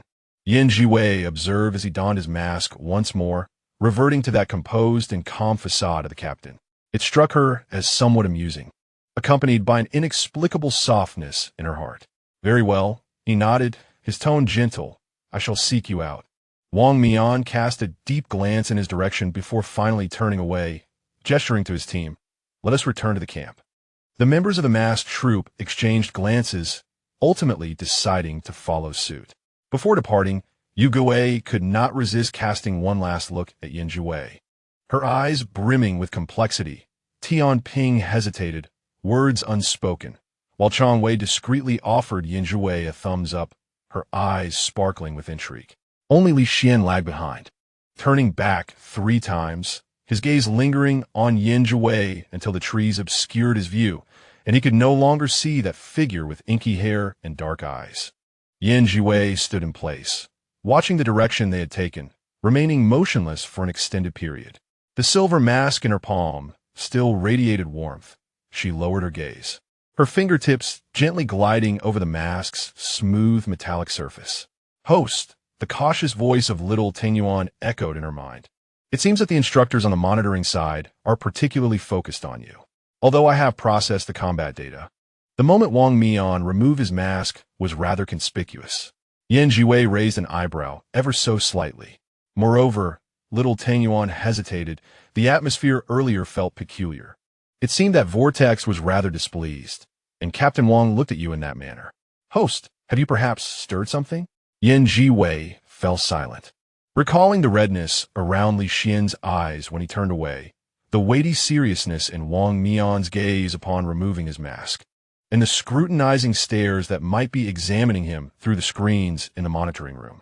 Alongside these thoughts, a subtle, persistent feeling lingered in his heart. After a moment, he let out a soft sigh. Perhaps. The sun still shone brightly, and the forest remained tranquil. Yet, something had quietly shifted. Zhiwei tightened her grip on the mask in her hand, turning to walk towards the training camp. In her deep, dark eyes, complex emotions gradually settled. It seemed this game required a change in strategy. Chapter 30. Training Camp. Having resolved the significant matter of identity confidentiality, Zhiwei felt as if an immense weight had been lifted from her shoulders. With the little system in tow, she meandered leisurely through the expansive training camp, her demeanor resembling that of a carefree cloud straying into a military camp. Her posture relaxed, and her steps gentle. She contrasted sharply with the tense atmosphere of rigorous training surrounding her. Yet this was no mere stroll. In the shadows, she had subtly activated Yao Wuxing. A thin veil of indistinct mist silently enveloped her, not obscuring her visually, but rather acting directly on the perceptual level, quietly diminishing others' awareness of her presence. The divine power of concealment allowed her to comfortably observe the unfolding events. Only when passing by those monitoring cameras illuminated with red lights does he feel a subtle stir in his thoughts, slightly restraining his power. He neither draws excessive attention nor becomes too inconspicuous, just enough to allow the eyes behind the screen to capture his silhouette, maintaining the presence expected of a new recruit. Possessing strength grants one such composure. He muses quietly to the little system as his steps lead him near the training zone for new recruits. Catching sight of the steady glow of the monitoring light, Zhiwei completely withdraws his concealment, naturally pausing at the edge of the training ground. A cluster of new recruits huddles together, grimacing as they rub their bruised joints. "Do not move just yet," he says, his voice clear and balanced, perfectly drifting into their ears. His long, fair fingers gather a glimmer of soft pink light, akin to the delicate flutter of butterfly wings. The luminous point gently descends upon their injuries, bringing a pleasantly cool sensation that visibly alleviates the swelling. The subtle itch of new flesh growth beneath the damaged skin emerges, and within a few breaths, the bruises heal significantly. "Wow, is it really that quick?" the new recruits exclaim softly, surrounding him with their expressions of gratitude. Zhiwei nods slightly. "These are mere minor wounds. Just pay attention to the angle of force and protection during future encounters." Yet, internally, he whispers to the little system. The instructors are surely watching from behind the monitors. This display is just right, showcasing his healing abilities without being overly ostentatious, thus enhancing his positive presence. Perfectly executed. In the monitoring room, Chief Instructor Yuan Gang pinches an unlit cigarette between his fingers, observing the gentle figure treating wounds on the screen, his brow slightly raised. "This Zhiwei handles healing in the Forbidden Realm quite adeptly," he remarks. Instructor Li nods in agreement. "It acts quickly and is non-intrusive. Looks quite practical." New recruits inevitably suffer bumps and bruises. Having him around will save quite a bit of trouble.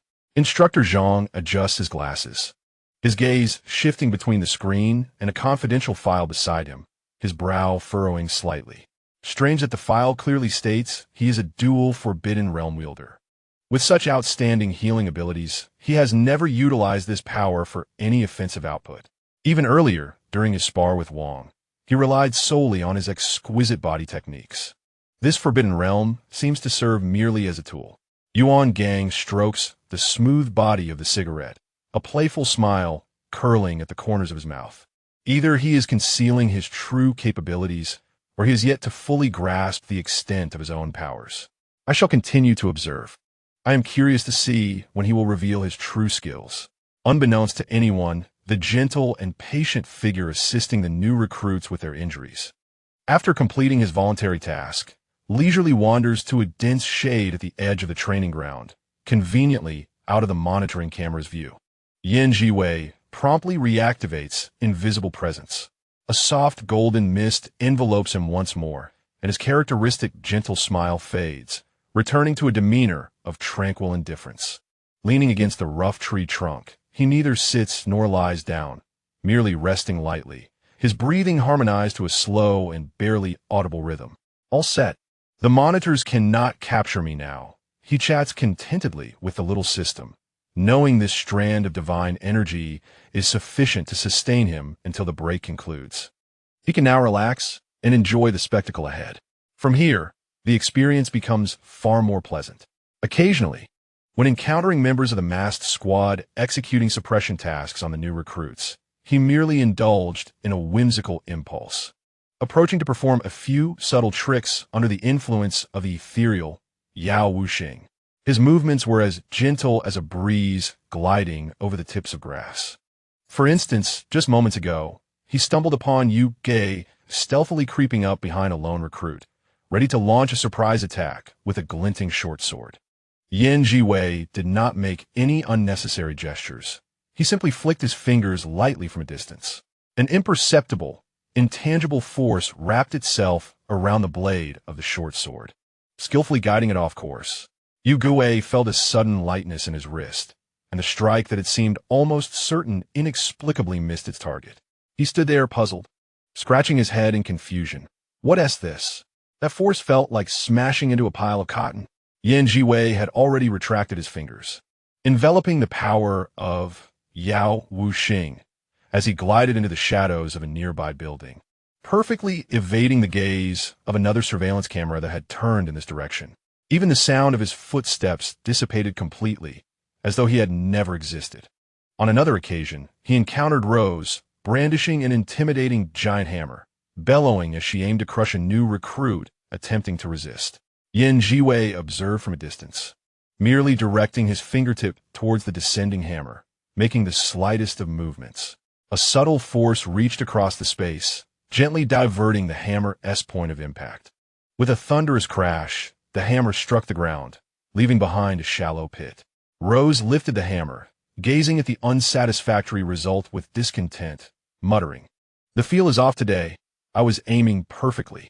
Thus, he drifted along like a silent specter, meandering towards the vicinity of the dormitory building. Upon reaching the staircase, he heard a clatter from the second floor, unmistakably the sound of metal clashing amidst a quarrel. Zhiwei did not approach. Instead, he naturally leaned against a dimly lit corner of the corridor, a blind spot for surveillance. He maximized the operation of Yao Wuxing, his presence so faint it seemed to meld with the shadows. Unconsciously, he twirled a smooth pebble he had picked up, his deep black eyes reflecting a hint of pure amusement as he quietly became an audience to the unfolding scene. The little system in his mind diligently reported in real time. Host, second floor corridor, Shun Qingzhu is confronting Yu Gei, issuing threats. He said, "Take off your mask, or I'll siphon all the oxygen from this floor, leaving you gasping like fish out of water alongside those recruits watching." No sooner had he spoken than Zhiwei perceived, through his spiritual sense, Yu Gei shrinking back, clutching his head, his voice nearly breaking. "Have you lost your mind? Shun Qingzhu, are you willing to perish over a mask?" In the next instant, with a resounding crash, a striking figure descended, wielding the giant hammer, delivering a solid blow that sent Shun Qingzhu flying. He crashed against the wall at the end of the corridor like a kite with its string cut, sending dust and debris tumbling down. Rose, hands on her hips, the hammer resting on her shoulder, shouted at the crumpled Shun Qingzhu. Have you lost it? What kind of skill is it to bully your own recruits? If you have the guts, fight me. Under the cover of night, the moon ghost hastily descended the staircase. Catching sight of Zhiwei, whose presence was so faint it seemed almost non-existent. Like a drowning man grasping for a lifeline, he rushed over, panting heavily and clutching his chest. Yan, you finally arrived. I was terrified just moments ago. That new recruit upstairs is utterly frightening. One wrong word, and he threatens to suffocate us all. Zhiwei emerged slightly from the shadows, raising an eyebrow at the moon ghost, offering a knowing smile that conveyed understanding. He observed the commotion as the Rose scolded and chased after the barely recovering Shun Qingzhu, who was making his way out the door. Inwardly, he lamented to his little system, "This spectacle is worth witnessing, albeit it is rather taxing on the walls." The tempers of these two are akin to volatile explosives. Having expressed his thoughts, he turned away and continued his leisurely patrol along the designated route. Upon passing a corridor with surveillance cameras once more, he felt a familiar urge and restrained the elusive force, slightly lifting his head so that the camera could capture a glimpse of his profile in silhouette. It was imperative not to vanish from the surveillance footage for too long, as that would only raise suspicions. Not far from the dormitory building, he reached a relatively open area, where he suddenly heard the sound of heavy barriers rising from the direction of the dormitories. A series of thick, earth-toned barriers surged up like a cage, thoroughly enclosing the gray figures of the masked squad in the open space before the building. Zhiwei's eyes sparkled with intrigue, and he naturally halted his steps, standing in a spot where the cameras could clearly capture him, completely shedding his concealment. He made no effort to approach or deliberately hide. Instead, standing quietly with his arms crossed, his gaze fixed on the distant earthen prison, appearing as if he were merely passing by to witness the unfolding drama. He even tilted his head, his eyes precisely darting towards the remnants of the rooftop of the dormitory in the distance. Lin Xie, along with the entire main cast, was crouched up there, observing the scene. Moreover, one could not overlook Shun Qingzhu, who had just returned after an altercation, now standing in the shadows outside the barriers, his expression dark as coal, alongside Chao Yuan from the dormitory. "It's over, masked one," Shun Qingzhu declared, standing at the center of the earthen barrier with a voice as sharp as ice. An invisible current swirled around him, and the metallic sheen flickered at his fingertips, clearly indicating that he was preparing something formidable. The vortex trapped within was in a frenzy. "Captain, stop posing. The bullets are almost upon us. This earth wall is as thick as a city wall. We are truly doomed." Wang Mian leaned against an earthen wall, the silver mask reflecting a cold glimmer from the light seeping through the gaps in the barrier. He maintained his stance, his voice emanating through the mask. "What is there to panic about?"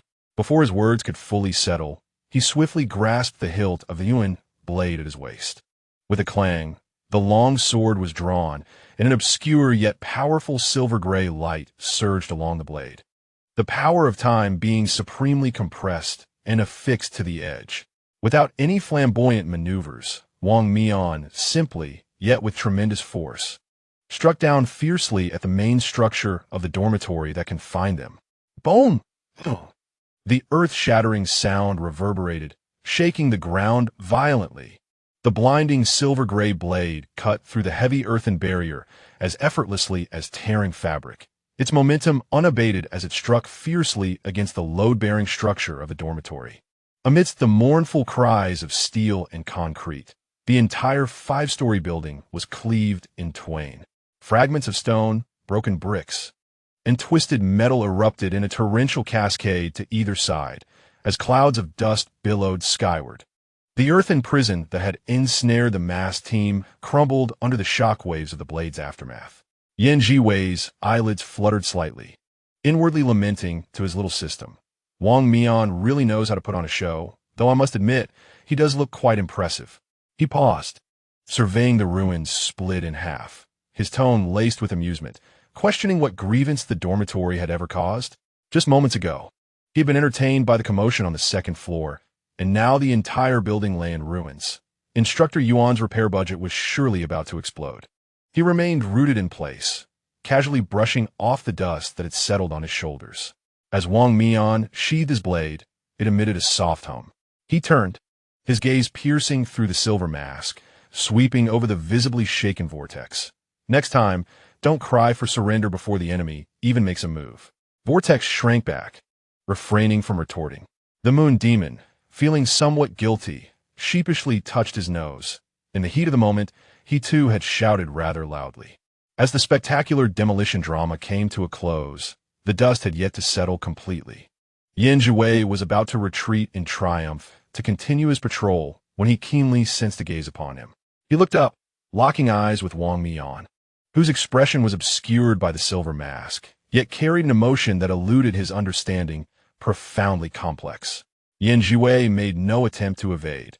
Instead, he stood his ground, appearing as an innocent bystander merely passing through. Then, without warning, Wang Mian moved. Without preamble, Yuan was drawn half an inch. A cold silver light flashed like a serpent's tongue, grazing the edge of Zhiwei's sleeve, the sharpness sending a tremor through his exposed wrist. You think you can just walk away after witnessing such a spectacle?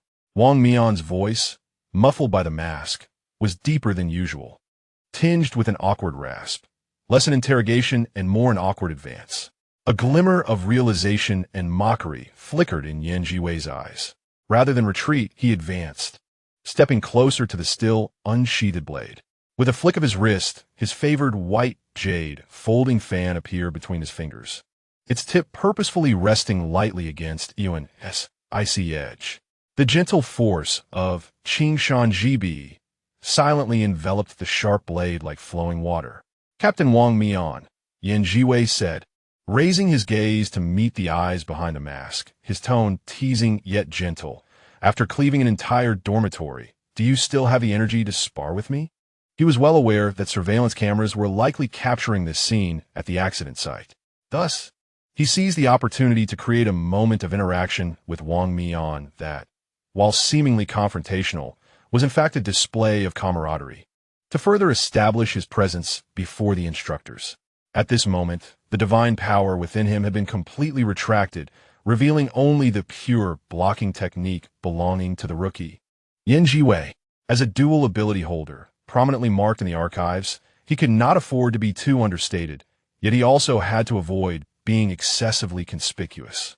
It was crucial to strike the right balance. Wang Mian was caught off guard as the supple and agile force dissipated the impact, causing a fleeting numbness in his wrist. He withdrew the Yuan with a motion that was slightly swifter than usual, the silver mask obscuring most of his face. Yet Zhiwei astutely noticed a faint blush creeping up behind his ears. It was merely a casual gesture.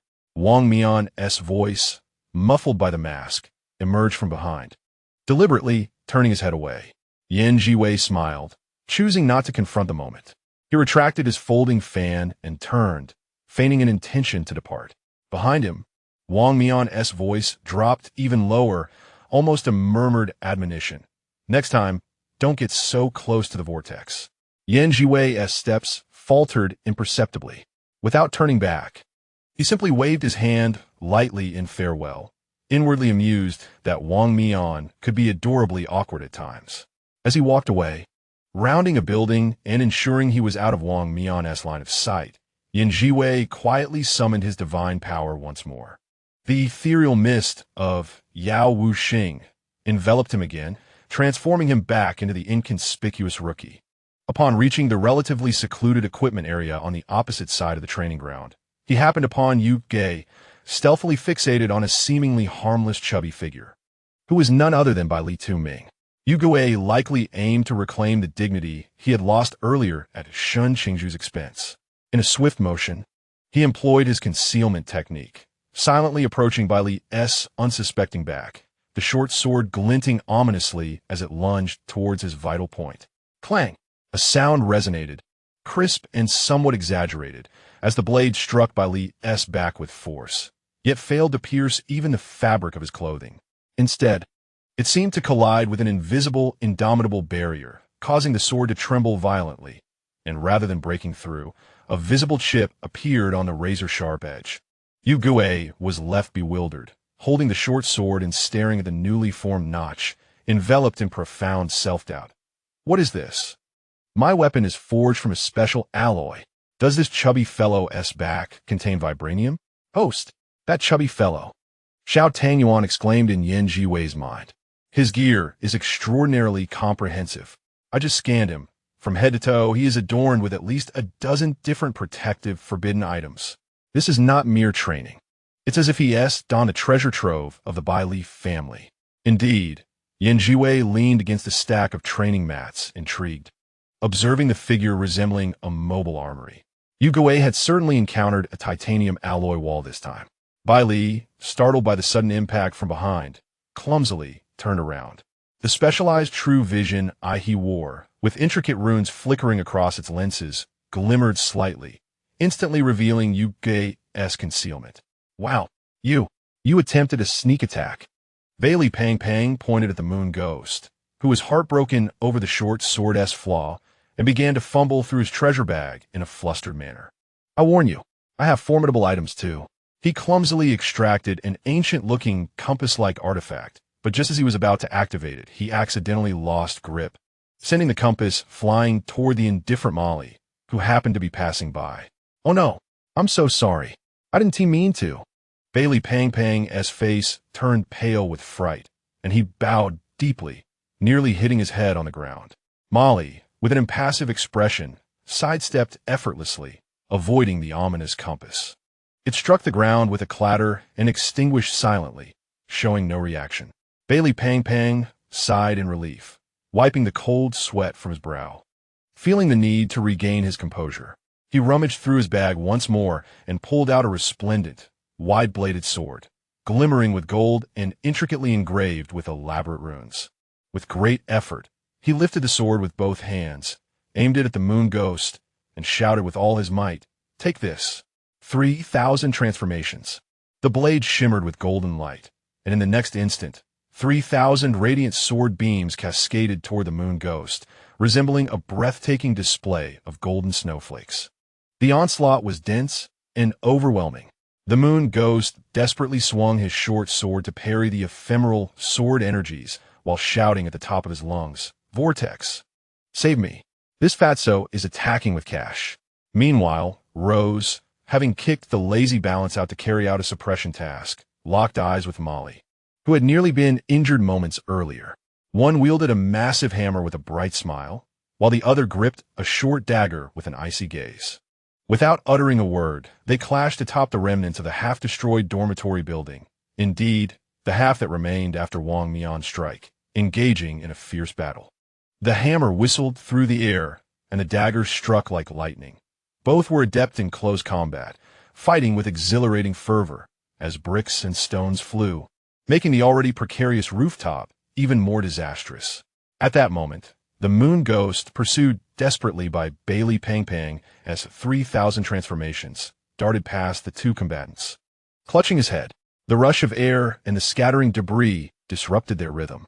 Rose and Molly simultaneously halted, standing atop the creaking, dust-falling eaves of the dilapidated building, peering down at the chaotic moon ghost and the pursuing Bailey Pang Pang. In perfect harmony, they shouted in unison, "You two men, can you fight further away? Can't you see the building is about to collapse?" Startled by the dual soprano voices, Bailey Pang Pang quickly sheathed his magnificent sword and bowed repeatedly towards the rooftop. Apologizing, em sorry. Ladies, I'll leave at once. He turned to flee, but stumbled directly into the residual shockwaves of Rose and Molly's earlier clash, tumbling onto his backside with a cry of dismay. Molly had a fine cut on her cheek from a flying stone. She raised her hand to wipe away the blood, her gaze growing even colder. Without hesitation, she retaliated against Rose with 2 arcs of condensed blade energy. Clang! Clang! With a powerful swing of her hammer, Rose felt the immense recoil send tingles through her arms, the colossal weapon emitting a mournful hum. She shook her hand and gazed at Molly, whose icy demeanor belied her formidable combat prowess. Rather than feeling anger, her eyes sparkled with excitement. As the battle raged on, Rose suddenly leaped back a step, creating distance between them. Under Molly's watchful gaze, she planted her hammer firmly on the ground and, with a swift motion, stepped forward to naturally wrap her arm around Molly's unarmed side.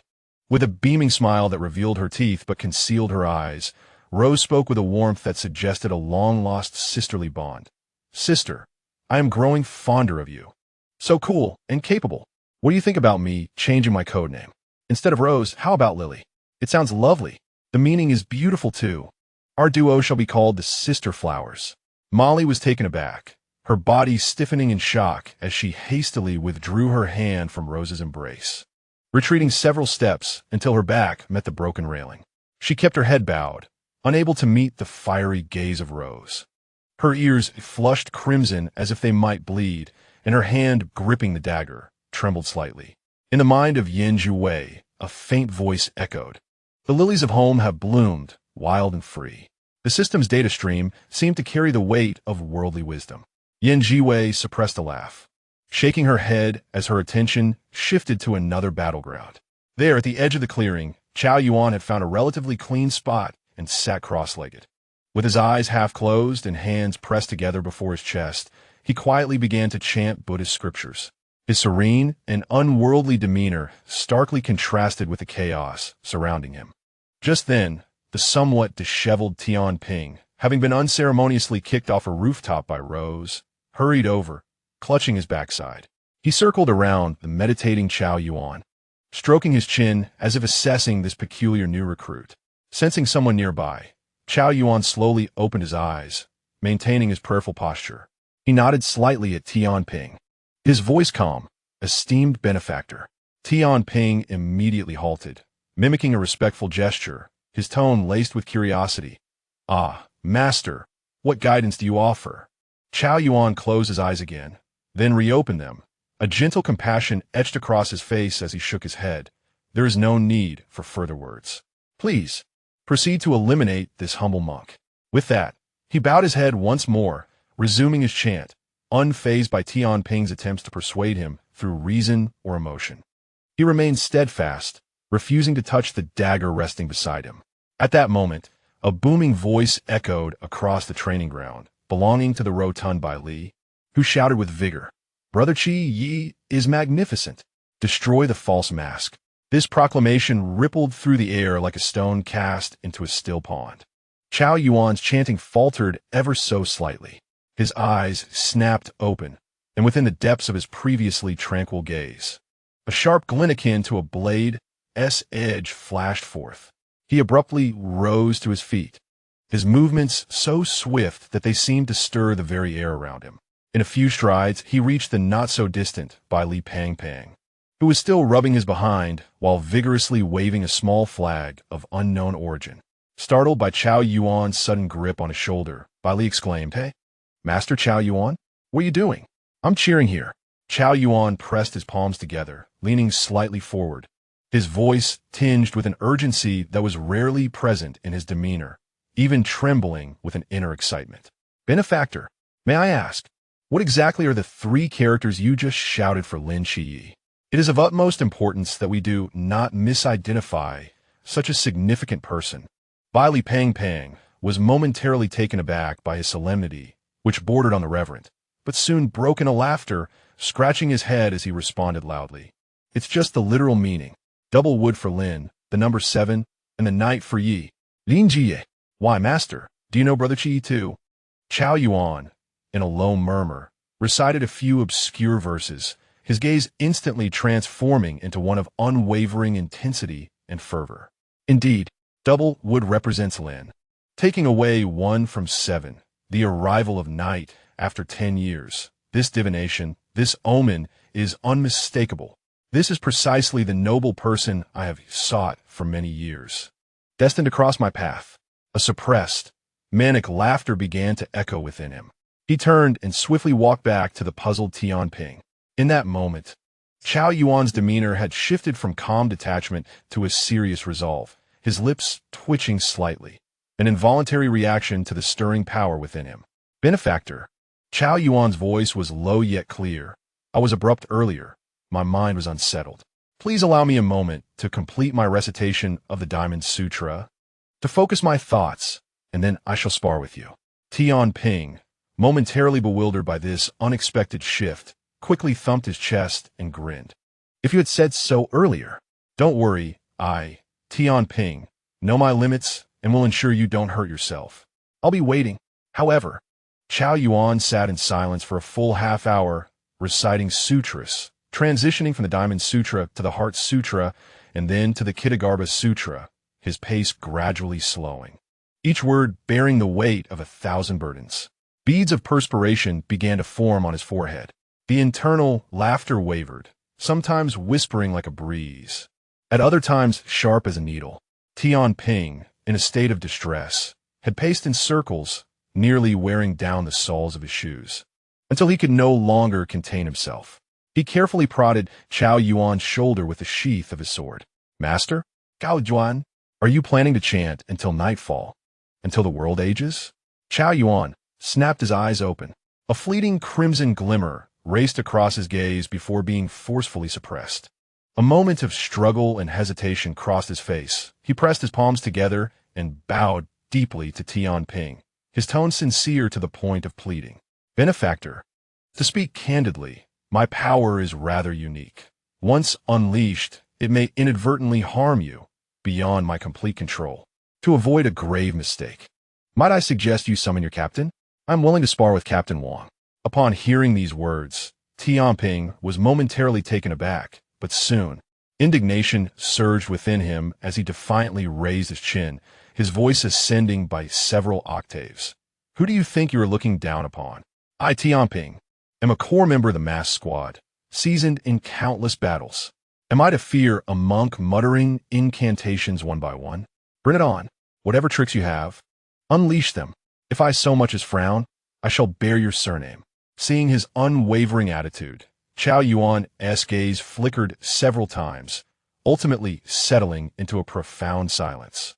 He ceased his words, slowly rising to his feet as dust cascaded from his training attire.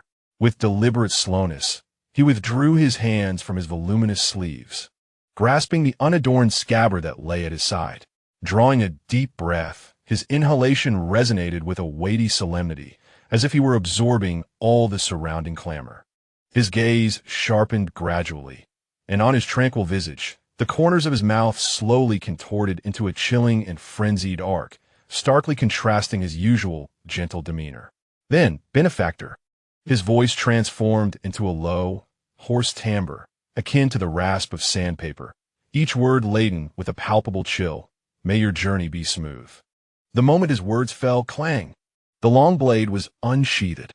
It was not the melodious cry of a dragon, but rather the gut-wrenching screech of metal, reminiscent of a malevolent spirit breaking free from its shackles. The blade's light surged violently in his bloodshot eyes. The previously serene aura around him ignited like explosive powder, erupting into a frenzied tumult. The inky flames, capable of devouring all light, surged forth from his feet like a tide emerging from the depths of hell, engulfing his entire being in an instant. His eyes, within the fraction of a second, transformed into a pure and savage crimson. Black King, Forbidden Ruins Sequence 031. A pinnacle of combat beneath the divine and above the mortal. Characteristics: extremely unstable. Once the blade is drawn, the host's consciousness will be wholly consumed by the brutal will of destruction inherent to the Forbidden Ruins, devolving into a mindless monster driven solely by annihilation. The long-repressed, demonic laughter erupted like a volcanic explosion, resonating with thunderous intensity. The manic, unrestrained laughter, filled with a desire for destruction, intertwined with the swirling, seething black flames that exuded a chilling malevolence and terrifying heat, creating a dreadful spectacle that sent shivers through the soul. Amidst the swirling black flames, Chao Yuan's figure seemed to swell and rise, muscles taut, his monk's robe moving as if stirred by an unseen wind. Merely standing there, the raw primal, malicious pressure he emanated caused by Li Pangpang, who had been nearby, to forget his cheer, instinctively retreating several meters in a frantic scramble. Tianping's previously defiant smile froze upon his face. He felt an icy terror coursing through him, akin to the most venomous serpent slithering up his spine to the crown of his head. Every hair on his body stood on end. His instinct screamed in a frenzy. Danger! Extrême danger! Death! You will truly die. This is not a sparring match at all. This is the unleashing of an ancient beast clad in human skin. Zhiwei, who had been observing calmly, now narrowed her gaze slightly, her brows furrowing. Is this the Black King? She mused inwardly. Indeed, host. The voice of the little dumpling grew solemn. Chao Yuan, designated as the Forbidden Ruins number 031. Codenamed Black King. Once the blade is drawn, he becomes uncontrollable, merciless, and bloodthirsty. According to records, he has already taken over 300 lives, most of which were casualties of his frenzied state. A hint of melancholy and weightiness underlay the tone of the small system. On the training ground, a fierce wind arose, whipping up ominous black flames and the echoes of maniacal laughter. Zhiwei remained standing in the area visible to the surveillance cameras, his figure appearing somewhat fragile amidst the chaotic currents of energy. His deep black eyes reflected the towering black flames in the distance, exuding a calm demeanor as his fingertips unconsciously traced the ribs of the folding fan nestled within his sleeve, lost in contemplation. Chapter 31. The conclusion of the match. The edges of the locust leaves between his fingers had begun to curl slightly. The incessant chatter of the little dumpling in his mind dulled the habitual warmth in his expression. The leisurely mood he had been enjoying felt as if it had been abruptly punctured, dissipating entirely. A scythe reaped an entire village. A nail clipper overturned the police station. He softly repeated these two phrases, his voice remaining serene, yet it carried the chill of unmelting ice beneath the spring stream. This was not merely the instability of the Forbidden Ruins. It was as though his very being was on the verge of being crushed, with only a sliver of sanity tenuously held within the crevices. Lifting his gaze, he saw the black flames from Chao Yuan rise to the heavens, wildly licking the protective barrier of the training ground. The mingled sounds of roars and inhuman laughter tightened the hearts of those who heard. The opposing team's balance shifted, faces paling as they retreated step by step, their weapons trembling slightly in their grasp. What a commotion, Zhiwei murmured, his fingers unconsciously gliding over the leaf stem while his gaze remained fixated on the trajectory of the black flames. Yet amidst this uncontrolled turmoil, what other traces were mingled within? What traces? It felt as if a higher order of power resonated, and he tilted his head slightly, a fleeting thought crossing his mind. Subtle, yet not originating from Chao Yuan himself. Just then, he witnessed an absurd scene. The balance of the opposing team soared into the air, dragging the enraged Chao Yuan in a wild circle. Zhiwei fell silent for a moment. This Forbidden Ruins is no different from self-detonation. The little dumpling's voice sounded muffled. Usually, it relies on chanting to suppress it.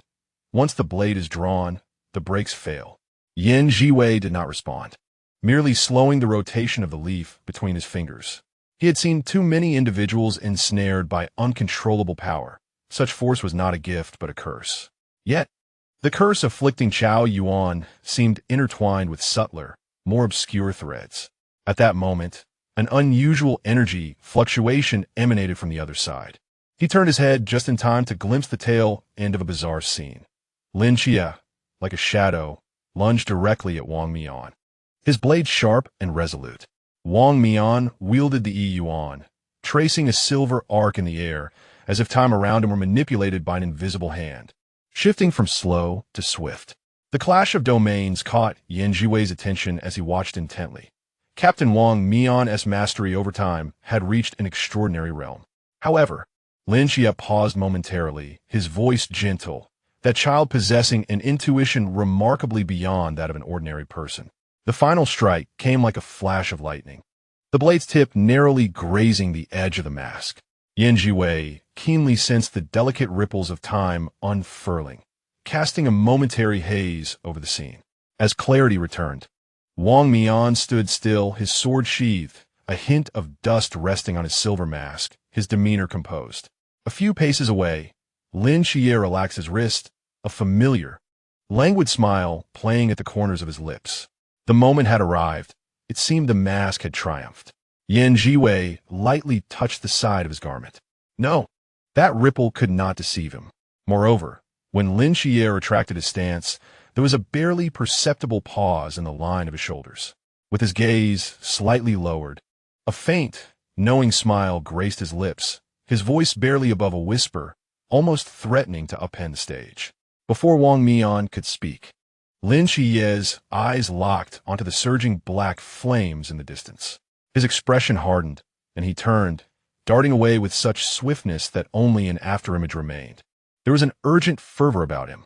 Zhiwei raised his gaze slightly, and the locust leaf he held finally fluttered down with the wind.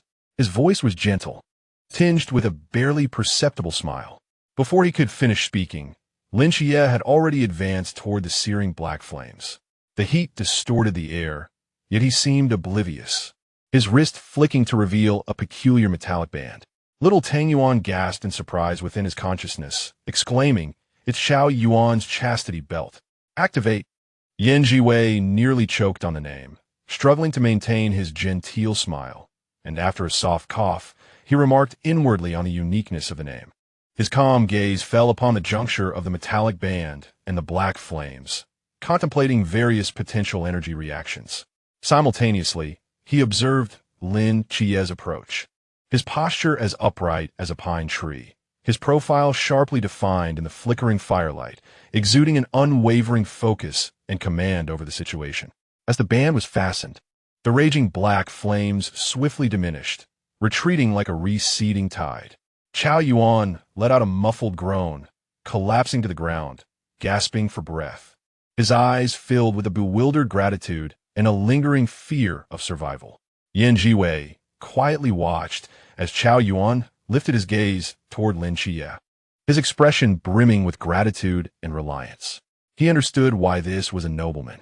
Struggling to rise, Xiao Yuan clasped his hands together, his voice hoarse as he thanked Lin Xie. At this moment, Wang Mian approached, his steps deliberate, his gaze momentarily resting on the peculiar metallic band before subtly glancing toward Zhiwei. Zhiwei naturally donned a warm smile and stepped forward. As he passed by Wang Mian, he slightly paused, leaning in to speak in a voice only the two could hear, as gentle as a spring breeze. Captain's time reversal was quite timely. He paused, infusing his tone with a hint of playful intimacy. Just remember to mend that new scar on your mask more carefully next time. It was truly a close call. Wang Mian's form visibly stiffened. The area of his ear, uncovered by the mask, flushed with a noticeable pink hue. He abruptly turned to Zhiwei, raising a hand as if to pat his shoulder, but halted midway. His voice lowered, tinged with a hint of vexation at being seen through Yan. Zhiwei smiled, subtly retreating half a step, his tone still soft and reassuring. His eyelashes fluttered slightly, his smile gentle, "I understand." Xiao Yuan observed Zhiwei and Wang Mian walking side by side, then glanced at Lin Xie, his chaotic thoughts clearing like clouds parting to reveal the moon. He lowered his gaze to the life-saving strap on his body, and the term chastity belt from Xiao Tang Yuan flashed through his mind, causing the corners of his mouth to twitch involuntarily. Yet, it quickly transformed into a serene and reconciled curve. So that is how it is. His eyes drifted past Lin Xie's shoulder towards the not-so-distant figure of Bai Li Pangpang, who was scratching his head and grinning foolishly. Bai Li Pangpang immediately waved, "Master, is everything all right? This strap is my prized possession, the absolute calm restraint strap. Isn't it just perfect?" Before he could finish his sentence, he fell silent under Lin Xie's quietly observing gaze. Bai Li Pangpang shrank his neck and gave Xiao Yuan a thumbs up. Xiao Yuan's expression softened as he solemnly clasped his hands together and bowed to Pangpang. Zhiwei took in the entire scene and absent-mindedly picked up a newly fallen green leaf with his fingertips. His gaze subtly flitted between Lin Xie and Wang Mian, his tone gentle and composed. Lin Xie could precisely seize the fleeting moment of time manipulation, while Xiao Yuan's loss of control bore traces of external forces, combined with the remarkably targeted nature of this restraint, creating an intriguing coincidence. "Host, you are overthinking again. However, that chastity belt was indeed quite effective. Zhiwei's lips curved into a deeper arc, not responding to Xiao Tingyuan's words, but instead directing his gaze back to Wang Mian. He observed as the latter raised his hand, seemingly casually brushing his fingertip along the edge of his mask, revealing a fresh, fine line that was distinctly visible to Zhiwei. He understood, the smile in his eyes deepening yet remaining gentle and calm. Indeed, even the power over time has been invoked. He recalled Lin Chie's final strike, precise as if anticipated, and that person's languid demeanor post-event, yet with eyes that sparkled with clarity. Both individuals, characterized by their sharpness, seemed to revolve around the same focal point. As if sensing something, Lin Chie suddenly turned his head. The lazy arc of his lips remained intact, but his gaze now bore an unspoken understanding, and almost imperceptibly, he raised an eyebrow towards Zhiwei. Zhiwei, recognizing the silent exchange, lifted the green leaf in his hand, slightly elevating it in the air towards him. His smile as warm as ever. Wang Mian evidently noticed this unvoiced communication. The lingering blush at his ears appeared to deepen, prompting him to cast his eyes elsewhere. At that moment, the sharp sound of the assembly whistle pierced the air. Lin Chie clicked his tongue, turning towards the gathering point, and before leaving, he looked back. His voice elongated by Li Pangpang. Coming. Li Pangpang responded loudly, hastily following suit. Zhiwei also reined in a smile, nodding gently at Wang Mian. Captain, it's time to assemble. He turned, his steps measured and unhurried. The day's events flowed through his mind like a gentle stream. These seemingly independent occurrences appeared, in his keen perception, to be subtly intertwined by invisible threads. In the distance, Chao Yuan watched as the group merged into the ranks, slowly closing his eyes. His hands clasped together. The low murmur of his prayers once again flowed forth, enveloped in the mottled warmth of the sunlight, creating an atmosphere of serene tranquility. Chapter 32. Old friends. The moonlight elongated the shadows of the training camp, while the evening breeze, infused with the scent of fresh grass, caused the new recruits' clothing to rustle gently. Zhiwei followed the crowd toward the dormitory, and just as he rounded a corner, a synchronized gasp arose from ahead. Before him stood the dormitory building, which had been cleaved in half during the day, its charred edges now appearing intact in the dusk. The walls stood smooth, and even the drooping succulent on the windowsill had regained its vitality. I couldn't believe it. Just this morning, the cracks were wide enough to accommodate a person. Where were the bricks? The shattered bricks? Had the instructors found some extraordinary means? The new recruits gathered before the building, their hands brushing against the walls in awe. A small system serenely announced, "The energy trace analysis is complete, and the temporal anomaly aligns with Wang Mian's signature at a staggering 998. It was indeed his doing. Zhiwei plucked a drifting willow leaf, raising his gaze to the nearby camphor tree. Under its dense shade, a vague circle of people lingered. He turned slightly to Lin Chie and said, "I shall go take a look over there." Lin Chie cast a quick glance, nodded in understanding. "All right. It's likely they have repaired it." Zhiwei approached slowly, parting the drooping branches. Wang Mian was leaning against the roots of the tree, his complexion pale to the point of translucence, beads of cold sweat adorning his brow. His usually cheerful eyes were half closed, long lashes drooping, lacking even the strength to lift a hand to wipe away the sweat. Zhiwei crouched beside him, carefully assisting him with water while softly chiding him. Tianping stood with arms crossed, his brow furrowed tightly, radiating a palpable tension. "Leave the building repairs to logistics. There's no need to force yourself," Zhiwei remarked as he moved closer with a gentle sigh. Hearing his voice, Wang Mian struggled to lift his eyelids, a glimmer of light igniting behind the silver mask.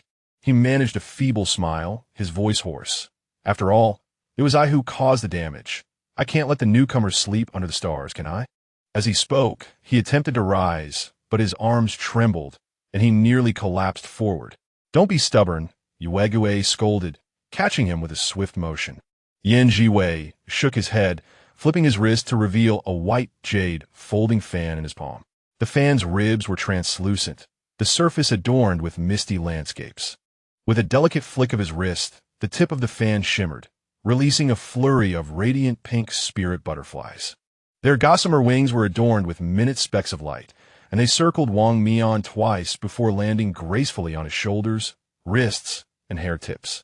Wang Mian's body stiffened momentarily. The gentle tickle of the butterflies as they settled brought a soothing warmth that radiated from the points of contact. A barely audible sigh escaped his lips. What made his heart skip a beat was the occasional brush of Zhiwei's slender fingers over his wrist while he controlled the butterflies.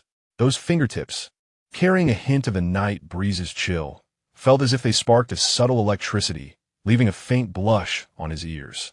A soft pink glow emanated from the butterflies, weaving tendrils of light that seeped into Wang Mian's being. In just a few breaths, the pallor of his cheeks returned, and the dimness in his eyes rekindled. He exhaled contentedly, sprang to his feet, stretching his limbs as his joints cracked audibly. "It's all thanks to Ian," Wang Mian exclaimed, his eyes sparkling as he looked at Zhiwei, instinctively reaching out to clasp his shoulder. His fingertips brushed against the skin of Zhiwei's neck. Come on. The new meat buns at the cafeteria are extraordinary. I'll treat you." Zhiwei raised an eyebrow, twirling the willow leaf with his fingertips, gently brushing aside Wang Mian's hand as the leaf's edge grazed the back of his hand. "There's no need for gratitude. However, you've certainly become quite adept at calling me Ian." No sooner had he spoken than Xinghan, Tan Xiang, and Xianyuan approached, their eyes gleaming with excitement. Xinghan rubbed his hands together, chuckling. "That Ian? Can we call you that from now on? Mr. Tian sounds so formal." Tan Xiang eagerly nodded in agreement. "Absolutely. We're all comrades here." The whirlpool blushed. "Ian's call is so affectionate." Zhiwei observed the usually stoic team members now gazing eagerly, and a subtle smile graced his lips. The silvery strands of his hair were tousled by the evening breeze, his cool brows and eyes bathed in moonlight, radiating a gentle warmth. A barely audible sound of disdain emerged nearby. Tianping tightened his arms, unconsciously pinching the fabric of his attire. His thin lips formed a straight line as he shot a glance at Wang Mian, a twinge of jealousy bubbling within him. Why was he the one to greet so warmly and with such familiarity? Zhiwei also glanced at Wang Mian, his grip on the water cup tightening. He recalled how he had previously cared for Zhiwei and regretted not having thought to use a more affectionate term himself, allowing this fellow to get ahead. However, Ian was indeed far more endearing than sir. But a mere title, do as you please. Zhiwei swiftly closed his fan, the ribs of it lightly tapping his palm, his tone gentle and indulgent. "Yay!" Xinghan exclaimed joyfully. Wang Mian beamed broadly, extending his arm to pull Zhiwei closer.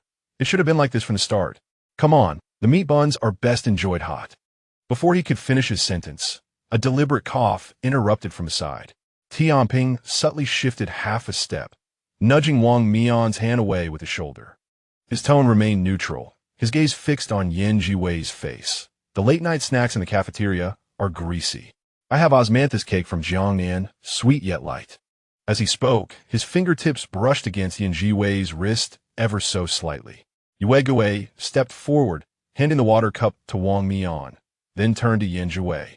His tone gentle. "Too much osmanthus cake can be cloying. I have homemade honeyed green plums. Their sweet and sour flavor is refreshing." He leaned in slightly, his hair almost brushing against Zhiwei's sleeve. "Hey, what you two up to?" Wang Mian protested, clearly displeased. "I invited him first. Priority should also consider compatibility." Tianping remarked firmly, leaning closer to Zhiwei. "Ian just expended his energy healing you. You ought to have something lighter." "Green plums are warm in nature and can alleviate fatigue," Zhiwei chimed in, inching closer to Zhiwei on the other side. Surrounded by the three, Zhiwei listened to their childish bickering and finally pressed his fan to his lips, chuckling softly. Moonlight filtered through the branches, casting dancing shadows between his smiling brows and eyes. He raised his hand, holding the fan, and gestured lightly. The three fell silent, their gazes converging on him. "All right," he said, his voice gentle yet firm. "It's late, and I am weary. It is time to return and rest. I appreciate your kindness." The atmosphere quieted. Wang Mian's arm stiffened momentarily before he suddenly smacked his forehead. Oh, I almost forgot the important matter. Xinghin and the others ceased their playful banter, their expressions turning concerned.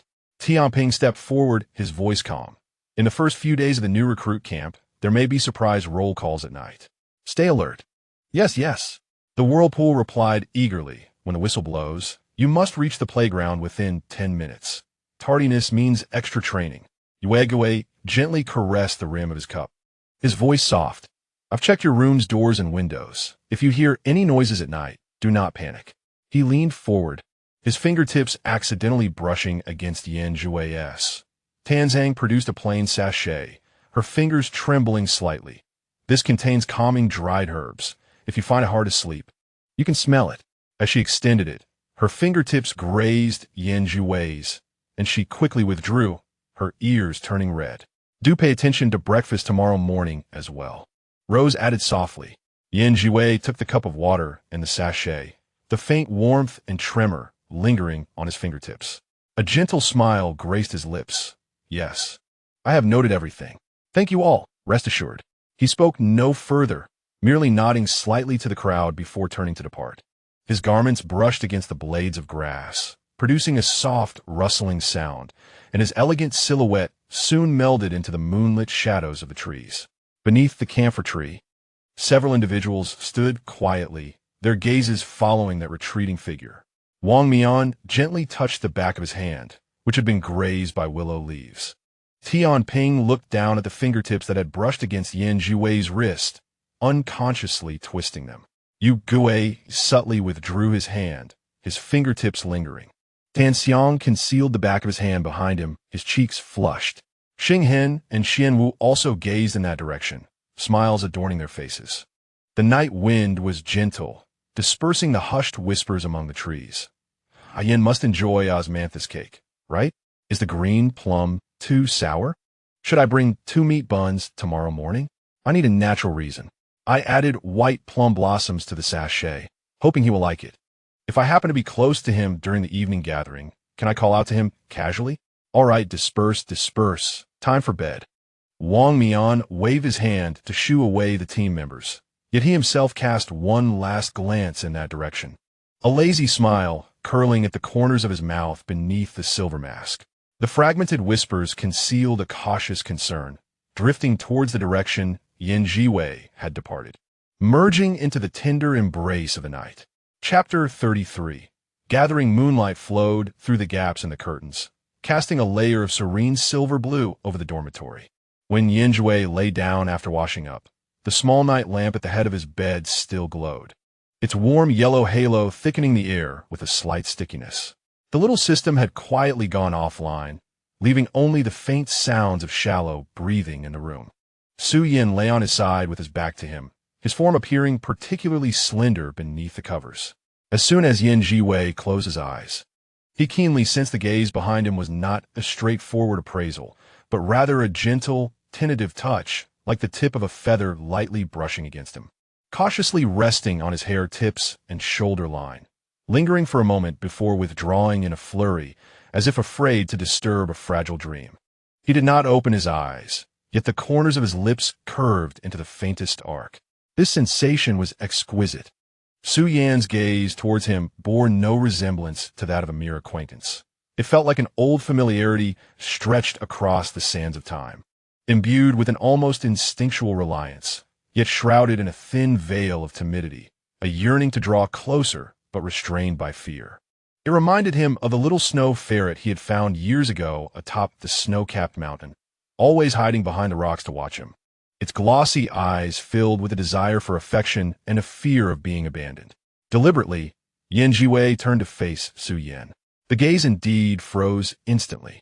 In the dim light, he noticed Su Yan's ears rapidly flush crimson, followed swiftly by the closing of his eyes, his breathing intentionally softened and elongated, feigning deep slumber.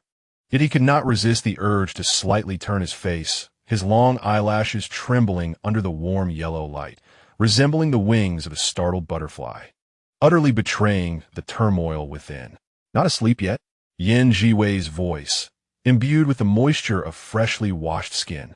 was as gentle as the stream flowing over pebbles in the night.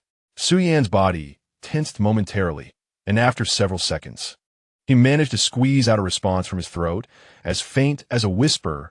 His voice taut. Soon, he still dared not open his eyes. Yet his fingertips subtly clenched the corner of the blanket, the pressure so delicate it seemed as if he feared to crush a precious treasure. Zhiwei did not press further, merely lying there in silence, though his thoughts began to crystallize. Throughout the day, he had traversed the new recruit training area, the equipment zone, and even the ruins near the dormitory, encountering members of the mass team, Lin Xie's group of protagonists, and even some scattered faces. Yet curiously, he had not seen Su Yan at all. How could a new recruit be absent from the collective training during the day? Moreover, they were roommates, and logically, they should have crossed paths at the training grounds. But Su Yan seemed to have materialized from the dormitory without a trace. This realization deepened the vines of doubt entwining Zhiwei's heart.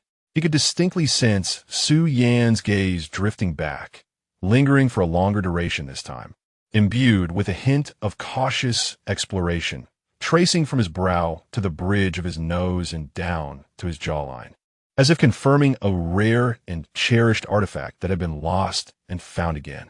The emotions within that gaze were too complex: familiarity, attachment, and a nearly imperceptible reverence, coupled with the peculiarity of his absence from the training grounds, leading Zhiwei to almost ascertain that Su Yan not only recognized him, but that this recognition was far from ordinary. He could even vaguely sense a faint aura emanating from Su Yan, resonating subtly with his own divine power, akin to two springs of the same source, weak yet undeniably responding to one another. This sensation inexplicably reminded him of a child he had once nurtured and had since been long lost. You. Su Yan hesitated to speak, his voice as soft as if fearing to stir the dust. Yin, you weren't injured at the training ground today, were you? Yin, Zhiwei's heart stirred. The name Yin flowed from Su Yan's lips with an innate, unrefined intimacy, devoid of the competitive undertones often present when the mass team called out names, instead reminiscent of a name whispered countless times in his heart, familiar to the core, yet tinged with a slight bitterness due to the distance imposed by reality. He opened his eyes, only to meet Su Yan's gaze peeking through the slightly lifted curtain of his eyelid. Those eyes brimmed with unmasked concern, beneath which lay a glimmer of watery distress, like a startled creature whose first instinct was not to flee, but to burrow into his embrace. No, Zhiwei replied, his voice softer, yet his gaze unobtrusively enveloped Su Yan, merely observing the unfolding scene. But you. He paused, his tone naturally infused with just the right amount of concern. I didn't see you at the training ground today. Were you unwell? A flicker of panic flashed across Su Yan's eyes, the blush on his ears rapidly spreading to his fair neck. He quickly shook his head, his voice dropping even lower. No, just something else came up. He dared not elaborate further, hastily averting his gaze, his thick lashes casting shadows over the emotions hidden beneath. Yet his body seemed to possess a will of its own, subtly inching closer to Zhiwei. The once polite distance between the two individuals silently diminished, as a subtle yet refreshing aura, characteristic of Su Yan, permeated the air. It mingled with a hint of undeniable tension and an ineffable warmth. Zhiwei closed his eyes once more, the smile at the corners of his mouth deepening, fading into the shadows. The absence from training, the deliberate avoidance, the unmasked intimacy in the dead of night, and the familiar scent of Su Yan. He not only recognized him and remembered him, but within that recollection lay a careful cherishment and an unspoken secret. Zhiwei was eager to observe what this enigmatic roommate, whom he had seemingly raised, was truly orchestrating. In the darkness, Su Yan's gaze lingered on the profile of Zhiwei. His fingertips gently traced the delicate patterns of the bedding, and the name that had long been hidden in his heart began to dissolve like sugar on his tongue, sweetness permeating his very being, filling him with an inexpressible tenderness and attachment. He knew Zhiwei must have sensed his absence from the training grounds and recognized the frailty of his excuses. Yet, he dared not elaborate, choosing instead to remain in a clumsy and cautious manner within Yan Zhiwei's line of sight. Yan Zhiwei offered no probing questions. His presence a warm current soothing Su Yan's heart, instilling in him a blend of longing and shyness, making every breath feel as if it were steeped in honey. As the whistle shattered the tranquility of the night, Yan Zhiwei almost simultaneously opened his eyes, clarity shining in their depths. The dormitory was now illuminated only by the faint glow of the night light, and the bed beside him was already vacant. Su Yan had departed at some point, the bedding meticulously arranged without a single crease, as if no one had ever lain there. Only a faint trace of his unique, crisp scent lingered in the air. Goodness! 3 a.m. Is the instructor a devil? Xiao Tongyuan's exclamation exploded in his mind, the electronic tone slightly altered. Yan Zhiwei had no time to ponder Su Yan's whereabouts. His fingertips brushed the watch, noting it was precisely 3:02 a.m., only 10 seconds away from the whistle. He threw off the covers and rose with the grace of someone who had rehearsed this countless times. He donned his coat, tightened his shoelaces, and swiftly turned to push open the door, executing the movements in a single fluid motion. As he burst out of the dormitory building, 2 figures darted into view diagonally ahead. Lin Xie, clad in his sharp training uniform, sported a neat collar. With only a few strands of hair tousled by the night breeze, far from disheveled, it only added to his sharp demeanor. Upon spotting Yan Zhiwei, a fleeting glimmer of brightness crossed his usually composed expression, his brows subtly lifting as he spoke, his tone imbued with a familiarity that was more than just casual, tinged with an unrecognized softness. Yan, you're quick to be out as well. During the day's training, he had hardly seen Yan Zhiwei, leaving him with a sense of incompleteness, a hollow feeling. However, being forthright by nature and lacking in expressive skills, his concern was contained within the slightly accelerated cadence of his speech and his unusually focused gaze. You're not slow yourself. You seem quite steady, Yan Zhiwei replied, raising an eyebrow as he quickened his pace to match Lin Xie's, seamlessly continuing the conversation. The two ran side by side, with Lin Xie deliberately slowing his pace just enough to allow Yan Zhiwei to keep up effortlessly. The lingering gaze inevitably drifts towards him, and upon witnessing his steady breath and serene profile illuminated by the dim streetlight, a subtle sense of unease within my heart finds a momentary solace. Yan Zhiwei, wait for me. Li Pang's exuberant voice echoes from behind, creating a lively atmosphere. One hand awkwardly clutches his slipping trousers while the other haphazardly grasps his jacket, his face still bearing the drowsy remnants of sleep, resembling a swaying penguin as he runs. Upon spotting Yan Zhiwei and Lin Qiyi racing ahead, his eyes light up, and he promptly exclaims. Lin Qiyi, without turning back, responds with a tone laced with disdain. Yet beneath it lies a hint of indulgence. Having slept like a hibernating creature, it takes 3 shouts to rouse him. Should he dawdle any longer, he might as well prepare for lapse until dawn. Occasionally, Yan Zhiwei glances back, gently reminding Pang, your belt is about to snap. At this, Lin Qiyi casts a sidelong glance at Yan Zhiwei, observing that even while distracted by others, his breath remains unperturbed, his expression tranquil. A barely perceptible smile graces his lips before it swiftly vanishes. Nevertheless, the pace he leads becomes more stable, subtly adjusting speed to ensure Li Pang does not fall too far behind amidst his boisterous antics. The night envelopes them like thick ink, with only the streetlights casting dim halos of yellow light. The sound of their footsteps resonates distinctly in the quiet camp, intermingled with Li Pang's lamentations. Lin Qiyi's occasional sharp retorts, and Yan Zhiwei's teasing laughter, akin to a sharp blade slicing through the stagnant air of the early morning. As they dash into the playground, breathless, the sky remains a deep, somber blue. The vast expanse of the playground is sparsely populated, with only a few instructors standing like javelins in the center. The leading instructor, cigarette pinched between his fingers, the ember flickering ominously in the darkness, notes their synchronized arrival with a flicker of surprise in his eyes, quickly replaced by a satisfied smile. Not bad. You're in the top 3. Better than I anticipated. The playground remains empty, devoid of anyone else aside from the trio. Li Pang finally halts, hastily adjusting his trousers while supporting himself on his knees. Gasping for air, phew, that was close, too close. The instructor is ruthless, 3 laps. Yan, your stamina is impressive, keeping up with Qi without breaking a sweat. Qi, you're rather inconsiderate, running so fast without lending a hand. Lin Qi exhales gently, his breath still steady. His gaze sweeps over the desolate playground, lingering on Yan Zhiwei for a moment longer than usual. Yan Zhiwei stands firm, casually adjusting his wind-tousled collar, his eyes discreetly scanning every corner of the playground for any sign of Su Yan. A flicker of doubt brushes against his mind like a feather, yet he conceals it well, merely turning to smile at Li Pang. If you carried less treasure in your arms, you could run with the wind. Absolutely not. Li Pang retorts, wide-eyed, protectively clutching his bulging chest. My precious belongings cannot be left behind. Do you understand the need for security? The instructor observes their familiar banter with a rare smile. Good vigilance and teamwork. You arrived 2 minutes earlier than expected. He pauses, his voice suddenly rising, resonating with authority. Wait another 3 minutes. Those who have not arrived will start with 20 laps.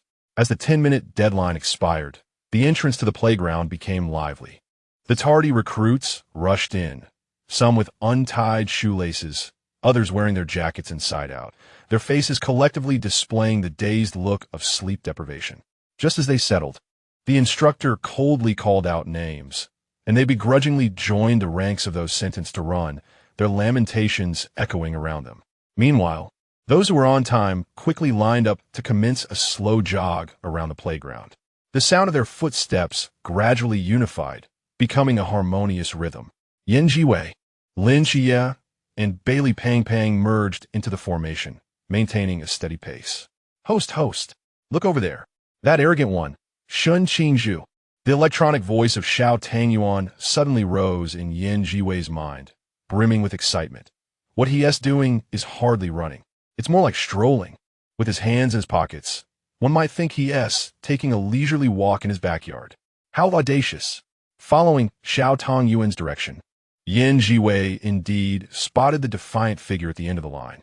Shun Qingzhu was hardly moving faster than a casual walk, hands still tucked in his pants pockets, chin slightly raised, completely at odds with the serious atmosphere of those around him, resembling a carefree tourist who had wandered into a military base. A subtle smile graced his lips as he thought, truly conspicuous. Isn't that Shun Zhuang? He hasn't arrived late, so why the lackadaisical demeanor? Li Pang lowered his voice and nudged Yan Zhiwei with his elbow, his eyes wide in astonishment. Lin Qi glanced over, his tone bland yet perceptive. He has always been like this. As he spoke, he subtly adjusted his stride, nearly brushing shoulders with Yan Zhiwei. During their evening jog, their arms occasionally brushed against each other. Lin Qi felt a slight warmth creeping to his ears, yet he maintained an air of composure, continuing here. Attitude is recognized before ability. He'll inevitably suffer for this. Exactly. Host, did you see the instructor's gaze? It's as sharp as a knife. I bet there will be meat buns in the cafeteria today. He is definitely going to be punished. Xiao Tangyuan's voice was almost buoyant with excitement. The prospect of meat buns seemed far-fetched to Yan Zhiwei, who chuckled inwardly, thinking, I wager at least 10 more laps. Just look at how tightly the instructor's jaw is clenched. Lin Qi happened to overhear this nearly whispered jest and turned to look at him.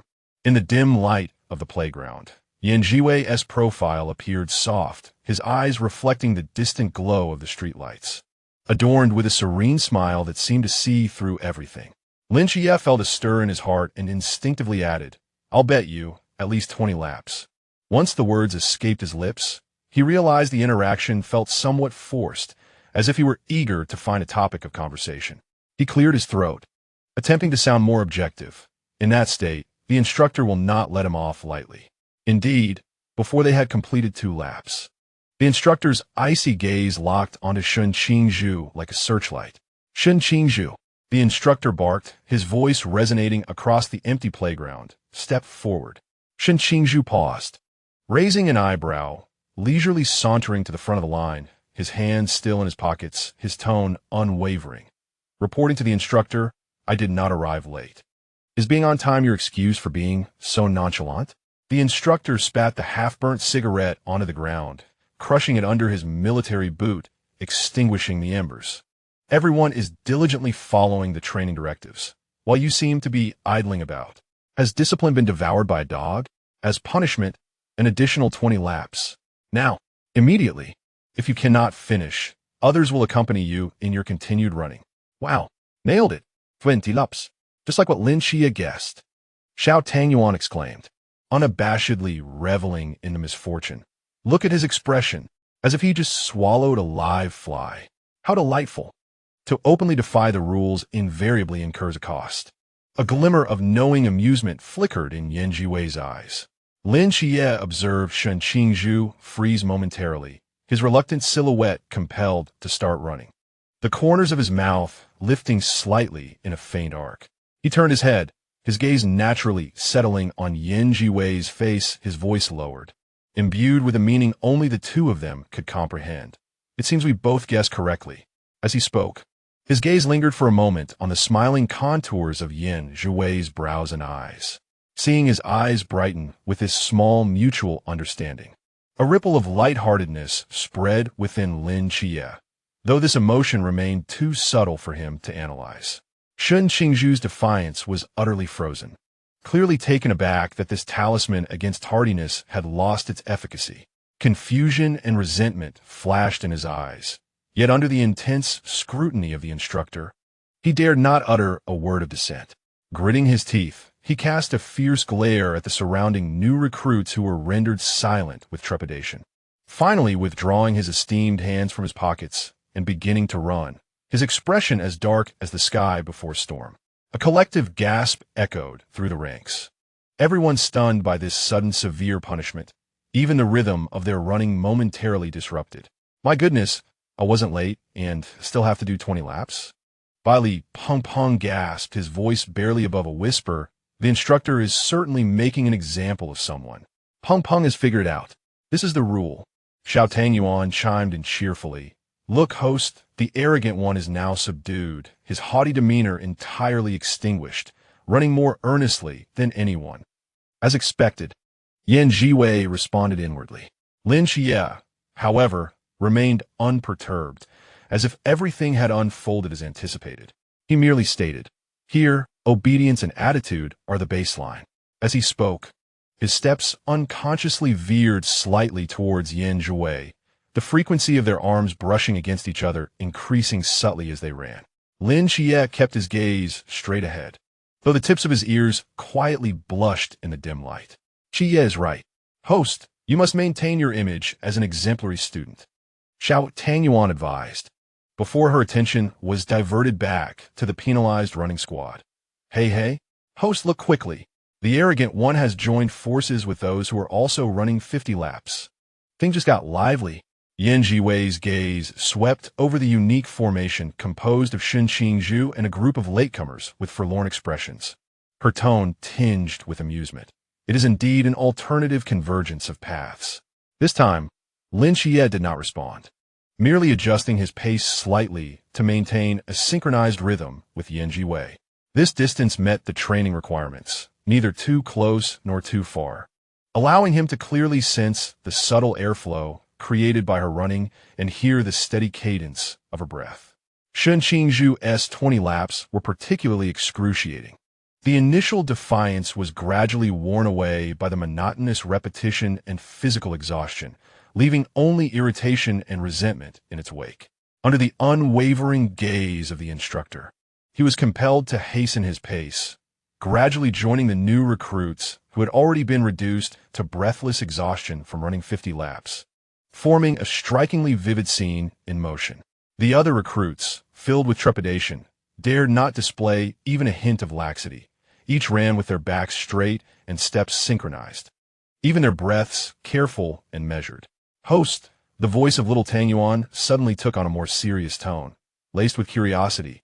Where could Su Yin possibly be? With such a commotion at dawn, it is quite mysterious that he has yet to appear. Could it be that he has a special mission? Zhiwei's gaze darkened as he continued to run, the tendrils of doubt coiling within him. The likelihood of a special mission seemed slim. He calmly analyzed in his mind that the discipline of the training camp was stringent, and even if there were a mission, there would inevitably be traces of reporting, preventing him from remaining so elusive. He recalled Su Yan's cautious gaze in the darkness, that familiar yet strange aura. I'm more inclined to believe he is deliberately avoiding something. As for what he is evading, Zhiwei's thoughts grew heavy. Perhaps it relates to me. Or perhaps he harbors some secret that cannot be exposed under the bright light of the training ground. As night gradually faded, a pale light appeared on the horizon. Chapter 34. Wang Mian's Side Story. Revised. By the time the mission concluded, the night had enveloped every inch of the Night Watcher's base like thick ink, the air laden with a palpable chill. Wang Mian removed his gloves, stained with gunpowder and dirt, casually stuffing them into the pocket at his side, his fingertips instinctively gliding over the cool texture of the Guiyuan knife handle. He nodded towards a teammate nearby who was packing up gear, his voice slightly hoarse from the exertion, but still carrying a youthful clarity. I'm heading back to my room for a bit. Call me if anything comes up. The edges of his silver mask bore traces of smudges, enhancing the sharp contours of the portion of his face that was visible, his jawline taut. Only his eyes, illuminated under the dim corridor lights of the base, retained a striking brightness, harboring remnants of youthful vigor. The team members had long grown accustomed to his tendency to vanish post-mission, smiling and waving without further inquiry. The corridor stretched long and silent. Wang Mian's strides were broad and steady, the soles of his boots striking the cold, hard floor with a clear and rhythmic sound. It wasn't until he stood before his door that the deliberately maintained sense of relaxation momentarily faltered. His fingertips brushed against the cool metal doorknob. He did not press down immediately. In the air, alongside the familiar, crisp scent of grass and wood that belonged to him, there lingered a faint, soft anomaly. The aroma was subtle, nearly overshadowed by the lingering scent of gunpowder, yet wove its way delicately into his nerves. Wang Mian's throat involuntarily constricted, a hint of warmth creeping into his ears from the shadows, not from anxiety, but a near instinctual alertness tinged with a secret anticipation. Click! The door lock clicked softly, and he pushed the door open. The room was cloaked in darkness, save for the cold moonlight that slanted through the window, casting a play of light and shadow upon the floor. The soft, warm breath within the enclosed space became distinctly perceptible, unfamiliar yet curiously entwined with his habitual scent of cold, crisp foliage. Wang Mian turned to close the door with a swift motion, leaning his back gently against the cool wooden surface. In an instant, his muscles adjusted to a state of poised readiness, not in preparation for a foe's cold hardness, but rather a tautness imbued with a hunter's focused softness. The hilt of Guiyuan's knife radiated a silent heat in his palm. His gaze swiftly traversed the room, which was simply furnished and entirely revealing, ultimately fixing upon a narrow, shadowy corner formed by the sofa and the wall. There, curled in a mass darker than the night itself, lay a figure. Wang Mian remained still, yet the keen glint in his eyes quietly expanded, tinged with a hint of dubious, youthful exuberance. Just as his thoughts shifted, the shadow abruptly sprang forth, exuding a mischievous delight before the prank was fully realized. Lunging towards him, however, the anticipated fright did not materialize. Wang Mian's reaction was astonishingly swift, as if he had already predicted every trajectory. Instead of evading, he stepped forward, his left hand deftly reaching out to grasp the slender wrist of the assailant. The grip was firm and resolute, embodying absolute control while artfully ensuring no pain was inflicted. A short gasp was stifled in the throat. Zhiwei felt the world spin as his wrist was seized, an irresistible force coursing through his arm, propelling him forward. His back collided unceremoniously against a solid, warm chest, enveloped instantly by the familiar scent of lingering smoke and clean soap. An arm followed suit, securely wrapping around his waist, holding him firmly in place. Got you, Wang Mian's voice murmured near his ear, deep and slightly husky, carrying the unique fatigue of duty. Yet the final note, rose with an unmistakable, childlike delight. As he spoke, warm breath cascaded across Zhiwei's sensitive neck, igniting a subtle shiver. Zhiwei struggled momentarily, but the arm around his waist tightened further, the palm even offering a gentle, reassuring pressure. Wang Mian's other hand continued to grip his wrist, the thumb unconsciously tracing circles on the soft skin inside his wrist, imparting a touch that was both intimate and ambiguous. Bathed in the moonlight streaming through the window, Zhiwei raised his eyes, only to meet Wang Mian's gaze. The silver mask had been removed at some point by its owner, carelessly discarded onto a nearby low cabinet with a soft clatter. The moonlight illuminated his face, revealing defined brow bones, a high nose, and a clean, sharp jawline.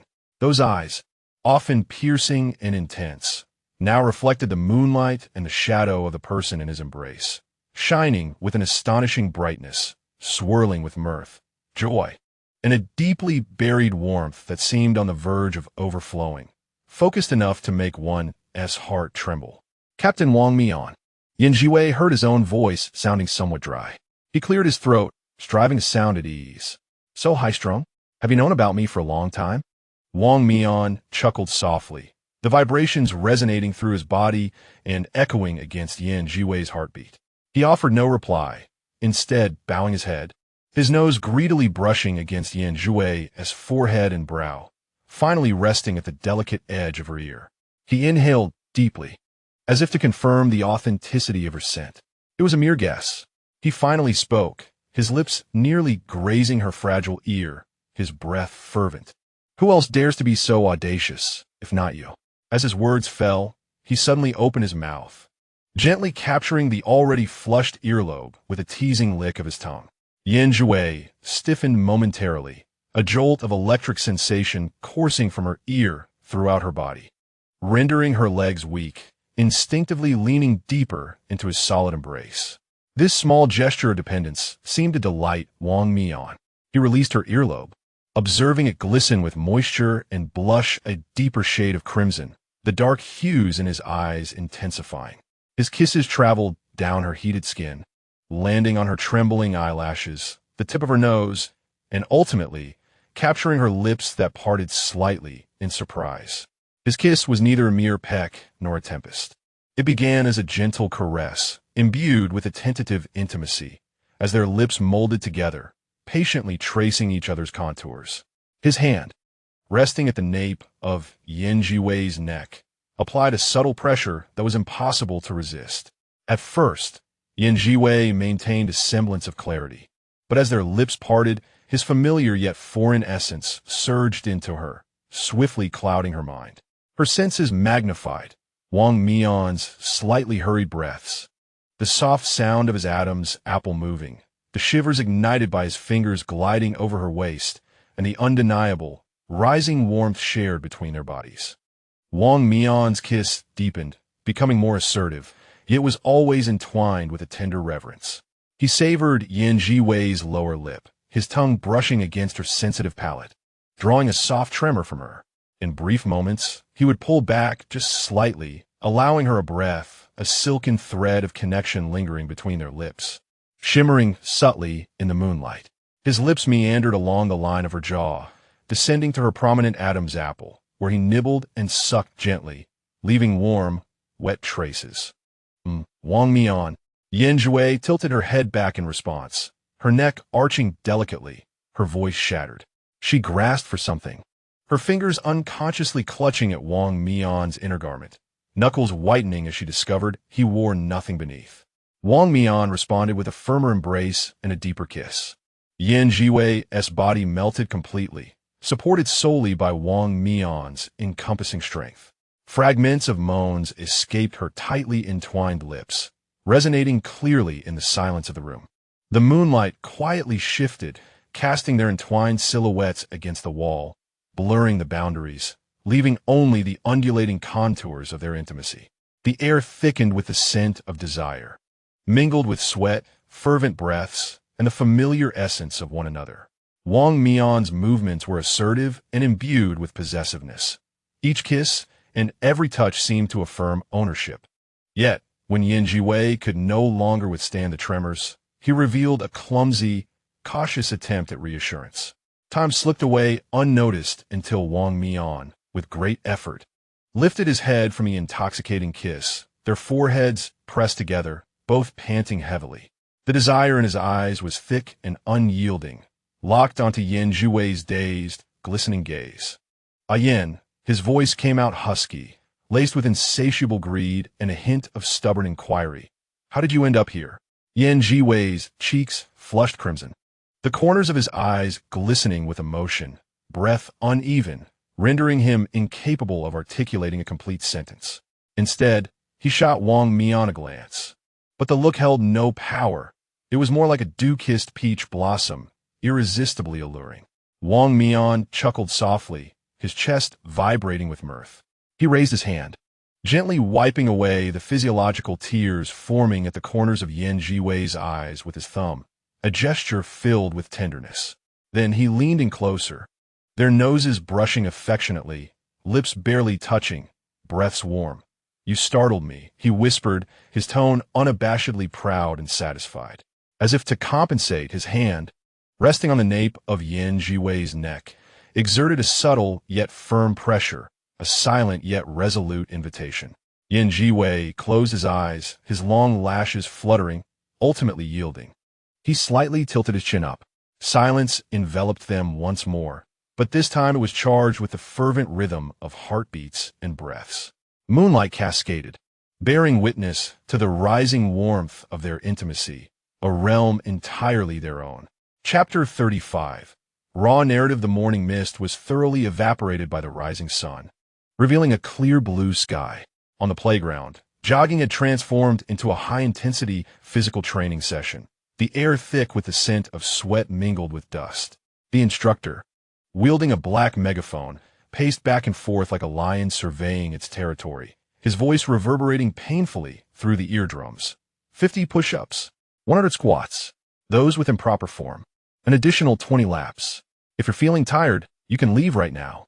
The new recruits appeared as if they had been pulled from water, their training uniforms clinging to their bodies, outlining either solid or slender forms.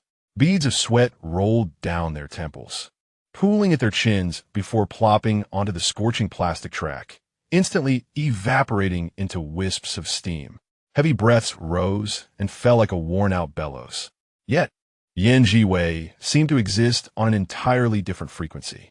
He maintained a rhythm that was nearly graceful, his shoulders and back creating smooth lines as he bent down, and his arm muscles subtly tightened as he lifted himself. Every movement was executed with precision, as if measured by a ruler. Sweat dampened the few silver strands at his forehead, sticking to his smooth skin, accentuating its paleness, his face only adorned with a faint blush, showing little sign of distress. Lin Xie was merely half a step away from him. Despite their lack of communication, their movements synchronized astonishingly, rising and falling almost in unison.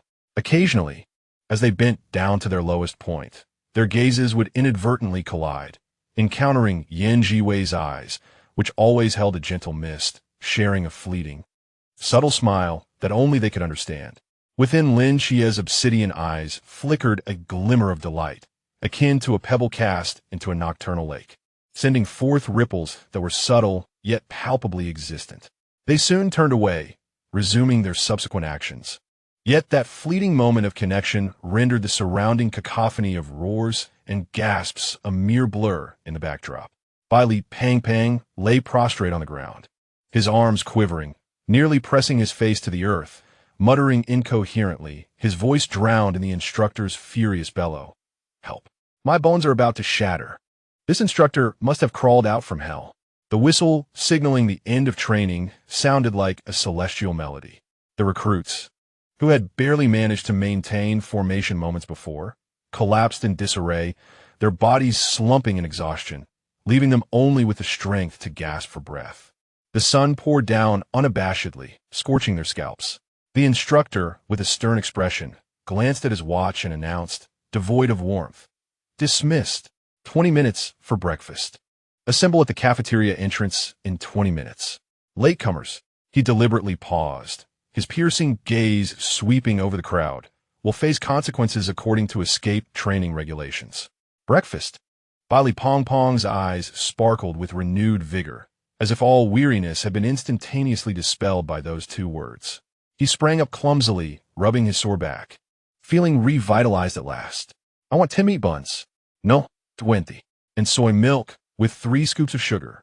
5 tea eggs. Yan Zhiwei ambled toward the cafeteria with a flow of people, his pace unhurried. Lin Xie instinctively slowed down to match his side. The distance between them just right, neither distant nor overly intimate. Are you well? Lin Xie asked, his voice low and slightly hoarse from exertion. Not too bad. Yan Zhiwei replied succinctly. His gaze flitted past their fatigued comrades, whose eyes appeared glazed and whose steps seemed unsteady, causing his expectations for the cafeteria to plummet. He merely hoped to find something palatable to sustain himself. However, as they crossed the threshold of the cafeteria, all the raucous chatter and footsteps were abruptly stifled as if gripped by an unseen hand. A profound silence fell, followed by a synchronized intake of breath. The scene at the long metallic dining table was bizarre enough to send shivers down one's spine. Bowls of dark red raw meat were laid out unabashedly, their textures distinct, with edges glistening fresh blood, reflecting a damp sheen under the cafeteria's stark white lights, a faint, lingering scent of raw flesh wafting through the air. Beside it, freshly steamed white buns emerged from a steamer, still exuding warmth, plump and inviting, yet juxtaposed against the raw meat. They did little to stimulate appetite, and instead added to the eerie atmosphere. Ah! The shriek of the little dumpling echoed violently in Yan Zhiwei's mind, the electronic voice distorting. What kind of infernal meal is this? Raw meat, covered in blood. Host run. This place is sinister. They're going to eat us. I'm about to malfunction. Visual pollution. Olfactory assault. Double critical hit. Yan Zhiwei's footsteps faltered imperceptibly before he regained his composure, his expression tranquil once more, though a faint ripple of unease flickered in the depths of his eyes. He scrutinized the meat, his brows knitting ever so slightly, not out of fear or disgust. He approached the dining table, his slender fingers gliding over the raw meat, before picking up a still-warm, steamed bun. The tips of his fingers felt dry yet soft. He tore off a small piece and placed it in his mouth, chewing slowly. The bun had a mundane texture, having become slightly hard and dry after sitting for a while, its taste rather bland. He savored each bite as if partaking in a ceremonial act, stopping after consuming nearly half to signify that he had indeed had breakfast. How can one possibly eat this? Is the training camp so financially strained that they cannot even afford a pot? Are we to be trained like savages? Alas, it seems we are left to gnaw on buns. Complaints began to spread quietly, like ripples across a water surface. Bai Li, with a woeful expression, leaned closer to Yan Zhiwei, glancing at the bun in his hand before surveying the bowl of raw meat, his face scrunched in dismay. Yan, this is unbearable. Raw meat. I can't even stand the smell of a medium steak. It seems today we'll merely survive on buns. And you? Is this all you're eating? Yes. It suffices, Yan Zhiwei replied nonchalantly, setting the remaining bun aside. Just then, a loud bang echoed as Shun Qingzhu abruptly slammed his hands on the table, rising with fury. His hands pressed against the edge, knuckles whitening with tension, and his gaze swept across the room defiantly. His voice, laced with suppressed anger, rang out cold and hard. What kind of breakfast is this? Even livestock deserves better in terms of raw and cooked. What do you take us for? Having yet to complete the additional 20 laps he had been penalized with that morning, his pent-up frustration found an outlet in the absurdity of this breakfast. Bang! The greasy wooden door of the kitchen burst open with greater force, and an old man, wearing a filthy white apron and with disheveled gray hair, stormed out like a cannonball. In his hand, he wielded a gleaming kitchen knife, the blade stained with dubious meat remnants. He stomped on the concrete floor, his presence imposing, his voice booming like a bell. Eat if you wish, or get out. The old man was none other than Old Sun, the tyrant of the cafeteria. He had been in charge of the camp's kitchen for over a decade, his temper darker and harder than the bottom of his pots. Even the chief instructor had to show him some respect. With his small, piercing eyes narrowed, He glared fiercely at Shen Qingzhu, almost spitting as he spoke. This is the condition. If you find it lacking, you can leave to feast on delicacies elsewhere. What is wrong with a bun?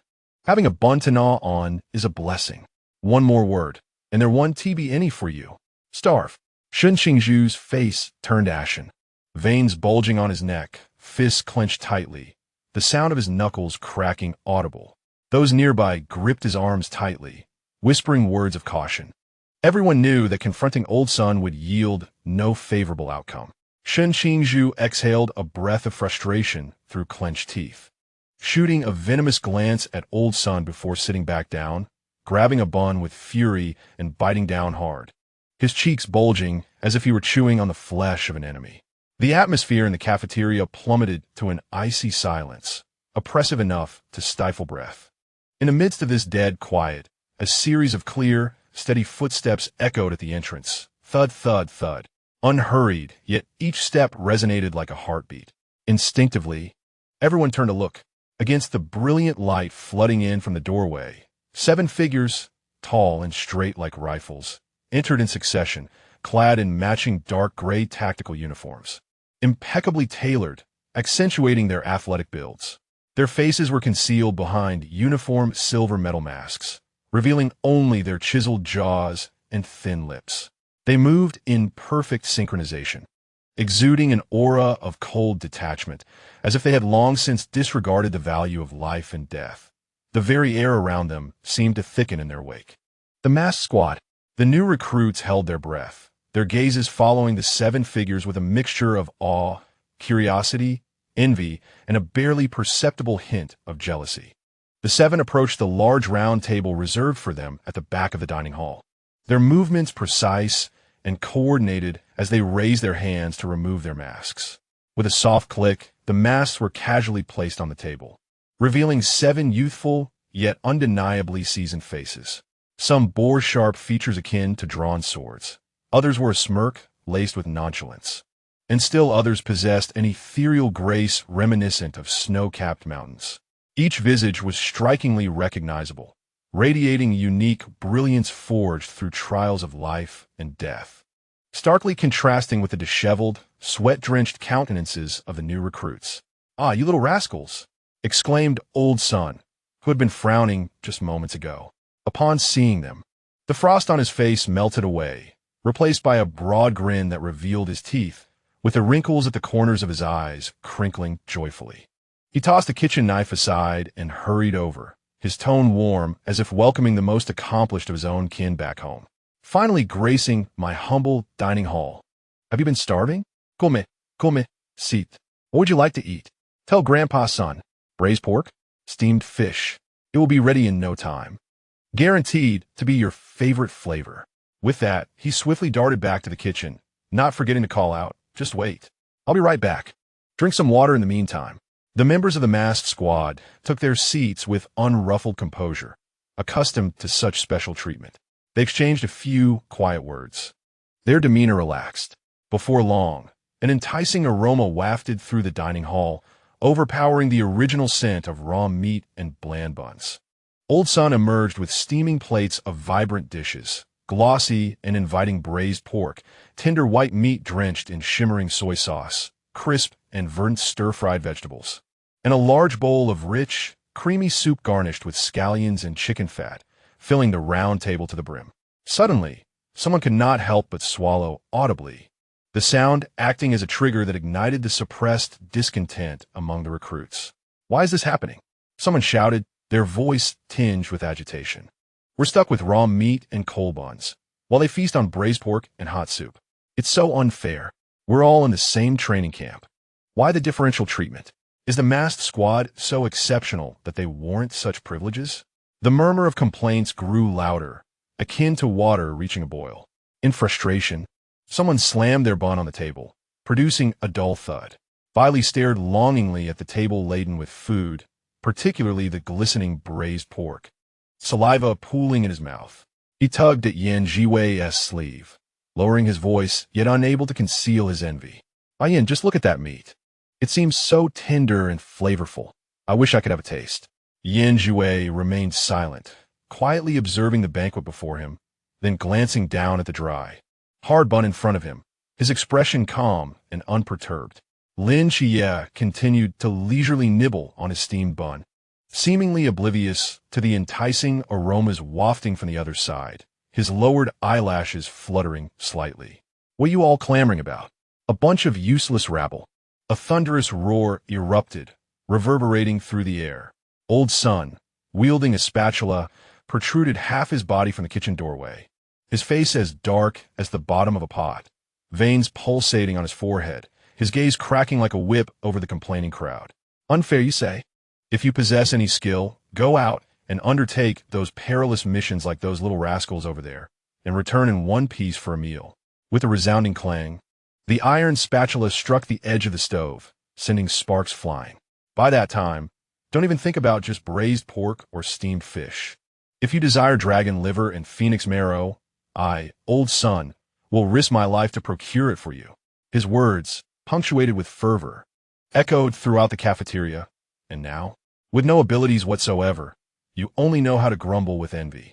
If you have that much idle time, you'd be better off running an extra 20 laps on the playground or doing 200 more push-ups. When will you be able to put your lives on the line like them and return to eat the meals I prepare before discussing fairness with me? His remarks fell like a bucket of cold water, extinguishing the flickering flames of ambition in most of the new recruits. Old Sun's words, though harsh, bore an undeniable truth. The special treatment enjoyed by the masked squad was earned through countless brushes with death. The cafeteria was left with only heavy breaths and sporadic whimpers of discontent. While Old Sun is quite formidable, Little Tian's electronic voice carried a hint of both fear and admiration. Though his words are harsh, they are irrefutable. The special squad truly stakes their lives. Indeed, Yan Zhiwei softly agreed within himself. He cast another glance towards the masked squad, who continued to dine at ease, seemingly unfazed by the commotion. Wang Mian even picked up a piece of braised pork, squinting in satisfaction.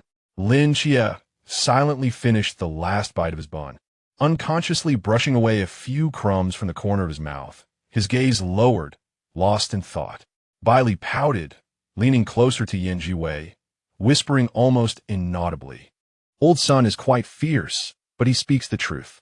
The masked squad is indeed different. Old Sun glared at the crowd a few more times before. Seeing that the noise had dissipated, he snorted in disdain and turned back to the kitchen. The atmosphere in the cafeteria grew heavy. The only sounds coming from the masked squad were the clinking of bowls and low murmurs created a tantalizing backdrop. The alluring aroma tormenting every recruit forced to nibble on cold buns. Just then, from the table of the masked squad, Captain Wang Mian suddenly lifted his head. His gaze seemed to casually sweep over the crowd, then precisely landed on Yan Zhiwei and Lin Zhiwei. A bright and somewhat mischievous smile spread across his face as he raised his chopsticks, waving casually in their direction, his voice ringing out, unmistakably familiar and inviting. Hey, Yan Zhiwei, stop gnawing on those dry buns over there. Come join us. We have plenty of dishes, and it's lively here. Chapter 36. The divine proxy is called to a yin felt so natural and affectionate, like the sound of spring water flowing over melted ice, instantly silencing all the commotion in the cafeteria. Lin Zhiwei, whose eyelashes had drooped from the intensity of training, suddenly lifted his gaze. The weariness that brought about a languid disposition dissipated like mist scattered by the wind, vanishing without a trace in an instant. Instinctively, he tightened the lines of his shoulders, resembling a young wolf dog suddenly roused by an unfamiliar scent at the edge of its territory. Though his posture remained unchanged, the veil of fatigue that had shrouded his eyes was completely lifted, revealing a sharp and lucid brilliance beneath.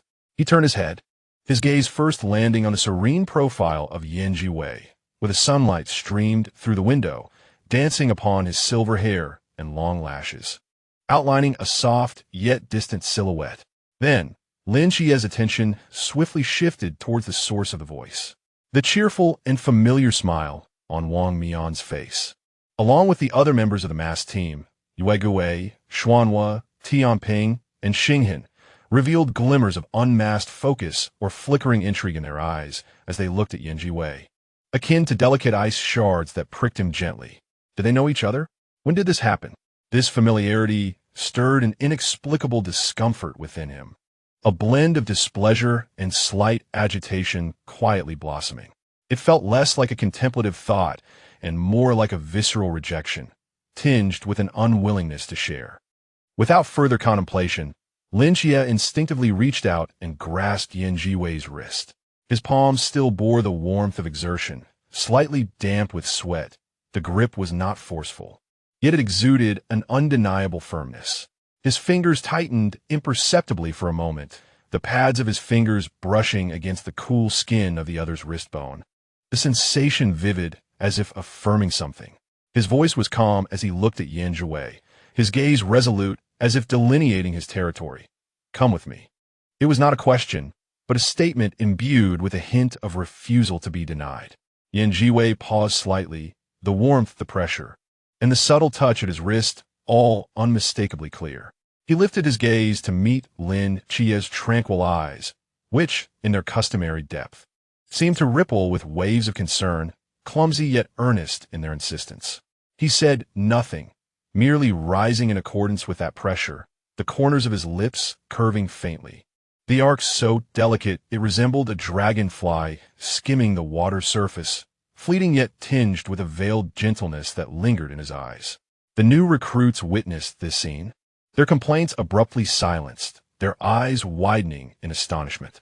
Shock, confusion, and an almost palpable jealousy surged within them. Why should this be? In stark contrast, the atmosphere among the masked team was entirely different. Upon seeing Yan Zhiwei, truly brought over by Lin Xie, their faces lit up with unabashed delight, particularly among the male members. Yue, who had been quietly seated beside Wang Mian, immediately shifted over, creating ample space for the two to sit. His lowered gaze, thick lashes fluttering like startled butterfly wings, blushed visibly from the ears down to his neck. His fingers unconsciously clutched the rough fabric of his combat uniform. Yearning to glance at the nearby Yan Zhiwei, yet seemingly scorched by an invisible aura, he dared not meet his gaze, instead focusing on the utensils before him. Yan Zhiwei took the opportunity to sit down, conveniently beside Yue. The faint scent of dewy grass clung to him, clean and refreshing. He tilted his head, his gaze sweeping over the moonlit figure with blood-red ears and tightly pressed lips. His voice was a whisper, as if afraid of disturbing something. There's ample space, thank you. The figure seemed to freeze momentarily, the lines of his neck tensing, before he quickly nodded and managed to emit a barely audible The redness in his features appeared to intensify. Oh dear. Vortex immediately leaned over the edge of the table, resting his chin on his crossed arms. Elongating his tone with an adorably candid complaint, his eyes fixated on Yan Zhiwei's side, though currently occupied by Lin Xie. You move too quickly, Moon Ghost. I was just about to shift as well. Yan, next time I must sit here. He gazed at Yan Zhiwei with the eager anticipation of a large, cheerful dog awaiting a pat on the head, unabashed in his intentions. Yan Zhiwei lifted his gaze towards him, a gentle, warm smile gracing his features. As though amused by the unabashed competition, his tone was mild. All right, if the opportunity arises. He offered a vague, yet friendly reply. Vortex's face lit up immediately, the earlier hint of discontent dissipating. Meanwhile, the quietly seated Sandalwood observed with unmistakable fondness and admiration. When Yan Zhiwei glanced her way, she gently nodded and handed him a cup of warm water, her voice soft. You just finished training. Have some water to soothe your throat. Thank you, Sandalwood. Yan Zhiwei accepted the cup, his fingertips brushing against its pleasantly warm surface, his tone sincere, though not as boisterous as Vortex. Tianping and Xinghen were evidently drawn into the moment. Tianping's fingers unconsciously tapped the disordered rhythm on the table, while Xinghen pressed his lips together, his gaze fleetingly darting over Yan Zhiwei's profile before quickly averting, as if seeking affirmation or simply captivated by his presence. The focus and subtle regret in their eyes, though silent, were equally palpable. Noticing their attention, Yan Zhiwei inclined his head slightly towards them, raising his cup in an invitation. Let's have a meal together. Their reactions were straightforward and sincere, infused with a youthful fervor and a touch of clumsy goodwill. Zhiwei's gentle, balanced response, maintaining an appropriate distance, felt like a gentle breeze, neither crossing the line of familiarity nor losing the essence of genuine closeness. Host. Lin Chie's earlier action was decisively bold. And over here with a masquerade team, Moon Ghost is blushing fiercely. Vortex is expressing his feelings overtly, while Tiangping and Xinghen are quietly observing the atmosphere. The electronic voice of little Tangyuan buzzed in Zhiwei's mind, laced with excitement at the unfolding spectacle. Zhiwei responded internally with a hint of indifference. Just friendly camaraderie among teammates. Do not overthink it. He raised the cup to his lips for a sip. This is far beyond mere friendliness. You clearly felt the gaze, the gestures, host. Little Tangyuan protested. Old Sun cheerfully brought over a plate of freshly cooked, crisp vegetables. Noticing that the two guests had taken their seats, he swiftly set down 2 clean sets of chopsticks and bowls, his face adorned with wrinkles that transformed into a kind blooming chrysanthemum. Since you are a friend of Wang Mian, please do not be shy. Sample my culinary skills and see if they suit your palate. A warm-hearted team member attempted to serve Zhiwei some vegetables, but as the chopsticks reached halfway, Zhiwei smiled and gently raised her hand in a polite gesture. Thank you. I can manage myself. Everyone, please eat more. With a composed demeanor, she elegantly picked up a portion of greens. As the bowls and chopsticks were arranged, Lin Chie did not immediately partake. His gaze settled on Wang Mian, and with a calm demeanor, he directly addressed the matter at hand. Captain Wang Mian, I wish to understand how you became an agent of the divine. Upon the utterance of these words, the previously light atmosphere at the table grew tense. The playful banter among the members of the masked squad ceased, and even Old Sun's movement to serve more vegetables faltered, his eyes reflecting a complex sentiment towards Wang Mian. Wang Mian raised a finger to lightly touch his brow. His eyes, often sparkling with joviality, suddenly deepened with gravity. He remained silent. Yet an invisible stream of consciousness surged through his gaze, colliding with Lin Chie's mind. Here, we retain the complete process of Wang Mian sharing his memories. From his summer night streets, the truck accident, to encountering the god of time, Kronos, and the signing of the contract, until the final withdrawal of consciousness. Lin Chie snapped back to reality, his breath momentarily stilled, still reeling from the dizzying sensation of time being forcibly halted and then restarted. He looked up at Wang Mian, his brow furrowed. The god of time, Kronos.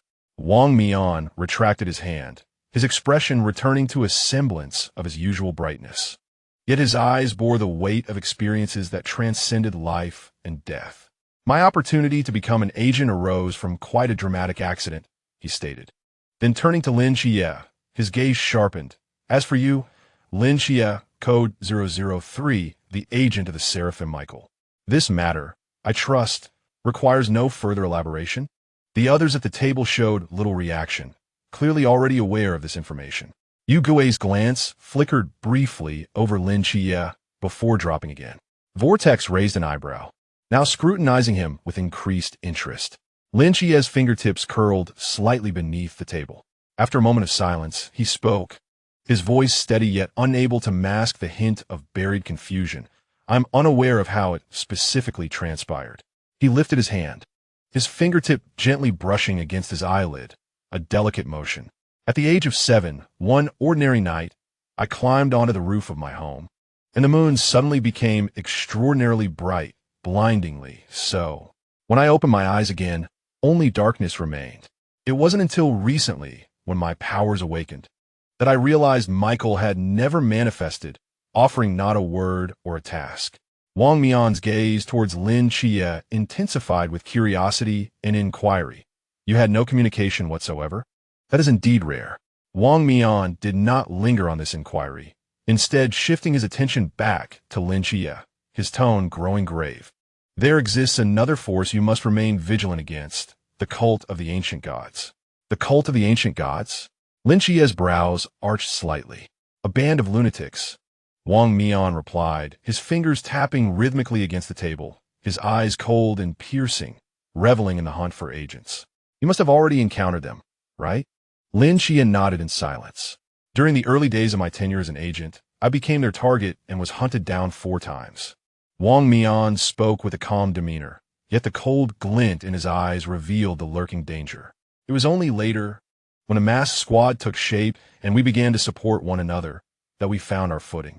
As he continued, his tone softened slightly, and a hint of warmth flickered in his gaze as it swept over his comrades. However, they no longer dare to provoke us easily, for I am accompanied by the most reliable teammates. At that moment, Vortex, who was busily devouring his rice, suddenly sprayed a mouthful across the table, grains mingling with vegetable scraps that splattered onto Tianping. Tianping reacted swiftly, instinctively raising his plate to shield his face, his movements so practiced it was almost painful to witness. The food that had escaped his mouth landed squarely on the plate, leaving not a single speck on his clothing. "Captain," Vortex wiped his mouth, an expression of grievance on his face. "Could you refrain from being so dramatic while we're eating? You almost choked me." Vortex Rose instantly flared up, smacking the back of his head. Tan Xiang shook his head helplessly and retrieved a handkerchief from his pocket, offering it to him. Xinghin and the other team members shifted aside, displaying their disdain. Wang Mian chuckled at this interruption, shaking his head before turning his attention back to Lin Xie, his tone once again serious. "In any case, it is exceedingly difficult to confront challenges alone. You need trustworthy companions." Lin Xie listened quietly, his gaze involuntarily drifting towards Yan Zhiwei beside him. The morning light streamed through the cafeteria window, casting a soft, golden hue on his tranquil profile as he lowered his eyes to observe the glimmer on the surface of his water. It seemed as if the clamor surrounding him was separated by a transparent barrier, yet strangely offered a sense of reassurance. His eyes then flickered over to the nearby Bailey Pangu and Molly. The tacit understanding as they ran side by side on the morning playground, their cooperation during training, and the moment he grasped Yan Zhiwei's wrist, his companion's lack of resistance resonated within him. The subtle discomfort stirred by Wang Mian's address appeared to have eased. He fell into silence for a few seconds before gently nodding, his voice low yet imbued with a settled certainty. Yes. This utterance was not merely an acknowledgement of Wang Mian's warning, but rather a silent affirmation, seeing that he had absorbed the message. Wang Mian smiled with satisfaction and picked up his chopsticks. That's the spirit. The training camp is teeming with hidden talents. Your teammates may very well be right beside you. Yan Zhiwei lifted his water cup, using the act of drinking to conceal the faint but knowing curve at the corner of his lips. His gaze swept over Lin Xie's sharply defined profile, where the earlier tension had now dissipated. The sunlight outside grew ever more radiant, illuminating the myriad expressions within the cafeteria with remarkable clarity. Chapter 37. The Sycophant, Major Revision. Recommended viewing. A piercing whistle abruptly sliced through the clamor of the cafeteria, akin to a taut bowstring snapping, imbued with an undeniable sense of urgency. Zhiwei and Vortex sprang to their feet almost instinctively, their movements outpacing thought, rushing like shadows towards the door. The urgent assembly commands that echoed day after day in the training ground had long been etched into their very bones, with muscle memory proving far more loyal than mere cognition. As they approached the entrance of the cafeteria, they beheld a throng of fresh recruits surging forth like a tide. The two halted abruptly, their initial eagerness crystallizing into a bewildered realization. "Wait!" Vortex scratched the back of his head, his already disheveled short hair becoming even more tousled. Blinking in confusion, he murmured, "Haven T, we already graduated? It's not our training time anymore." Moonghost also paused, the faint blush on his ears, resulting from his earlier proximity to Yan Zhiwei, not yet faded, adding a touch of awkwardness to his demeanor.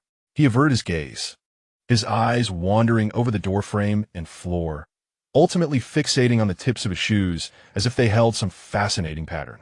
At that moment, Lin Xie and Yan Zhiwei arrived side by side at the entrance, turning in unison at the sound of their voices.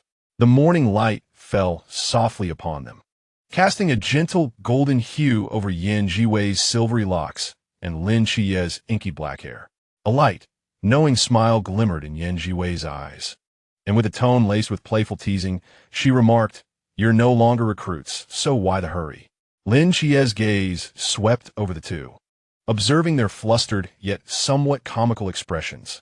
A nearly imperceptible smile graced his lips as he nodded slightly in agreement. Not far away, Wang Mian instinctively shifted on his stool, half of his backside suspended in mid-air, as if preparing to spring up. Upon hearing Zhiwei's words, he froze, blinking rapidly before silently resuming his seat, his hands still gripping the edge of the stool, creating an amusing spectacle. The atmosphere grew momentarily quiet and awkward.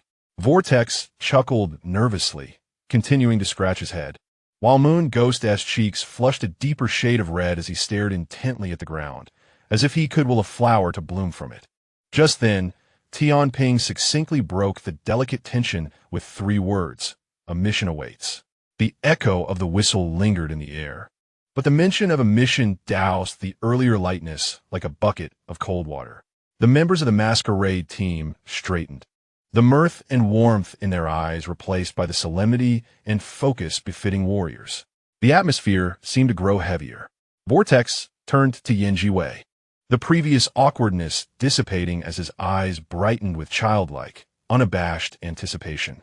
Leaning in closer, he said in a soft tone, "Yan, once you graduate, will you join our masquerade team? We can embark on missions together."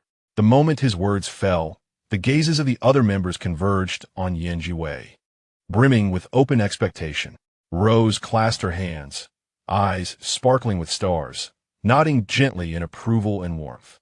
Starscar bit her lip but nodded lightly, while even the usually composed Tianping lifted his gaze to scrutinize Zhiwei for a brief 2 seconds, his expression revealing a hint of unspoken agreement. As for Wang Mian, his eyes widened in astonishment. The pair of eyes, always sparkling with cheerful joy, now shone like crushed stars, glistening with an unabashed, almost canine-like anticipation, fixed intently upon Zhiwei, as if awaiting a crucial answer. Zhiwei gazed upon the eager, youthful faces before him, his heart softening. He understood the weight of this invitation and cherished the purity of their recognition. A gentle smile graced his lips, his tone soft yet unmistakably laden with concern. "You must be careful." Though he did not directly accept the invitation, the warmth embedded in his admonition surpassed many a promise. "Wow, Yin, you're implicitly agreeing, aren't you? You're worried about us." The Vortex immediately seized upon the essence of his words, their eyes crescent-shaped with mirth. As the earlier gravity from their task dissipated, Lin Chie's hand, resting at his side, instinctively curled, fingertips pressing slightly into his palm.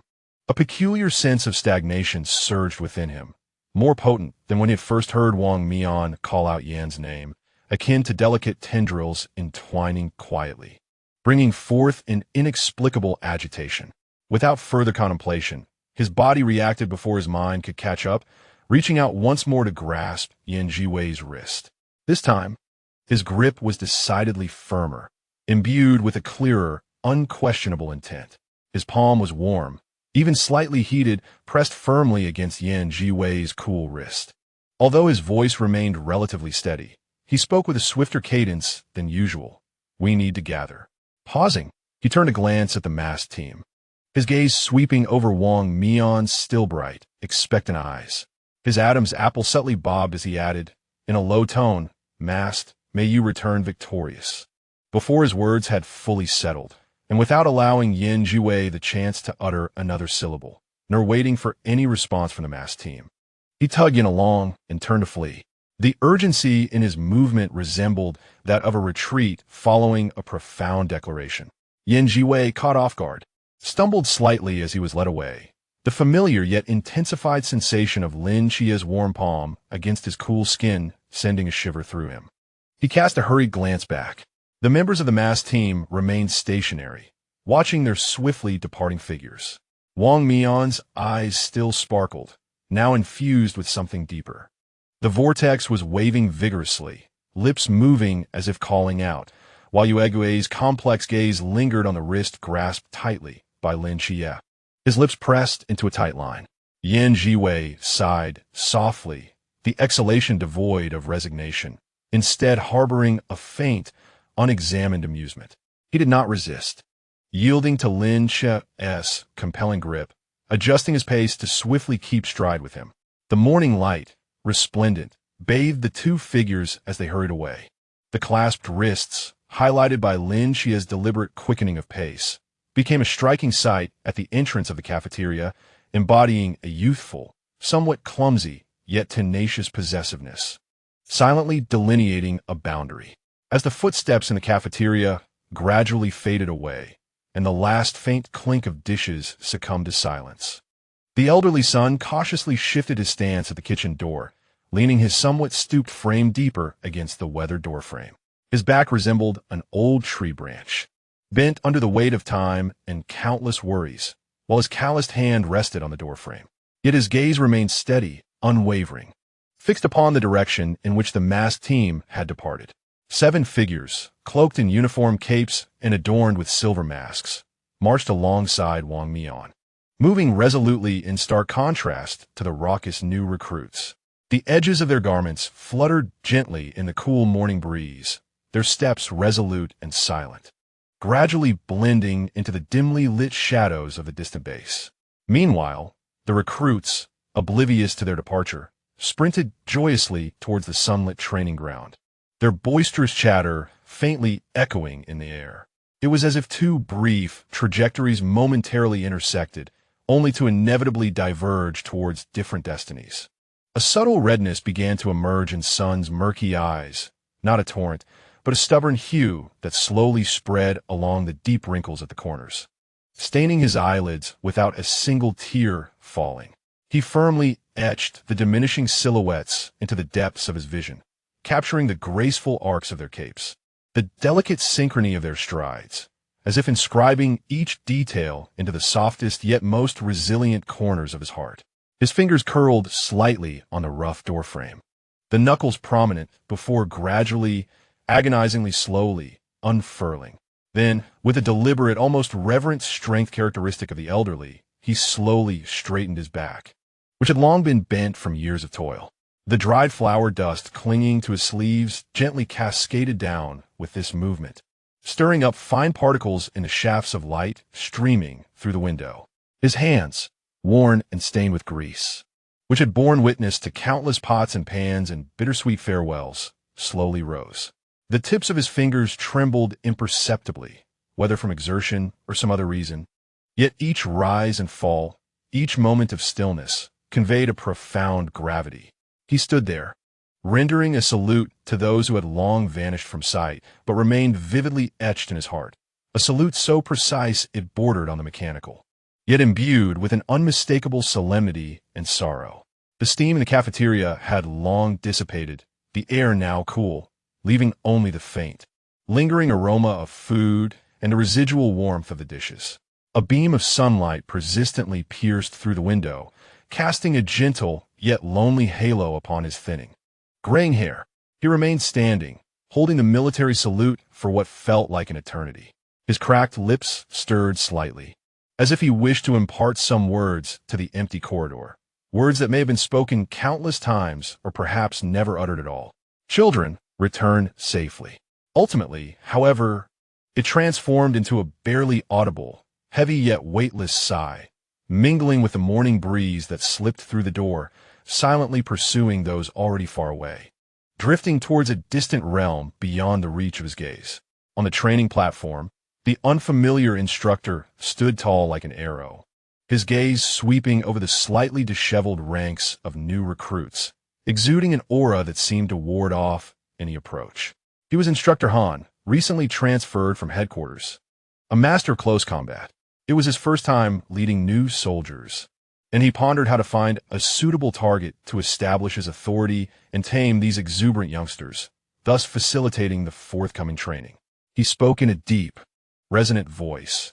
When confronting the mysterious, relying solely on the forbidden ruins is far from sufficient. They are far more formidable than mere mortals. No sooner had he finished speaking than Shun Qingzhu lazily raised his hand, his demeanor relaxed as if basking in the sun in his own backyard.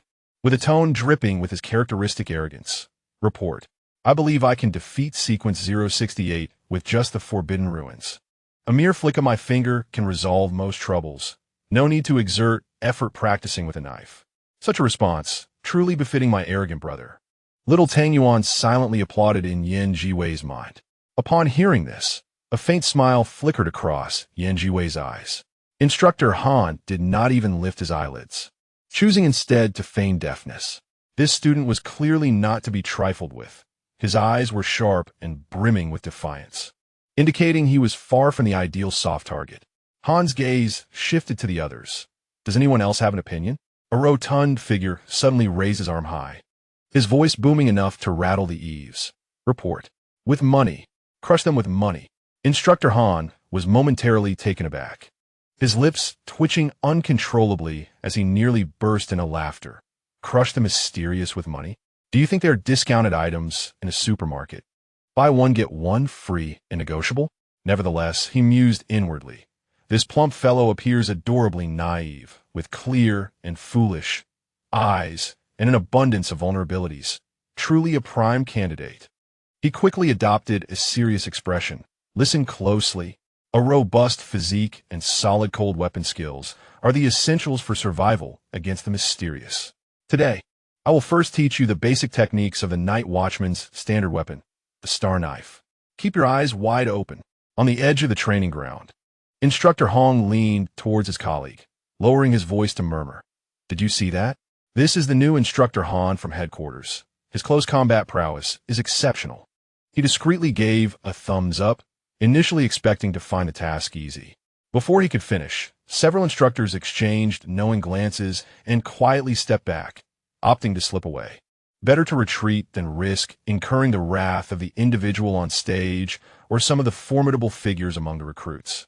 A cup of tea in peace seemed far more appealing. Instructor Han demonstrated the fundamental moves of slicing, chopping, sweeping, and stabbing with vigor on the platform.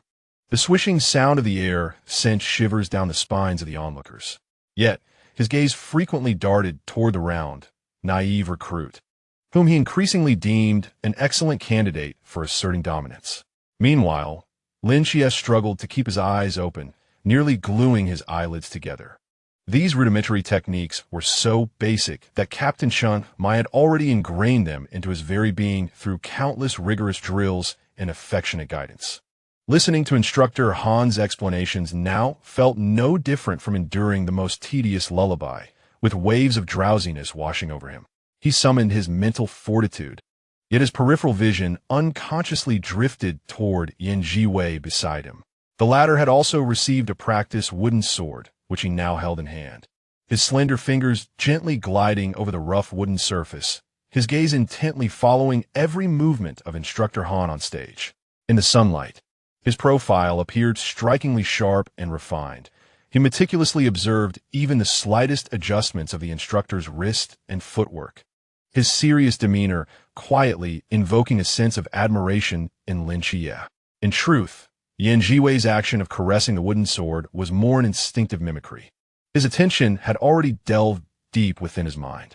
Little Tang Yuan, have you detected the aura emanating from Instructor Han?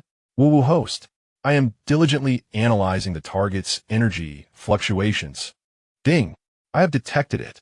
There's a faint yet persistent mental disturbance, deeply concealed, mingled within a robust life force. The soft, adorable mechanical voice of little Tang Yuan resonated in his mind, tinged with a barely perceptible tension. I advised the host to avoid close contact with him. Yan Zhiwei lowered his eyelids slightly, masking the fleeting contemplation in his gaze. He too could vaguely sense that the aura did not belong to a purely human entity. It resembled some form of attachment or disguise, lying in wait, poised for action. Little Tang Yuan's voice grew more urgent. Host, you must be cautious. Although this aura is currently weak, it is particularly adept at concealment, and it feels like a nefarious entity in disguise. Yan Zhiwei nodded subtly, his fingers tightening slightly around the hilt of the wooden sword. On the surface, he maintained a tranquil demeanor, focused intently on deciphering the techniques, while a faint, almost imperceptible vigilance flickered in the depths of his gaze. This Instructor Han was likely far more complex than he appeared. Hey, the one who said he would defeat the mysterious chubby guy with money. Yes, you. Step forward. Instructor Han finally called out, pointing directly at Bai Li, who was plump and unassuming, tossing a wooden sword his way, relishing the moment of establishing authority. Listen closely. I will attack, and you will defend strictly according to the points I just taught.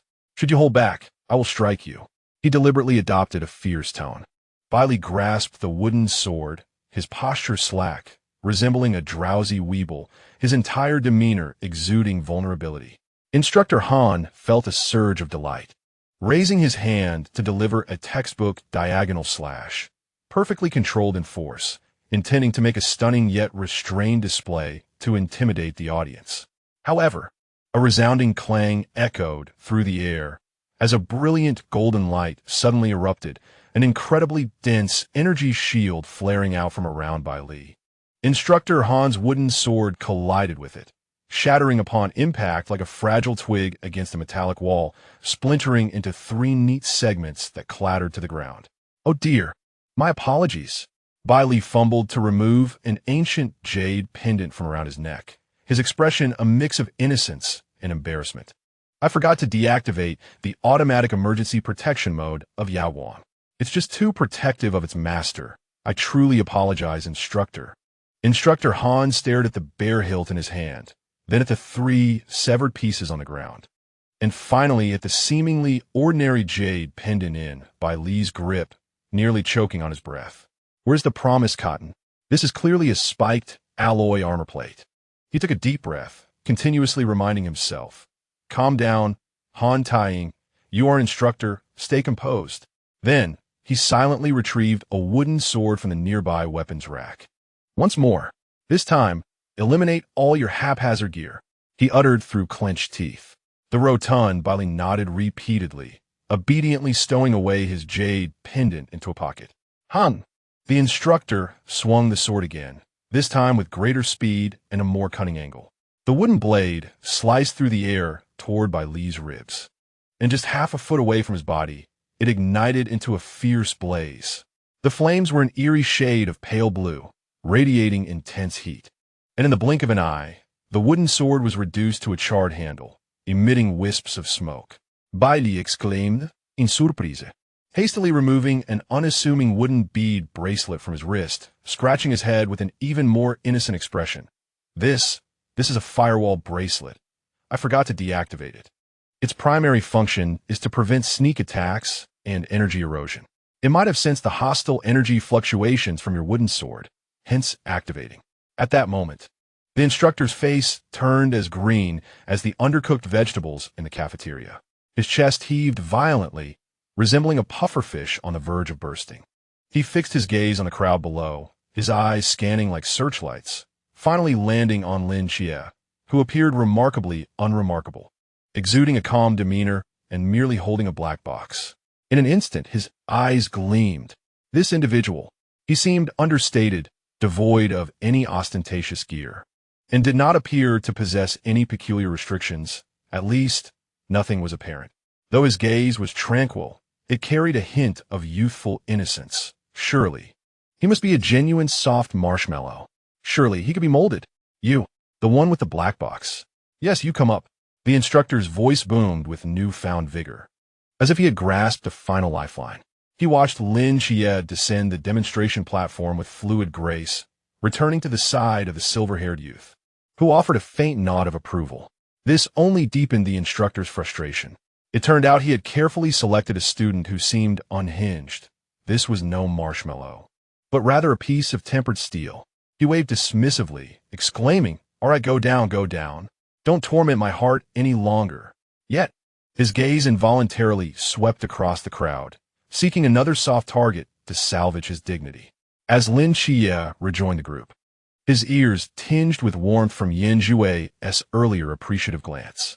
He feigned composure, diverting his gaze to gently place the black box at his feet, yet inside, he felt a tantalizing itch, a secret satisfaction. The Instructor exhaled in discontent, his gaze sweeping through the crowd like a searchlight. He wisely skipped over the still aloof Shin Qingzhu, finally landing upon a slender figure in the corner, standing straight with a wooden sword. Molly. Unlike the other recruits, she stood there unbending, not swaying or whispering, quietly gripping the wooden sword, her chin slightly tucked, her eyes fixed forward, radiating a serene aura. However, Instructor Han, being a seasoned veteran, quickly discerned her grip on the knife, her center of gravity, and even the rhythm of her breathing, all revealing a refined essence formed through relentless training, bordering on instinct. This was certainly not a skill that an ordinary recruit could attain. The recruits below followed his gaze, instantly engaging in hushed whispers, their voices laced with awe and excitement at the unfolding spectacle. Goodness! Instructor Han has quite the sharp eye, targeting Molly. She is the heir of the renowned Mo family. It is said she has rolled on a knife mountain since childhood, wielding her swift blade to astonish both gods and demons. Oh no, oh no. Instructor Han is determined to redeem his pride by challenging a formidable opponent. This will surely be entertaining. Molly's blade is said to be so fast that it merely appears as a flash of light.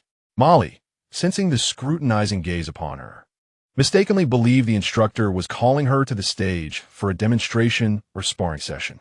With a sudden intensity in her eyes, she not only stood her ground, but immediately straightened her already erect posture, tightening her grip on the wooden sword, and stepped forward with a bright voice tinged with eager respect. Instructor, wait. I did not call you. Instructor exclaimed, waving his hands in a flurry, nearly dislodging the scabbard hanging at his waist. His expression was more exaggerated than when the blade was broken earlier, and he spoke rapidly as if fearing he would bite his tongue. I was just casually observing. Yes, just observing everyone's spirit. You stay seated. No, standing is fine. Just stand there. Do not move. I'm joking. This is clearly a piece of meticulously forged steel, inscribed no less. It may even be harder than that iron plate of Lin Chiez. I have already embarrassed myself enough today, and certainly do not wish to be bested by a seemingly delicate girl in front of a group of fresh recruits. I would have nowhere to hide my old face. The plan to avoid confrontation was once again declared null and void before it even began.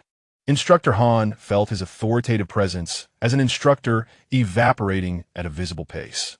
He forced himself to regain his composure and scan the crowd again, this time deliberately avoiding any faces that appeared formidable or connected. Finally, his gaze landed precisely on Zhiwei, whose cold elegance and seemingly casual stance concealed an underlying structure, exuding an aura of a refined and studious individual. This is the one, appearing the most harmless, like a true, soft cotton. Instructor Han seized this last lifeline, his voice ringing out with newfound clarity, tinged with a sense of desperation. You there? Yes, that comrade. Step forward. Hearing this, Zhiwei snapped back from his contemplation of the instructor's unusual aura, momentarily taken aback. He set down the wooden sword he had been caressing for quite some time, said nothing further, took a gentle breath, and then gracefully leaped onto the stage, landing soundlessly with a clean and decisive posture, devoid of any hesitation. Below, Lin Chief felt his heart leap. He was both worried that Zhiwei might suffer against the instructor, despite knowing Zhiwei's unfathomable strength. This concern had become almost instinctual, and could not help but harbor an intense anticipation, for he had never witnessed Zhiwei truly engage in combat, especially with such basic cold weaponry. What would those eyes, always veiled in a gentle mist, look like when wielding a blade? Listen carefully. I shall attack while you defend, adhering to the foundational principles I just imparted. Hold nothing back. Let me witness your true caliber. Instructor Han invigorated, resolved to showcase his true skills and swiftly regain the upper hand. No sooner had he spoken than the wooden sword, slicing through the air with a fierce whistling sound, descended at a sharp angle toward Zhiwei's shoulder and neck, its speed significantly heightened compared to the earlier tentative encounters with the portly by Li and Lin Xie, and the force behind it more formidable. Internally, he chanted, "Now is the moment. The cotton must be crushed, and this is the decisive strike." To his surprise, Zhiwei merely executed a light, deft sidestep, his figure drifting like a willow in the wind, skillfully evading the most forceful edge of the blade. Simultaneously, his wrist twisted, and the ordinary wooden sword seemed to casually swipe upward, producing a crisp sound as it precisely met Han's descending blade, deftly parrying it. The anticipated scene of the cotton being effortlessly cleaved did not unfold. Instructor Han felt a solid and steady recoil from the blade, causing a slight numbness to tingle in his wrist. The opponent's arm remained utterly unyielding, his gaze unwavering. Host, strike him. Let him witness the essence of fundamental skills. Little Tang Yuan excitedly waved an imaginary glow stick in Yan Zhiwei's mind, its electronic voice cheering him on. Instructor Han's eyes brightened, and instead of alarm, he felt a thrill, perhaps tinged with a hint of foreboding, at finally encountering someone capable of exchanging blows in earnest. He let out a low shout, his strikes accelerating with renewed vigor. Chop, slash, flick, thrust, basic techniques unleashed in rapid succession, unadorned yet relentlessly targeting vital points. Each angle sharp and infused with a clear military combat style, aiming to overpower his opponent through experience and strength. However, Yan Zhiwei's responses were nothing short of textbook-caliber calmness and precision. His footwork was agile, consistently evading the blade's menace at the most critical moments. The wooden sword in his grasp either blocked, parried, or redirected, each collision artfully diffusing Han's force and misdirecting it. His defense appeared soft and comprehensive, yet was impenetrable. Occasionally seizing the minuscule openings during Han's transitions, he would counter with a strike or two, each angle cunning and timing impeccable, compelling Han to retreat defensively as his offensive attempts repeatedly faltered. The two engaged in a spirited exchange on the stage, the rhythmic clashing of wooden swords resonating like a torrential downpour on a jade plate, fast and crisp, echoing throughout the vast training ground. Yan Zhiwei's movements were fluid and graceful, imbued with a distinctive sense of rhythm. What were merely basic sword techniques seemed to come alive in his hands. His silver hair traced elegant arcs through the air with each motion, the morning light illuminating his serene profile and focused gaze, lending an aesthetic charm to the duel. The audience below had fallen into a profound silence. The new recruits were left agape, perhaps unable to grasp the intricacies at play. Yet the seamless transitions between attack and defense, the sharp, dense sounds of clashing, and Yan Zhiwei's poised demeanor left them deeply awestruck. Lin Qi was utterly transfixed, her heart racing in tandem with each clash of blades, her palms gently perspiring. Within her, a tumult of emotions surged, an amalgamation of tension intertwined with a profound, ineffable fervor of admiration and pride. Minutes later, Instructor Han abruptly leapt backward, sheathing his blade and standing still, his chest rising and falling with a slight heave. Breaths somewhat labored. He gazed incredulously at Yan Zhiwei, who remained composed, his hairstyle barely disturbed, his expression a canvas of disbelief and a hint of bewilderment after defeat. Whom did you learn this swordsmanship from? Your fundamentals, your reflexes. He paused, struggling to articulate further, are more solid than many seasoned veterans I've trained. Yan Zhiwei, in turn, sheathed his weapon, inclining his body slightly, his tone unwaveringly calm and steady, devoid of any emotional turbulence. Some elders in my family taught me a bit of self-defense in my youth. I merely dabbled. His words were truthful, yet the extent of his dabbling clearly surpassed ordinary expectations. Instructor Han opened his mouth, yet no words emerged, a sense of suffocation swelling within him. Was there truly no soft target among this cohort of recruits? Were they all concealed titans of strength, impervious and resilient? Had he not consulted the calendar before stepping out today? Ultimately, with a heavy heart, he waved his hand dismissively, his voice tinged with exhaustion. You may go. Consider yourself passed. The cotton soft plan had once again thoroughly collapsed. Yan Zhiwei descended the platform with an unchanging demeanor, the silver tips of his hair tracing a gentle arc through the air. Upon returning to Lin Qi's side, he met her astonishingly bright gaze, which seemed to harbor two flickering flames, reflecting back at him. What is it? Yan Zhiwei inquired softly, a faint smile unconsciously gracing his lips. Brother Yan. Lin Qi's voice was low yet exceptionally clear, imbued with unreserved admiration and an unrecognized, almost buoyant excitement. "You are remarkable." Only after speaking did she realize her ears felt slightly warm, hastily diverting her gaze, though she couldn't resist glancing back quickly. Witnessing this exchange, Instructor Han instinctively averted his eyes, his heart twitching. At that moment, everyone appeared as hidden masters, and he feared the imminent emergence of one who would overpower him. He desperately required a true, ordinary recruit, devoid of any extraordinary background or abilities, to help restore his confidence. His gaze, like a sieve, swept through the crowd one last time, finally settling on the seemingly inconspicuous Chao Yuan, who stood at the periphery, appearing decidedly silent and unremarkable. "That's him," Instructor Han thought, seizing what felt like the last glimmer of hope in the darkness. His eyes sparkled once more, albeit tinged with a hint of reckless desperation, as he pointed at Chao Yuan, his voice rising with excitement. "You. Yes, you. Step forward. This time, it's your turn to attack while I defend. Show me your skills." Chao Yuan was evidently taken aback by being called out, hesitating momentarily before ascending the stage. The wooden sword was carelessly discarded at his feet. He glanced down, but did not immediately retrieve it. Instead, he shook his head slightly, his voice not loud yet distinctly clear. "Instructor, I cannot touch the sword. Military orders are as solid as a mountain. Pick it up when told to." "What is there to discuss?" Instructor Han was already at the brink of his temper, and upon hearing this, his anger flared. His voice grew stern now. "Immediately. Pick up the sword. As I have taught you, attack." A flicker of struggle and helplessness crossed Chao Yuan's face, but under the instructor's piercing gaze, he ultimately bent down slowly, extending his hand. His fingertips moved with extreme slowness, clearly filled with reluctance, as they approached the rough wooden hilt. Just as his fingertips made contact with the sword, a deafening roar erupted, as if it had been suppressed for millennia. A dark, viscous malevolence erupted from Chao Yuan's body like a volcanic explosion. The towering black flames instantly engulfed the wooden sword, transforming it into a grotesque weapon wreathed in ominous black fire.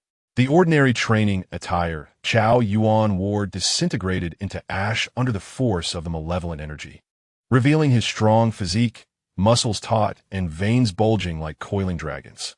Barefoot, he stood on the stage, wielding the blazing black sword.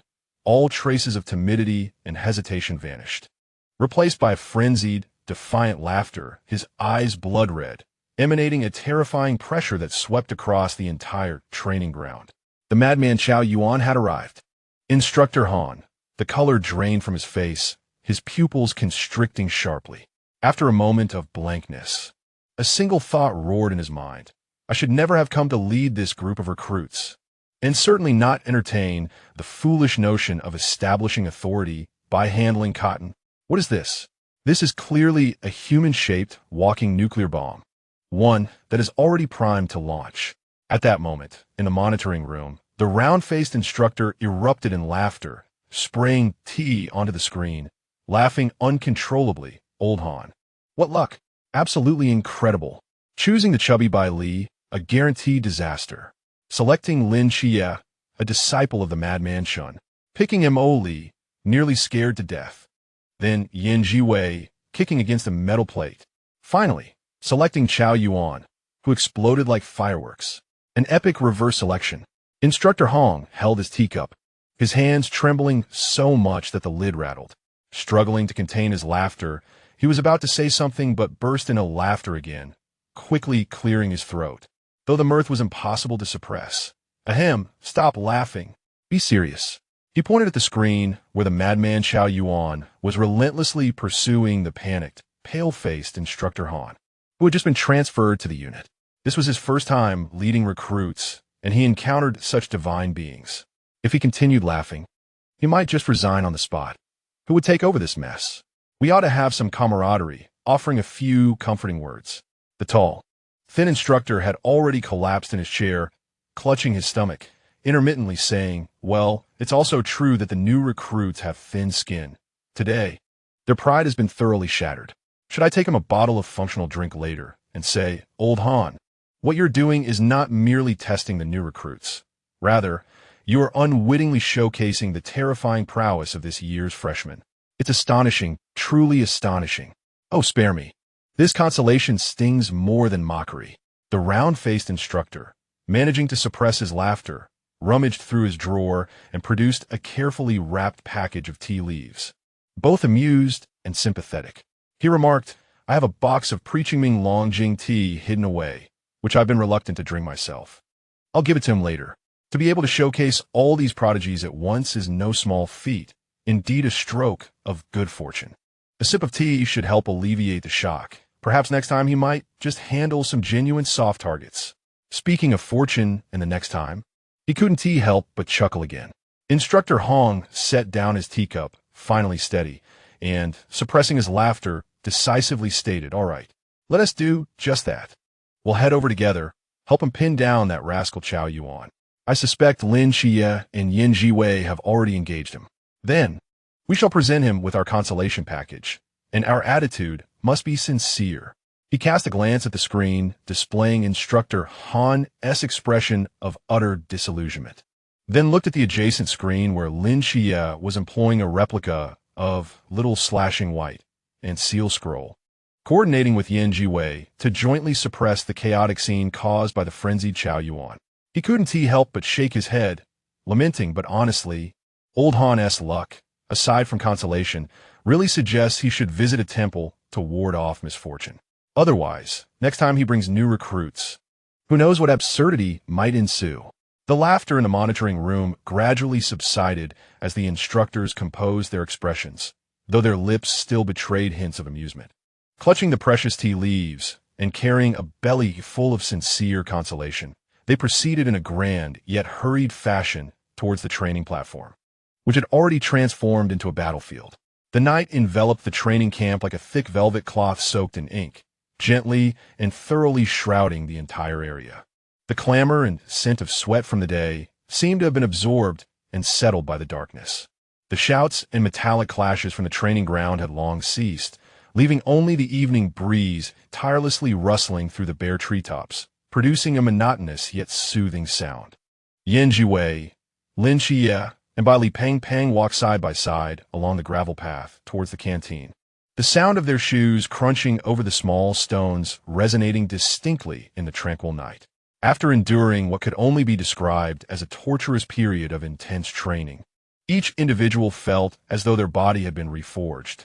Their agility, endurance, and even their gaze had undergone a remarkable transformation. Exhaustion was palpable, yet a certain restrained brilliance was quietly blossoming within them. Upon entering the canteen, Bai Li Peng Peng's weary eyes, which had drooped from fatigue, suddenly sparkled with renewed vigor as if infused with a potent stimulant, widening in astonishment as he exclaimed, "What on earth? Pickles!" His gaze was magnetically drawn, fixated on the center of each dining table, particularly on a plate of pickles that appeared remarkably fresh and exquisite under the stark white light. The emerald, or rather dark green, leaves curled up, encrusted with a layer of glistening, fine salt, exuding an enticing sheen. Heaven knows what kind of days they had endured. The tasteless steamed buns, the incomprehensible raw meat, and the insipid broth were so bland that they might as well have evaporated. In that moment, a plate of pickles, which would typically go unnoticed at home, radiated an irresistible allure akin to a grand feast in his eyes. His gaze sparkled with an astonishing brightness, ignited by an insatiable and primal desire for flavor. Heaven be praised. Finally, something with a hint of saltiness. The plump Bai Li rubbed his hands together, swiftly darting to an empty table with an agility that belied his stature, almost reverently settling down and staring at the plate of pickles with a trepidation akin to homesickness. His fingers unconsciously traced the rough edge of the wooden table. Truly, with this, I could devour 5 hefty buns. No, 8. Yin Zhiwei and Lin Xie soon took their seats as well. The light fell upon the coarse porcelain plate of pickles, the oil sheen and grains of salt reflecting a faint glimmer. Yin Zhiwei picked up her chopsticks, but her fingertips hesitated imperceptibly upon touching the cool bamboo. A fleeting doubt crossed her mind. The training camp's meal standards were rigorously uniform, and there had never been a precedent for an impromptu addition to the menu. let alone such a luxury as pickles. This sudden offering was utterly illogical. Host, quickly, let me scan it. The electronic voice of the little dumpling burst forth in her mind, brimming with excitement akin to uncovering a clue. It feels strange that these pickles have appeared. Let me see if they are as they seem. Yan Zhiwei acquiesced. The scanning function of the little dumpling activated silently, invisible ripples coursing over the plate of pickles. The next moment, a surprised exclamation filled the air. Wow, host. Your intuition is spot on. These pickles are indeed laced with something. It's a modified composite sedative, expertly controlled in concentration, just enough to incapacitate an average student for 3 to 4 hours, and it metabolizes quickly, leaving little trace. A sedative? A flicker of realization crossed Yan Zhiwei's eyes. She suddenly recalled certain snippets from fanfiction she had perused during her leisure, where a similar plot point unfolded. Everyone was rendered unconscious, not awakening in the dormitory, but in some unfamiliar location deep within the mountains, compelled to engage in a competition marked by ambiguous rules and dark humor. Those struck by drones would be broadcast live, their embarrassing moments becoming a spectacle of social embarrassment. However, to her, this minuscule dose of sedative was as gentle as a breeze, utterly ineffective. At that moment, a figure approached their table briskly, holding a tray, wearing a smile that seemed overly adjusted and somewhat stiff. Chao Yuan. He walked straight to Lin Qie, carefully placing his own extra portion of pickles, glistening with oil, before him. The gesture was so respectful it bordered on reverent, as if he were presenting a rare treasure. Look, host. The iconic scene has arrived, albeit late. Lo hao gao yuan es online. The little dumpling chirped excitedly, its electronic voice trembling. He actually treats the pickles as an offering. The filter must be 800 meters thick. Yan Zhiwei and Bai Li stared, momentarily taken aback. Chao Yuan carefully arranged the pickled vegetables, slightly bowing his head as he spoke with a tone that was deliberately restrained, yet still tinged with a cautious eagerness to please. Brother Qi Yi, I believe this plate of pickles is the finest, specially reserved for you. Please, do give it taste. His gaze remained glued to Lin Qiye's face, an unabashed admiration evident in his eyes, which left Bai Li Pang dumbfounded beside him. Bai Li Bang blinka, his eyes darting between the glossy plate of pickles and his own ordinary serving, unable to suppress a gulp as he queried in confusion. Chao Yuan, aren't you going to eat any? This is a rare delicacy. Surely it tastes better than bread. However, Chao Yuan resolutely shook his head, his expression unwavering. I shall not partake.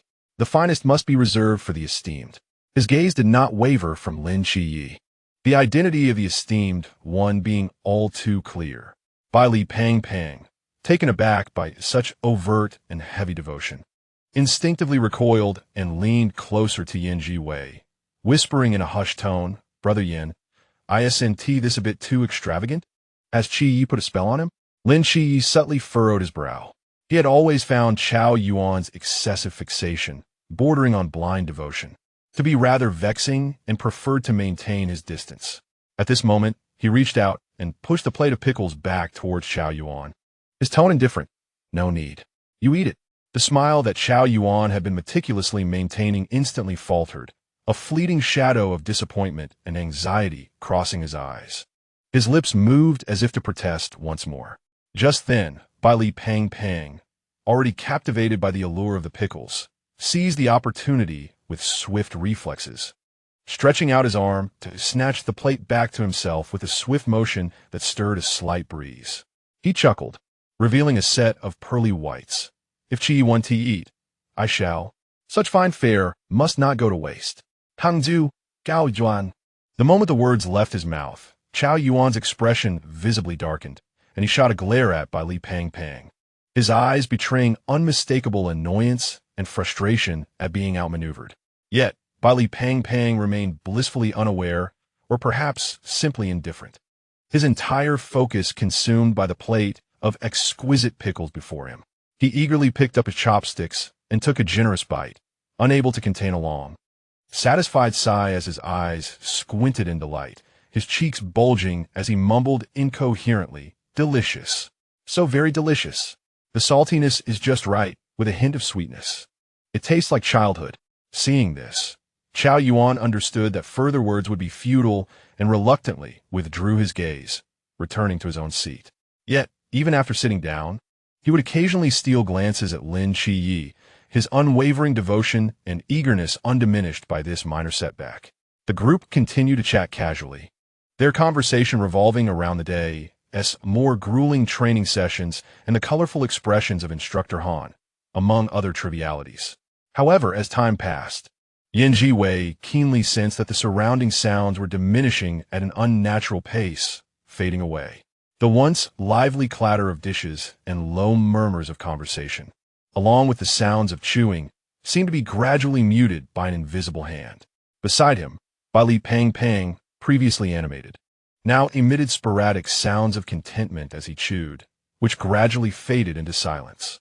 Turning his head, he noticed Li Pang's once vibrant face now weighed down by heavy eyelids, his head nodding gently as his gaze became increasingly vacant and distant. In the next moment, the grip on his chopsticks slackened, and with a soft clatter, they fell onto the table. Without warning, Li Pang buried his face into the crook of his arm, collapsing onto the table, motionless. His breathing transformed into a long, even rhythm. Zhiwei raised her eyes, locking gazes with Lin Qiyi across the table. Lin Qiyi's expression shifted sharply, becoming alert and grave. He too sensed the sudden, eerie silence, along with an unsettling tension hanging in the air. Lin Qiyi's lips moved as if to utter a warning to Zhiwei to be cautious. Yet, before the syllables could form in his throat, his once clear and vigilant gaze dulled at a visible pace. His thick lashes fluttered, as if resisting the encroaching heaviness. But his body betrayed him, swaying slightly before toppling toward Zhiwei. Everything transpired too swiftly. The warm body, still tinged with the moisture of recent exertion, leaned heavily and unreservedly into her embrace. Lin Qiyi's forehead gently rested against her shoulder, his breathing steady and elongated, carrying the fresh scent of clean soap and the faint, invigorating aroma of youthful sweat, warming the exposed skin of her neck. Almost instinctively, Zhiwei raised her arm to steady his upper body as it fell. Through the thin fabric of his training uniform, she could distinctly feel the contours of his shoulder blades and the steady yet powerful rhythm of his heartbeat. Lin Qiyi's weight, his warmth, and his unguarded reliance were conveyed with remarkable clarity at that moment. Surveying the surroundings, the chairs that had once been occupied now lay scattered. A myriad of new recruits sprawled in various positions of slumber, transforming the cafeteria into a tranquil castle of sleep. At the entrance, several figures clad in instructor uniforms strode in silently, their eyes sharp as hawks, calmly surveying the scene of fallen recruits, exchanging knowing glances that indicated their role as orchestrators of this midnight feast. Zhiwei's gaze momentarily met that of one instructor, where she discerned both certainty and a hint of eagerness for the next phase of action in his eyes. After 2 seconds of silence, Zhiwei gradually, yet with an air of naturalness, closed her eyes. Loosening her grip on Lin Qiyi's back, she allowed the warm, sleeping form cradled in her arms to gently lean against the table. Her breathing slowed and steadied, her chest rising and falling in perfect harmony with the surrounding rhythm of slumber. In the darkness, her senses sharpened acutely. He could distinctly hear the deliberate yet crisp footsteps of the instructors brushing against the ground, the hushed, brief exchanges of conversation and commands, and the sound of someone beginning to move the unconscious recruits. Close by, Lin Qiyi's steady and warmly dependent breath brushed against his nape, punctuated by the occasional barely audible, soft hum that escaped in his deep slumber. That sound was like a feather, gently caressing the most delicate nerve endings of his heart. Chapter 38. In flight, as the chilling air pierced through his camouflage uniform like fine needles, Zhiwei's eyelashes fluttered before consciousness fully returned to him. He opened his eyes to the inky night sky, thick and impenetrable, with a few scattered stars hanging like shards of diamonds carelessly strewn about. Beneath him lay a damp layer of decaying leaves, the earthy scent of pine needles mingling with the loamy aroma that invaded his nostrils, carrying a faint sweetness reminiscent of the mountain-s breath in slumber. He moved his fingers, feeling the warmth of the body beside him. Lin Xie stirred awake almost simultaneously. The youth's eyelashes trembled, his eyes still veiled in a misty haze, yet clarity descended upon him in the next moment.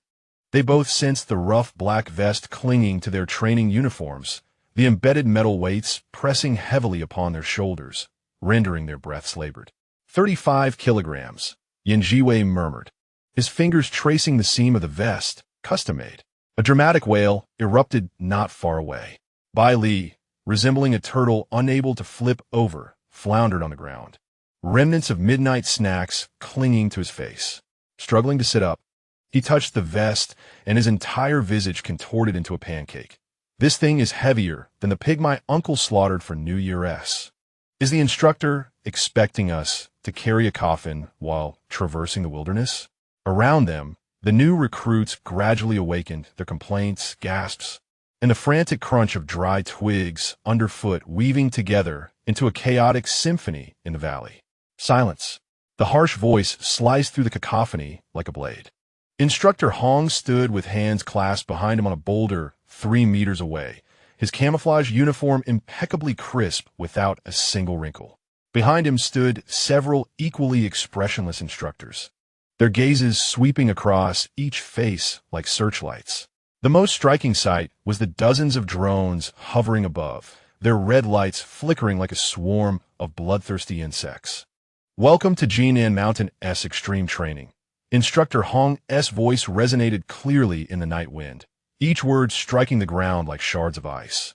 The rules would be stated once. Before dawn, traverse the entire mountain range to reach the destination. The weights must not be discarded, although exchanges are permitted if you so desire. He paused, deliberately allowing the silence to settle, a weight pressing down that made breathing difficult. For the first 3 hours, no attacking or touching the drones is permitted. Your only option is to flee. Should you be hit 5 times by the drone's paintball guns, you will be immediately eliminated. The forbidden area is sealed.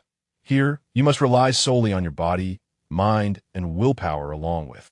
His gaze drifted, almost imperceptibly, over several groups that had spontaneously gathered, the goodwill of teammates. The last 4 words he uttered slowly, savoring a hint of irony. Those eliminated will face special penalties. Instructor Hong's lips curled into a faint arc, a gesture that promised to be etched in your memory for a lifetime. The sound of someone swallowing was strikingly clear. Now, 30 seconds to prepare. Instructor Hong raised his wrist, the watch face glinting coldly in the night, signaling the commencement of a countdown before the drones would unleash their assault. 30 seconds. I take a whole minute just to tie my shoelaces, Billy shouted, and the crowd erupted in chaos. Some fumbled to adjust their harnesses. Others glanced around in search of an escape route, while a few attempted to huddle together, convinced that proximity would offer them safety. Lin Xie closed his eyes. When he opened them again, the mundane world transformed into a silent expanse of divine perception. Within 100 meters, every detail became vividly apparent to him. The wriggling path of an earthworm beneath decaying leaves, the subtle movement of an owl's talons on a branch, and the faint sounds of the underground currents. All the contours of the mountain unfolded in his mind like a 3-dimensional map. To the east, he stated, his voice calm amidst the surrounding turmoil, there's a gentle slope, dense vegetation, and 3 natural rock crevices for cover. Follow me. Before the last word left his lips, his fingers had already clasped Yan Zhiwei's wrist. The icy touch caused both to pause momentarily. Lin Xie's fingers felt frigid, while Yan Zhiwei's wrist radiated warmth. Neither released their grip. Chao Yuan nearly mirrored Lin Xie's movement, stepping closely behind him. The youth's sharp gaze swept the surroundings, his body slightly leaning forward like a cheetah poised to pounce. 10, 9, 8. Instructor Hong's countdown resonated like a funeral bell. Yan Zhiwei turned to glance at Lin Xie. In the dim light, the contours of his profile were stark and unyielding. Yet his eyelashes fluttered with the rhythm of the countdown, akin to a butterfly's final flutters before death. 3, 2, 1. Buzz. Dozens of drones swooped down simultaneously, their searchlights slicing through the darkness, fragmenting the crowd. The sound of paintballs shattering the air was sharp and jarring, mingling with the new recruit screams to create a surreal symphony of flight. To the left. Move left. Don't push me. At the edge of the crowd, a lanky recruit reacted a beat too late. As he dashed forward, an orange-red paintball grazed his shoulder, exploding in a dazzling bloom on his camouflage uniform. The boy's face drained of color, and he turned to flee into the dense forest, but the drones had already locked onto him. The second shot struck his back. The third grazed his thigh. The fourth and fifth struck nearly simultaneously, one hitting his arm and the other his side. 5 hits out. Instructor Hong's voice boomed through the drone's loudspeaker, echoing in the night sky. The lanky recruit's legs buckled, and he knelt on the ground, staring blankly at the paint splattered across his body, his lips trembling but unable to utter a word. 2 instructors emerged from the shadows, their faces adorned with eerily similar, almost sinister smiles. "Come along, little one," one of them said, patting his shoulder. "We'll take you to a wonderful place." As the boy was dragged away, he cast a final glance at the fleeing crowd, his expression hollow, reminiscent of an emptied shell. The arena fell silent for 2 seconds, and then, "In 3rd grade, I once wet the bed. My mother chased me for 3 blocks. The voice of the utterly embarrassed youth resonated through the miniature speakers on everyone's vests. So clear it felt as though the speaker was whispering directly into their ears. A stifled laugh, originating from an unknown source, quickly spread like a contagion. Yet the laughter was soon devoured by a deeper terror, as everyone realized that the next to be dragged away could very well be themselves. "The truth ring," Zhiwei murmured softly, her wrists still gripped by Lin Xie, as they swiftly navigated through the dense forest. Those who were eliminated would be forced to disclose their most shameful secrets and face public humiliation through the loudspeakers. This was utterly despicable. Bailey, Bunting Fabili, lamented as he ran. "I can't let anyone know that at 8 years old, I believed I was a reincarnated gourd baby. What am I saying?" He covered his mouth, his eyes wide with horror. Instructor Hong's cheerful voice chimed in at the perfect moment, as the student has so aptly demonstrated. It is easy to slip up when anxious. So, do your utmost to avoid elimination. Run, Lin Xie urged in a low voice. The 4 of them plunged deeper into the thicket. Branches lashed against their faces like whips, thorns sliced into their hands. And the burden of 35 kilograms made each step feel like wading through mire. Breaths became heavy and labored, as if their lungs were being sanded down. Chao Yuan trailed closely behind Lin Xie. Though his breath was rapid, his strides remained remarkably steady. The enhancements to his physique granted him extraordinary endurance. Yet the cold sweat on his brow betrayed that his limits were nearing. "Brother Xie, my voice is hoarse, but I can still hold on." Lin Xie did not look back. He suddenly pivoted, pulling Zhiwei behind him. Whoosh! 3 paint pellets whizzed past Zhiwei's clothing, bursting against a tree trunk in a blinding splash of orange-red. To the left, Lin Xie's voice remained calm, though his grip on Zhiwei's wrist tightened slightly. "The terrain had been transformed into a labyrinthine maze, but I can find a straight path." Zhiwei steadied herself, although the flowing cloud fan was not in her hand. The footwork had long since become instinctual. She darted through the trees like the wind, deftly avoiding obstacles while simultaneously brushing aside a thorny vine that nearly struck Lin Xie's eye, her movements as natural as if performed 1,000 times before. "Wait for me." Bai Li's wail echoed from behind. "The weight is crushing me. I feel like I'm running a marathon with my family's double-door refrigerator on my back." The night thickened around them. Lin Xie's pace did not falter. Rather, he seemed to glide effortlessly through the darkness. Years of blindness had made the night his most familiar realm, and the passive abilities of the mundane divine domain quietly surged within him, restoring his physical and mental stamina at a visibly rapid pace, as if he were a perpetual motion machine. In stark contrast, Chao Yuan's lips had turned pale, each breath accompanied by a slight tremor. He moved mechanically, his gaze fixed firmly on Lin Xie's back, as if willing his body to comply through sheer force of will. "I must not faint," he muttered, his voice barely above a whisper, if I pass out in the forbidden zone, I will awaken. Suddenly, Lin Chia halted. He glanced back at Chao Yuan, saying nothing, merely unfastening his water bottle from his waist and handing it over. Chao Yuan accepted it, tilting his head back to gulp down several mouthfuls. Clear water trickled down his chin, mingling with the sweat that soaked his collar. He wiped his face and stood upright once more. I can do this. He gazed at Lin Chia, his eyes stubborn like a small beast, determined not to lag behind. Zhiwei silently observed this scene. In his mind, a voice, reminiscent of a small dumpling, murmured, Chao Yuan's obsession with Chia is nearly manifesting into reality. Yet Chia, despite being able to leave everyone behind and race to the front, insists on carrying a burden. I am not a burden, Zhiwei quietly retorted within himself. Before he could finish his thought, the dense underbrush ahead suddenly resonated with the sound of hurried footsteps and the sharp clatter of metal. Shen Qingzhu, accompanied by 3 or 4 new recruits, charged forward, pursued by at least 5 drones. The young man wielded a tactical knife, its cold gleams slicing through the obstructing vines. Then, he executed an unexpected maneuver, directly turning toward the direction of Lin Chia and the others. Make way, Shen Qingzhu shouted, a smile unexpectedly gracing his face. Divert some firepower to you, no need to thank me. Chao Yuan's expression darkened as he prepared to intervene, but Lin Chia raised his hand to stop him. To the east, Lin Chia simply stated, suddenly accelerating toward the steep slope on the right. The drone searchlights immediately fixated on his figure, following suit in unison. Zhiwei quickly comprehended the situation, urging the still dazed by Li Pangpang to follow closely behind. Gritting his teeth, Chao Yuan joined them as well. At the base of the slope lay a dense thicket, the leaves thick and exuding an unusual herbal aroma. The 4 of them almost plunged into the underbrush, paintballs whizzing overhead and exploding against the rock wall. While Li Pangpang lay panting on the decaying leaves, his face flushed. Chia, how did you know this area was safe? The bats informed me, Lin Chia replied calmly, his gaze sweeping the surroundings. It was then that Zhiwei noticed several nocturnal bats quietly hanging upside down in a nearby crevice.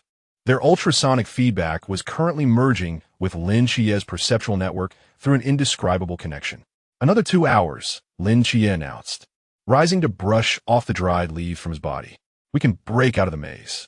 In the command tent at the foot of the mountain, Instructor Hong scrutinized the swiftly moving red dots on the screen, his eyebrows arching high. This kid, he mused, is moving in a perfectly straight line. He has circumvented all obstacles as if he possesses a panoramic map in his mind. Beside him, Instructor Han chuckled. Chao Yuan is nearing his limits. With Lin Chia still accompanying him, should we consider terminating early? What if he faints and triggers a restricted area rampage? Let us wait a bit longer, Instructor Hong replied, his eyes gleaming with excitement. I want to see where his limits lie, as well as those of his team. He switched to another screen. Zhiwei's red that remained closely aligned with Lin Chia's, the distance between them barely shifting. This child is quite intriguing. Instructor Han leaned closer, observing. He appears unassuming, yet his movement trajectory consistently occupies the safest positions, always keeping pace with Lin Chia. This cannot be mere coincidence. Instructor Hong fell silent for a moment before suddenly laughing. This cohort is indeed fascinating. In the dense forest, Chao Yuan leaned against a tree trunk, resting, his complexion as pale as paper. Lin Chia handed him the last half bottle of water, his gaze lingering on the drones circling in the distance. Can you continue? Chao Yuan drained the water, wiping his mouth vigorously with his sleeve. When he straightened, his knees trembled slightly, yet his eyes shone with remarkable determination. I can. He paused momentarily and added, Brother Lin Chia, I will not hold you back. Zhiwei leaned against another tree, quietly observing the scene. In the dim light of the night, Lin Chia's profile was fragmented by the shadows of the trees, yet his eyes remained clear and composed, as if the darkness enveloping Jinan Mountain was merely a chessboard under his command. Xiao Tangyuan murmured again, Host, you have been fixating on Lin Chia for the past 3 minutes. According to the emotional module analysis, this level of focus exceeds that of a typical comrade's observation. nearing the threshold of Xiao-Tang-Yuan. Humph. The drone's buzzing grew closer. Lin Che tightened his grip on the tactical knife at his waist. Issued prior to the training, its blade unsharpened but sufficient for clearing a path through the jungle. He was the first to burst forth from the thicket, his figure vanishing into deeper darkness as the searchlight swept past. Go! A single word, yet it carried sufficient weight. Chao Yuan inhaled deeply and followed suit. Yan Zhiwei and Bai Li Pang trailed closely behind, for figures racing along the rugged mountain path, their footsteps shattering the silence, heading toward the distant mountains, where the dawn light was on the brink of breaking. The wind howled past their ears. In a fleeting moment of respite, Yan Zhiwei turned her head and saw Lin Chie's hair being lifted by the wind, revealing his smooth forehead. The boy's lips were pressed tightly together, his gaze focused ahead, as if the entire world had condensed into this road, this night, this flight. Moreover, his fingers, which clasped Yan Zhiwei's wrist, remained unyielding. The warmth transmitted through their contact became a subtle, yet tangible anchor in the chilly, damp night. Yan Zhiwei gently curved her smile. Then she quickened her pace, keeping stride with Lin Chia. The night was as dark as ink, the path ahead obscured.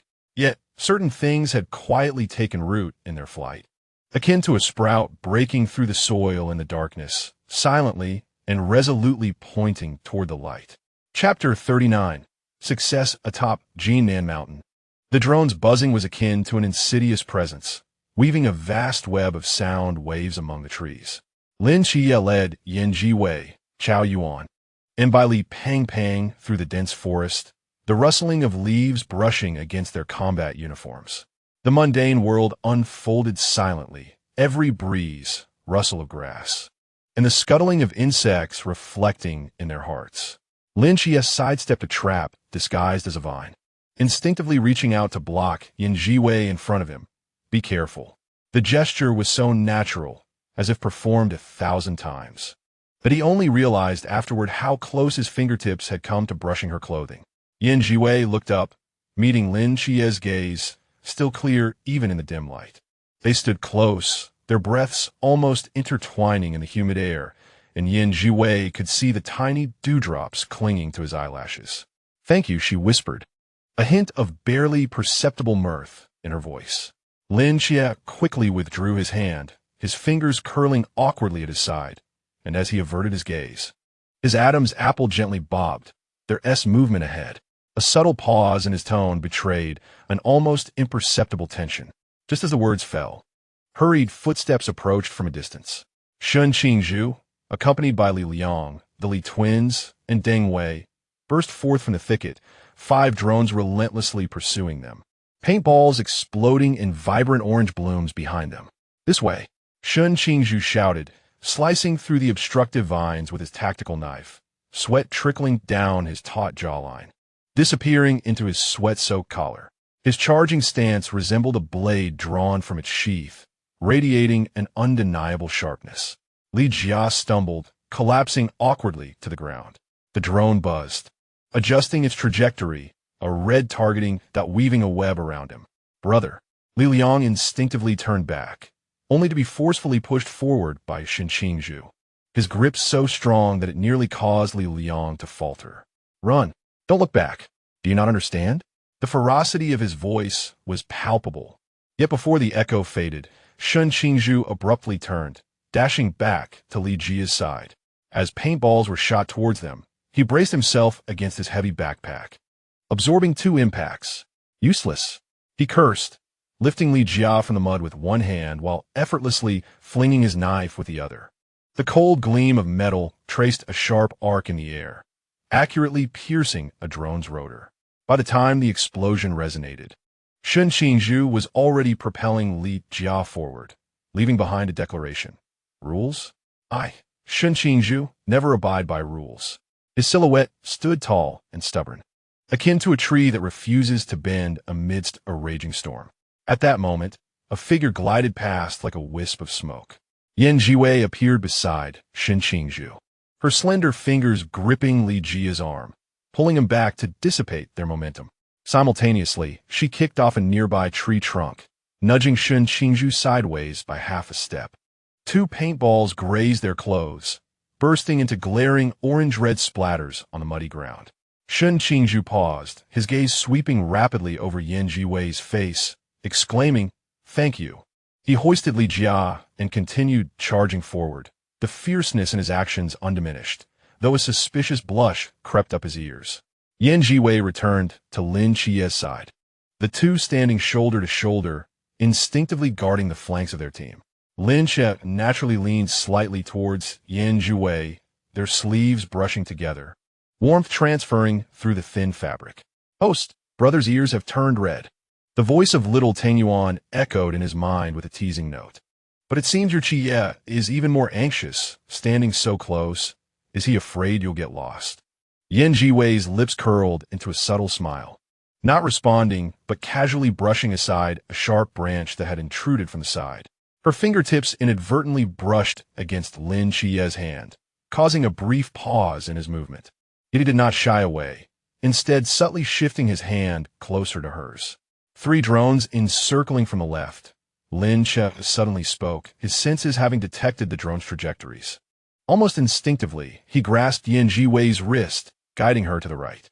"Follow me. The terrain in the valley ahead is complex. We can shake them off." The moment their palms touched, both paused. Lin Chie's hand, calloused from years of training, offered a warm and rough texture. He held on a bit too tightly, as if fearing she might truly get lost, and only after they had run a few steps did he realize, loosening his grip, his ears reddening further. At the edge of the valley, Li Liang slipped and fell heavily to the ground. The drone immediately closed in, its targeting beams locking onto him. "Li Liang, get up." Shen Qingzhu's expression changed dramatically as he turned to rush back, but three paintballs struck their targets simultaneously, the orange-red paint exploding across his back. The instructor emerged from behind the tree, dragging the despondent Li Liang away from the battlefield. The playful voice of Instructor Hong resonated from the Bluetooth speaker, teasingly inquiring, "You lads, do tell, why are you so steadfastly following Shen Qingzhu?" After a crackle of static, Li Liang's voice, laden with emotion, echoed through the forest. He recounted an evening from years past when his younger brother was cornered by a gang and brutally beaten. It was Shen Qingzhu who happened upon the scene, rushing in without a moment's hesitation, shielding his brother with his slender frame and enduring 3 blows from steel pipes without uttering a word. He spoke of his mother's grave illness, their family poverty leaving them unable to afford meals. It was Shen Qingzhu who secretly pressed half a year's worth of scholarship money into his hands, urging him to seek treatment without delay before turning away. He described how Shen Qingzhu never uttered soft words, appearing fierce, yet never allowed those who followed him to suffer even a fraction of injustice. Yet, who could have known that due to his brother's altercation, the school unjustly recorded a major infraction against Shen, even urging him to withdraw. Li Liang's voice trembled. He had once been an exemplary student, ranking among the top 3, with opportunities to attend the best schools, all now irreparably lost. Each word struck like a hammer, resonating heavily against Shen Qingzhu's taut spine. He abruptly halted, his back to the others, shoulders visibly shaking, a flush of heat spreading rapidly from his neck to his ears and cheeks. Clenching his fists until the knuckles turned white, his eyes brimmed with unshed tears. Yet he defiantly shouted, "That fool! Who told him to say such things?" The urgency in his voice could not conceal the vulnerability and embarrassment that surfaced unexpectedly. He instinctively raised a hand to wipe his cheek, as if attempting to erase some non-existent trace. Just then, Deng Wei's startled exclamation broke through his discomfort. "Watch out, Shen!"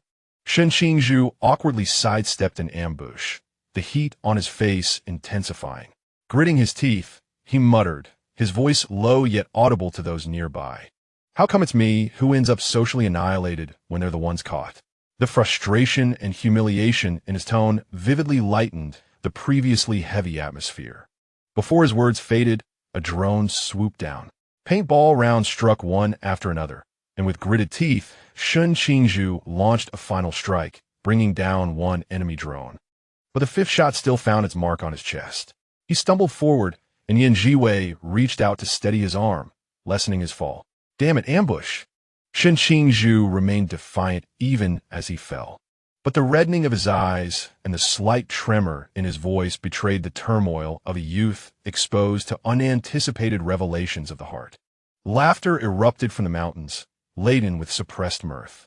Bali Fatty leaned closer to Lin Xie, lowering his voice yet radiating warmth. I never expected Shun to have this side. Lin Xie glanced at Zhiwei beside him. Under the moonlight, a faint smile lingered on his lips. His profile softened by the hazy glow. Lin Xie's heart skipped a beat, unconsciously inching closer before whispering, "He is not a bad person, really." The words were soft, as if sharing a secret only the two understood.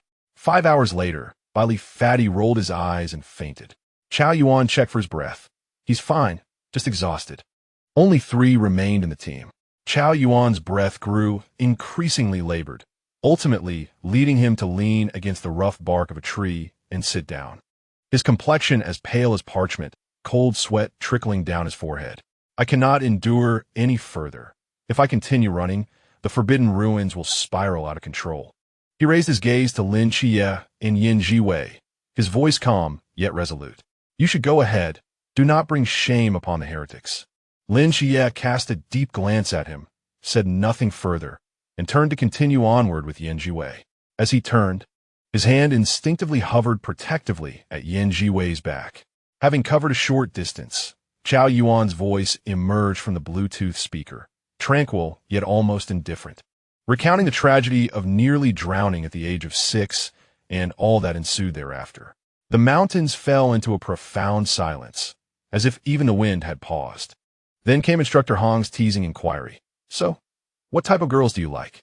I do not like girls, Chao Yuan replied without a hint of emotion, as if discussing the weather. I prefer mature, voluptuous women, preferably those with prior partners. A stillness followed. Soon, muffled laughter erupted from all directions, struggle to contain it evident, rising and falling. Zhiwei turned to Lin Xie, lightly tapping his shoulder with her fingertip, mirth sparkling in her eyes as she lowered her voice. What a fine Xiaominda. Host, he clearly favors married women. Xiao Tangyuan exclaimed in disbelief within her mind. Unable to restrain herself, Zhiwei let out a soft giggle. Her laughter light, yet akin to a feather brushing against Lin Xie's heart. Lin Xie also smiled slightly, shaking his head as he murmured, Chao Yuan, your preferences are quite unique. As he spoke, his gaze inadvertently fell upon Zhiwei's smiling profile before quickly averting. As night deepened, Zheng Zhong, having lost his footing, was carried away unconscious. Ultimately, only the 2 of them remained on the mountainside. The moonlight cascaded like fragments of silver, and Lin Xie moved through the darkness with ease. The acute perception honed over 10 years of blindness, combined with the passive endurance of the mortal realm, allowed his stamina to gradually recover in the night. They ran side by side, their sleeves brushing against one another, their hands occasionally making contact. With each inadvertent touch, Lin Xie would momentarily pause, then subtly adjust his pace to ensure Zhiwei remained within his peripheral vision, within reach. It was an almost instinctive attentiveness, meticulous yet restrained. Although Zhiwei's night vision did not match Lin Xie's, her yin-yang shadow step was exquisite, and with Xiao Tongyuan's real-time guidance, she adeptly evaded obstacles. Host, there is a pit 3 meters ahead. Jump. A drone is to the left rear, veer 30 degrees. As she pushed aside the drooping vines, she would instinctively shield Lin Xie from the sharp branches approaching them. The motions were natural and practiced, as if such care and protection had long been their unspoken understanding. Your perception is remarkable, Zhiwei remarked softly after deftly avoiding another trap. In the darkness, she could clearly see Lin Xie's bright eyes, reflecting the scattered moonlight in her own silhouette. I have merely grown accustomed to the dark, Lin Xie replied quietly, his gaze focused as he looked at her. Your footwork is truly impressive. Every angle is just right. His compliment was sincere and straightforward, devoid of any embellishment. Little Tangyuan murmured, Host, your cooperation is quite remarkable. One mapping out the terrain while the other maneuvers. It's almost like cheating. Just as the two were about to burst through the final stretch of the forest, a cold, hoarse laughter suddenly pierced the night. After running for so long, it's time to rest. Three figures cloaked in black robes, their faces obscured by grotesque bronze masks, emerged slowly from behind the trees, short knives glinting with a chilling light under the moon. The leader's gaze was as venomous as a serpent, fixating on the pair. The night watchers promising apprentices shall submit to the ancient god church, where today marks your demise. Lin Chie's expression darkened, without a moment's hesitation. He stepped aside to shield Zhiwei completely behind him. The realm of mortals expanded to its utmost, coldly locking onto the presence and movements of the three followers. In an instant, combat erupted. The forces of the Forbidden Zone sealed away the extraordinary, leaving only the clash of physical prowess and skill. The followers' attacks were fierce and treacherous, each strike aimed to kill. Lin Chie drew his tactical knife to counter, sparks flying as blades collided. Zhiwei, like a darting fish, evaded another assailant's assault, utilizing the trees and rocks to dissolve the lethal blows. Suddenly, a blue illusion unfolded, weaving shimmering shadows that distorted perception, attempting to confuse the senses. Lin Chie felt a sharp cut along his arm, blood trickling down and staining the earth. Yet he remained unfazed, the realm of mortals strictly locking onto every inch of air surrounding Zhiwei. Every time a follower's blade approached, he recklessly intercepted, blocking without regard for his own safety. Just as a follower's short knife was about to plunge into Lin Chie's back, Zhiwei twisted suddenly, bracing the blow with her shoulder blade. The excruciating pain surged, and little Tang Yuan's alarm rang out. "Host, the aura of the goddess of night has descended. You can faint. The goddess will guide you." Zhiwei instinctively released all her strength, darkness enveloping her vision as her body fell forward. "Brother Yan," Lin Chie's pupils constricted. In that moment, his heart felt as if gripped by an invisible hand, nearly choking him with pain. He disregarded the incoming blade, turning to lunge forward, arms desperately wrapping around Zhiwei's falling form. His voice, tinged with unprecedented panic, trembled as he called out, "Brother Yan, wake up. Are you all right?" The follower let out a cold, triumphant laugh. "One less nuisance makes it easier to take you down one by one." Before the words fell silent, a gentle yet commanding female voice resonated deep within Lin Chie's mind, like a night breeze caressing the surface of a tranquil lake. "My child, calm your heart and follow my essence." Instinctively, Lin Chie closed his eyes. The realm of mortals erupted with a thunderous force, expanding his senses dramatically, revealing a faint silver light in his mental vision that precisely guided every angle of evasion and attack. With the mundane, shatter the illusory with the starry night. Draw forth the light. Remember, your realm is the nemesis of all illusions. Lin Chie lifted Zhiwei, sidestepping as a short knife grazed his clothing and missed its target. Seizing the moment, he delivered a fierce kick to the follower's knee, his tactical knife, guided by the silver light, plunging accurately into the opponent's shoulder. "Impossible!" The follower shrieked. Stumbling back, disbelief etched across the eyes behind a mask. "You lack forbidden powers. How could you?"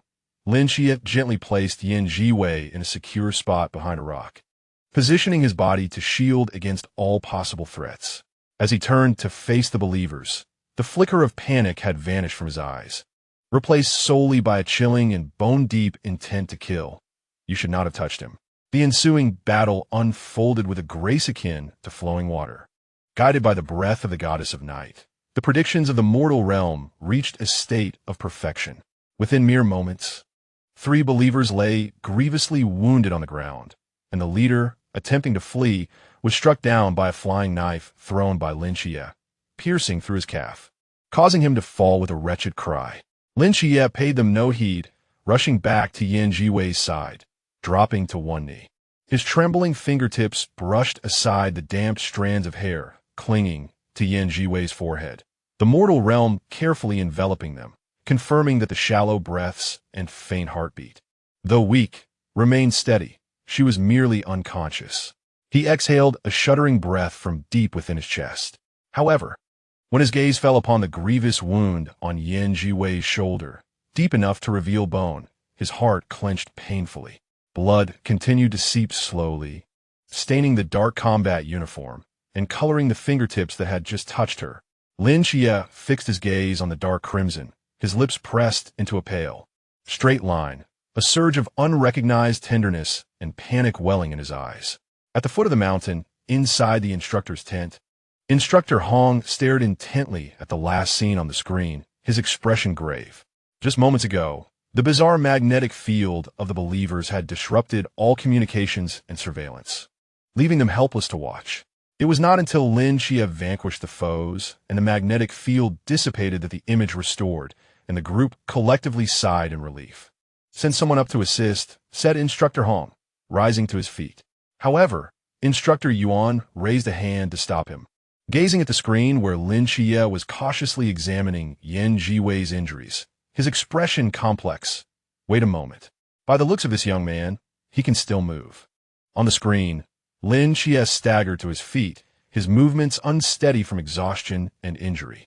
With the utmost care, he draped Zhiwei's arm over his shoulder, his other hand encircling her waist, half supporting and half cradling her.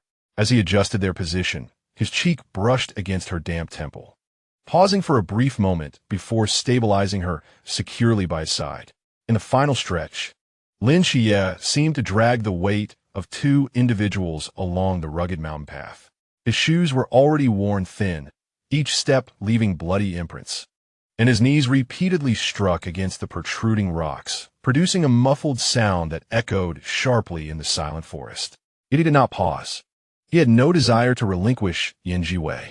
Every time his strength neared its limit and darkness encroached upon his vision, he would turn his head to glimpse the pale face resting against his shoulder, grit his teeth to swallow the metallic taste in his throat, and press on. Step by step, his figure appeared both solitary and stubborn, as if he would crawl to the finish line if need be. At last, he crested the final steep ridge. The dawn light pierced through the clouds at that moment, bathing the horizon in a golden-red glow. The panoramic view of Tsangnan City unfurled before him. The undulating silhouettes of buildings, the serpentine rivers, and the gradually awakening streets all laid bare. A thin mist, like a delicate veil, tenderly enveloped the slumbering city. Lin Xie stood transfixed, his feet rooted to the spot. In a fleeting moment, he felt as though a familiar figure stood beside him. Old Zhao, clad in a crisp yet faded old military uniform, clasped his hand behind his back and chuckled as he patted Lin Xie's shoulder, his voice as hearty as ever. "Kid, you made it down?" Lin Xie's eyes instantly reddened, a bittersweet warmth surging to the tip of his nose. He gazed at the land beneath his feet, his voice barely above a whisper. "Old Zhao, this is the place you safeguarded with your life." Behind him, steady footsteps approached. Instructor Hong arrived. Observing the two young men supporting each other, disheveled yet resolute, at the mountain's peak. He then looked down at the city, gradually coming into focus in the morning light, his tone imbued with complexity and depth. "Lin Xie, you have triumphed. The ultimate training at Jinan Mountain has never been about reaching a specific destination, but rather about revealing what you will ultimately protect." At that moment, the tension that had gripped him for an entire night snapped abruptly. After enduring hours of extreme, weight-bearing runs, life-and-death struggles with the believers, the mental exhaustion of the illusions, and the constant worry weighing on his heart, all fatigue surged forth like a torrential flood. Lin Xie's vision darkened entirely, and his body leaned forward, limp. "Careful!" Instructor Hong reacted swiftly, darting forward to catch Lin Xie's slumped form securely. Simultaneously, the previously unconscious Zhiwei also gracefully relinquished his strength, tilting to the side, where he was promptly supported by two other instructors. Just before losing consciousness completely, Lin Xie's last sensation was someone gently patting his cheek, and Instructor Hong's urgent calls became distant and blurred. "Medic, hurry! Both need immediate attention," even in the throes of unconsciousness. His fingers instinctively clutched tightly to the corner of Zhiwei's clothing, unwilling to let go. Zhiwei leaned against the instructor's arm, his lashes lowered. concealing the fleeting clarity and warmth in his gaze. Seizing the moment to adjust his position while being supported, his fingertips softly, reassuredly grasped Lin Chie's cold fingers. Ding! The critical narrative point at the end of Jinan has been completed. The cheerful voice of little Tangyuan echoed in his mind. The lead actor performed splendidly. However, the way Chia brother fainted yet still clung to you is rather endearing. The morning light grew brighter, illuminating the two battered yet resilient boys who had reached the finish line together, as well as the vibrant city beneath them that awaited their guardianship. Certain bonds, such as trust, concern, and unspoken friendships that had quietly taken root, grew silently during that night's frantic dash, the exchange of lives, and the arduous journey side by side, becoming inseparable. Chapter 40. Rogue. As Lin Xie emerged from the smoke of Jinan Mountain, his last memory was of the sentinels tossing him into a vehicle like a sack of grain. When he opened his eyes again, his nostrils filled with the rich aroma of herbs, reminiscent of being submerged in a pot at a traditional Chinese medicine shop. Warm liquid enveloped him, causing his muscles to instinctively tense, and with a splash, he sat upright in the medicinal bath. He discovered himself submerged in a half-person-high wooden tub, filled with dark brown medicinal broth, with several herb leaves floating on the surface, steam rising and blurring his vision. Turning his head, he noticed several wooden barrels nearby, whereby Li, Chao Yuan, and Shun Qingzhu were sprawled in various postures, soundly asleep. What on earth is this? Bai Li was the first to awaken. Upon opening his eyes, he was greeted by the sight of his rotund body submerged in medicinal liquid, which was nearly overflowing. He raised his hand to wipe his face, contorting it into a bun-like expression. This scent is more potent than the ginseng soup my family's head chef has simmered for 3 days and nights. What about this barrel? He struggled to climb out, but his hand slipped, resulting in a loud splash as he fell back in, sending the medicinal liquid flying high and accurately splattering onto Shun Qingzhu's face. Shun Qingzhu lazily opened one eye, wiped the concoction off his face, and said in a nonchalant tone, "Fatty, settle down. This potion looks rather expensive. Don't waste it." Lin Chie's gaze almost immediately drifted to the diagonal front. Yin Zhiwei had just awakened as well, lifting his eyelids, droplets of water clinging to his long eyelashes. He gently stirred the herbs in the barrel, his brow slightly furrowed. His side profile, enveloped in the warm steam, appeared particularly gentle, shedding the usual coolness and gaining a touch of hazy warmth. Xiao Tangyuan analyzed the composition of the medicinal liquid. Yin Zhiwei's voice resonated in his mind, laced with a hint of drowsiness. Ding! Analyzing ingredients. Angelica, Nodo ginseng, and 13 other herbs, specifically designed to dispel malevolent energy and heal hidden injuries. Safe with no side effects. Host can relax and soak. The soft, adorable voice of Xiao Tangyuan sprang forth. Yin Zhiwei nodded slightly, his fingertips gliding through the warm medicinal liquid. The healing properties gradually permeated his skin, and the fatigue from the earlier battle began to dissipate bit by bit. When he raised his eyes, he unexpectedly locked gazes with Lin Xie, whose eyes were filled with cautious concern and an undeniable warmth, akin to a small creature inching closer to a fire. Caught in the act, Lin Xie quickly averted his gaze, his ears turning crimson, pretending to study the wood grain of the barrel while his heart raced audibly in the still room.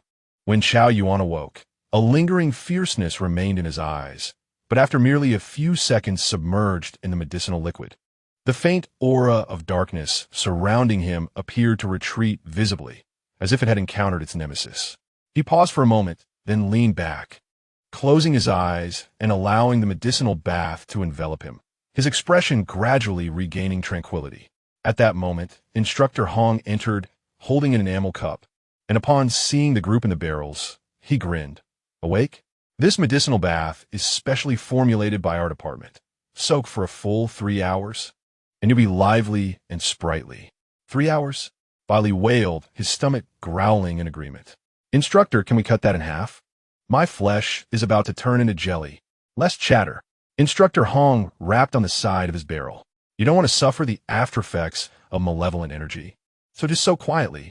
By the way, Old Sun has prepared food for you in the cafeteria.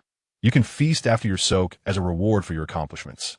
The mention of food made by Li's eyes light up, instantly quelling his complaints. Rubbing his hands together, he chuckled, "All right, but instructor, can I have an extra 2 chicken legs? I need to make up for what I lost. As much as you want." Instructor Hong replied with a mock scold before leaving with a shake of his enamel cup. The room fell silent again, save for the bubbling of the medicinal liquid. Lin Xie stole a glance, discovering that Yin Zhiwei was also looking at him. The gazes of the two individuals collided once more, yet this time, Yin Zhiwei did not look away. Instead, a faint smile graced her lips, and the warmth in her eyes resembled the thawing spring waters, softening Lin Xie's heart. He discreetly nudged the wooden tub closer to her, the bottom scraping against the floor with a subtle creak.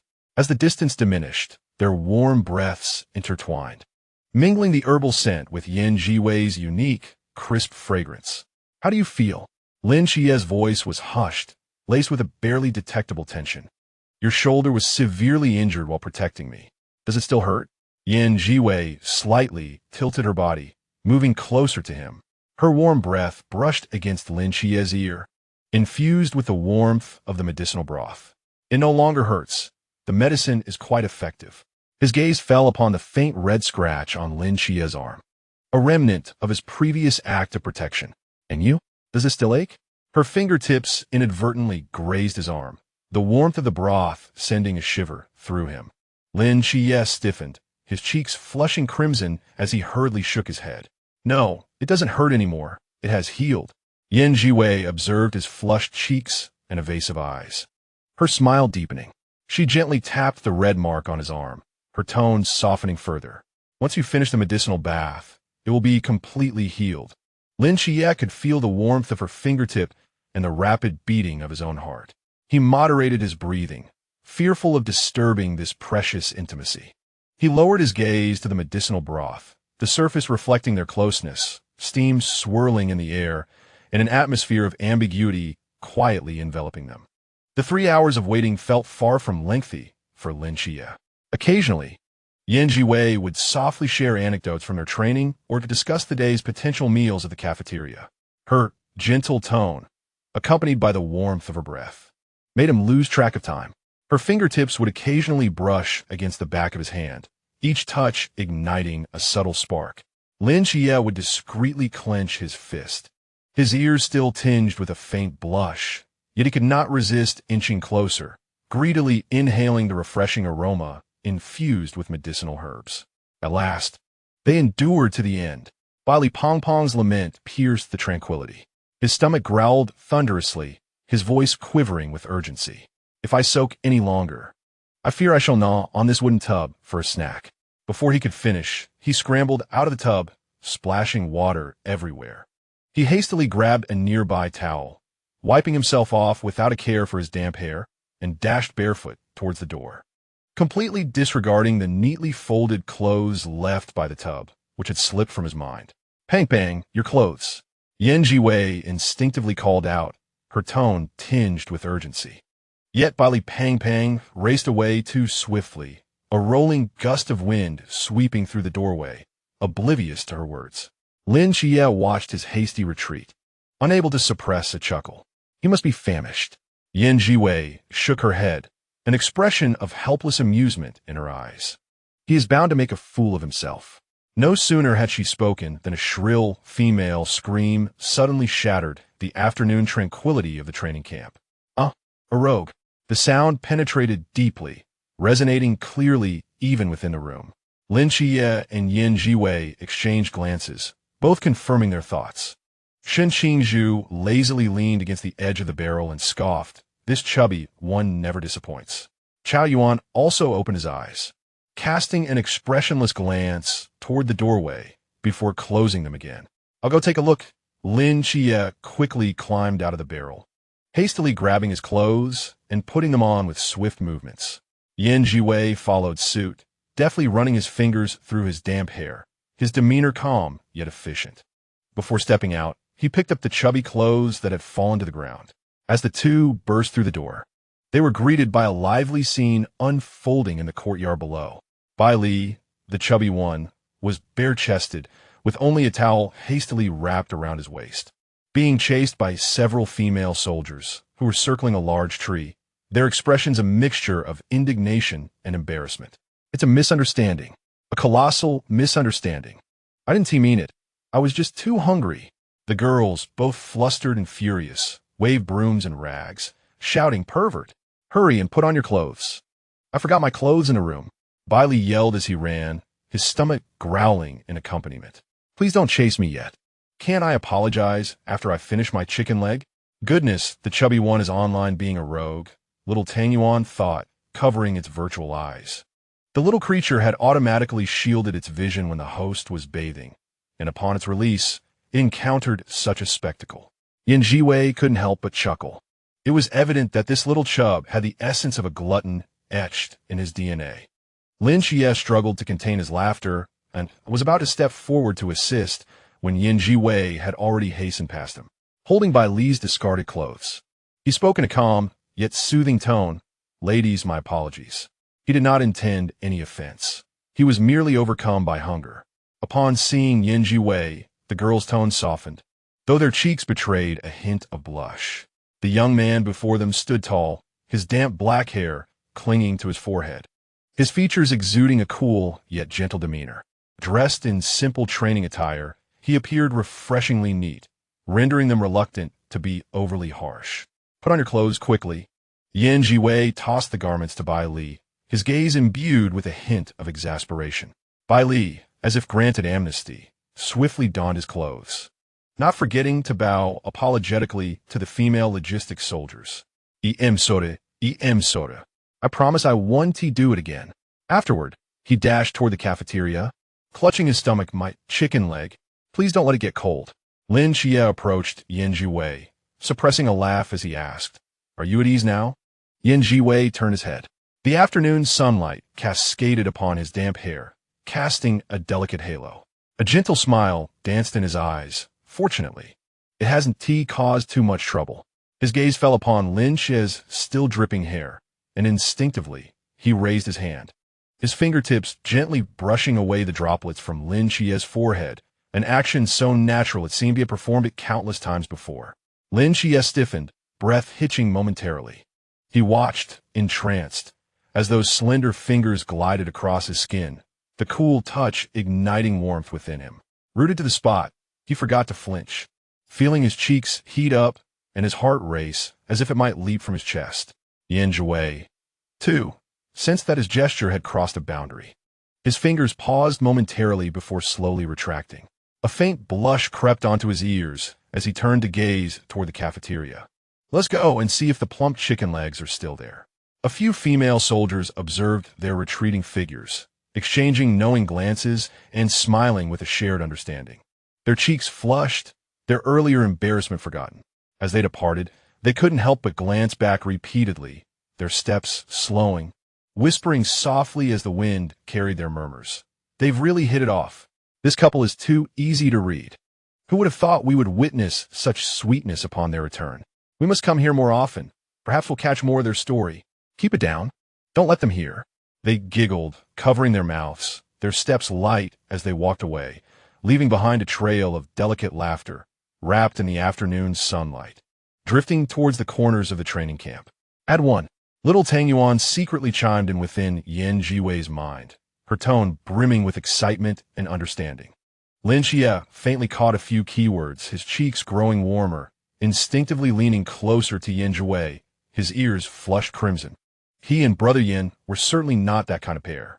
How could these girls speak so carelessly?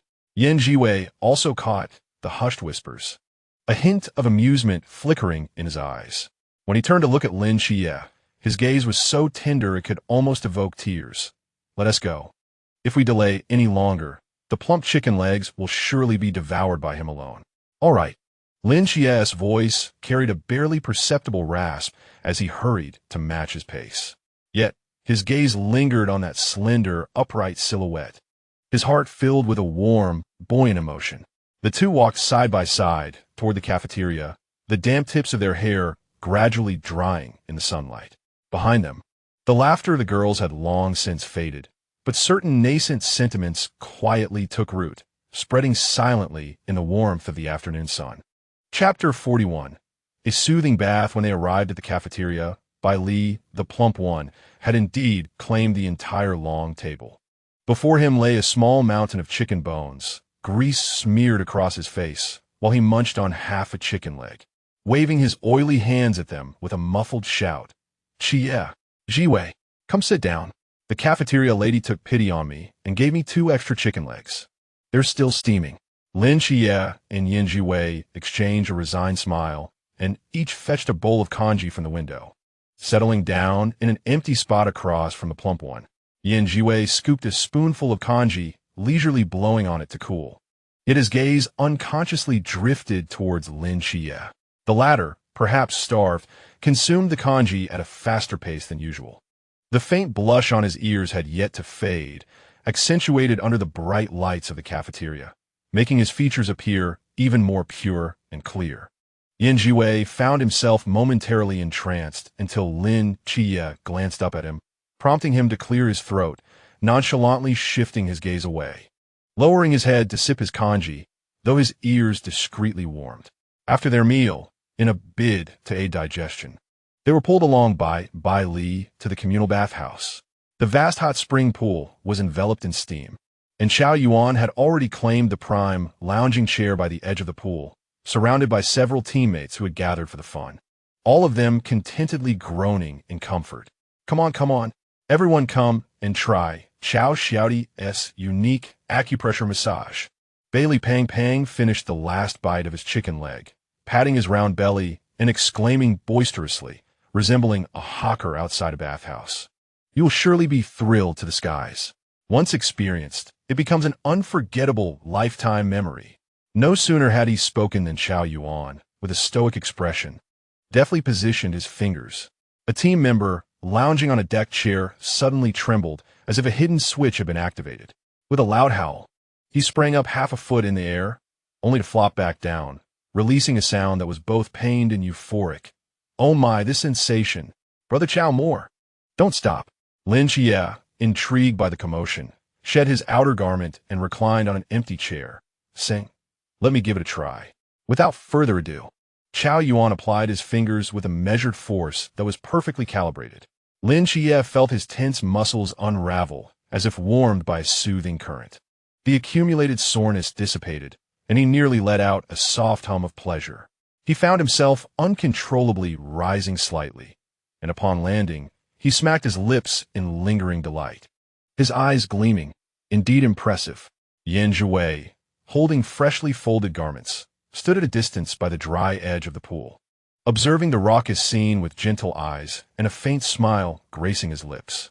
He deliberately kept his distance, fearful of being splashed by the exuberant antics of the group.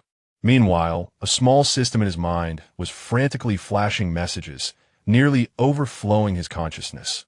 Warning: detected maximum pressure from Xiao Yuan's acupressure. Technique rating: soul stirring and bone tempering. While the host possesses extraordinary bone structure and unimpeded meridians, their sensitivity is alarmingly high, particularly their ticklishness index. Friendly reminder: if subjected to a session by Xiao Yuan, you will be overwhelmed with uncontrollable laughter, rolling about in fits, resulting in a complete loss of composure. Donji, the host must flee. Yin Zhiwei could only smile wryly, shaking his head internally. The mere thought of having his pressure points accurately stimulated, leaving him both numb and ticklish, was a prospect far from pleasurable. It was, in fact, a torturous ordeal, more challenging than a trek up Jinan Mountain. Just as he was engrossed in the spectacle, a languid shuffle echoed from the entrance of the bathhouse.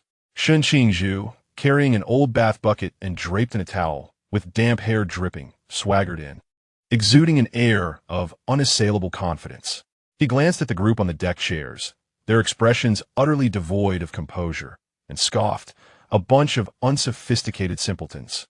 My body is precious, pure, and priceless. Those who desire to press should do so at their own risk." As his words fell, a mischievous underling emerged from behind, pushing him from behind with enthusiasm. "Brother Shun, give it a try. Brother Chow's skills are truly exceptional. You'll regret it if you don't." I guarantee you'll be crying out for your father afterward. Shun Qingzhu, caught off guard, stumbled and unceremoniously fell onto an empty deck chair. Just as he turned to curse, Chao Yuan, quick as lightning, or perhaps expressionless yet swift, raised his hand, executing a series of acupressure techniques with fluid precision, effectively silencing the curse that was about to escape Shun Qingzhu's lips. The exclamation of Shun Qingzhu was caught in his throat, only to be replaced a moment later by an indescribable sensation that surged through him, reaching the crown of his head. It felt as if every bone in his body had been gently disassembled and then meticulously reassembled, with each muscle relaxing completely. Following this, a warm current coursed up his spine to the top of his head. Unable to control himself, he let out an exaggerated howl, springing up in a manner akin to a mythical creature ascending to the heavens, only to crash back into the lounge chair, his limbs limp and a satisfied hum escaping his lips. In his mind, a single thought raced incessantly. What a delightful sensation. Did Chao Yuan bless these hands? The onlookers erupted in laughter. Li Pang doubled over, slapping his thigh, nearly sliding into the water beside the pool.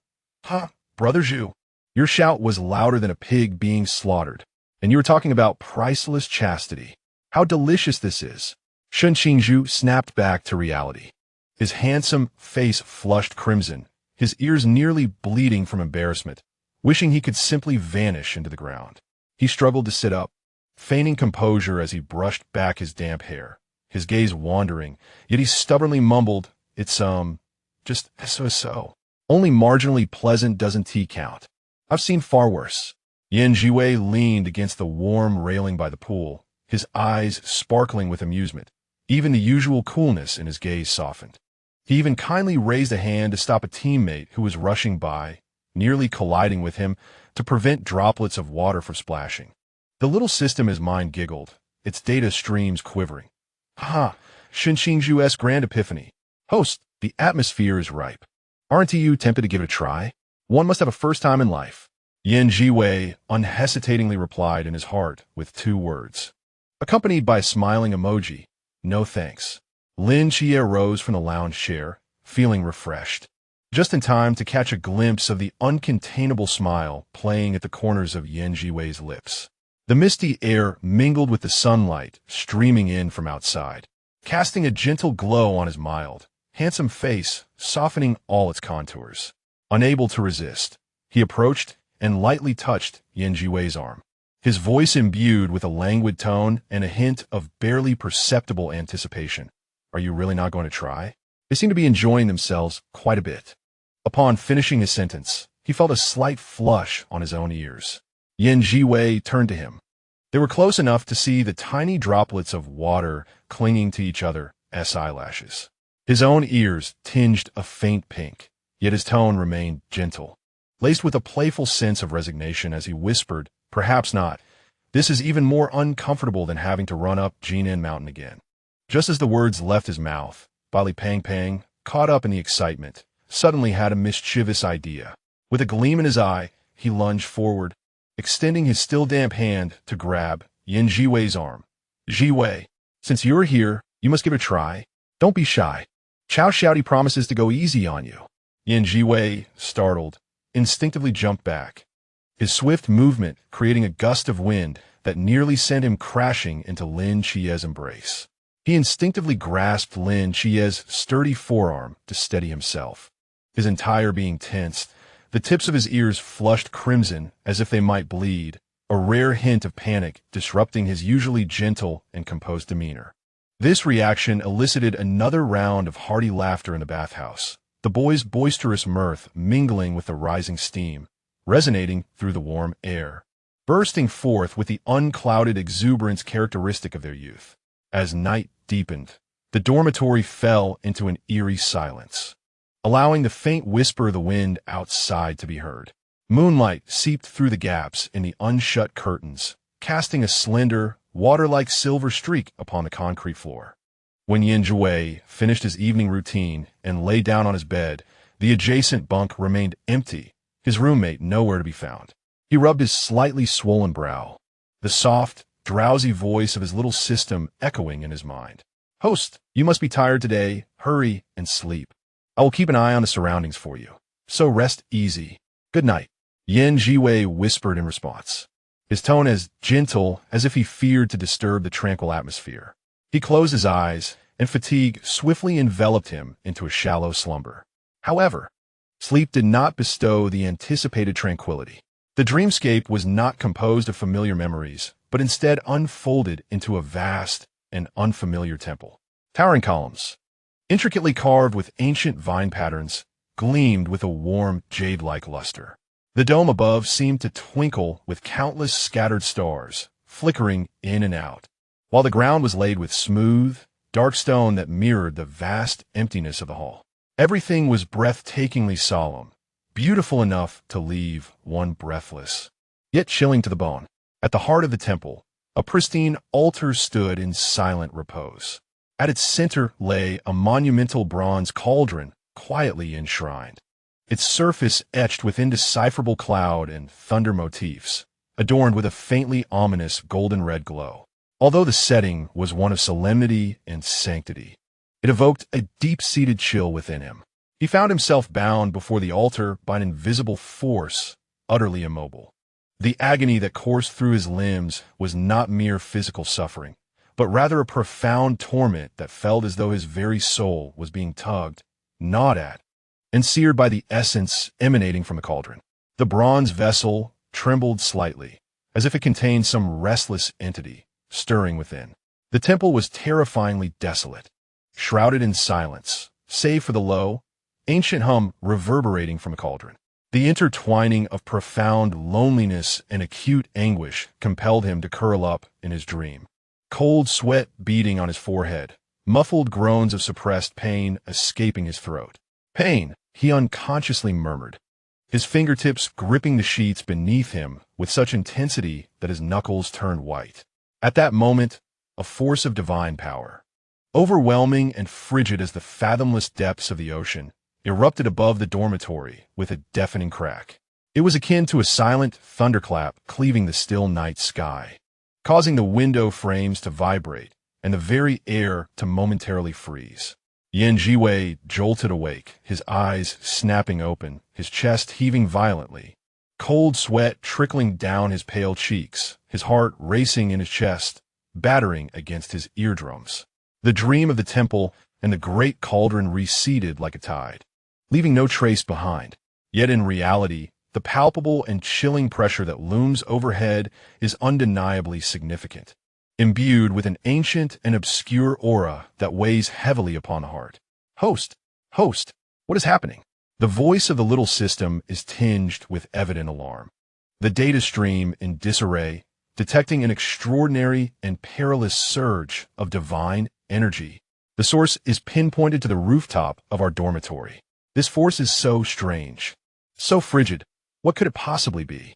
Zhiwei steadied his rapid breathing, raising his hand to gently massage his still throbbing forehead with his cool fingertips. Dreams are but meaningless fragments of the past, seemingly unrelated to the current disturbances on the rooftop. Almost instantly, a clear answer emerged in his mind. Though his voice retained a hint of hoarseness and the faint tremor of lingering nightmares, it remained gentle and composed as he reassured, "Fear not, I am here." He tossed aside the light quilt and sat up, his movements deliberate yet swift, casually draping the jacket that lay on the chair over his shoulders before making his way to the door. It is the aura of Nyx, the goddess of the night. As he walked, he softly elucidated in his mind, his tone steady yet laced with vigilance, uncertain as to why it would manifest here. The corridor was shrouded in darkness, with only the faint green glow of the emergency exit sign at the end casting its light. The fluctuations of divine power grew increasingly distinct, surging like tides, akin to an invisible yet frigid net enveloping the entire dormitory in a gentle yet ruthless embrace. The little system nestled deep within his consciousness murmured softly, brimming with confusion and concern. Nyx? Is she the ancient goddess of darkness from Greek mythology? Why would her power suddenly appear in the training camp of the Night Watchers? Host, could there be danger? Should we inform the instructor? It is highly probable that someone is actively summoning or channeling her power. Zhiwei did not falter in his stride. His voice lowered to nearly merge with the shadows, opting to assess the situation first. The heavy iron door to the rooftop stood ajar, with the chilling divine energy seeping through the narrow gap, coalescing into a palpable black mist that caused the surrounding air temperature to plummet. Zhiwei halted a few steps away from the door, gently placing his fingertips on the frigid surface of the door. The night wind rushed forcefully through the crack, tousling the soft strands of hair on his forehead and the hem of his thin jacket. The cool moonlight etched the contours of his gentle, yet unusually serene profile. Within the depths of his typically tender gaze, a glimmer of sharp vigilance quietly emerged. Meanwhile, the fingertips that hung at his side subtly began to shimmer with a faint, soft radiance, akin to the gathering of moonlight, silently preparing for any unforeseen circumstances. Chapter 42. The Divine Realm. Is this your divine realm? Dan, it is. It is not a divine realm. It is the tangible world. The world? Nyx's voice resonated through the night, laced with a childlike confusion. The dark tips of her hair glistening softly in the moonlight. Yet this resplendent display undeniably resembled the divine realm. What does it feel like to emerge? Vast and beautiful. She paused, her tone tinged with a gentle nostalgia, though it lacks the warmth of home. With a gentle smile, she remarked, I adore every aspect of your world. Regrettably, I cannot depart from the training camp at this moment. Otherwise, I would show you the marvels of the modern city. This is your divine realm. Why can't you leave? Her genuine confusion was endearing. Perhaps it's simply the way of the mortal realm. Lin Xie replied with a hint of resigned amusement in his voice. Do you wish to go out? Can you take me with you? In the embrace of the night, Nyx's voice flowed softly like moonlight. I can take you anywhere. Has your divine power been restored? Not yet, but I can manage the simple flicker of night. Lin Xie fell silent for a moment, then spoke with a careful anticipation. I wish to visit a place and return swiftly. Very well, my child. Nyx's voice brimmed with indulgence, her gaze subtly sweeping toward the slightly ajar iron door of the rooftop, a glimmer of understanding evident in her eyes. A touch of gentle amusement colored her tone, as though she had uncovered a delightful little secret. Are the guests not emerging yet? Host, the goddess has discovered us. What should we do? Little Tung Yuan's voice erupted in Zhiwei's mind, laden with worry, as the data streams became tense and knotted. Zhiwei pressed his fingertips firmly against the doorknob. His voice calm, yet imbued with a reassuring strength. It's all right. As his words settled, he gradually pushed open the iron door. The night breeze, carrying the fragrance of stars and foliage, poured through the gap, outlining his handsome profile and the gentle clarity of his eyes amidst the darkness. Upon seeing the newcomer, Lin Xie's pupils dilated in shock, her surprise unabashed, like a small creature suddenly caught in a beam of light. She instinctively exclaimed, Yan Ge. The name escaped her lips with an unexpected fluster, the pitch rising slightly, accompanied by a trace of unrecognized exhilaration, like a pebble plopping into a tranquil lake, sending ripples that could not be contained. She could hardly believe that Zhiwei would appear here, and it was evident he had been listening for some time. Zhiwei stepped in with measured grace, the moonlight spilling behind him like a silvery glow. His gaze settled on Lin Xie. Warmth reflected in his eyes, as if he had anticipated this encounter. Xie. Nyx observed the exchange between the two, her silvery hair swaying gently in the night breeze, reminiscent of flowing moonlight. As one of the oldest deities, she was acutely sensitive to the ebb and flow of emotions. When Lin Xie looked at Zhiwei, the joy and concern hidden in her usually steady eyes were pure and fervent, a sight she had never witnessed in Donatus. The young man before her, Zhiwei, exuded a warmth that was extraordinary yet gentle. Though not as overwhelming as divine power, he radiated a unique, almost crystalline essence, akin to the clear waters of a mountain spring, flowing quietly and deeply. She smiled tenderly, her expression akin to that of a benevolent elder observing the budding thoughts of her younger kin. It seemed that Zhiwei had only just noticed Nyx's presence, his gaze naturally shifting toward her, a perfectly measured curiosity directed at Lin Xie. And who might this be? He inquired, his tone calm and unpretentious. Lin Xie quickly regained his composure, a faint blush gracing his cheeks, clearly illuminated under the moonlight. Clearing his throat, he endeavored to sound more composed. "This is my second divine proxy, the goddess of night. Nyx." "I see." Zhiwei nodded, turning his gaze toward Nyx and offering a slight bow, his tone polite yet gentle, imbued with the clarity characteristic of youth. "Greetings, your highness, goddess. I am Zhiwei, a friend of Qia." Nyx regarded him with an intensifying tenderness in her eyes, akin to a mother observing her child with a particularly endearing companion. She gently inclined her head in response, her voice as soft as falling starlight, imbued with the ethereal grace and warmth of a deity. "Good child." As Lin Xia witnessed their exchange, his earlier unease gradually subsided, replaced by an inexplicable, buoyant exhilaration. He turned to Zhiwei, his eyes sparkling vividly in the night, his tone laced with an unconscious anticipation, as if sharing a cherished secret. "Brother Yin, I wish to accompany the goddess Nyx for a brief excursion. Would you care to join us?" "Certainly." Zhiwei's voice was as gentle as the night breeze rustling through the treetops, yet resonated clearly in Lin Qia's ears. He stepped closer to Lin Qia, their shoulders nearly touching, the thin fabric of their garments allowing them to sense each other's warmth. Moonlight cascaded from the side, casting an intimate, intertwined shadow at their feet, blurring the distinction between them. Lin Qia's heart skipped a beat, the lingering blush on his cheeks creeping towards his ears, rendered conspicuous under the moon's gaze.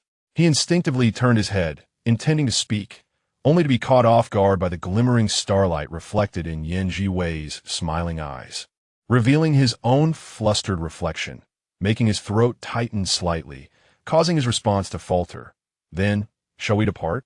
Nyx observed the slightly awkward, yet undeniable closeness between the two youths, her dark hair swept by the night breeze over her shoulders, her smile deepening with a knowing warmth and indulgence. She refrained from breaking the moment, elegantly raising her hand, her fingertips lightly tracing the air. A gentle and profound power of the night coalesced before her, flowing and ultimately transforming into a gateway shimmering with starlight. Beyond the door lay not an abyss of darkness, but a profound, flowing night, scattered with twinkling stars, their glow soft and inviting, as if an entire universe of tender celestial beauty had been folded into this portal. "Come, Dainados and Zhiwei." Nyx stepped forward first, her voice carrying a subtle, almost imperceptible, teasing warmth of an elder. "Let us not keep the stars waiting too long this evening." Lin Xia responded with a soft, yet instinctively slowed his pace, only truly aligning with Zhiwei once they walked side by side, following Nyx towards the starlit gateway. The night breeze swept across the open rooftop, carrying the fragrant essence of distant flora and the unique coolness of a summer night. As the two walked, their arms occasionally brushed against each other, the fabric whispering softly in a delicate rustle, only to swiftly part, leaving behind a fleeting warmth on their skin that gently spread in the cool night air, tickling and stirring an anxious flutter within. Little Tangyuan and Zhiwei's mind giggled excitedly, exclaiming, "Host! Host! Lin Xia is blushing again, from his ears to his neck. You must be overjoyed that you are with him. Such a secret is impossible to conceal." Zhiwei quietly shushed the little system in her mind, while her gaze fell upon the youth beside her, whose ear tips glowed a vivid red under the moonlight. A tender smile blossomed in her eyes, gradually spilling over like the rivers of stars draping the horizon. In the very moment they stepped through the stargate, the atmosphere around them transformed dramatically. The gentle night breeze seemed to carry the chill of the stars themselves, crisp and pure. Beneath their feet, the solid texture of the concrete platform was replaced by a fluid surface, glimmering with silver light, soft yet supportive, as if they were treading on shattered moonlight woven into the night, each step sending ripples of faint luminosity around them. Looking up, the stars had never felt so close, as if one could reach out and pluck them from the sky. The Milky Way arched across the heavens like a silken ribbon, its myriad points of light twinkling intermittently. Even the act of breathing felt infused with the clarity and vastness of the cosmos.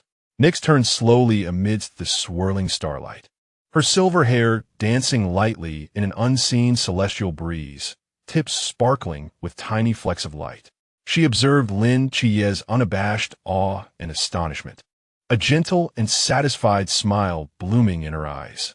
Her voice floated over as if carried from the farthest reaches of the starry expanse, deep and ethereal, resonating with the rhythm unique to deities. My child, beneath this sky extended by my power, I can guide you to any realm cloaked in night. This is what we call the shimmering starry night.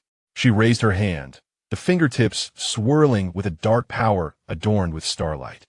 Gentle as spring water, yet imbued with the vastness and tranquility of the cosmos. A wisp of divine energy, like a soft ribbon, naturally entwined around Lin Qiye's wrist. Cold, yet comforting. This is one of the night goddess's authorities, she explained softly, as if sharing an ancient secret, guided by the stars and traversing the night. Wherever your thoughts reach, the night shall follow. There is no place beyond its grasp. Lin Qiye felt the divine energy lingering on his wrist and instinctively tightened his grip. However, this movement inadvertently caused his fingertips to brush against the hand of Zhiwei standing beside him. That warm and tangible contact sent a shiver through him, causing his body to stiffen slightly, and the blush that had finally subsided surged back with greater intensity.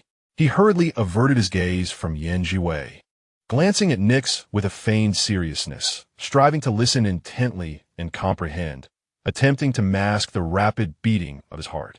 Yet the flushed tips of his ears, illuminated by starlight, honestly betrayed his emotions. Zhiwei took note of all his subtle reactions, her smile deepening, akin to a star falling into a clear pond, sending forth gentle ripples of light. He approached Lin Qiye with a subtlety that was both unassuming and instinctive, drawing half a step closer. Their shoulders brushed lightly once more, transmitting a reassuring warmth through the fabric that separated them. He tilted his head slightly, his voice a mere whisper laced with encouragement and mirth, an extraordinary ability. Embrace it. Lin Qiye's heart skipped a beat, the echo of its thud resonating in his ears. He hastily turned to gaze at Zhiwei, their eyes locking in a moment that reflected the shimmering expanse of a starry universe, dazzling and captivating, even more so than the Milky Way above. Nikes observed the unspoken, vibrant, and beautiful atmosphere between the two youths with keen interest. A soft smile graced her lips, her gaze tender as if beholding a living masterpiece. She refrained from interrupting, merely waving her hand gently with a smile. In an instant, a multitude of bright, sparkling stars seemed to be drawn to them, swirling and cascading softly around the two boys standing side by side, flickering as if showering them with a unique, tranquil, and resplendent rain of light. The starlight illuminated the youthful yet resolute contours of their faces, shedding light on the silent understanding and bonds that had quietly blossomed between them. Chapter 43. Family. The wind at great heights swept through the city's outskirts, playfully lifting the hem of their garments. Zhiwei lowered his gaze, resting it upon the tense profile of the boy beside him. Lin Qiye's eyelashes fluttered in the twilight, a delicate tremor akin to that of a startled butterfly's wings. Against the backdrop of the city's warm glow melding with the encroaching night, his attention seemed ensnared, fixated upon a warm yellow light emanating from a nearby window of an apartment building. Though the glass was dust-laden, it could not conceal the soft warmth spilling forth from within, almost overflowing. That light was too gentle, revealing the tumult of emotions swirling in his eyes, an overwhelming guilt, a heavy sense of longing, intermingled like spilled ink saturating a tranquil lake of the heart. Were these mortals connected by blood to you? Nikes inquired gently from beside him, her tone imbued with a divine curiosity that transcended worldly concerns. Her gown flowed in the air like a dark orchid in the night, her profound gaze fixed upon the ordinary myriad of lights below, filled with a pure inquiry into the complex ties binding mortals. Zhiwei's gaze followed suit, landing upon Lin Qiye's quietly clenched fist. The knuckles whitened under the strain, and the taut lines of his hand suggested that his palm was slick with perspiration. He heard the boy beside him emit a stifled response, raspy like sandpaper. "They're my family." The words were as soft as a sigh, yet each carried a weight akin to iron. The buried bitterness resonated through the night air, tightening the heart with its heat. Zhiwei understood the sensation all too well. A fleeting daze flickered in Lin Chie's eyes, and as he suppressed a slight tremor while swallowing, it was evident that the floodgates of memory had been breached. Those ordinary yet invaluable moments, shrouded in the deceit of a special mission, surged forth, the tender silhouette of his aunt mending clothes beneath the lamp, the vibrant tone of his younger brother sharing amusing tales from school. Almost instinctively, he raised his hand, the coolness of his fingertips, imbued with the crisp essence of mountain firs, gently settled upon Lin Chie's taut shoulder. His thumb unconsciously caressed the area near his shoulder blade, the movement slow and steady, exuding an undeniable comfort, akin to soothing a small creature ruffled by anxiety. He remained silent. Some emotions require no words. The power of silent companionship and support often surpasses the comfort of any spoken consolation. His gaze, tranquil as an ancient well, reflected the myriad lights of distant homes below, as well as the unspoken guilt and longing in Lin Chie's eyes. There was no urging, no probing, just a quiet presence, attuned to the subtle rise and fall of the other's restrained breaths, each swallow of his throat a testament to his inner turmoil. A warm, fuzzy glow suddenly emerged from his sleeve. A small, white dumpling took shape, nestled obediently in his warm palm, its round black eyes fixed on Lin Chie, its little head bobbing in sync with the other's subdued breathing. Its soft, tender voice brimmed with innocent concern. "Host, the male lead looks so sorrowful, like a puppy caught in the rain." Zhiwei gently scratched the little dumpling's soft chin, a hint of gentle amusement flickering in his eyes. Though the little creature was oblivious to the complex entanglements of love and hate, it possessed an uncanny ability to sense the most straightforward emotions. In a warmly illuminated scene below, his aunt sat on the old sofa. Strands of prematurely gray hair were carelessly tucked behind her ear, the fine lines around her eyes appearing particularly pronounced in the gentle light. Her hands, once deft at managing household chores, now bore pale yellow calluses at the knuckles. Trembling slightly as she threaded the needle to mend her son's worn school uniform sleeves.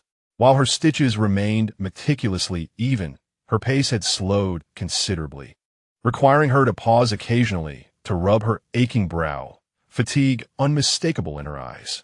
Yet, whenever the needle pierced the fabric, her focus and diligence never wavered. The glass of warm milk beside her had long since cooled, but she remained blissfully unaware. Zhiwei observed as Lin Chie's eyes reddened almost instantly, a veil of moisture quickly enveloping them, his throat violently constricting as he struggled to swallow down the surging emotions. Not far away, at the desk, the boy sat upright, brow furrowed in concentration as he grappled with a complex math problem.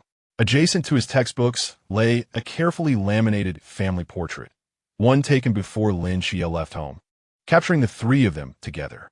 Perhaps due to the prolonged mental exertion, he pressed his hand against his throbbing temple, his gaze unconsciously drifting towards the window, only to unexpectedly collide with Zhiwei's descending glance from high above, through a layer of dust-covered glass and the vast, endless dark night sky. Yang Jin's movements faltered imperceptibly for half a second, the tip of his pen leaving a faint, wayward ink mark on the draft paper. However, he swiftly regained his composure, restoring his serene and restrained demeanor. It was the otherworldly deity who had once bestowed blessings upon him. There was no trace of the expected panic or astonishment in his eyes. Instead, they deepened with an unsettling tranquility. The deity's self-possession seemed etched into his very bones. And even though the unexpected reunion stirred subtle ripples within his heart, his exterior remained composed and unruffled. When his gaze fell upon Zhiwei, it bore no hint of intrusive scrutiny, only a whisper of barely perceptible sentiment and an even more concealed concern. Like a solitary star suspended at the edge of a frigid night sky, he gazed quietly, harboring feelings perhaps even he himself was reluctant or afraid to explore. His grip on the pen tightened slightly, the shaft of the pen turning pale under the pressure. His ears flushed faintly, a quick blush that vanished as swiftly as an illusion, dissipating into the warm light of the room, leaving no trace behind. Zhiwei paused momentarily, his soothing gestures faltering for half a second. He sensed not a gaze filled with oppression or judgment, but rather a calm, familiar appraisal, akin to the inaudible sigh shared upon reuniting with an old friend after ages apart. He recognized the boy from years past, whose divine powers had been in turmoil, teetering on the brink of collapse. He assumed the other had merely acknowledged him as a transient figure, his gaze gliding over the increasingly mature and resolute features, lingering not further. After all, the assistance offered in those bygone days was but a fleeting moment in a long journey, never held in his heart. Soon after, his focus shifted entirely back to Lin Xie, whose eyes were becoming increasingly reddened. His soothing touch remained gentle yet steadfast, exuding undeniable support. Lin Xie was entirely oblivious to the brief, flickering exchange of glances. His entire being was captivated by the warm light below and the weary figure beneath it. His eyes reddening fiercely, moisture threatening to crystallize into tears. His throat constricted violently as he exerted all his strength to suppress the tumultuous emotions roiling within his chest. The hand of Zhiwei resting on his shoulder imperceptibly added a touch more stabilizing pressure. He could distinctly feel the tautness of the boy's shoulders beneath his palm, gradually, albeit laboriously, beginning to relax. Meanwhile, at a distance, Yang Jin had long since concealed all outward emotions, his gaze returning to the exercise book, the tip of his pen gliding evenly and steadily across the paper, producing a soft, rustling sound, as if the momentary lapse of focus and gaze had never occurred. Only the edge of the spread draft paper bore a faint, shallow impression, unwittingly etched into the surface by his meticulously trimmed nails. The shape was indistinct, vaguely resembling a radical of a character, swiftly obscured by the subsequent dense calculations that flooded in, burying it completely, preventing anyone from discerning even a hint of its existence.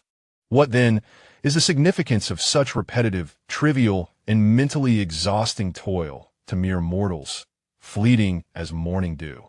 Nyx leaned slightly forward, drawing near to the luminous barrier sustained by divine power, her slender fingertips gently tracing the weary, yet focused figure of her aunt. The perplexity in the deity's eyes deepened. Lin Xie inhaled deeply, the breath imbued with the coolness of the night wind and the heaviness within his chest. His voice lowered, yet remained clear and powerful, resonating with a profound understanding and empathy for the human condition. For mortals, this has never been mere labor. Mending a garment is not simply an act of sewing. It is an endeavor to shield loved ones from the biting cold, a meticulous stitching that strives to uphold a small warmth and dignity within a household. Just like his younger brother, who diligently buried himself in his studies, not solely for the sake of grades, but to carve out a stable future in this challenging world. Not just for himself, but also for his family, to glimpse a broader horizon. We do not possess the godlike gift of near-immortal life or the power to move mountains and fill seas. What we hold are often these seemingly tedious and repetitive acts of giving. It is these incremental contributions that weave a protective net around one another, maintaining the dignity of existence and tightening the simple yet resilient bonds among family members. This is the foundation upon which human society has thrived for millennia, and it is the tangible affection for home that flows through our very veins. Zhiwei's eyes flickered with a clear acknowledgement and understanding. He was acutely aware of the weight carried beneath such intricacies, a silent yet tenacious courage faced by mortals against the capriciousness of fate. A profound bond among family members that requires no words, yet resonates deeply within their souls. He glanced down at the little Tangyuan nestled in his palm. The small creature, with its soft and warm cheeks, nuzzled against his fingertips, its bright eyes reflecting the faint glow of the barrier, seemingly grasping the gravity of the conversation. Its demeanor entirely earnest. Lin Xie took another deep breath, forcefully blinking away the lingering moisture in his eyes, then turned to face Zhiwei, who had remained quietly by his side. In that moment of shared gaze, Zhiwei could clearly see into Lin Qi's depths, where the remnants of tearful mist still lingered, damp yet blossoming with a faint, serene light of acceptance and resolve. His fingertips lingered on Lin Qi's shoulder, the warmth of his palm intertwining with the gentle glow radiating from the little Tangyuan, silently dispelling the chill of the high-altitude night wind and soothing the tumultuous waves within the youth's heart. Let us first attend to the tasks that lie before us. Lin Qi's voice softened, losing some of its earlier rasp and tension, as his clenched fist gradually relaxed. Zhiwei did not avert his gaze, but simply observed him quietly, then nodded gently. The night wind continued to flow softly around them, and the myriad lights below remained as warm as ever.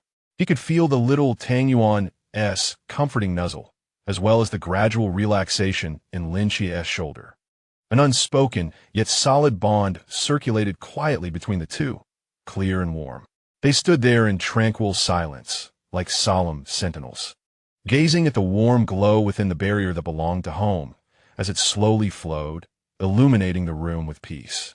As the scene unfolded, Auntie stifled a small yawn, put away her needle and thread, and rose to head towards the kitchen, intending to refill her younger brother's cup with hot water while he was still engrossed in his studies. It was then that Lin Qi finally withdrew his almost covetous gaze, as if he had expended all his energy. His voice was as soft as the willow fluff scattered by the night breeze, imbued with a barely perceptible hint of affection and regret. "Mother, Yengo, we should return. If we linger any longer, Instructor Hong and the others may turn the training camp upside down." Zhiwei's soothing gesture paused momentarily. She glanced down to see the small dumpling in her palm had, under her gentle caress, curled into a smaller, rounder ball, emitting a faint, rhythmic sound of breath, as if it had succumbed to slumber. When he lifted his gaze, the customary tranquility in his eyes faded slightly, replaced by a gentle, resigned warmth, and he nodded softly. Nike's also shifted her gaze from the light screen, the divine confusion in her eyes not entirely dissipating, yet tempered with a touch of soft acceptance. Her inky skirt billowed without wind, gently lifting as if imbued with the gentle, ethereal power of the night, enveloping the three of them like the softest silk. A blink later, their feet returned from the void of the lofty heights to the cold, rough concrete surface of the rooftop. However, just as their feet touched solid ground, a sudden, sharp sound of air being sliced through rent the tranquility of the night without warning. Zhiwei raised an imperceptible brow, turning her gaze first.